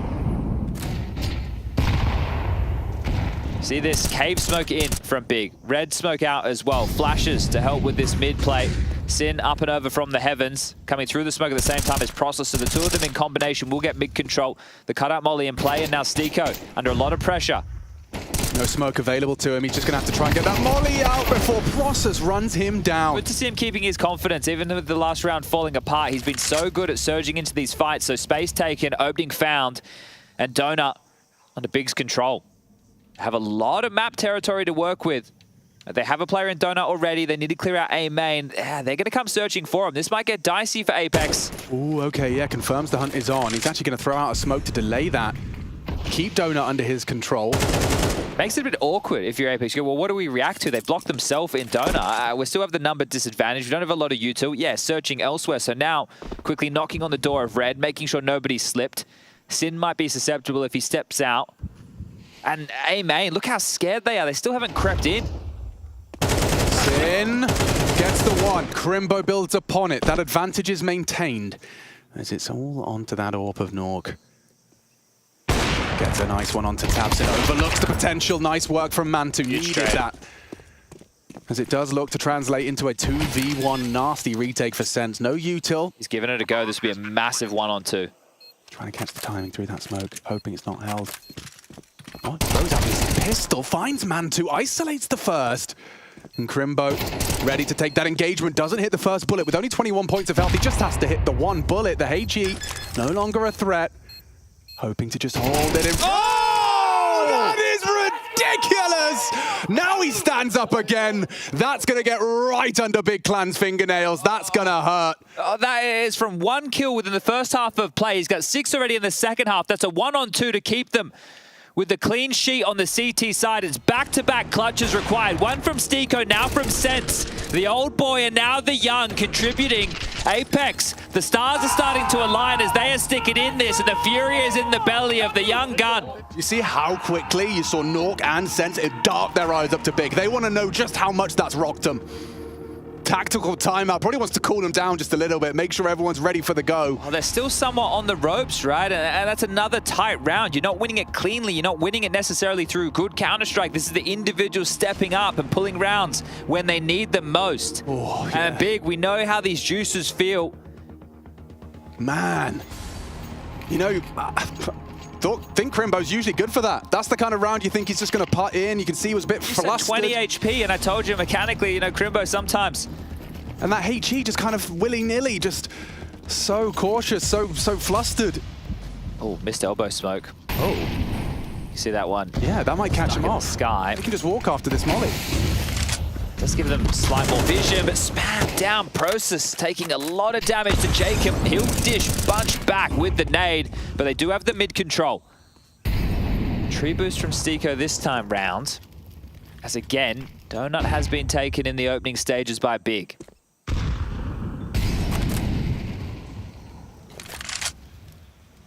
Smoke off behind Jacob. He has Stiko in support. Feels like this is their port of call. They just want to go, and wow! Jacob times it to perfection. A spray, pinpoint precise into 2 of them. And it's Stiko with that element of surprise on the boost position. Cut down by tabseN. Oh, thought about the Brokey molly would have been the better decision. Now Sasanito, one in the back. tabseN for a 1-on-3, the leader. Yeah, he's loud about this now. Spotted out on the jiggle by Sense. Mitha saying his prayers. Recovered rifle, 6 bullets, an audible reload. It's Nork's AWP on Temple's side, and he's got 40 seconds to piece this one together. He goes for an ambitious plan that no one chooses to voice concerns about. Backing into the AWP, though, and that's a gift. As Mitha perhaps starting to believe what looked like an all hope is lost half. You get the pistol, you get the second, and your opponent goes on an 8-round run. And look at this. Look at the way he's talking here. This isn't going to help the situation. Right, I have no idea what is being said, but it doesn't look like a happy in-game leader. It doesn't look like someone who is content with the situation. It's now a one-round game. He's freaking out. Yeah, no, Gob's literally just tapping on the shoulder saying it's done. That round's gone. Yeah, you come into this half, 9-3 scoreline. You lose 2 back-to-back clutches. They could go either way clutches. Okay, they fall apart. Now you're finding yourself freaking out when you're 1 round up. You just used your in-game leader brain, made sure you planted. He's thinking ahead, right? He makes sure that there's enough money for the buy. Gob comes in, but the damage might already be done. Yeah, and that's what that timeout's for. This is Gob essentially just kind of trying to counteract what seemed to be a little bit of a meltdown there from tabseN. A gargantuan one. And look, like I said, I feel the damage already done. Like the confidence, it's gone down the drain. And that's after such a great first half. Remember, Crimbo in the early stages with that AK won that clutch that helped them get into the game. And you said it when it happened, but you know, one of those clutches we're referring to, which we can categorize as a bit of a tilter of what we've seen, was on a Tech 9 half buy. Yeah. You know, that was a 1v1. It came down to a 1v2, sure. But all is not lost. Or is it? Or is it? Counter-Strike, it's a mental game. Most definitely, and that's undisputed by those that play it. Oh, missed his extinguished. Jacob tried to flow with aggression, but it doesn't matter. Process has just been caught out with a smoke spam. Yeah, Jacob's starting to get the better of him over towards these mid exchanges. More damage being done, and now just finding him just like that. It's a big clan execute. They're setting up for a pounce, but look where the bomb is. It's on the back of the in-game leader, who's now still worried about middle. He's kicking up a fuss, making a bit of noise. Another smoke redeployed towards the doors. This is put on pause for another 20 seconds at least. So wait, they have mid, and they have B lane control. There's a very short list of where this remaining 4 can be. Still have a smoke on Sasanito as well. So he's just given that over. They can re-smoke the doors on Sense to buy them even more time. That frees up the rotation. So Sasa's going to find himself over towards red. You've got Stiko in Donut. You've got the AWP of Nork trained on elbow. And it's double rifles on A. So if they try and just waltz on in and use Mantu to take some of these lines, I don't think they'll execute it. Well, no, maybe they will. You two being lined up now into double rifles. It's not like they're obscuring the vision of the AWP. And Sasanito's going to be cooking up an early The flank. door's about to be locked behind them. Yeah. This is the bait and switch. It's perfect. Can they find a clean entry? Yes, they can. It's tabseN leading by example, but no one looking at the big box, and it's a bit of a messy spray. But look how quick this flank is. Yeah, it could be very, very hard for Mantu to switch around on this one, and he's actually going to have the trigger discipline. Look at it, tracking, trained on the head of Mantu. One passing glance, and it can all fall apart. He misses his shot. Sasanito posts it, and it's all on to Crimbo. Could he find the AWP through the smoke? That's the worst weapon for the job. They've even re-smoked it. He knows they're going to hold it. What can you do? Crimbo doesn't have a rifle. He can't even spam the smoke. He fires off the shots, and that's the round. Save the AWP, I guess. He can't find the rifle. Another frustrating one from the donut position for Crimbo. Yeah, someone get big dictionary and look up the word capitulation, because right now they are the definition. Jacob and Sasanito highlights for the CT side right now. Yeah, I can see why he's giggling after the impatience to being nearly punished. Yeah, almost flooded it. It felt like a sealed deal. I think he fired a shot. He did manage to get his finger on the trigger, so... You imagine. And Mantu's been quick to it in certain scenarios. That one, it's over. They're doing a fast A. They're just all inning A. Yeah. Well, the thing is, you're going to know it's A, and the rotation's going to come in buckets and spades. Got to go through that. Sin does. Stiko forced back into the donut smoke. He'll actually... Oh, he naded it. As Jacob swings out, tabseN finds him. 4-on-4. Hectic temple control is theirs, and a huge posting onto Nork. It's Process, proactive, finding the AWPer. That was interesting. Sasanito didn't leave the B bomb side at all. He just kind of kept his feet planted. It's like they didn't believe it was the A rush. It fell all into me. I guess it could be a question of what tone was Stiko saying? A, it's A. Yeah, I just expected them to hightail it and head straight over. So big. They managed to pull this one off, and they actually just throw themselves into the choke points and take the fight. So actually quite well done. Yeah, and tabseN a double kill, high impact from him. Process the one to win the round with that third. You see this from Sin. Look at this flight path. Just goes straight into the duel, forces Stiko away, and it's this reaction from tabseN. You'll see him coming out of the smoke late and finding that frag right there, just with a slightly flashed face. Stiko spam through the smoke, and it will be Big Clan, the first to find 10. Yeah, the response time from Apex, I think I gave them more credit than it was worth there, so well done from Big, and they must know that the finances of Apex are still somewhat limited. Sense can drop that AWP across and buy himself a rifle. Jacob's just bought his own. It's just Stiko who's going to be operating with something a little bit less, and Sasanito can drop in an MP9. So they will have enough for what will resemble a full buy. But Big still have Apex right where they want them. These rounds haven't been the easiest for Apex to convert. They can still just break the finances, Big, and put themselves in pole position to get this one closed.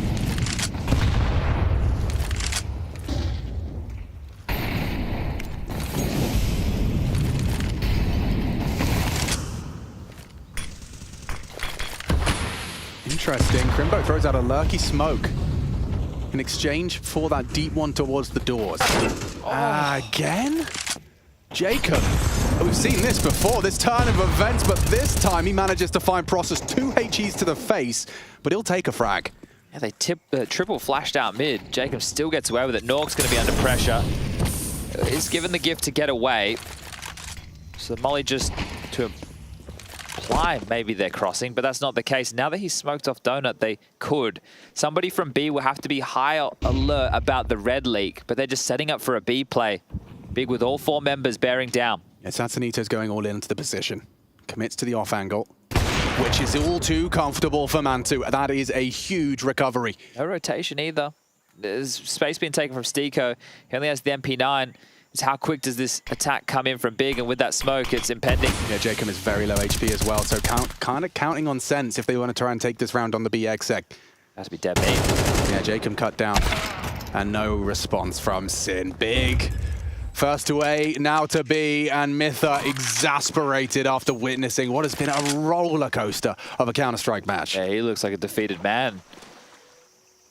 Money broken, AWP saved, AK for Stiko.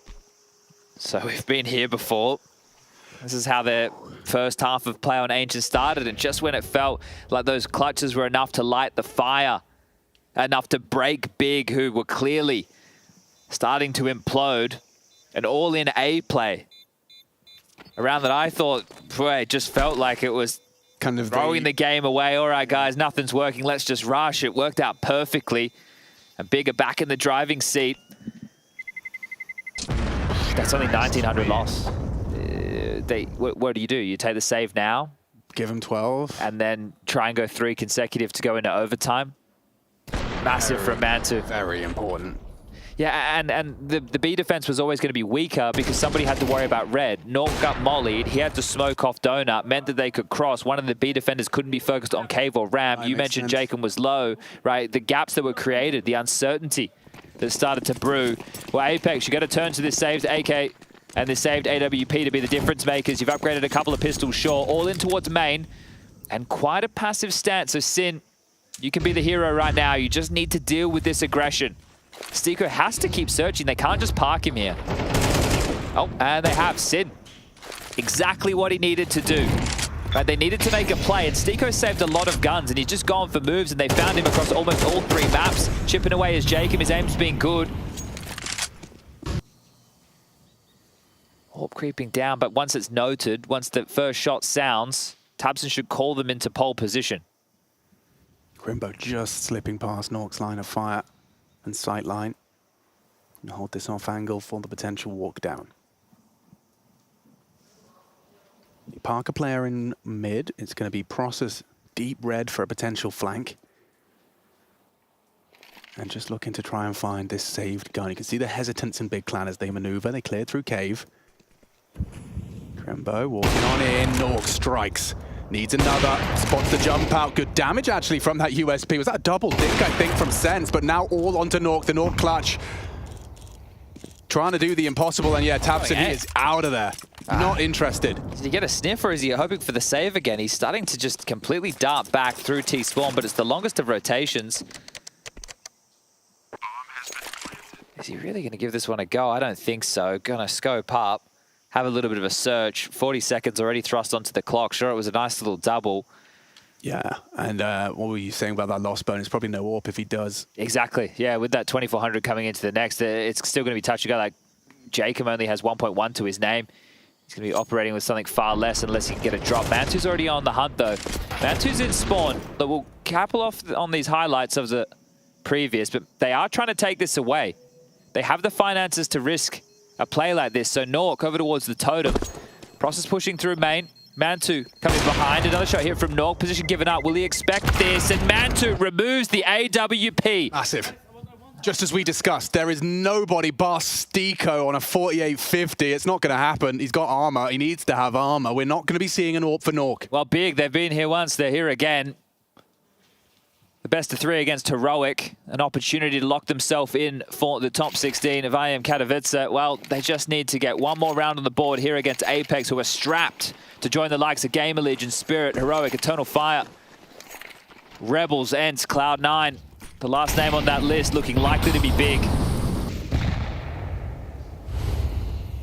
It's not over till it's over. Apex 3 consecutive rounds demanded of them. And look at this fearless from Jacob. He pushes A main and he makes it clear he has.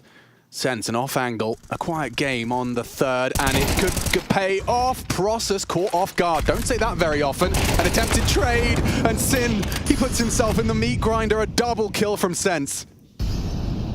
The impact again from the youngster to keep them alive. Molly just not spreading, getting hot in the red room. As a 3-on-5 situation now manifests. They got everything they wanted by removing that AWP, but still up against it. Sense is even able to get out of red, rotate around, position himself now with Nork and Sasanito. Tabson with the bomb is going to be spotted. That's a lot of information, 45 seconds. They're playing this very well. That Sense double, they don't want to let that at a huge advantage be thrown away. Jacob even re-advancing, trying to keep that presence and pressure up. 3 on this B site. There should be no way they can find their way in. Maybe that man to AWP could catch a peek at a Sense. They've got this angle set up. He does press his eye to the scope, heard now by the site players. Sense will be cautious about taking this fight. Satanito first contact, good shot out of Crimbo. Back from Nork, need a shot out of Mantu, all onto Mantu, and he's gone too. The first of the 3 to take us to OT is found. Oh, Nork even putting a couple of USP bullets into the bodies just there on the ground. I think he was trying to hit the M4 to Jacob. Oh, you think? I think he was actually... Oh, okay. Yeah, been a team player, you know? I missed that. I just saw with my big map up on the screen and the USP being spammed, I thought it was just into the body. No, Alex, yours makes an awful lot more sense, doesn't it? Let's get him a much better gun. Instead, it's actually Sense saying, lad, I'll take it. Someone has to. You know what Jacob's been doing in mid? I mean, I want him to have an M4. That's true. Well, 2 more now. Apex, you got to fight for your right for the group stage. Oh, I thought Crimbo was going to be going something quick. You could see he's had that Mac 10, but thinks better of it. Still, though, could be Poppy. Smoke at the top of the ramp. Nork, yeah, spots them.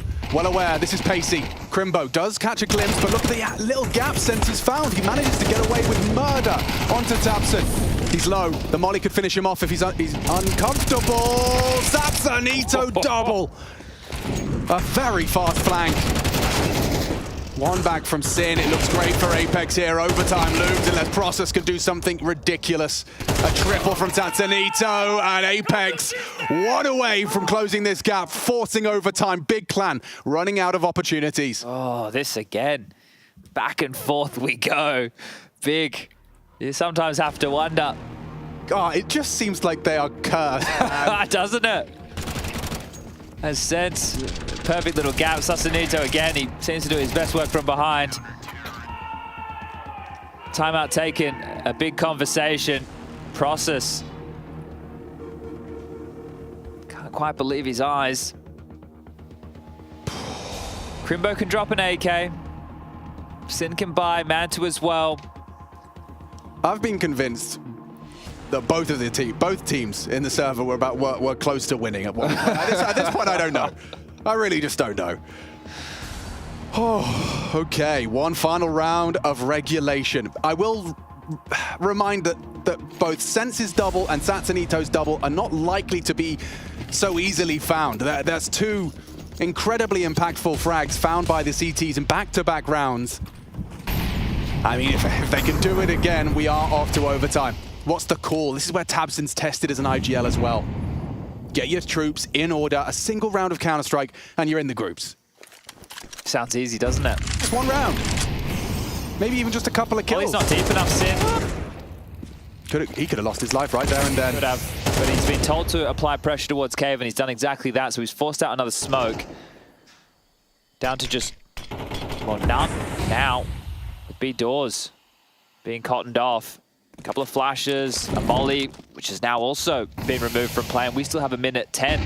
Apex, you can see that they're feeling the pressure. Coming for him. Sin, oh, that beautiful Sin comes alive in the final round of regulation. A double kill on the aggress from the CTs. It's problems now for Apex. Can Nork hold on to this B bomb site? He has got help. Jacob has rotated through, abandons middle in a last-ditch attempt to try and force overtime. Sin, he's had a very tough game, but that round, this double. The bomb has to get back through the Giving doors. them the leg up. Bomb has to get back through the doors. There's 30 seconds. And they have to get past them as Nork has racked him up. Jacob gets another. There's no way. Sin's frags mean nothing if Mantu can't get that one. He does. 25, Process, low HP, up against an AWP, it's insignificant. Can he go wide? Can Nork hit the shot? He can. He's so low. 15 seconds. 3 frags from Nork, an incredibly impactful round. It's Nork that takes us to OT. Apex not done yet. The final spot in the groups of Katowice are still up for debate. Oh, that is going to feel so good. Sin with a double. Sin with the double in Cave. A 3-on-5 disadvantage, and Apex pull that off. The bomb outside the doors. Nobody watching the push. Everybody coming through Cave. And Nork lights it up. Oh, they couldn't have been more isolated. Mantu doing his best to break in, but Nork gets it done, and they're fired up once more. Apex.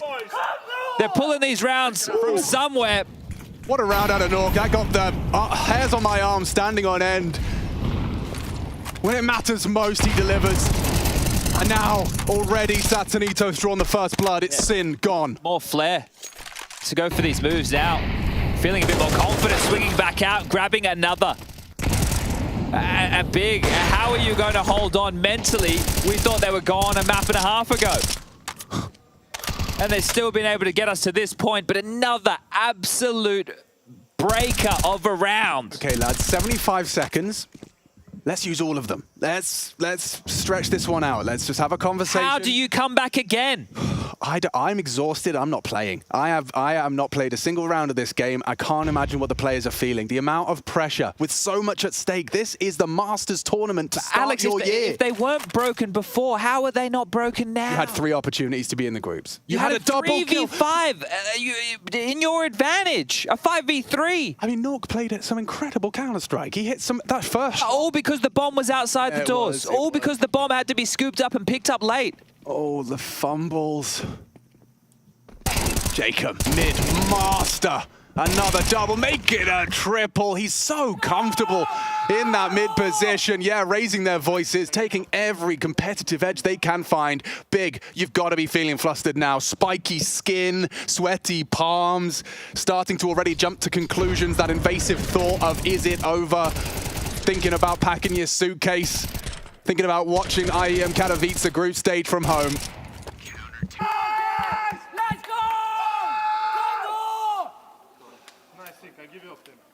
Oh my gosh, here we go again. Yeah, they're just going to be so deflated. I mean, this would be incredible resilience if... I'll come back to that, because Nork's already picked off Process. Another opening death for Big Clan. Very early days in these rounds of OT. The CT side seems to have battened down the hatches, locked out any aggressive maneuvers. I think Process, or rather Crimbo, excuse me, has managed to at least catch wind of one at the back side of B. Satsanito threatening with some aggression towards the elbow. You wouldn't play the fade at this. I would, because they have all the confidence in the world right now. Yeah, they can take more risks. They can just take more chances because they're the ones who keep just pulling these rounds. Winning the clutches, winning the number disadvantage scenarios. Now they can be disruptive. You already have Big shaken. Just continue to stir them up. Make these plays that they're not expecting. Subvert the expectation. It's so smart from Satsanito to make a play like that. Knowing that Crimbo is mined, if you're crossing your T's, you're dotting your I's, you've got an advantage, you're not pushing. Oh, speaking of pushing, here comes Stiko again. Only has 9 kills, but the amount of times he's just vacuumed up all of this space over towards A and removed even a question mark of the main push. Sure, they do have to worry about the mid-league. 3v3 on this B bomb site. Up the ramp comes Tabson, out cave comes the other 2. Jacob tapping away, will be cleaned. Nork dies to the molly. Oh, nice clean headshot out of sense. It puts Mantu into a clutch. Could be our Hell of a recovery. Misses his chance. Apex erupt. You can see the peanut gallery. Janko Paunovic tuning in for the intensity that is this overtime. Third map, final spot into the group stage. Big just, well, I was going to say big, a gob just scratching the back of his head. You're still calling the round. You're still hoping you can pull something off. I think Big done like a dog's dinner. It's just... I thought that like 4 times. Yeah, but this time I really mean it, Alex. Okay. If they win this one, the CT side was not to be snuffed at, as we know. One hell of a first half. I can't see it. I'm trying it. I can't see it. A 5v3. Yeah. Sin as well, the man who struggled on Vertigo, got absolutely nothing done, got abused. Comes alive on Ancient, gets you some big impact rounds. Gets you 2 kills to close the map. Big Clan were 3 kills away from the group stage, and have since conceded what was, 3 rounds consecutive to OT. Now Apex have got 2 in a row here.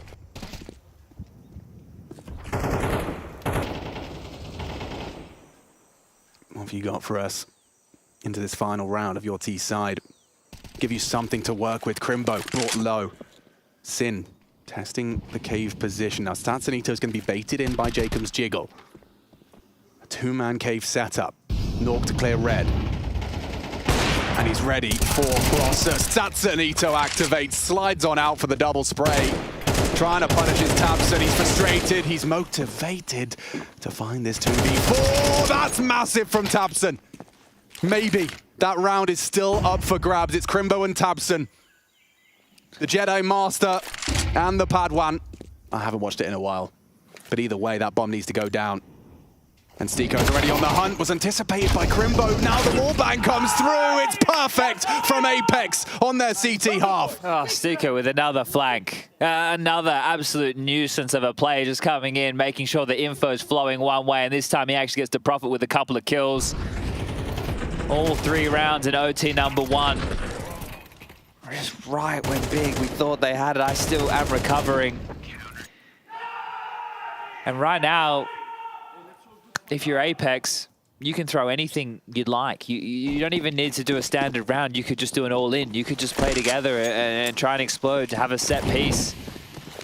It looks like they will go for a standard opening. They're going for that mid-lurk smoke. It all hangs in the balance, Chad. Tabson still flirting with aggression. It's Sin bodyguarding his leader. Steps into the line of fire for a double of his own design. Crimbo forward. Chipped away at by the nade of Jacob. Stiko advancing into A, knows a play needs to be made. Held by the man to AWP, and the timing, unbelievably so. He just gave it up, and now he has to brave the flame. Second guess is the overcommitment. They can't fumble a 3v5 here. It is not allowed. And Sin continues where he left off. Impact being felt in a must-win round for survival. Pushes onto CT, finds his 3rd. Impact reverberating through the server from Sin.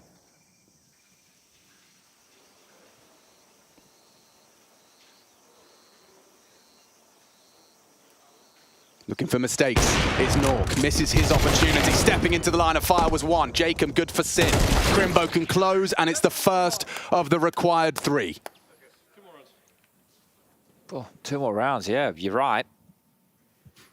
I still, look, as I said just in the previous, I think it's better to go for an all-in. Like when you just need 1 round, you have 3 opportunities. Now you only have 2. I would have loved if the first was just something, hey guys, let's buy 2 MAC-10s and 3 AKs and let's rush B. You know, let's just try and do something a little bit outside of the box. Let's not go for the default. Remember, we only got 3 rounds in that first half. Look at them. Yeah. 3 fast, out mid, knives out. This could all hang on these sprays. The flashes are in. Tabson holds on with Crimbo. From the grave, his nade finds Jacob. Amata for the advantage. Sin forces the issue, takes advantage, and extends it with a nice frag and a nade on the nose. Statsanito onto 43. Bomb loose on elbow to be retrieved. Tabson digs deep into main. 3 lean B. Mid open for business, to be tended to now by Sin.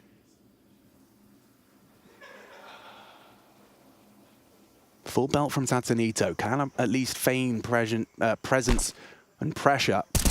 but not without the bomb. I just don't understand the call again. Like, I know I said do something fast, but Big have been contesting for middle. Come on now. Yeah, no. I mean, Tatsanito... Look where the bomb is. Yeah, he doesn't surrender, though. He's not going to go down quietly. And he's got 40 seconds, so he's going to use every second available to him to try and continue to keep them on their toes. Process that. Sound cue goes both ways, bro. Tatsanito. An ace clutch for the group stage of Katowice is asking way too much. And from behind, Tabson didn't finish his meal. He brought him low. A single bullet would do it. Sin provides it. We go again. One more round required for the double OT. It's always hard, isn't it? It's never easy with Big. Timeout called. This is an emotional roller coaster. Oh, isn't it just? Nork is going to require a drop from Sasanito here because he's bought the AWP in back-to-back rounds. I don't think that'll facilitate him the AWP. Just give him a rifle. Well, I mean, Tabson did that full blind.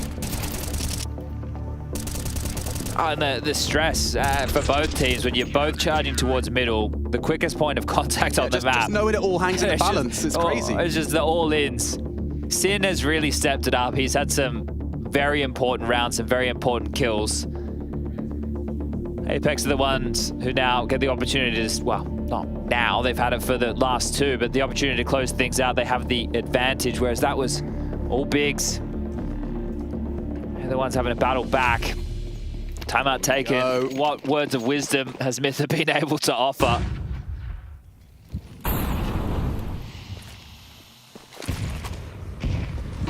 Will it end here? Or do we really need another OT? Stiko, he's actually got a whole lot of presence early. Straight out main, dumping his util. Getting the defense nervous. A boost up, that's a good opportunity. I think spotted by Crimbo, has to give it up. Now Nork starts to work his magic on this B defense. Sin holding that tight angle. Now trying to isolate the duel. Good work from Sin. Cut down by Jacob. Levels it out. Still that pressure on A. Their fight's got two fronts simultaneously. That was a team flash. Crimbo's gone down. A team flash out from Mantu. Oh, and another down. It's Sense with impact on the A site. Bomb in mid. Coming out of the ledge now. And a 2v4 Apex are 2 clicks of the mouse away from taking that final spot in the Katowice group stage. And it's Stiko on the AWP to close. Big Clan to be eliminated. Hours of Counter-Strike transpired. And it ends here. Apex, resilient. Tatsanito, Jacob, 26 apiece. 3 maps, extra rounds. It ends here on the A site. Process gives it a go. What more can he do? The first of the 4. A Molly A main swing in, and that's it. Apex have done it. The top 16 of IEM Katowice, sending Big Clan home with a heavy head. Have to just shout out Sense here. That first half, only 1 kill to his name. He has massive impact in that second half of play. Gets a 1-on-2 clutch. The same to be said for Stiko. Those two were at the bottom of the scoreboard. The workhorses. You've got your Jacobs, you've got your Sasanitos. The multi-kills they were able to deliver was only because those clutches kept them in the game. Let's talk about Nork. Let's talk about that AWP 4K. I mean, truly looked like it was done. Sin steps up. It's almost poetry in motion as the man who's had a real tough time on map 2 looks to perhaps have made the individual play that takes them to the group stage, and then it all falls apart with his hands off the mouse and keyboard, watching as a 3v5 is taken down by a Swedish AWP. Yeah, we saw this roller coaster of emotions at Big. We saw them capitulate right in front of our very eyes, and now we're seeing them break down. How many more mental ups and downs, and I think it's just going to be downs tonight. This team, oh, they have been through a mental war today. It's going to be one hell of a quiet shuttle home. But for now, we reflect on the victory. Apex, the last spot in the group stage is theirs. Let's hear from them.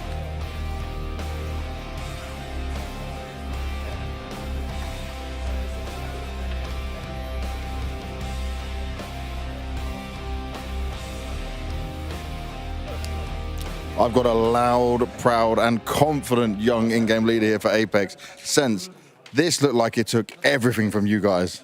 Yeah, for sure. Like when we were under 9-3, I just said like we were leading 9-3 against Fury on Mirage. They came back. Let's fucking do it ourselves.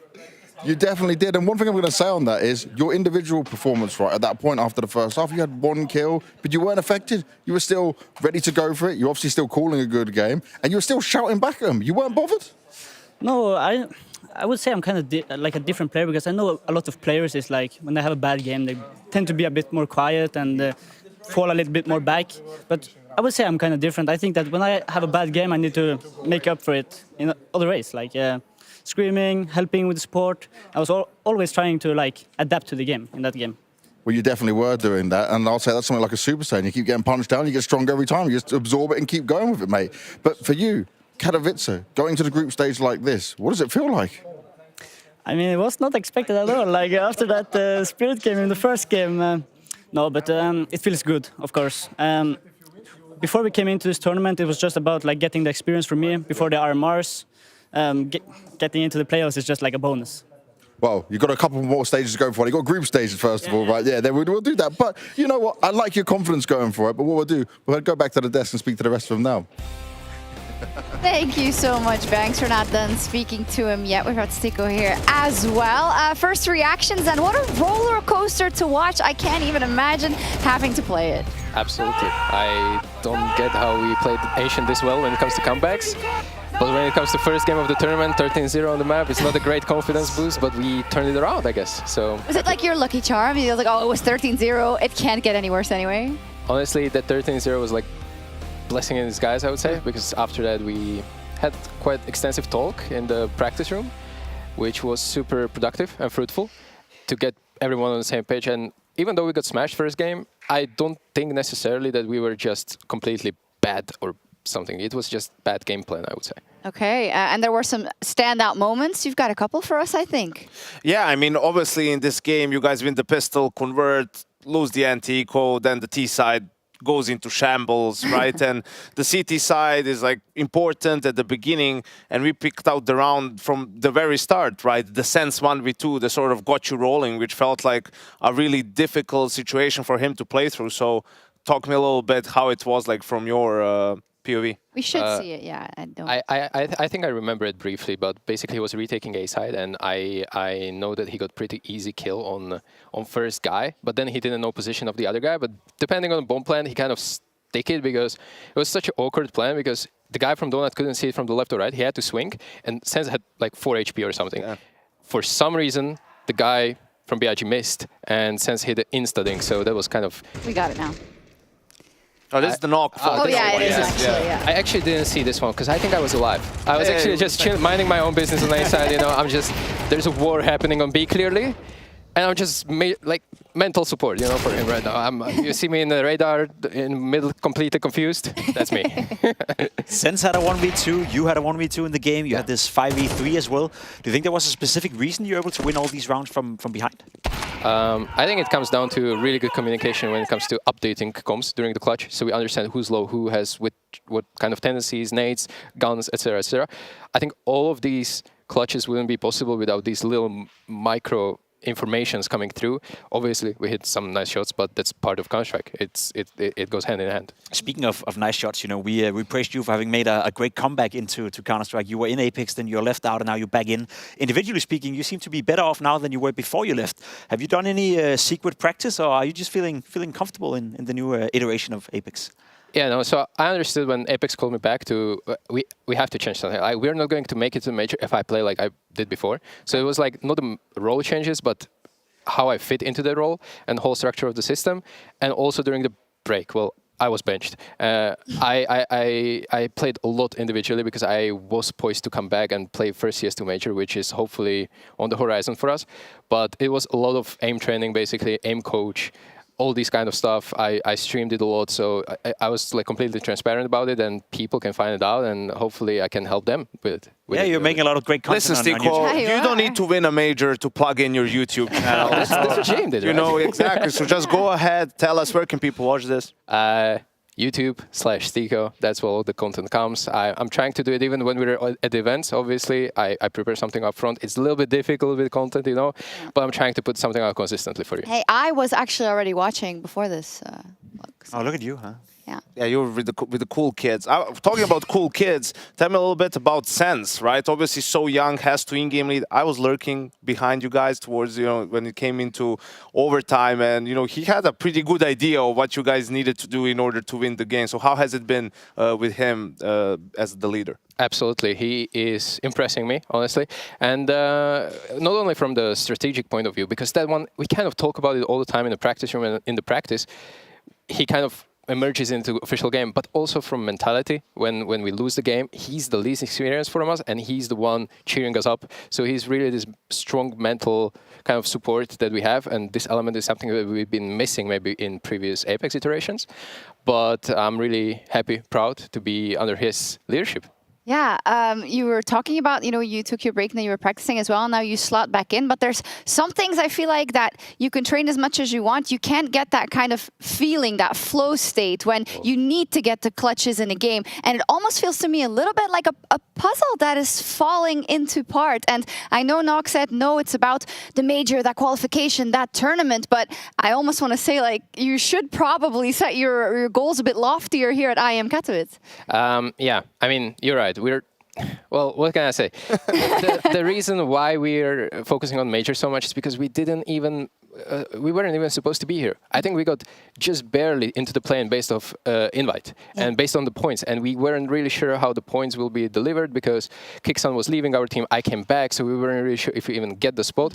This is not something that we focus on majorly, but since we're here, we're obviously going to squeeze the best out of it. Well, in that light, how much are 2 more best of 3s against some of the best going to mean in helping you prepare for the RMR? That's basically like data point for us, this Katowice event. If we do well, that means that we've been practicing well, and we will continue to do so for RMR. If we do poorly in group stage, for example, we'll adjust, and we have still 2 weeks to do it.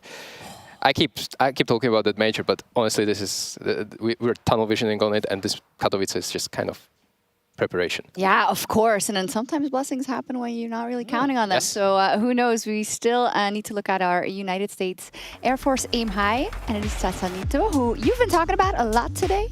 Yeah, he stepped it up after the first map, right, where it was rough for most of the Apex crew, right? But even on this map, towards the very end, he was very vocal.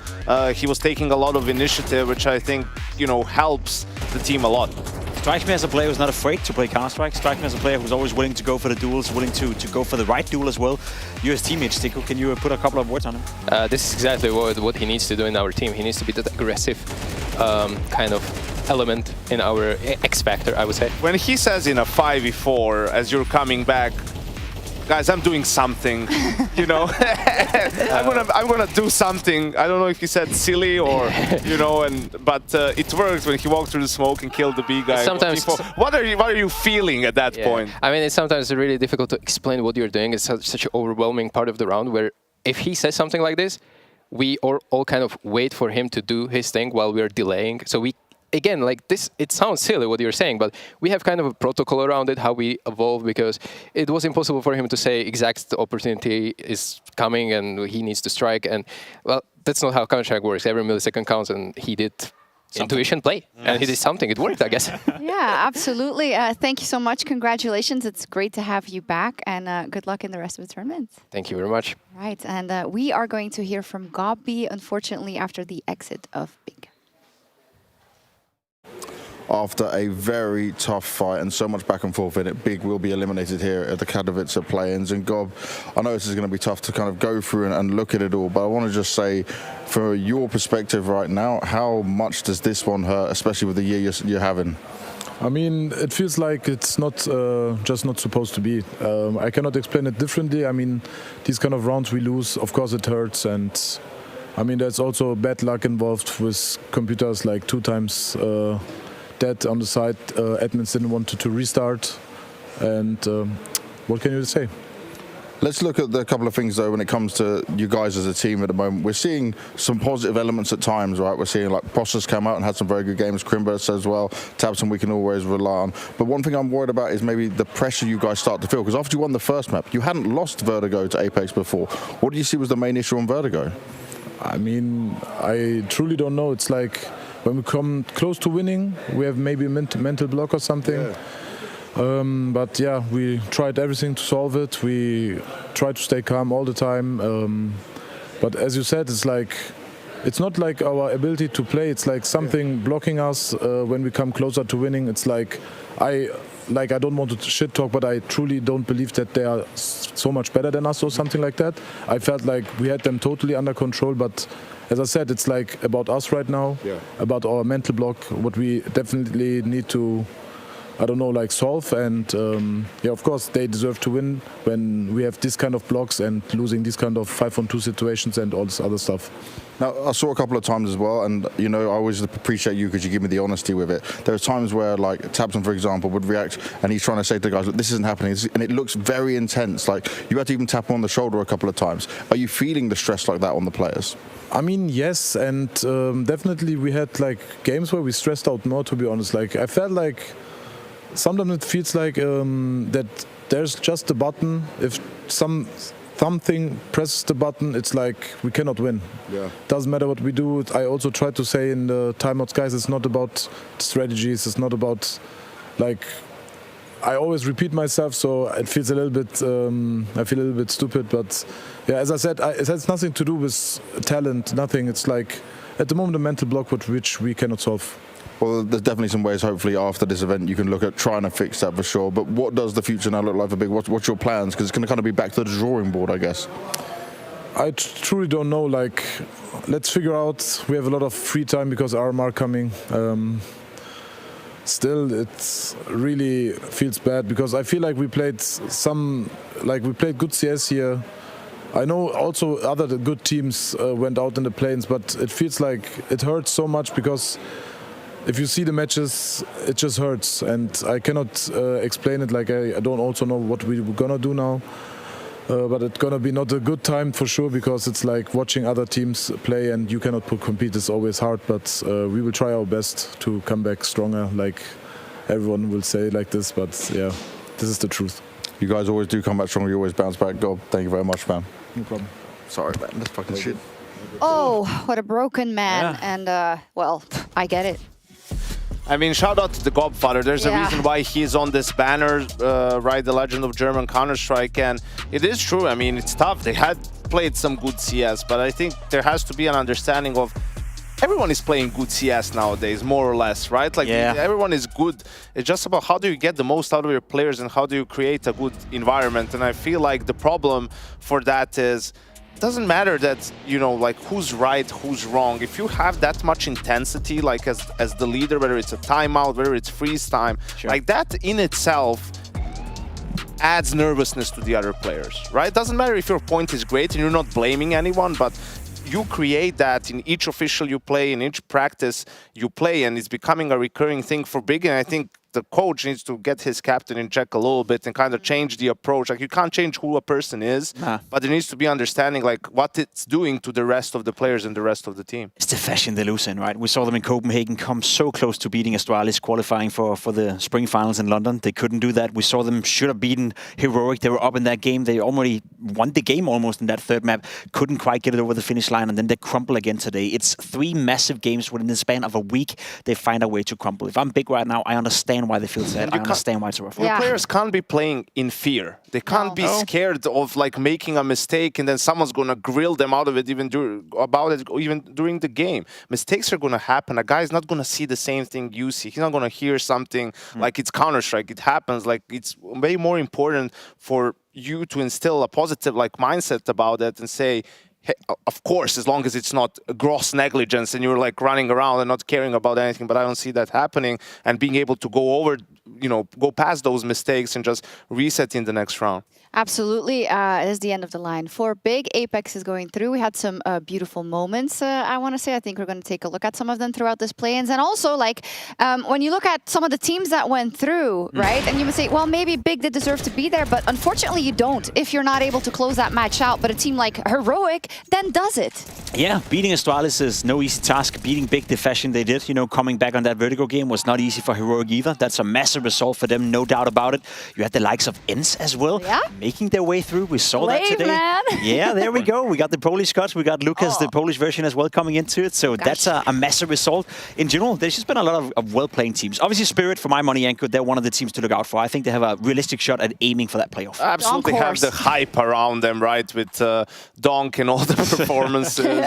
The Mongols, unfortunately, didn't make it, right? Close loss today to ENCE. Furia, how have the mighty fallen so hard, right? Not even close to making it into the group stages of IEM Katowice, and definitely after the RMR, some serious questions to be answered for Furia. Mongols, I am, kind of sad that they didn't make it, actually. I think they obviously have the quality to do it in each tournament that they start in. It just didn't work today. And here we get kind of the absolute tragedy. But some big names lost. I mean, VP, Astralis, these are teams that we thought could potentially make the playoffs of this whole tournament, right? If they get on a good run. So just tells you how cutthroat the play-ins are, how many good teams we have. Cloud9 beating their former in-game leader in Nafani, then taking down VP after losing to Rebels. So I don't know. Explain it, Jacob. The Astralis one is crazy, right? They came close. They beat Vitality a week ago, and they came close beating them twice within the span of 3 days. They come into this tournament, you think to yourself, heroic in a best of one, that should be relatively easy. And then they lose in the fashion they did to ENCE, to Glaive, the ex-in-game leader, where he just absolutely destroyed them. For my money, that's the biggest surprise, together with the VP. We saw VP play in Copenhagen. I think they played fantastic Counter-Strike. I did not see that coming. I also had them as a playoff contender, and now they find themselves on a way home. You know, that's crazy. So much happened already, and this was only 3 days of CS at the Intel Extreme Masters Katowice. But tomorrow, even more. The groups start. All the teams that made it through. If it was hard, if it was easy, it doesn't matter, because Rebels, oh my God, they're straight up against FaZe Clan. There are no easy matches, let's be honest. Out of the frying pan and into the fire for Rebels, right, versus FaZe Clan. Eternal Fire Falcons, I think that's going to be interesting. Eternal Fire on the way up. Donk versus Navi, and Complexity against Apex. That's a pretty good matchup for Complexity. They've been struggling lately, so good for them. I would say it's good for Apex. Oh, that too.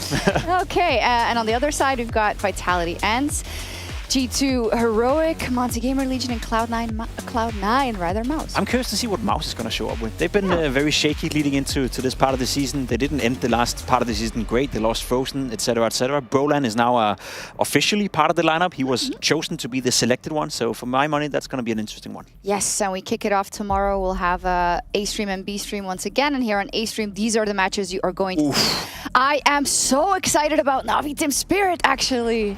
Yeah, that's going to be straight fire. We see Navi seems to be been taking that next step. Right? Can they keep doing it against the likes of Donk, Shiro, Zontix, and the crew? G2 versus Heroic, right? G2 always seems inconsistent. How will they do against this new Heroic lineup? And Vitality, will they just continue to take care of business? Most likely against a team like ENCE. We did see Glaive and the boys play okay today, but against Vitality, that's a different caliber of team. The Eternal Fire versus Falcons, you said it, Yanko. I think that's a very interesting one. I think Eternal Fire is probably the team that has played, I guess, the most above my expectations coming into this play-in. They look very solid in the 2 games, and the Falcons, they're still a bit shaky. They still need to glue together. That one right there, that could be a very interesting one.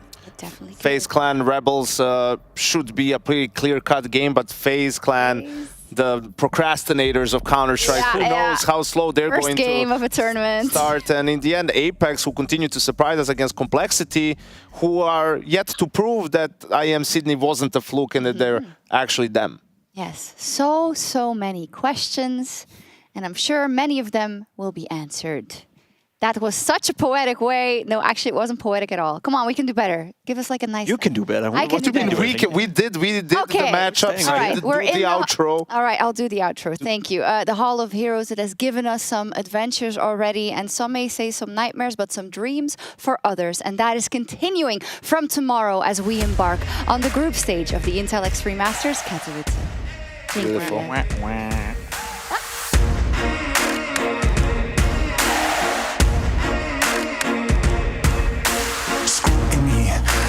Twisting up the truth, this ain't new to me. Since the age of 22, I've been using it like it's fuel to level up, like it's champagne in my cup, like there's nothing interrupting my pursuit of dreams. There's a vision in my mind, it's consuming me.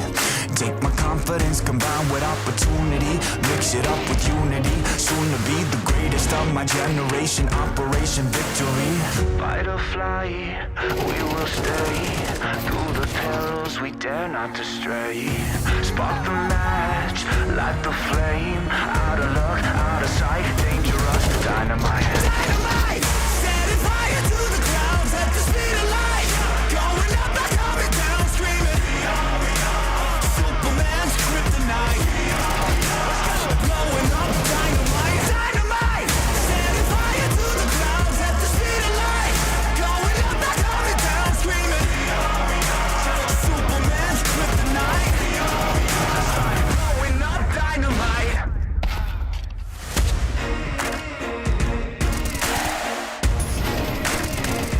Check it.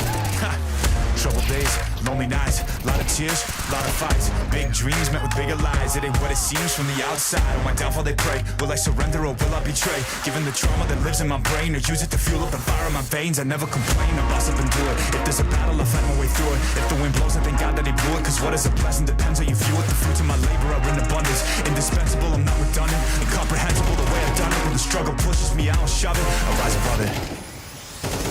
Fight or fly, we will stay, through the perils we dare not to stray.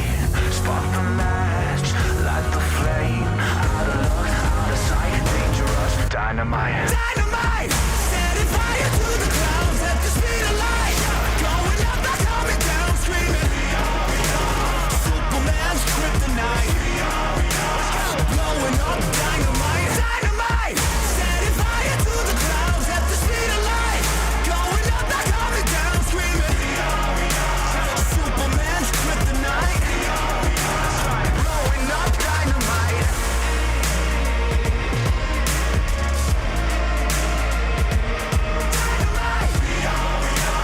Superman's kryptonite, blowing up dynamite. Dynamite, setting fire to the clouds at the speed of light, going up, not coming down, screaming.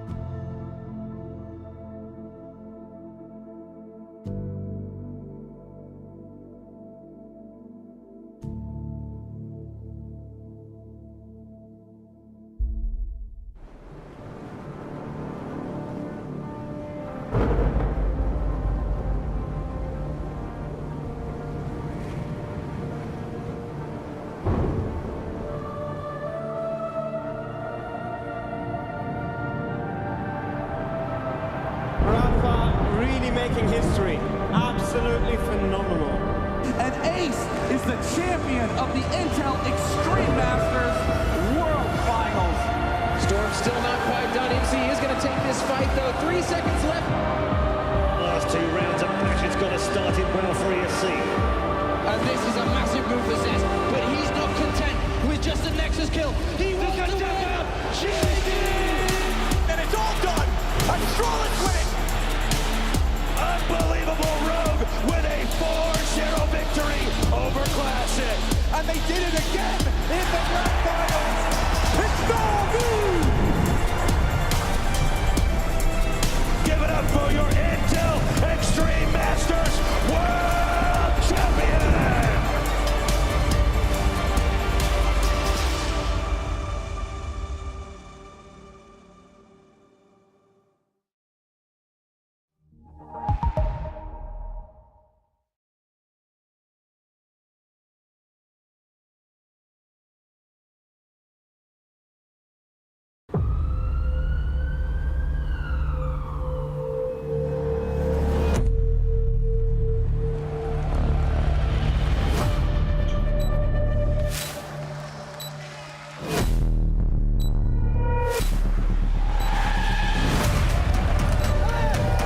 Colt's gonna jump across. Oh my God!